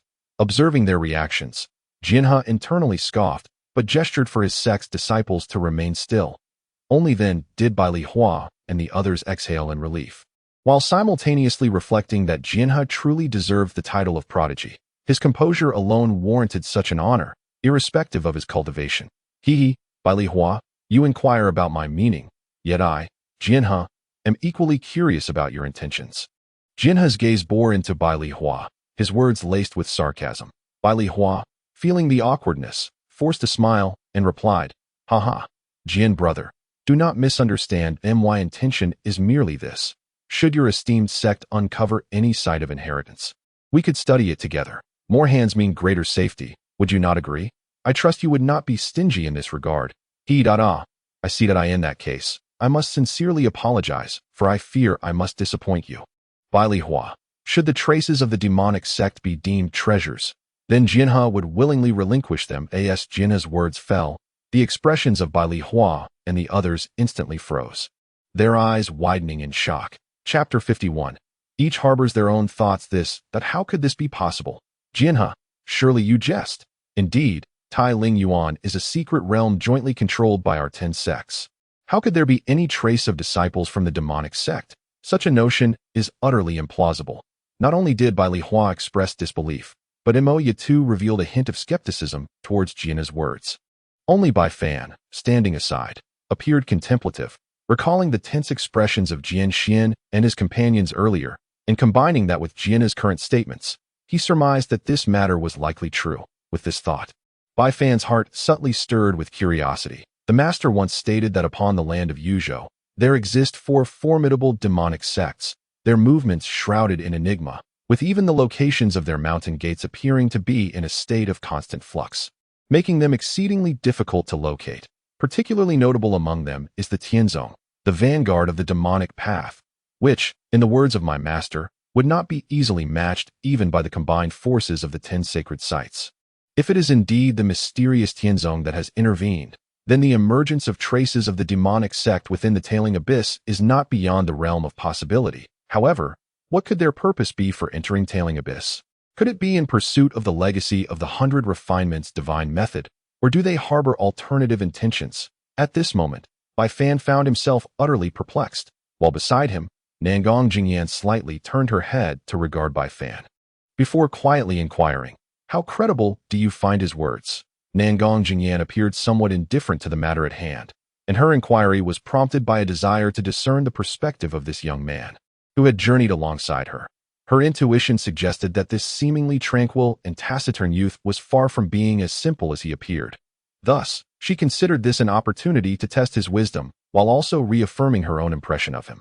There must be a reason for this. I believe the words of the Qinglian sword sect hold truth ditto. Nangong Jingyan was not surprised by this, as she too held the conviction that a prodigy like Jianhe would not stoop to the use of deceitful rhetoric. Meanwhile, as Bai Fan and Nangong Jingyan conversed, unbeknownst to her, within Bai Fan's storage pouch, a white jade token was quietly shattered by his spiritual energy, subsequently vanishing from the pouch. This token served as a communication medium, a gift bestowed by the revered Tiger Howl to his disciple upon parting. Bai Fan recalled the words of his master upon handing it to him. Should he encounter an insurmountable crisis, he should shatter the white jade token, and the master would undoubtedly come to his aid. This was, after all, a testament to the deep affection the Tiger Howl held for his disciple at present. Bai Fan surmised that the appearance of the demonic sect's disciples was no mere coincidence. Perhaps powerful figures from the sect lurked in the shadows behind them, and it would be most prudent to inform his master.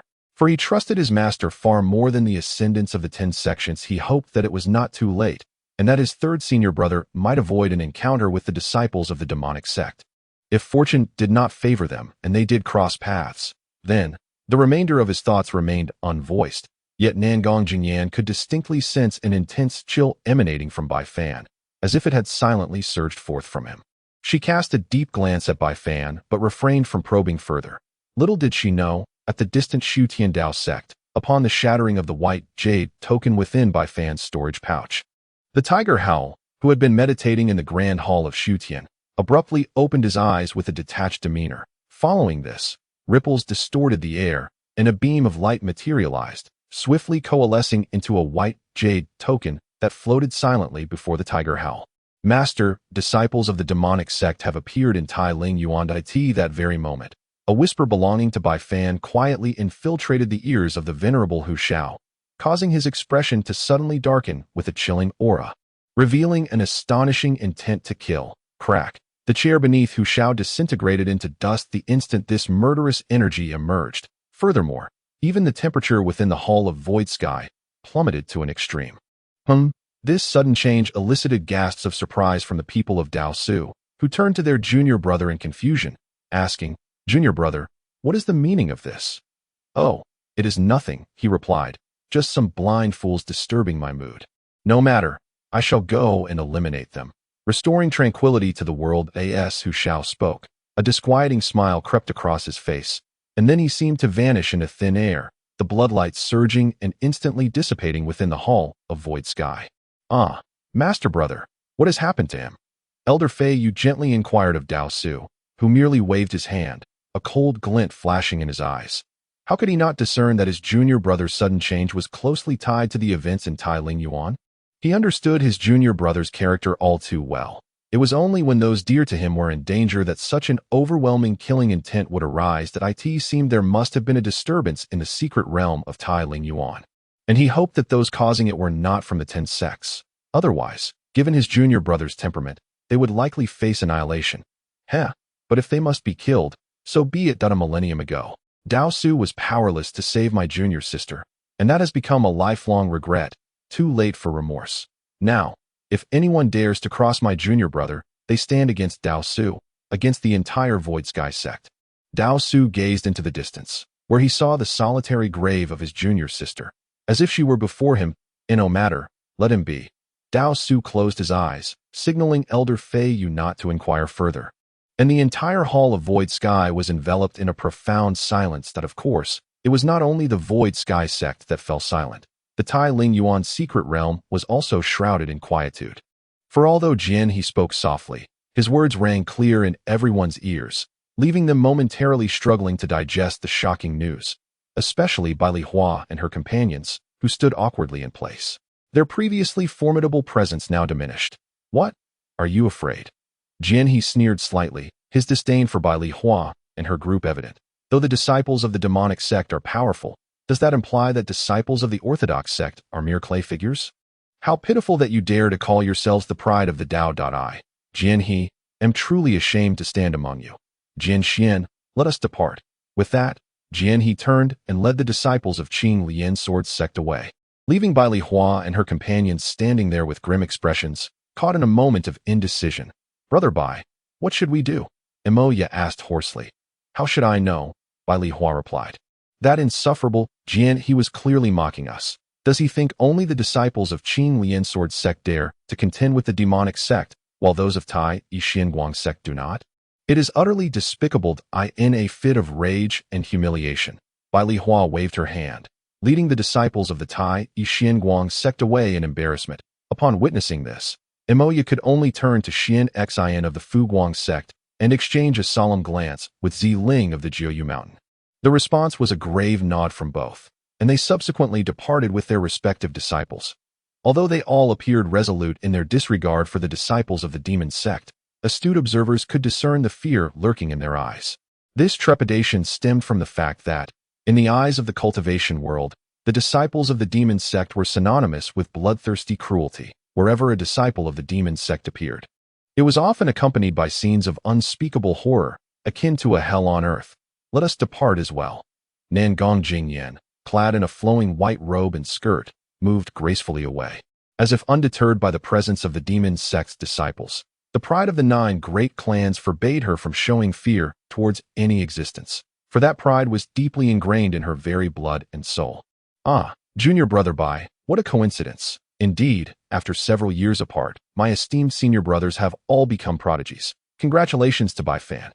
"Haha, junior brother is too modest. It is mutual. On that day before the Xutian Palace, your displayed prowess was by no means inferior to ours. Moreover, that senior is significantly more formidable than our own master." The speaker was Li Tianhao, who, while praising Bai Fan, did not forget to curry favor with the venerable Hu Shao. After all, upon their arrival, elderly Yun had already cautioned them against offending Bai Fan and Shi Tu unless absolutely necessary, lest they find themselves in dire peril. Li Tianhao had not forgotten this warning. Thus, he sought to ingratiate himself with Bai Fan, hoping to foster a cordial relationship. Similarly, Chen Qing Yun harbored his own ambitions, but in contrast to the Li brothers, his intentions were far more calculated, particularly as he aimed to take advantage of Bai Fan's senior brother. His master, Elder Qing Yang, had informed him that Shi Tu would be the strongest among the disciples of Su Tian. If one wished to gain much within the secret realm, leveraging others could be an astute strategy, and should he be able to manipulate others to restrain Shi Tu, it would serve Chen Qing Yun exceedingly well. Of course, he also acknowledged Bai Fan's considerable strength, at least in his estimation. Chapter 52. The Ethereal Mountain, the Ascending Dragon Platform, and the Mysterious Demoness. Setting aside the intentions that Chen Qing Yun and the Li brothers harbored in approaching Bai Fan, it is worth noting that the exchanges between them were merely superficial. For Bai Fan, within this secret realm, the only individual he could genuinely trust was his own senior brother, Shirtio Udas for outsiders. Bai Fan maintained a vigilant stance throughout. The adage "one must not harbor malicious intentions, yet must also be wary of others" resonated deeply with him. For in the unpredictable world of cultivation, those who appeared to be close allies one moment could become the architects of one's downfall the next. Thus, Bai Fan remained on guard in the ensuing days. Although the group traveled together, each individual maintained a degree of distance, suggesting that the understanding of this principle was not exclusive to Bai Fan. Others were equally aware of it. Unbeknownst to them, they had gradually approached the central region, until a moment arrived when Bai Fan looked up to behold a towering peak, its summit reaching the heavens. At this juncture, the group halted their advance, gazing upwards at the lofty heights. The mountain, known as Piaomiao Mountain, was adorned with lush, verdant peaks that stood like cranes amidst the clouds. This sacred mountain, once revered in ancient times as a pilgrimage site for body cultivators, still majestically dominated the heart of the secret realm, despite having endured countless epochs of transformation. Legend has it that in the ancient era, this mountain served as the gateway to the esteemed Bailian sect, yet the grandeur of your had long since dissipated. Presently, Piaomiao Mountain, while still resplendent in its beauty, had lost much of its once ethereal charm. Atop Piaomiao Mountain stand several high platforms, each spanning dozens of feet in width and rising over 50 zhang in height, intricately engraved with profound and esoteric spiritual patterns that radiate a brilliant light, drawing forth the ethereal energies of the heavens and earth like a tidal wave converging upon the platforms. The name of this exalted platform is Yulong Tai, symbolizing the leap of a carp over the Dragon Gate. In the days of the Balian sect, countless disciples took pride in ascending this platform. Even now, it remains a symbol of honor. At this moment, those seated upon the platform are paragons of their respective sects from the 10 sacred lands. All of them unparalleled prodigies of the present age. This is glory, akin to the moon encircled by stars, forever out of reach for the ordinary. Bai Xiong, do you see those high platforms? At this moment, Chen Qingyun pointed towards the platforms, his expression imbued with envy. Indeed, Bai Fan nodded calmly, for upon arriving here, his gaze had immediately been drawn to Yulong Tide. He had spotted two familiar figures. One, a woman with a radiant smile and an air of nobility. The other, a figure as cold as ancient ice, exuding an aura of aloofness wherever she went. Xianyuan Wu and Nangong Jingyan, these two celestial beings of the Xutian Dao Sect, were seated among them, the very dreams of countless disciples. TSK, Bai Xiong, do you know who occupies those high platforms? Chen Qingyun inquired. Eyeing Yulong Tai. Know oneself and one's adversaries is to lay a foundation for success in this chaotic realm of cultivation. It was evident that Chen Qingyun was a perceptive individual. After entering the Tai Ling Yuan's secret realm, he and his companions had discreetly gathered detailed intelligence regarding the prodigies of each sect. Consequently, Chen Qingyun could name nearly every distinguished figure upon Yulong Tai. Bai Fan remained silent. Compared to Chen Qingyun, he was indeed somewhat lacking in this regard. With a smile, Bai Fan turned to face Chen Qingyun and said, I would be grateful if you could enlighten me. Chen Xiong, that you're too modest. Bai Xiong, that I cannot claim to impart knowledge, but I can certainly provide some explanations. That as he spoke, Chen Qingyun pointed towards the first Yulong Tai and continued. Do you see that man in golden robes? His name is Sheng Wuming, hailing from Xiandao Mountain, which I am certain you have heard of, the holy mountain revered by the cultivation world. Sheng Wuming is the highest-ranking individual among those who have come from Xiandao Mountain this time. As Bai Fan followed Chen Qingyun's gesture, he beheld a young man clad in white, his demeanor cold and distant, exuding an air of supremacy that seemed to command submission from all around him.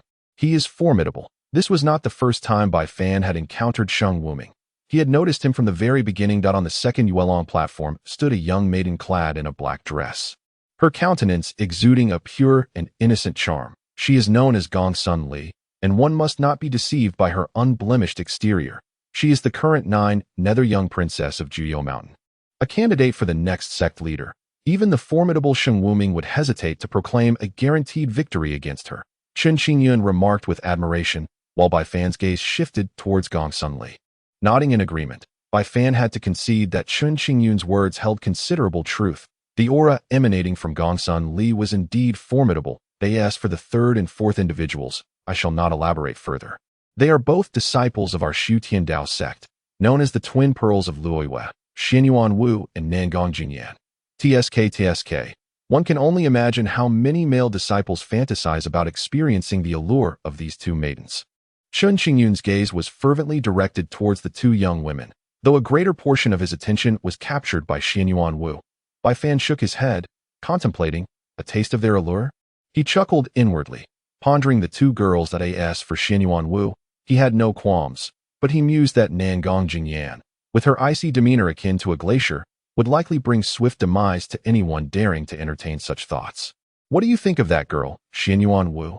Chen Qingyun inquired. Bai Fan was taken aback, not expecting Chen Qingyun's interest to lie with the young girl Xianyuan Wu, but upon reflection, it made sense. After all, compared to Nangong Jingyan, Xianyuan Wu indeed appeared more approachable. She's all right.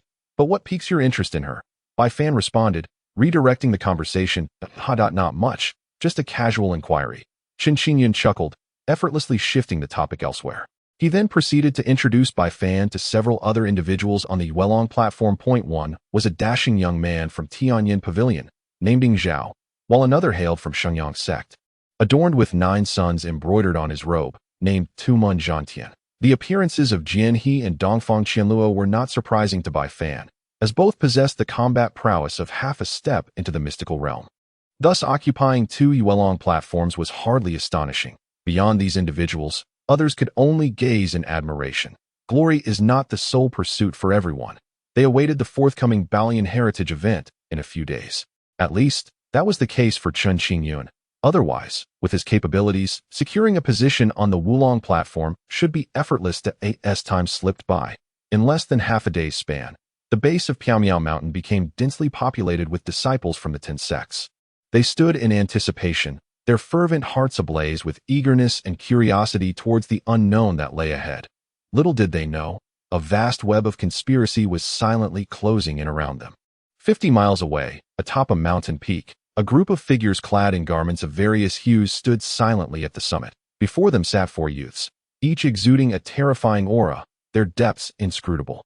How intriguing. This time, the 10 sects have mobilized such an abundance of disciples that I wonder if their complete annihilation would cause the sects any heartache, mused the youth in blood-red robes, licking his lips as he gazed towards Piaomiao Mountain. His voice laced with mockery, akin to a hunter pursuing his prey. Shan, do not forget the purpose of our journey. Another person beside him scoffed, a hint of disdain evident in his gaze at a group of bloodthirsty individuals. Utterly detestable wherever they go.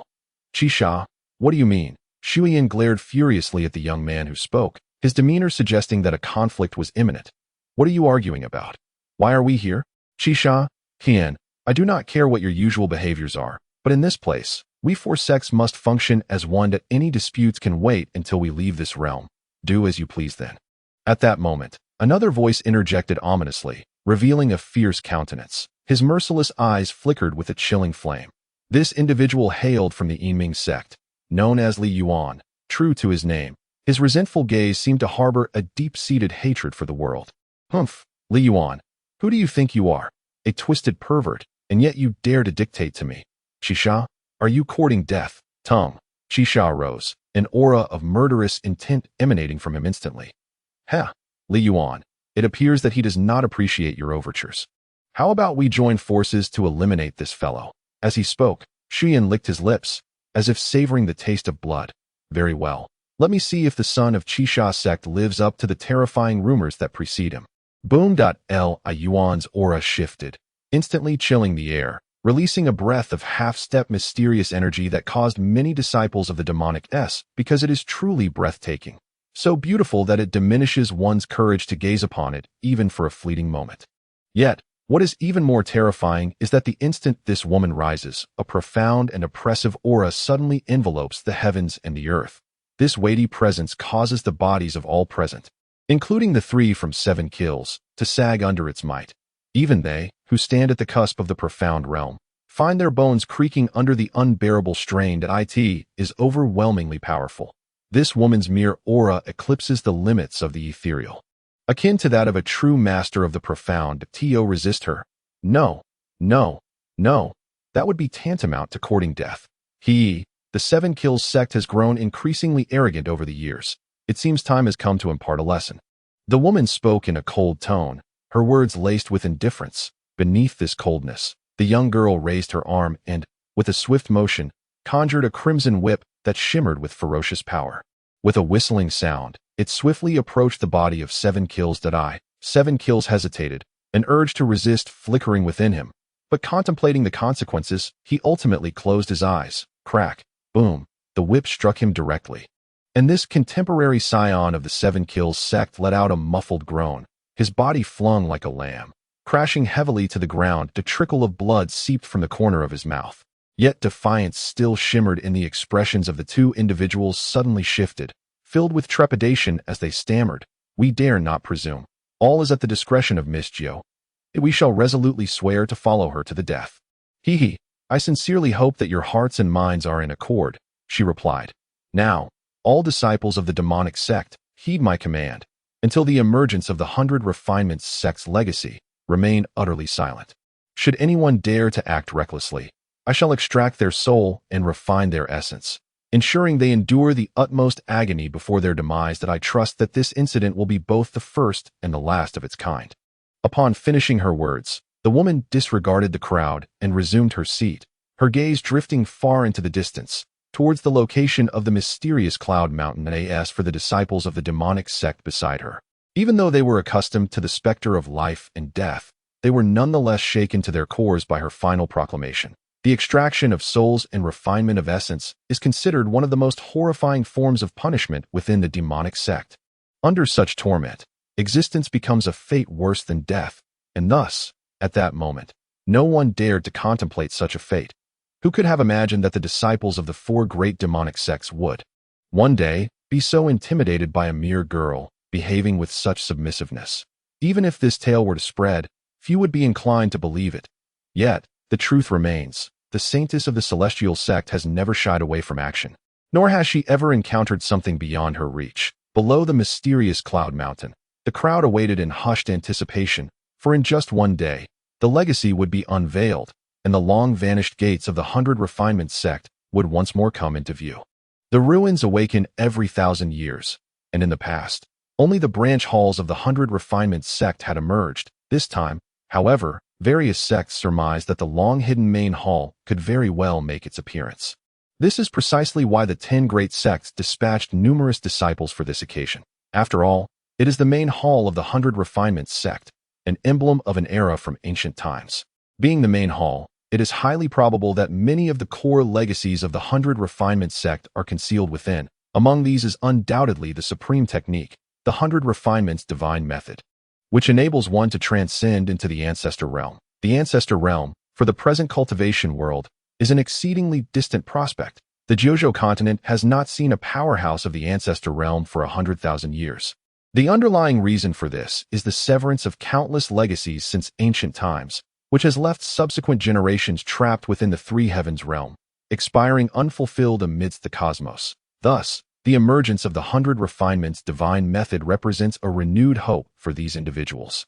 Consequently, this time, not only the top 10 sects, but even the long-absent four great demonic sects have resurfaced due to this matter. Of course, aside from these, there are other prominent figures with ulterior motives who also covet this opportunity, such as the enigmatic blood monarch behind Xiandao Mountain, and the Huangquan clan, an ancient cultivation family that has long lurked in the shadows. And who could guarantee that other forces are not covertly involved? It can be said that this gathering has stirred a tempest, and if mishandled, it could easily provoke a shift in the balance of power across the land of Jiuzhou. As night gently descended, an eerie stillness enveloped the mysterious cloud mountain, so profound that even the sound of breathing seemed fraught with tension. The crowd had forgotten about the spiritual treasures, for there was nothing that could rival the allure of the 100 Refinements divine method. Upon the Dragon Ascension platform, the prodigies of various sects simultaneously opened their eyes. Fixating their gaze towards the east, they were acutely aware that the moment the dawn's first light broke forth, everything would irrevocably transform. The wait was interminable, particularly when it was laced with anticipation. Each passing moment was a torment for the soul. In a secluded corner sat Bai Fan, his eyes betraying an unmistakable urgency. For as yet, his third senior brother had not made an appearance. Had something transpired? Or had tragedy befallen him? Who could it be? The turmoil within Bai Fan was profound. He grappled with the thought of how he would confront their master should his senior brother meet his end here. In that instant, Bai Fan was engulfed by regret. He should not have ventured directly into the central region, but rather sought out his brother. Yet now, it was too late. If his brother remained absent after dawn, there would be but one outcome. This realization dawned upon him. An uncharacteristic ferocity marred his scholarly visage. Senior brother, I vow here as your junior, should you fall, regardless of who is responsible, I shall pursue vengeance to the ends of the earth and the depths of the underworld. The night passed in silence, and as the first rays of light unfurled from the rising sun, a myriad of eyes at the foot of the ethereal mountain suddenly opened wide, with a resounding boom. The previously tranquil mountain trembled with an unprecedented force, as if something monumental were about to descend. Each individual's breath quickened, their eyes fixed unblinkingly ahead. Look at the mountaintop. Over there. A voice of surprise pierced the air. And with that exclamation, all gazes converged upon the summit. The once serene peak erupted with a thunderous roar, as an ancient grand hall materialized slowly from the heavens. The entire sky was enveloped in the resplendence of the hall. Reminiscent of a celestial palace, the sheer magnificence of the edifice hinted at the formidable strength of the 100 Refinements sect in ages past. In that moment, whether disciples of the 10 sects or the very flora and fauna of the ethereal mountain, all were shrouded in that blinding brilliance, the ancient and grand aura resonating within every heart and tugging at every nerve. The sacred hall of the 100 Refinements sect, after a lapse of 100,000 years, had finally re-emerged. Chapter 54. A Dance of Demons. I never imagined the legends to be true. The sacred hall truly exists. Someone could not restrain their laughter, their expression brimming with fervor. Whoosh, whoosh. On the dragon ascension platform, 10 figures soared down to the ground. Senior brother, the rumors were indeed true. The sacred hall has manifested, and this place is destined to become a battlefield for our 10 sects, in the Qinglian sword sect's ranks. Jian Xian approached Jian He with astonishment, speaking slowly. Indeed, that is certain. Human nature is inherently greedy, particularly in the realm of cultivation, which is exceedingly ruthless. What shall we do then? Jian He queried, unable to feign indifference. To claim we are untouched by desire would be a lie. As the saying goes, men die for wealth, and birds perish for food. Under such temptation, even with the understanding of the impending cruelty, who can resist the allure of the 100 refinements divine art? Not even Jian Xian could withstand it. Thus, upon hearing his senior brother's words, he could not help but ask eagerly in no need for haste. The 100 refinements sect, as an ancient power, possesses a heritage that is not easily attained, that we merely need to wait patiently. Jian He calmly spoke, casting a glance at the expressions of the disciples from other sects, revealing a hint of derision. However, before the disciples of Xiandao Mountain stood Sheng Wuming, who was poised at the forefront of all the disciples. Flanking him were 2 young men positioned sideways. One donned a blue robe, his eyes sparkling with an otherworldly light, unmistakably a formidable opponent. The other was clad in white, with delicate features resembling a beautiful jade, and if Shi were present, he would recognize this individual as Feng Bailing, the prodigy of Xiandao Mountain who had narrowly escaped under his staff that as for the blue-robed youth. He too was a prodigy of Xiandao Mountain, his prowess comparable to Feng Bailing's, yet in the hierarchy of Xiandao Mountain, he held a superior status, for his master was the current head of the sect, and he himself was the young master of this generation, Tingyu.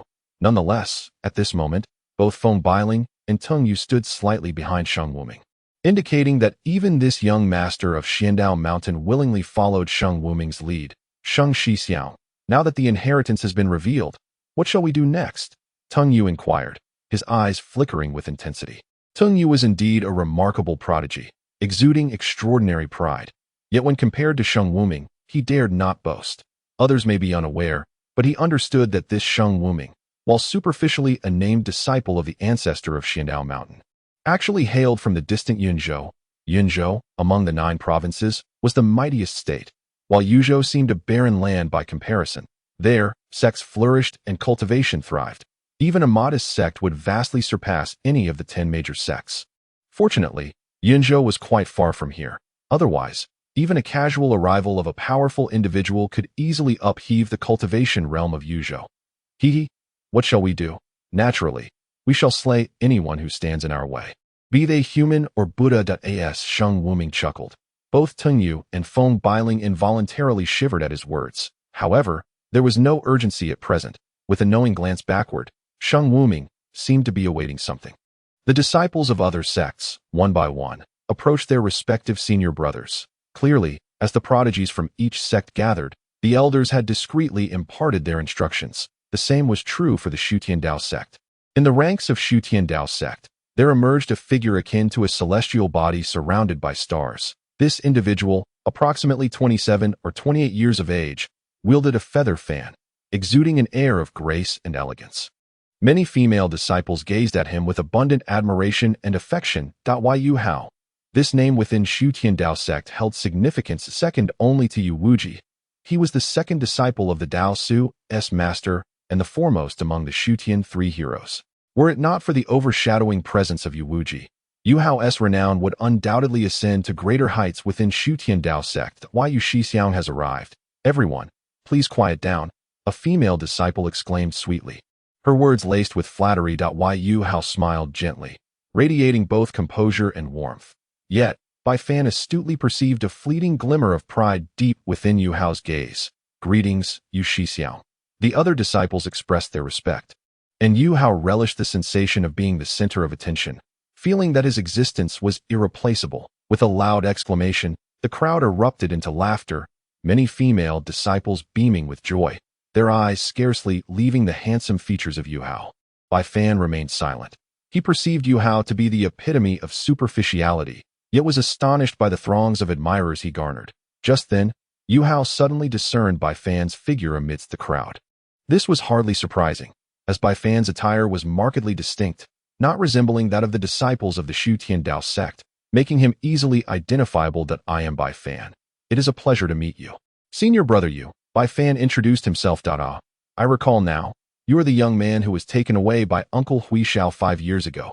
TSK, I did not expect you to arrive at Tailin. I wonder what master is thinking. Yu Hao shook his head, a look of disdain crossing his face to him. Bai Fan's cultivation, being merely at the initial stage of the Tongyu realm, clearly indicated that the esteemed Huishao had procured a spot for him. Bai Fan's expression gradually turned cold. He could easily discern Yu Hao's thoughts. However, since Yu Hao had not disparaged their sect and merely spoke casually, Bai Fan refrained from further action. Yu Hao proclaimed loudly, prompting the other disciples to hastily applaud in agreement. Rest assured, senior brother, we will not falter. Indeed, senior brother, just watch. This inheritance undoubtedly belongs to our Xutian Dao Sect. The atmosphere became charged with enthusiasm, save for a few who remained silent. Among them was Bai Fan. While Qin Xingyun cast a gaze at Yu Hao that suggested he was a fool, muttering under his breath, truly, what a fool. Many disciples had yet to voice their opinions, most of whom were from the 5 veins. Although they too were disciples of Xutian, they held no particular admiration for Yu Hao. Bai Fan noted that nearly half of the disciples supported Yu Hao's stance, with only a scant few maintaining their composure. However, at that moment, a mocking laughter echoed from the skies. TSK, a group of clowns daring to seek the inheritance. You should instead anticipate the fate that awaits you. He, who dares to speak so? Someone shouted in indignation, yet others were unfazed. It was as if a storm was brewing. For Jianhe's brows furrowed deeply, his pupils narrowing abruptly. They have come. Suddenly, the disciples of the Qinglian sword sect braced themselves as if facing a formidable foe. Ha! Indeed, you could not contain yourselves, could you? Sheng Wuming's lips curled into a slight smirk, his calm eyes suddenly igniting with brilliance. This is not good. It is the demonic sect. The demonic sect has arrived. In the floating light sect, Long Tingyu screamed in fear, instantly causing chaos among the disciples. In an instant, the area beneath the Miao Miao mountain transformed into a scene of pandemonium due to that singular voice. Indeed, they have come for the inheritance, Bai Fan murmured, while the disciples of the Xutian Dao Sect also experienced a twinge of panic. Though this moment seemed to stretch, it transpired in the blink of an eye. A single utterance had thrown the disciples of the 10 sects into disarray, a testament to the formidable reputation of the demonic sect. You are all simply delightful. This young master takes great pleasure in it. Ha! Come, let us show these so-called righteous paths the might of our blood-rained sect. Soon as the words fell, an ethereal aura enveloped the surroundings of the floating mist mountain, unleashing countless beams of crimson light.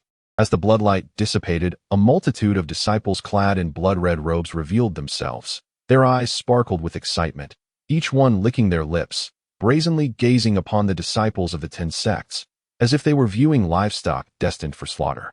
Following their emergence, an uncanny youth descended from the sky, draped in crimson garments with fiery red hair, casting a mocking gaze upon the disciples of the 10 sects. This was none other than Shui Yin. A disciple of the Blood Rain sect, Shui Yin beamed with delight, for the Blood Rain sect was notorious for consuming the blood of cultivators to enhance the potency of their spells. Now, faced with such a multitude of righteous disciples, the thought of devouring them all sent a thrill coursing through his veins. Just as Shui Yin appeared, a chilling voice echoed through the air. Disciples of the Qingming sect, heed my command. Encircle these ants of the righteous path. In an instant, countless disciples clad in black robes surged forth from the forests, forming a semicircle that ominously enclosed the disciples of the 10 sects. Apart from their piercing eyes, the rest of their forms were tightly shrouded in the dark robes. Beside Shui Yin stood a brooding youth, his eyes ablaze with flickering black flames, instilling an unsettling dread in all who beheld him. Thank you, dear readers. Though the audience may be small, any appreciation is a form of support. Those who cherish this book are encouraged to voice their thoughts and comments. I, Wang Chun, will quietly strive to improve based on your feedback. May each new day bring you delightful surprises. Thank you. The 9 Calamities. Reversed Fate. Thank you, dear readers. The content is currently being typed. Please hold on for a moment. After the updates, refresh the page to access the latest content. The 9 Calamities. Reversed Fate novel website full text updates. Remember the URL. The 9 Calamities. Reversed Fate. Thank you, Dear readers, the content is currently being typed. Please hold on for a moment. After the updates, refresh the page to access the latest content. The 9 Calamities. Reversed Fate novel website full text updates. Remember the URL. Chapter 55. The terrifying Saint Wuming kill, across the heavens and earth.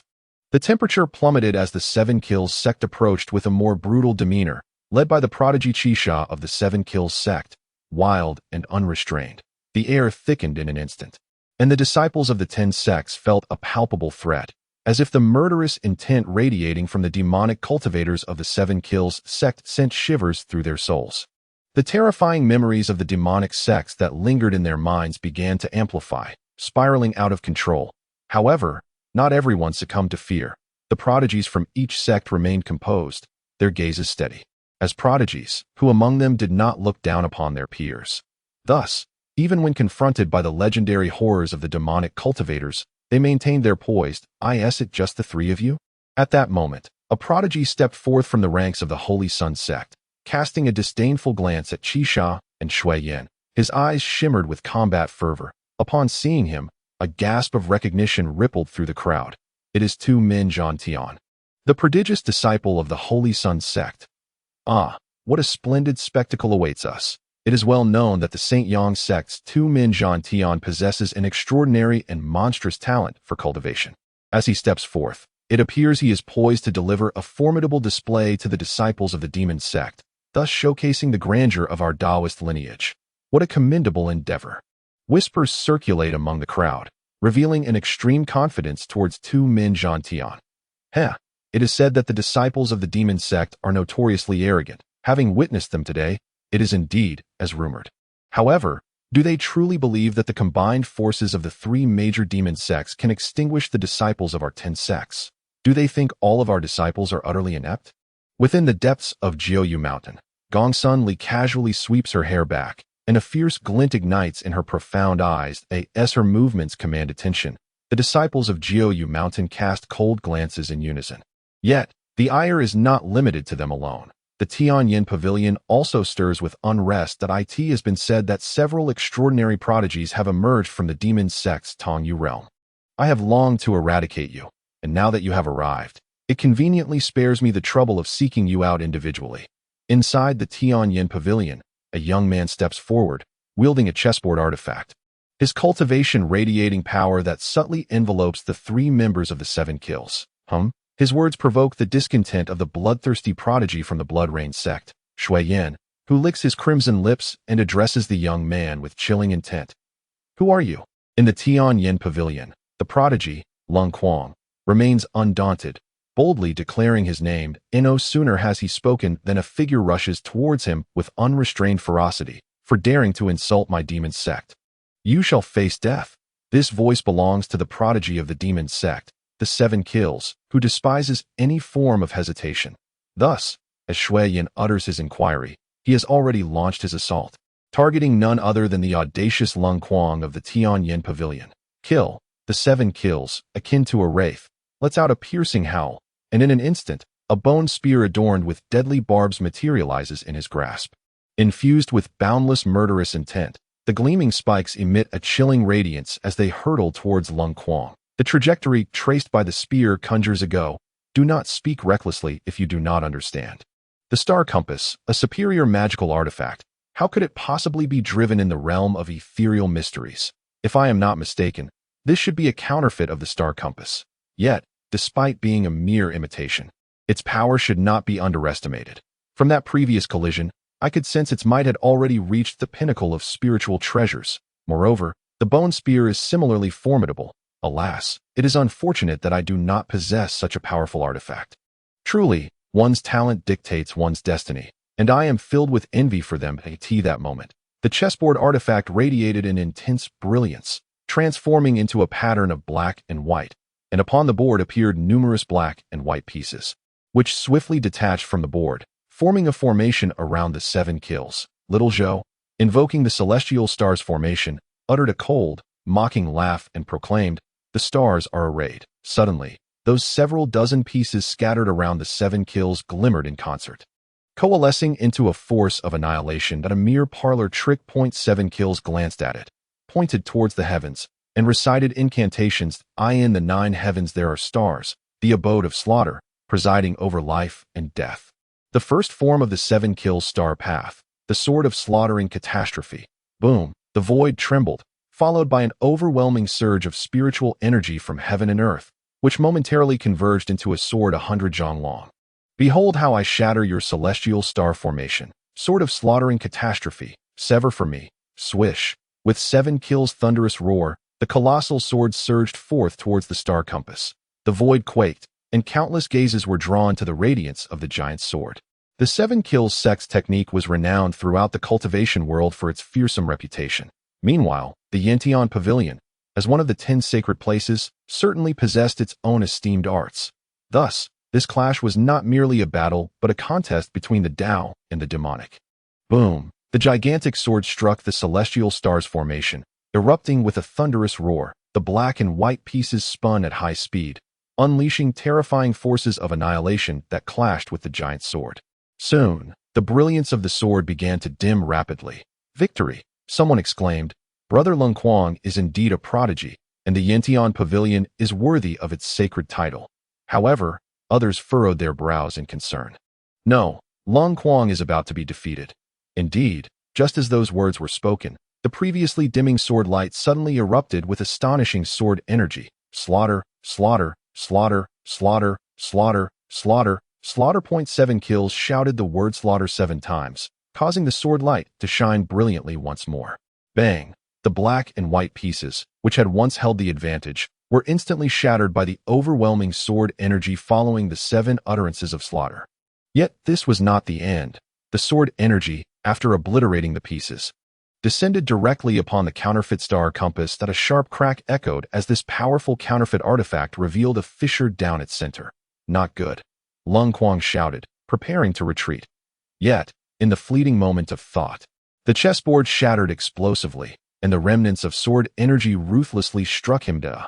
Lung Kuang let out a tragic scream, clutching his chest as he was violently propelled backward when the onlookers turned their gaze. They beheld Lung Kuang, blood streaming from all 7 orifices, now a lifeless corpse that a once prominent prodigy had met a tragic end beneath the demonic arts in mere moments. Hiss! All faces turned pale. The courage that had just surged was extinguished in an instant by the sight before them. Upon the sight of Shui Yin and Li Yuan, a mutual understanding passed between them as they gestured with a wave of their hands. The disciples of the demon sect, responding to their command, were ordered to eradicate all the disciples of the righteous path that killed. As the words fell, both figures vanished from their original spots, reappearing with formidable spells swirling in their hands, directed towards the disciples of the 10 sects. With the utterance of their decree, the demon sect disciples let out a fierce howl, surging forth like a tidal wave into the throngs of the 10 sects. In an instant, demonic energy enveloped the air, and crimson light filled the sky. The disciples of the demon sect, known for their inherent cruelty and savagery, unleashed the infamous arts of their sect, renowned for slaughter. Thus, upon engagement, countless disciples of the 10 sects met their demise at their hands. The disciples of the 10 sects, their eyes aflame with fury, realized that if they allowed the demon sect to continue their rampage, only death awaited them. To survive, they had no choice but to resist. Consequently, an array of spells erupted from the ranks of the 10 sects, clashing violently with the demon sect disciples. The cacophony of battle cries, curses, and anguish screams rose and fell in a relentless tide. In a fleeting moment, Piaomiao Mountain transformed into a battlefield, with severed limbs flying and blood raining down. Shui Yin sought out Jian He of the Qinglian sword sect, one radiating with an aura of bloodlust, the other emanating a soaring sword intent. Without exchanging a single word, they engaged in fierce combat. Logically, as a prodigy of the demon sect, Shui Yin had reached the threshold of the semi-mysterious realm, far surpassing Jian He. Yet, it must not be forgotten that Jian He was a sword cultivator, the apex of slaughter. For Shui Yin, desiring a swift resolution, the battle would not be so easily concluded. As for Li Yuan, he directly confronted Gongsun Li of the Jiuzhou Mountain, their sects harboring a long-standing grudge. Both wielded powers belonging to the chilling forces of darkness, the only difference being one aligned with righteousness, the other with evil. Thus, they clashed, 2 phantoms of ghostly flames flickering, locked in a deadly struggle. Meanwhile, the 7 kills brandished his bone spear, making his way towards Xiandao Mountain. He had long heard that among the 10 sacred grounds, Xiandao Mountain boasted the greatest renown. Thus he chose this formidable opponent over others. Along his path, any righteous disciple who dared to obstruct him was dispatched with a single thrust of his spear. How interesting. There are indeed those unafraid of death, he mused. If you are so eager to meet your demise, I shall oblige. Saint Wuming observed the approaching 7 kills with a calm demeanor, already surrounded by the lifeless bodies of over 10 disciples from the demon sect.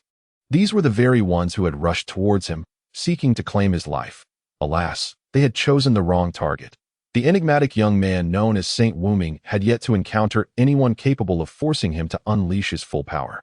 Even the fallen adversaries at his feet had only warranted a single strike from him. Soon, the 7 kills, with his bone spear radiating murderous intent, stood before Saint Wuming. That he glanced down at the corpses of the demon sect disciples, then raised his gaze, his voice devoid of any emotion as he queried, "Did you do all of this?" Saint Wuming smiled and nodded.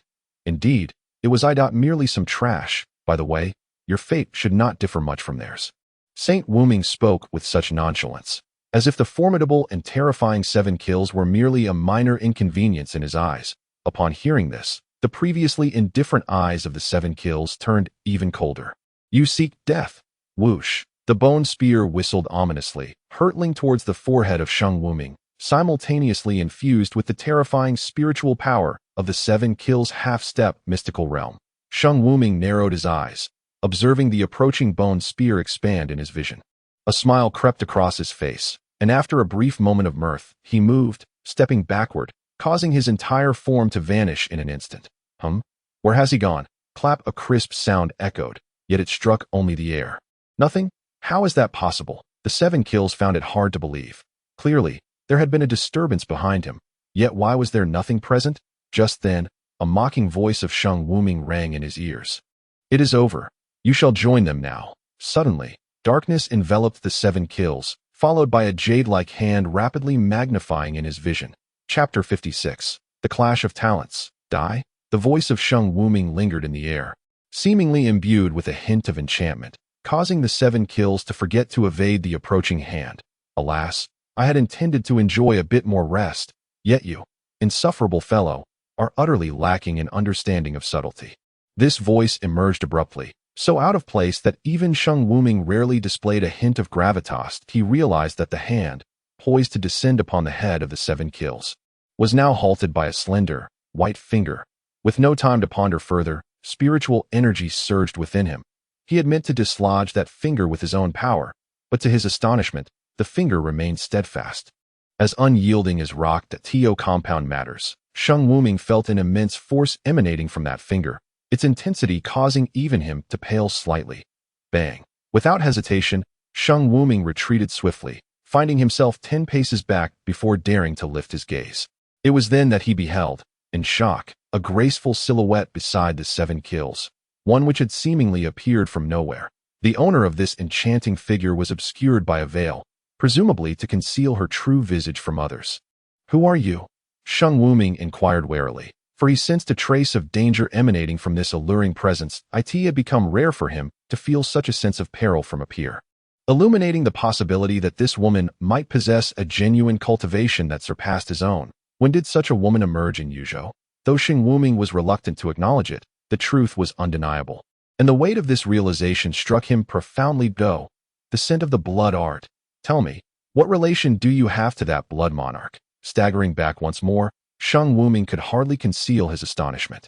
Who is she, and how does she know of the blood art, as well as the name of his master? Who exactly are you? To unveil his origins so effortlessly indicated that she, too, hailed from Yunzhou, a place he recognized as exceptionally formidable. There, he understood all too well that talents like himself were hardly remarkable. If the maiden truly hails from such a place and possesses such remarkable skills, it would hardly be surprising. Contemplating this, the sting of defeat lessens considerably, yet a flicker of concern gradually surfaces in Sheng Wuming's heart. What if this maiden has come for the Balian Tongshan Ju as well? What should I do? The graceful figure chuckled softly, seemingly perceiving Sheng Wuming's thoughts, and continued, "You wish to know who I am, yet I shan't reveal it to you. I never anticipated that even the Fire Dragon Palace of Lianyun Prefecture has set its sights on the legacies of Jiuzhou. This makes me feel that this matter is far from simple. However, I advise you to depart while you still can. Some things are not meant for just anyone to touch, not even the Fire Dragon Palace. The maiden blinked her eyes, as if casually making her remarks. Thank you, Miss Jiu, for saving my life at this moment. Qisha also emerged from his stupor, realizing that it was most likely Miss Jiu who had rescued him. He hurriedly stood up to express his gratitude. It was only then that he comprehended the terrifying level of strength possessed by Miss Jiu before him, and Sheng Wuming as well instilled in him an indescribable sense of defeat. Alas, you are truly useless. You cannot even handle these individuals, which greatly disappoints this enchantress. Qisha's face flushed red, wishing to retort, yet the truth remained undeniable. Very well, I shall take care of this. You may go to another battlefield. The woman waved her hand dismissively. Yes, Miss Jiu, Qisha acquiesced, gripping his bone spear as he dashed towards another battlefield. Despite not having bested Sheng Wuming, this did not imply that Qisha lacked ability. His half-step into the Xuanmiao realm allowed him to cause a splash of blood wherever he went. It seems you are not prepared to concede. Very well, then let us engage, and I shall see what extraordinary traits the disciple of Blood King possesses. The woman regarded Sheng Wuming calmly. All right, if that is the case. I must impose. Upon uttering these words, Sheng Wuming focused his thoughts, and a crimson blade, as brilliant as crystal, materialized in his hand. Faced with such a mysterious woman, this was the first time Sheng Wuming had set aside his condescension. He recognized that he had encountered a worthy adversary. As for the woman's earlier suggestion to abandon the fight, he knew that was simply out of the question, since retreat was not an option.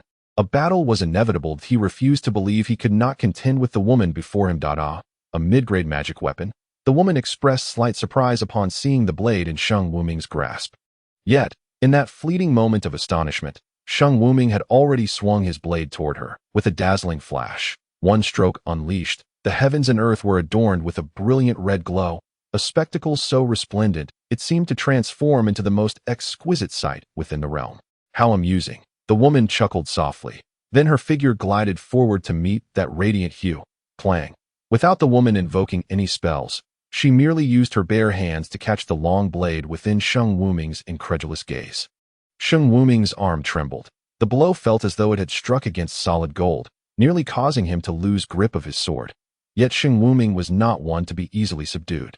With one failed attempt, he swiftly transitioned to another technique. Although the woman was formidable, it seemed quite challenging for her to subdue Sheng Wuming in a short span of time. The two exchanged techniques, their skills clashing in a tumultuous storm. Surrounding them were numerous disciples from both sides engaged in combat, many of whom were tragically struck dead by the residual waves of the two's techniques. Setting aside this side, let us focus on the Xutian Dao Sect. The moment the disciples of the demonic sect charged down, the disciples of Xutian swiftly summoned their magical artifacts. Notably, Yu Hao, eager to showcase his prowess, was the first to unfurl the feather fan in his grasp, channeling a surge of spiritual energy into it. Instantly, the fan transformed into a flurry of feathers. Do not underestimate these feathers, for they were the tail plumes of the iron-winged eagle. Each as hard as iron, coupled with the secret techniques used to refine them. One could say that each feather was akin to a high-grade spiritual treasure. The feathers surged into the ranks of the demonic disciples, creating significant disruption. In fact, 2 or 3 unfortunate souls were struck by the feathers and spat out blood on the spot. Yu Hao immediately displayed a look of triumph, and with a clap on his storage pouch, he summoned a sword that he gripped tightly in his hand. The disciples of Xutian received orders, determined not to let any of the demonic disciples escape. Yes, rest assured, brother Yu. Many disciples echoed in agreement. The other 5 factions' disciples observed that, although they disdained Yu Hao's condescending demeanor, they understood that in this moment, they could not afford to act solely for their own my hand, myleg. So many disciples of the demon sect. Nuo Ran let out a series of anguished roars. Under the influence of this annihilating force, their limbs withered within mere moments. Bang bang. In this fleeting moment, over a dozen disciples of the demon sect were severely injured by this destructive power. This rain of petals emanated from the burial flower heart sutra. Xian Yuan Wu Feng, her eyes glinting with malice, stood suspended in midair. She waved her hands, an ethereal sea of flowers materialized behind her, surging forth and reaping the lives of the demon sect disciples. Damn it, this woman must be dealt with. Tan Lang, go hunt down the others. I shall slay that woman. Having spoken, one of the two who had previously besieged Jiuzhou dashed towards Xian Yuanwu. For injuring my 7 kill disciples, I shall take your life. Broke army's fury shall kill. Boom. A terrifying force transformed into an illusory star that shot towards Xian Yuanwu in an instant. Humph. A myriad of flowers in bloom. The burial flower without shadow. Xian Yuanwu raised her delicate brows, pointing at the approaching star. Instantly, a beam of light shot forth from the sea of flowers behind her, and an aura of life and death swiftly enveloped the area. The beam collided with the star, erupting in a powerful shockwave. Both combatants staggered back, clearly evenly matched, neither gaining the upper hand. Meanwhile, on the other side, the youth known as Tan Lang, accompanied by the remaining disciples of the 7 Kills sect, had yet to engage fully when they were intercepted by a woman clad in a white dress with a cold gaze.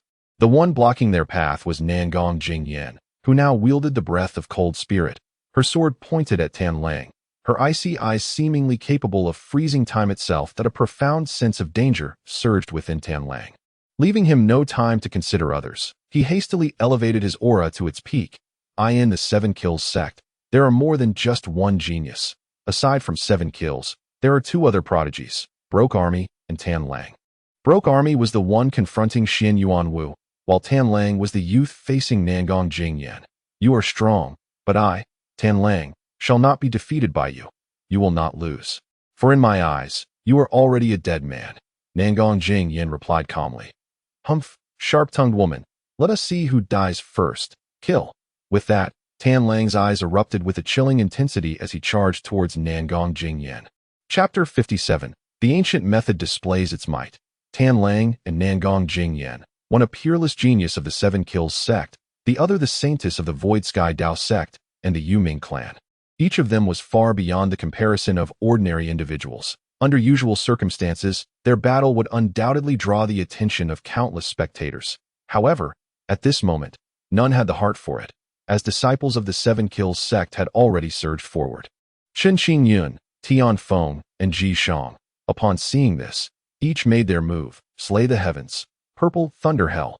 Vast heaven's great hand sealed in an instant. The Void Sky Dao Sect unleashed a torrent of magical techniques. Not to be outdone, the disciples of the 7 Kills sect excelled in the art of constellations. Thus, in a matter of moments, an expanse of stars materialized above their heads, swirling with spiritual energy. The celestial stars signified meteors from beyond at the Southern Dipper's heavenly domain. The same spell, conjured by the disciples of the 7 Kills, manifests in a grander and more imposing manner. Kill, kill, kill. The magical forces from both sides transform into a torrent of spells, surging through the skies, causing the void to distort and the heavens and earth to tremble. The cataclysmic aftermath of the spell explosions creates swathes of vacuum in the air before the ethereal mountains. The once lush and vibrant forest is now reduced to a desolate wasteland. Naturally, Bai Fan cannot remain unscathed, for around him are also numerous practitioners of the demonic sect that a glance reveals over a dozen.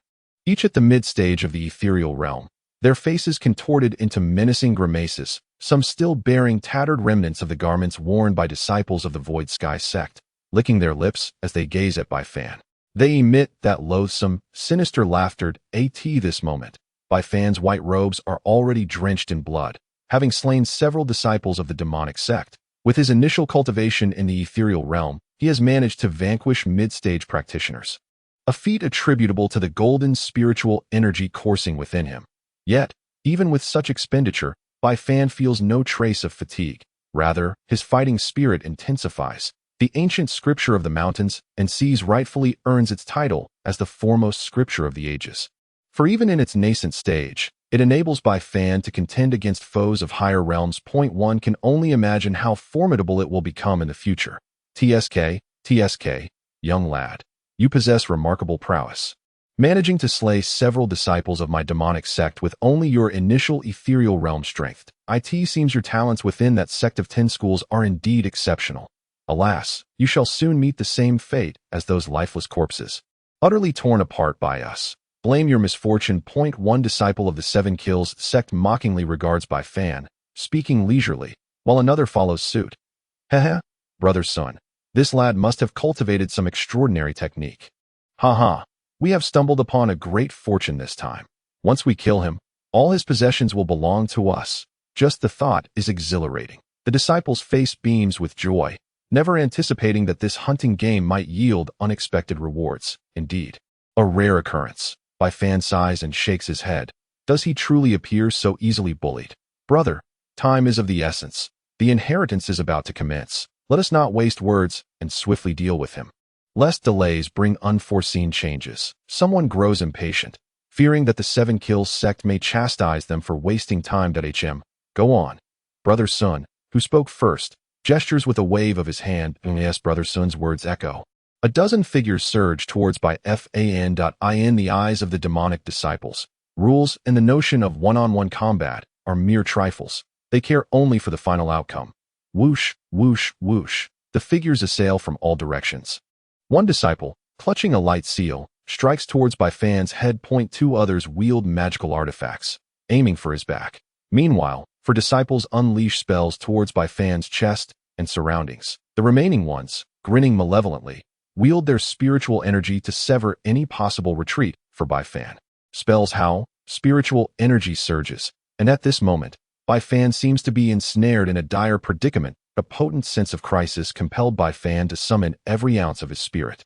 Treating with utmost caution the relentless onslaught from the demonic horde of the Seven Kills sect, in the fleeting moment, the glimmer of light flickered beneath his feet as the ancient art of the Fengtsuan unfolded. Bai Fan's figure abruptly vanished from its original position, only to reappear directly before four adversaries. The prisoner of immortals sealed at a luminous sigil, radiating an ancient aura, suddenly materialized. With a deft motion of his finger, Bai Fan struck fiercely at one of the individuals. Following this, he swiftly coalesced another seal, and soon the heavens trembled as yet another archaic mark descended. The prisoner of immortals seal comprised a total of 12 distinct imprints. Renowned a million years ago in the sacred realm of the great wilderness. Although Bai Fan's current cultivation was limited, he could only display a mere fraction of the formidable power of this seal. Nevertheless, it sufficed to contend with the ordinary disciples of the demonic sect. The Earthlock seal took shape, enveloping several disciples of the Seven Kills sect. They were instantly gripped by terror as they realized that their bodies seemed ensnared by an unseen force. Though they continued to advance, their internal spiritual energy abruptly ceased its flow in that instant. The Earthlock seal could bind even the ground itself, let alone the spiritual energy of mere disciples. While its name might suggest an exaggeration, it was more than sufficient to deal with the disciples of the Tongyu realm, death. Under the horrified gazes of the onlookers, golden spiritual energy surged within Bai Fan, encasing his palm. Bang, bang, bang. The necks of three individuals were swiftly severed, their eyes dimming instantly as their lifeless bodies crumpled to the ground. Another disciple of the Seven Kills sect, witnessing this scene, felt his heart shatter. Alas, his vision was quickly replaced by a looming great seal. Boom. Without even a scream, the last remaining disciple was obliterated by the prisoner of immortal's seal, his skull shattered beyond recognition. That moment. The attacks from several other disciples from different directions arrived. Bai Fan's gaze turned icy. He swiftly struck backward, manifesting the falling star hand in an instant. This technique, crafted by the grand ancestor of Tailin, wielded formidable power even when executed with the spiritual energy of the Tongyu realm. The two disciples of the Seven Kills sect, aiming for Bai Fan's back, never reached their target, for they beheld a phantom hand that gathered them in a tight grip. Bang, bang. Struggling proved futile, and two more corpses lay upon the ground. Bai Fan had no time to glance back, for above him loomed a face, twisted in malevolence, growing larger. Die. The disciple of the Seven Kills sect smirked with satisfaction. Envisioning the scene of Bai Fan's lifeless body die, haha, you overestimate yourself. Bai Fan's lips curled into a sardonic smile as he spoke. Divine fixation. With a flash, an eerie ripple shimmered, causing the advancing disciple to come to an abrupt halt.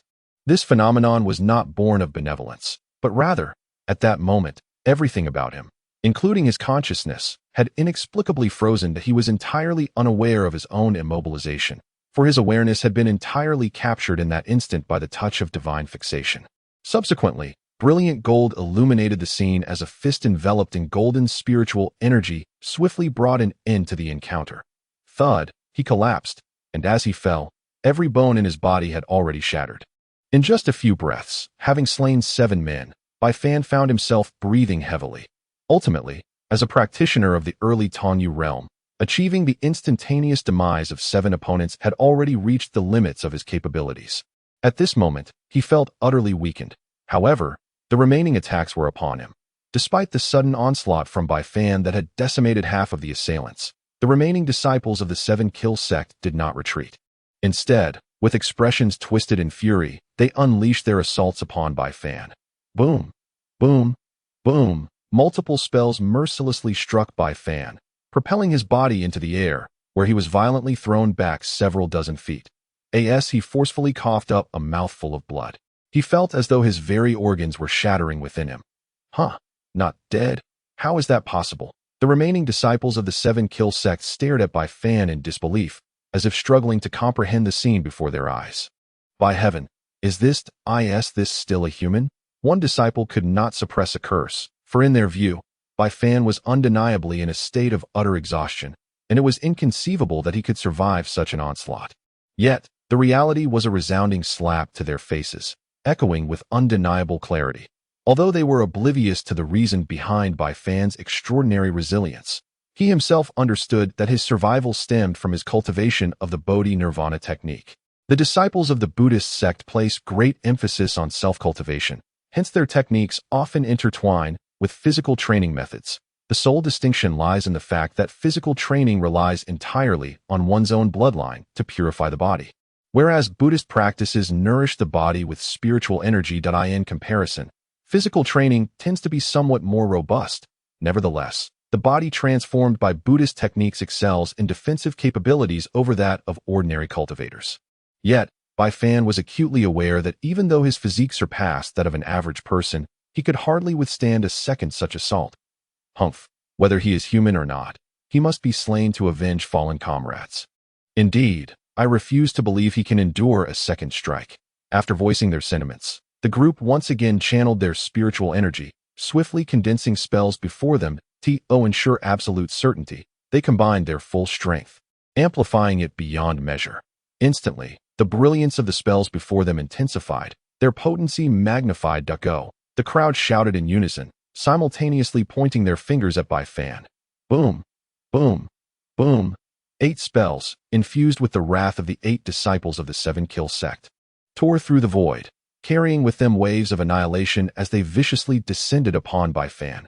Alas, Bai Fan sighed, cognizant that evasion was no longer an option. Slowly closing his eyes, he resigned himself to fate.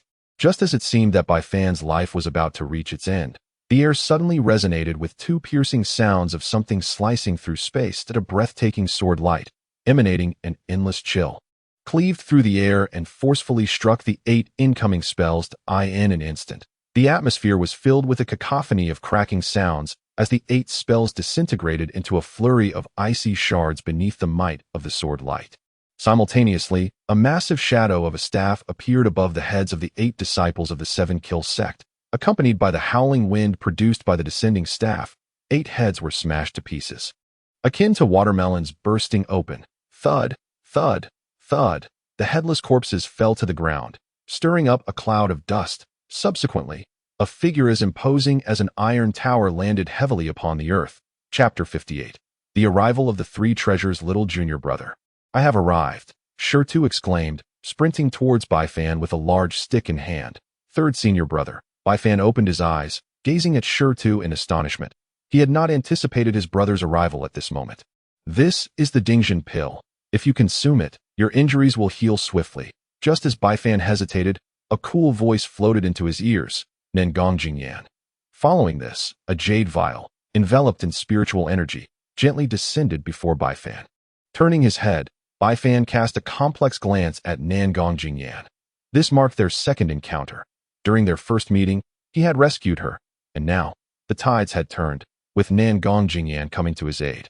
Thank you, Bai Fan murmured as he accepted the jade vial and own need for gratitude. You saved me before. Consider this a repayment. Nengong Jingyan replied before turning away, her chilling aura guiding her towards the remaining disciples of the demon sect. Where she passed, none could withstand the slaughter wrought by her icy presence. In the place where she had previously battled the greedy wolf, a human-shaped ice sculpture stood silently, clutching its chest, its face frozen in an expression of disbelief. Nangong Jingyan had indeed fulfilled her promise to the greedy wolf, sending him to reunite with his comrades below.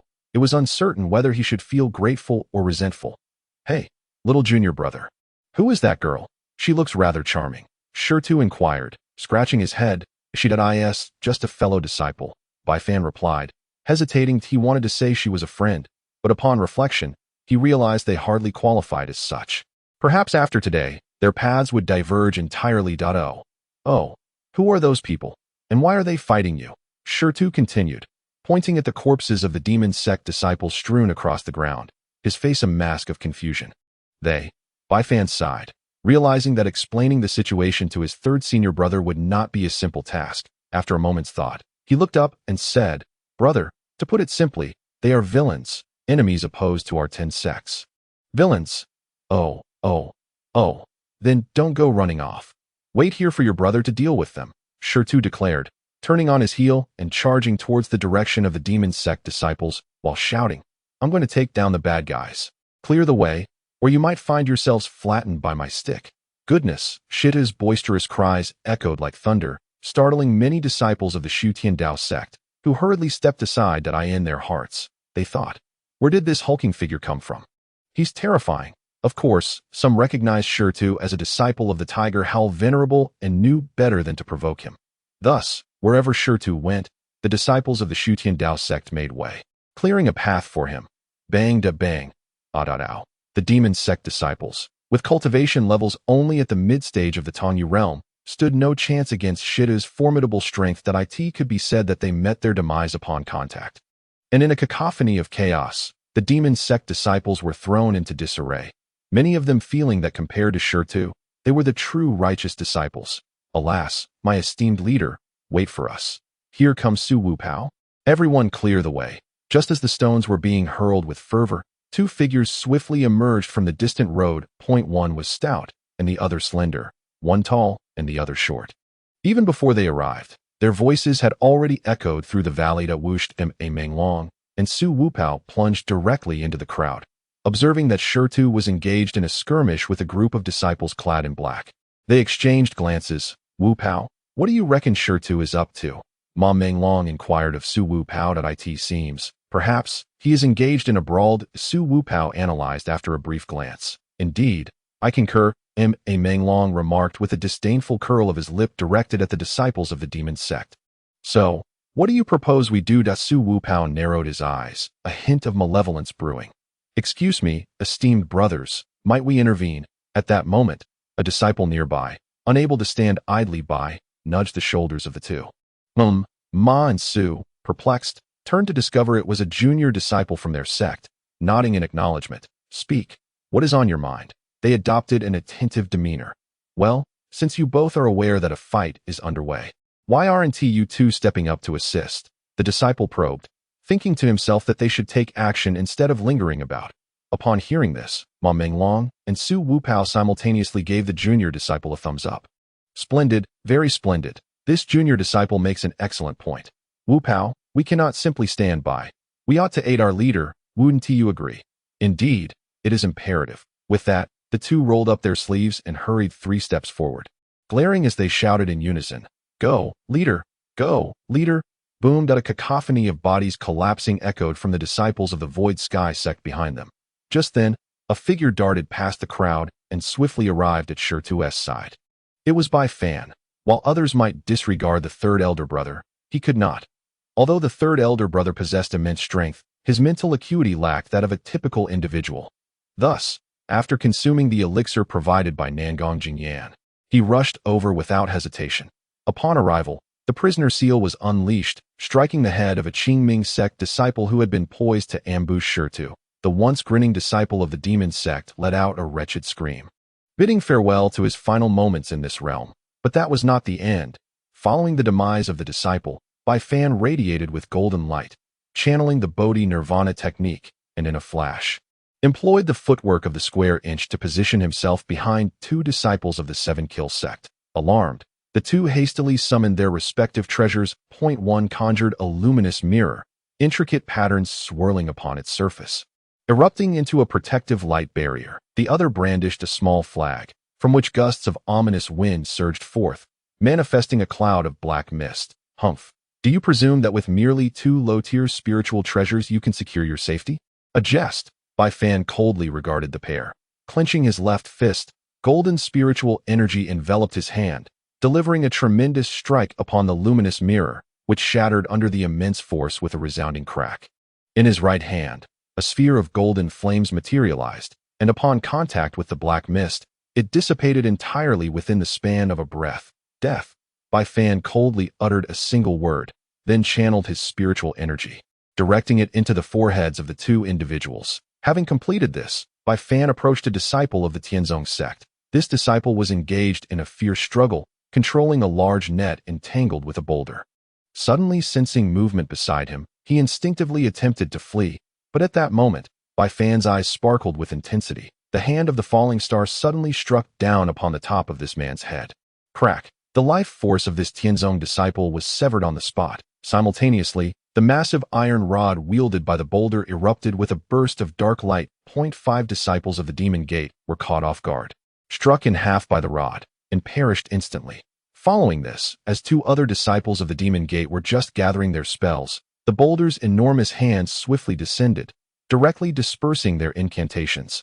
The 2 demonic disciples cried out and turned to flee. Flee? Where could they escape to? Ma Menglong and Su Wupao, those 2 lively characters, one large and one small, had been watching them intently. Thus, as soon as the 2 turned, a magical sword suddenly appeared in Ma Menglong's hand. Flee, with me, the little fatty, around, you won't be getting away. Whoosh, the magic sword sliced through the air, splattering blood everywhere, and Ma Menglong pouted. Too weak, there's no sense of achievement at all. Alas, the world of experts is truly lonely. Another disciple of the Demon Gate was momentarily stunned, not from fear, but from the shock of Ma Menglong's shamelessness. How could such a brazen person exist in this world? This disciple murmured in disbelief. Yet his fate was little better than that of the deceased, for behind him, Su Wupao was charging forward with a sinister grin in his left hand. A blaze of fire flickered, aimed at the back of his target. Slap. Off you go. Su Wupao clapped his hands. Oh dear, they say the disciples of the Demon Gate are terrifying. Yet how could they be such fools? They truly tarnish my illustrious name. Su Wupao. Su Wupao smacked his lips, a look of regret on his face. Nearby, the disciples of the Xutian sect who witnessed this scene were left in a daze, as if encountering these 2 for the first time, instinctively taking several steps back.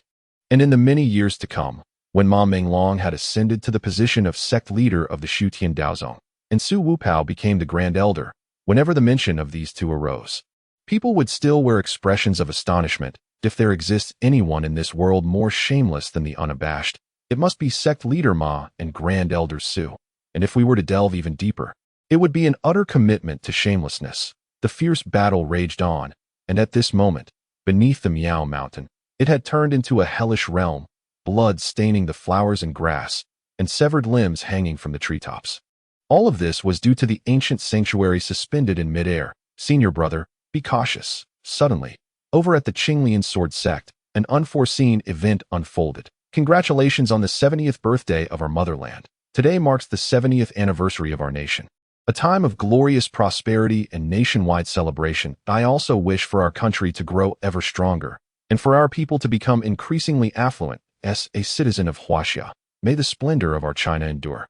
9 calamities. Counter destiny. Congratulations on the 70th birthday of our motherland. Currently being typed. Please hold on for a moment. After the content is updated, kindly refresh the page to obtain the latest updates. Jiuzhou and I Ming novel website full text update. Remember the URL. Jiuzhou and I Ming. Congratulations on the 70 years of our motherland. Currently being typed. Please wait a moment. After the content is updated,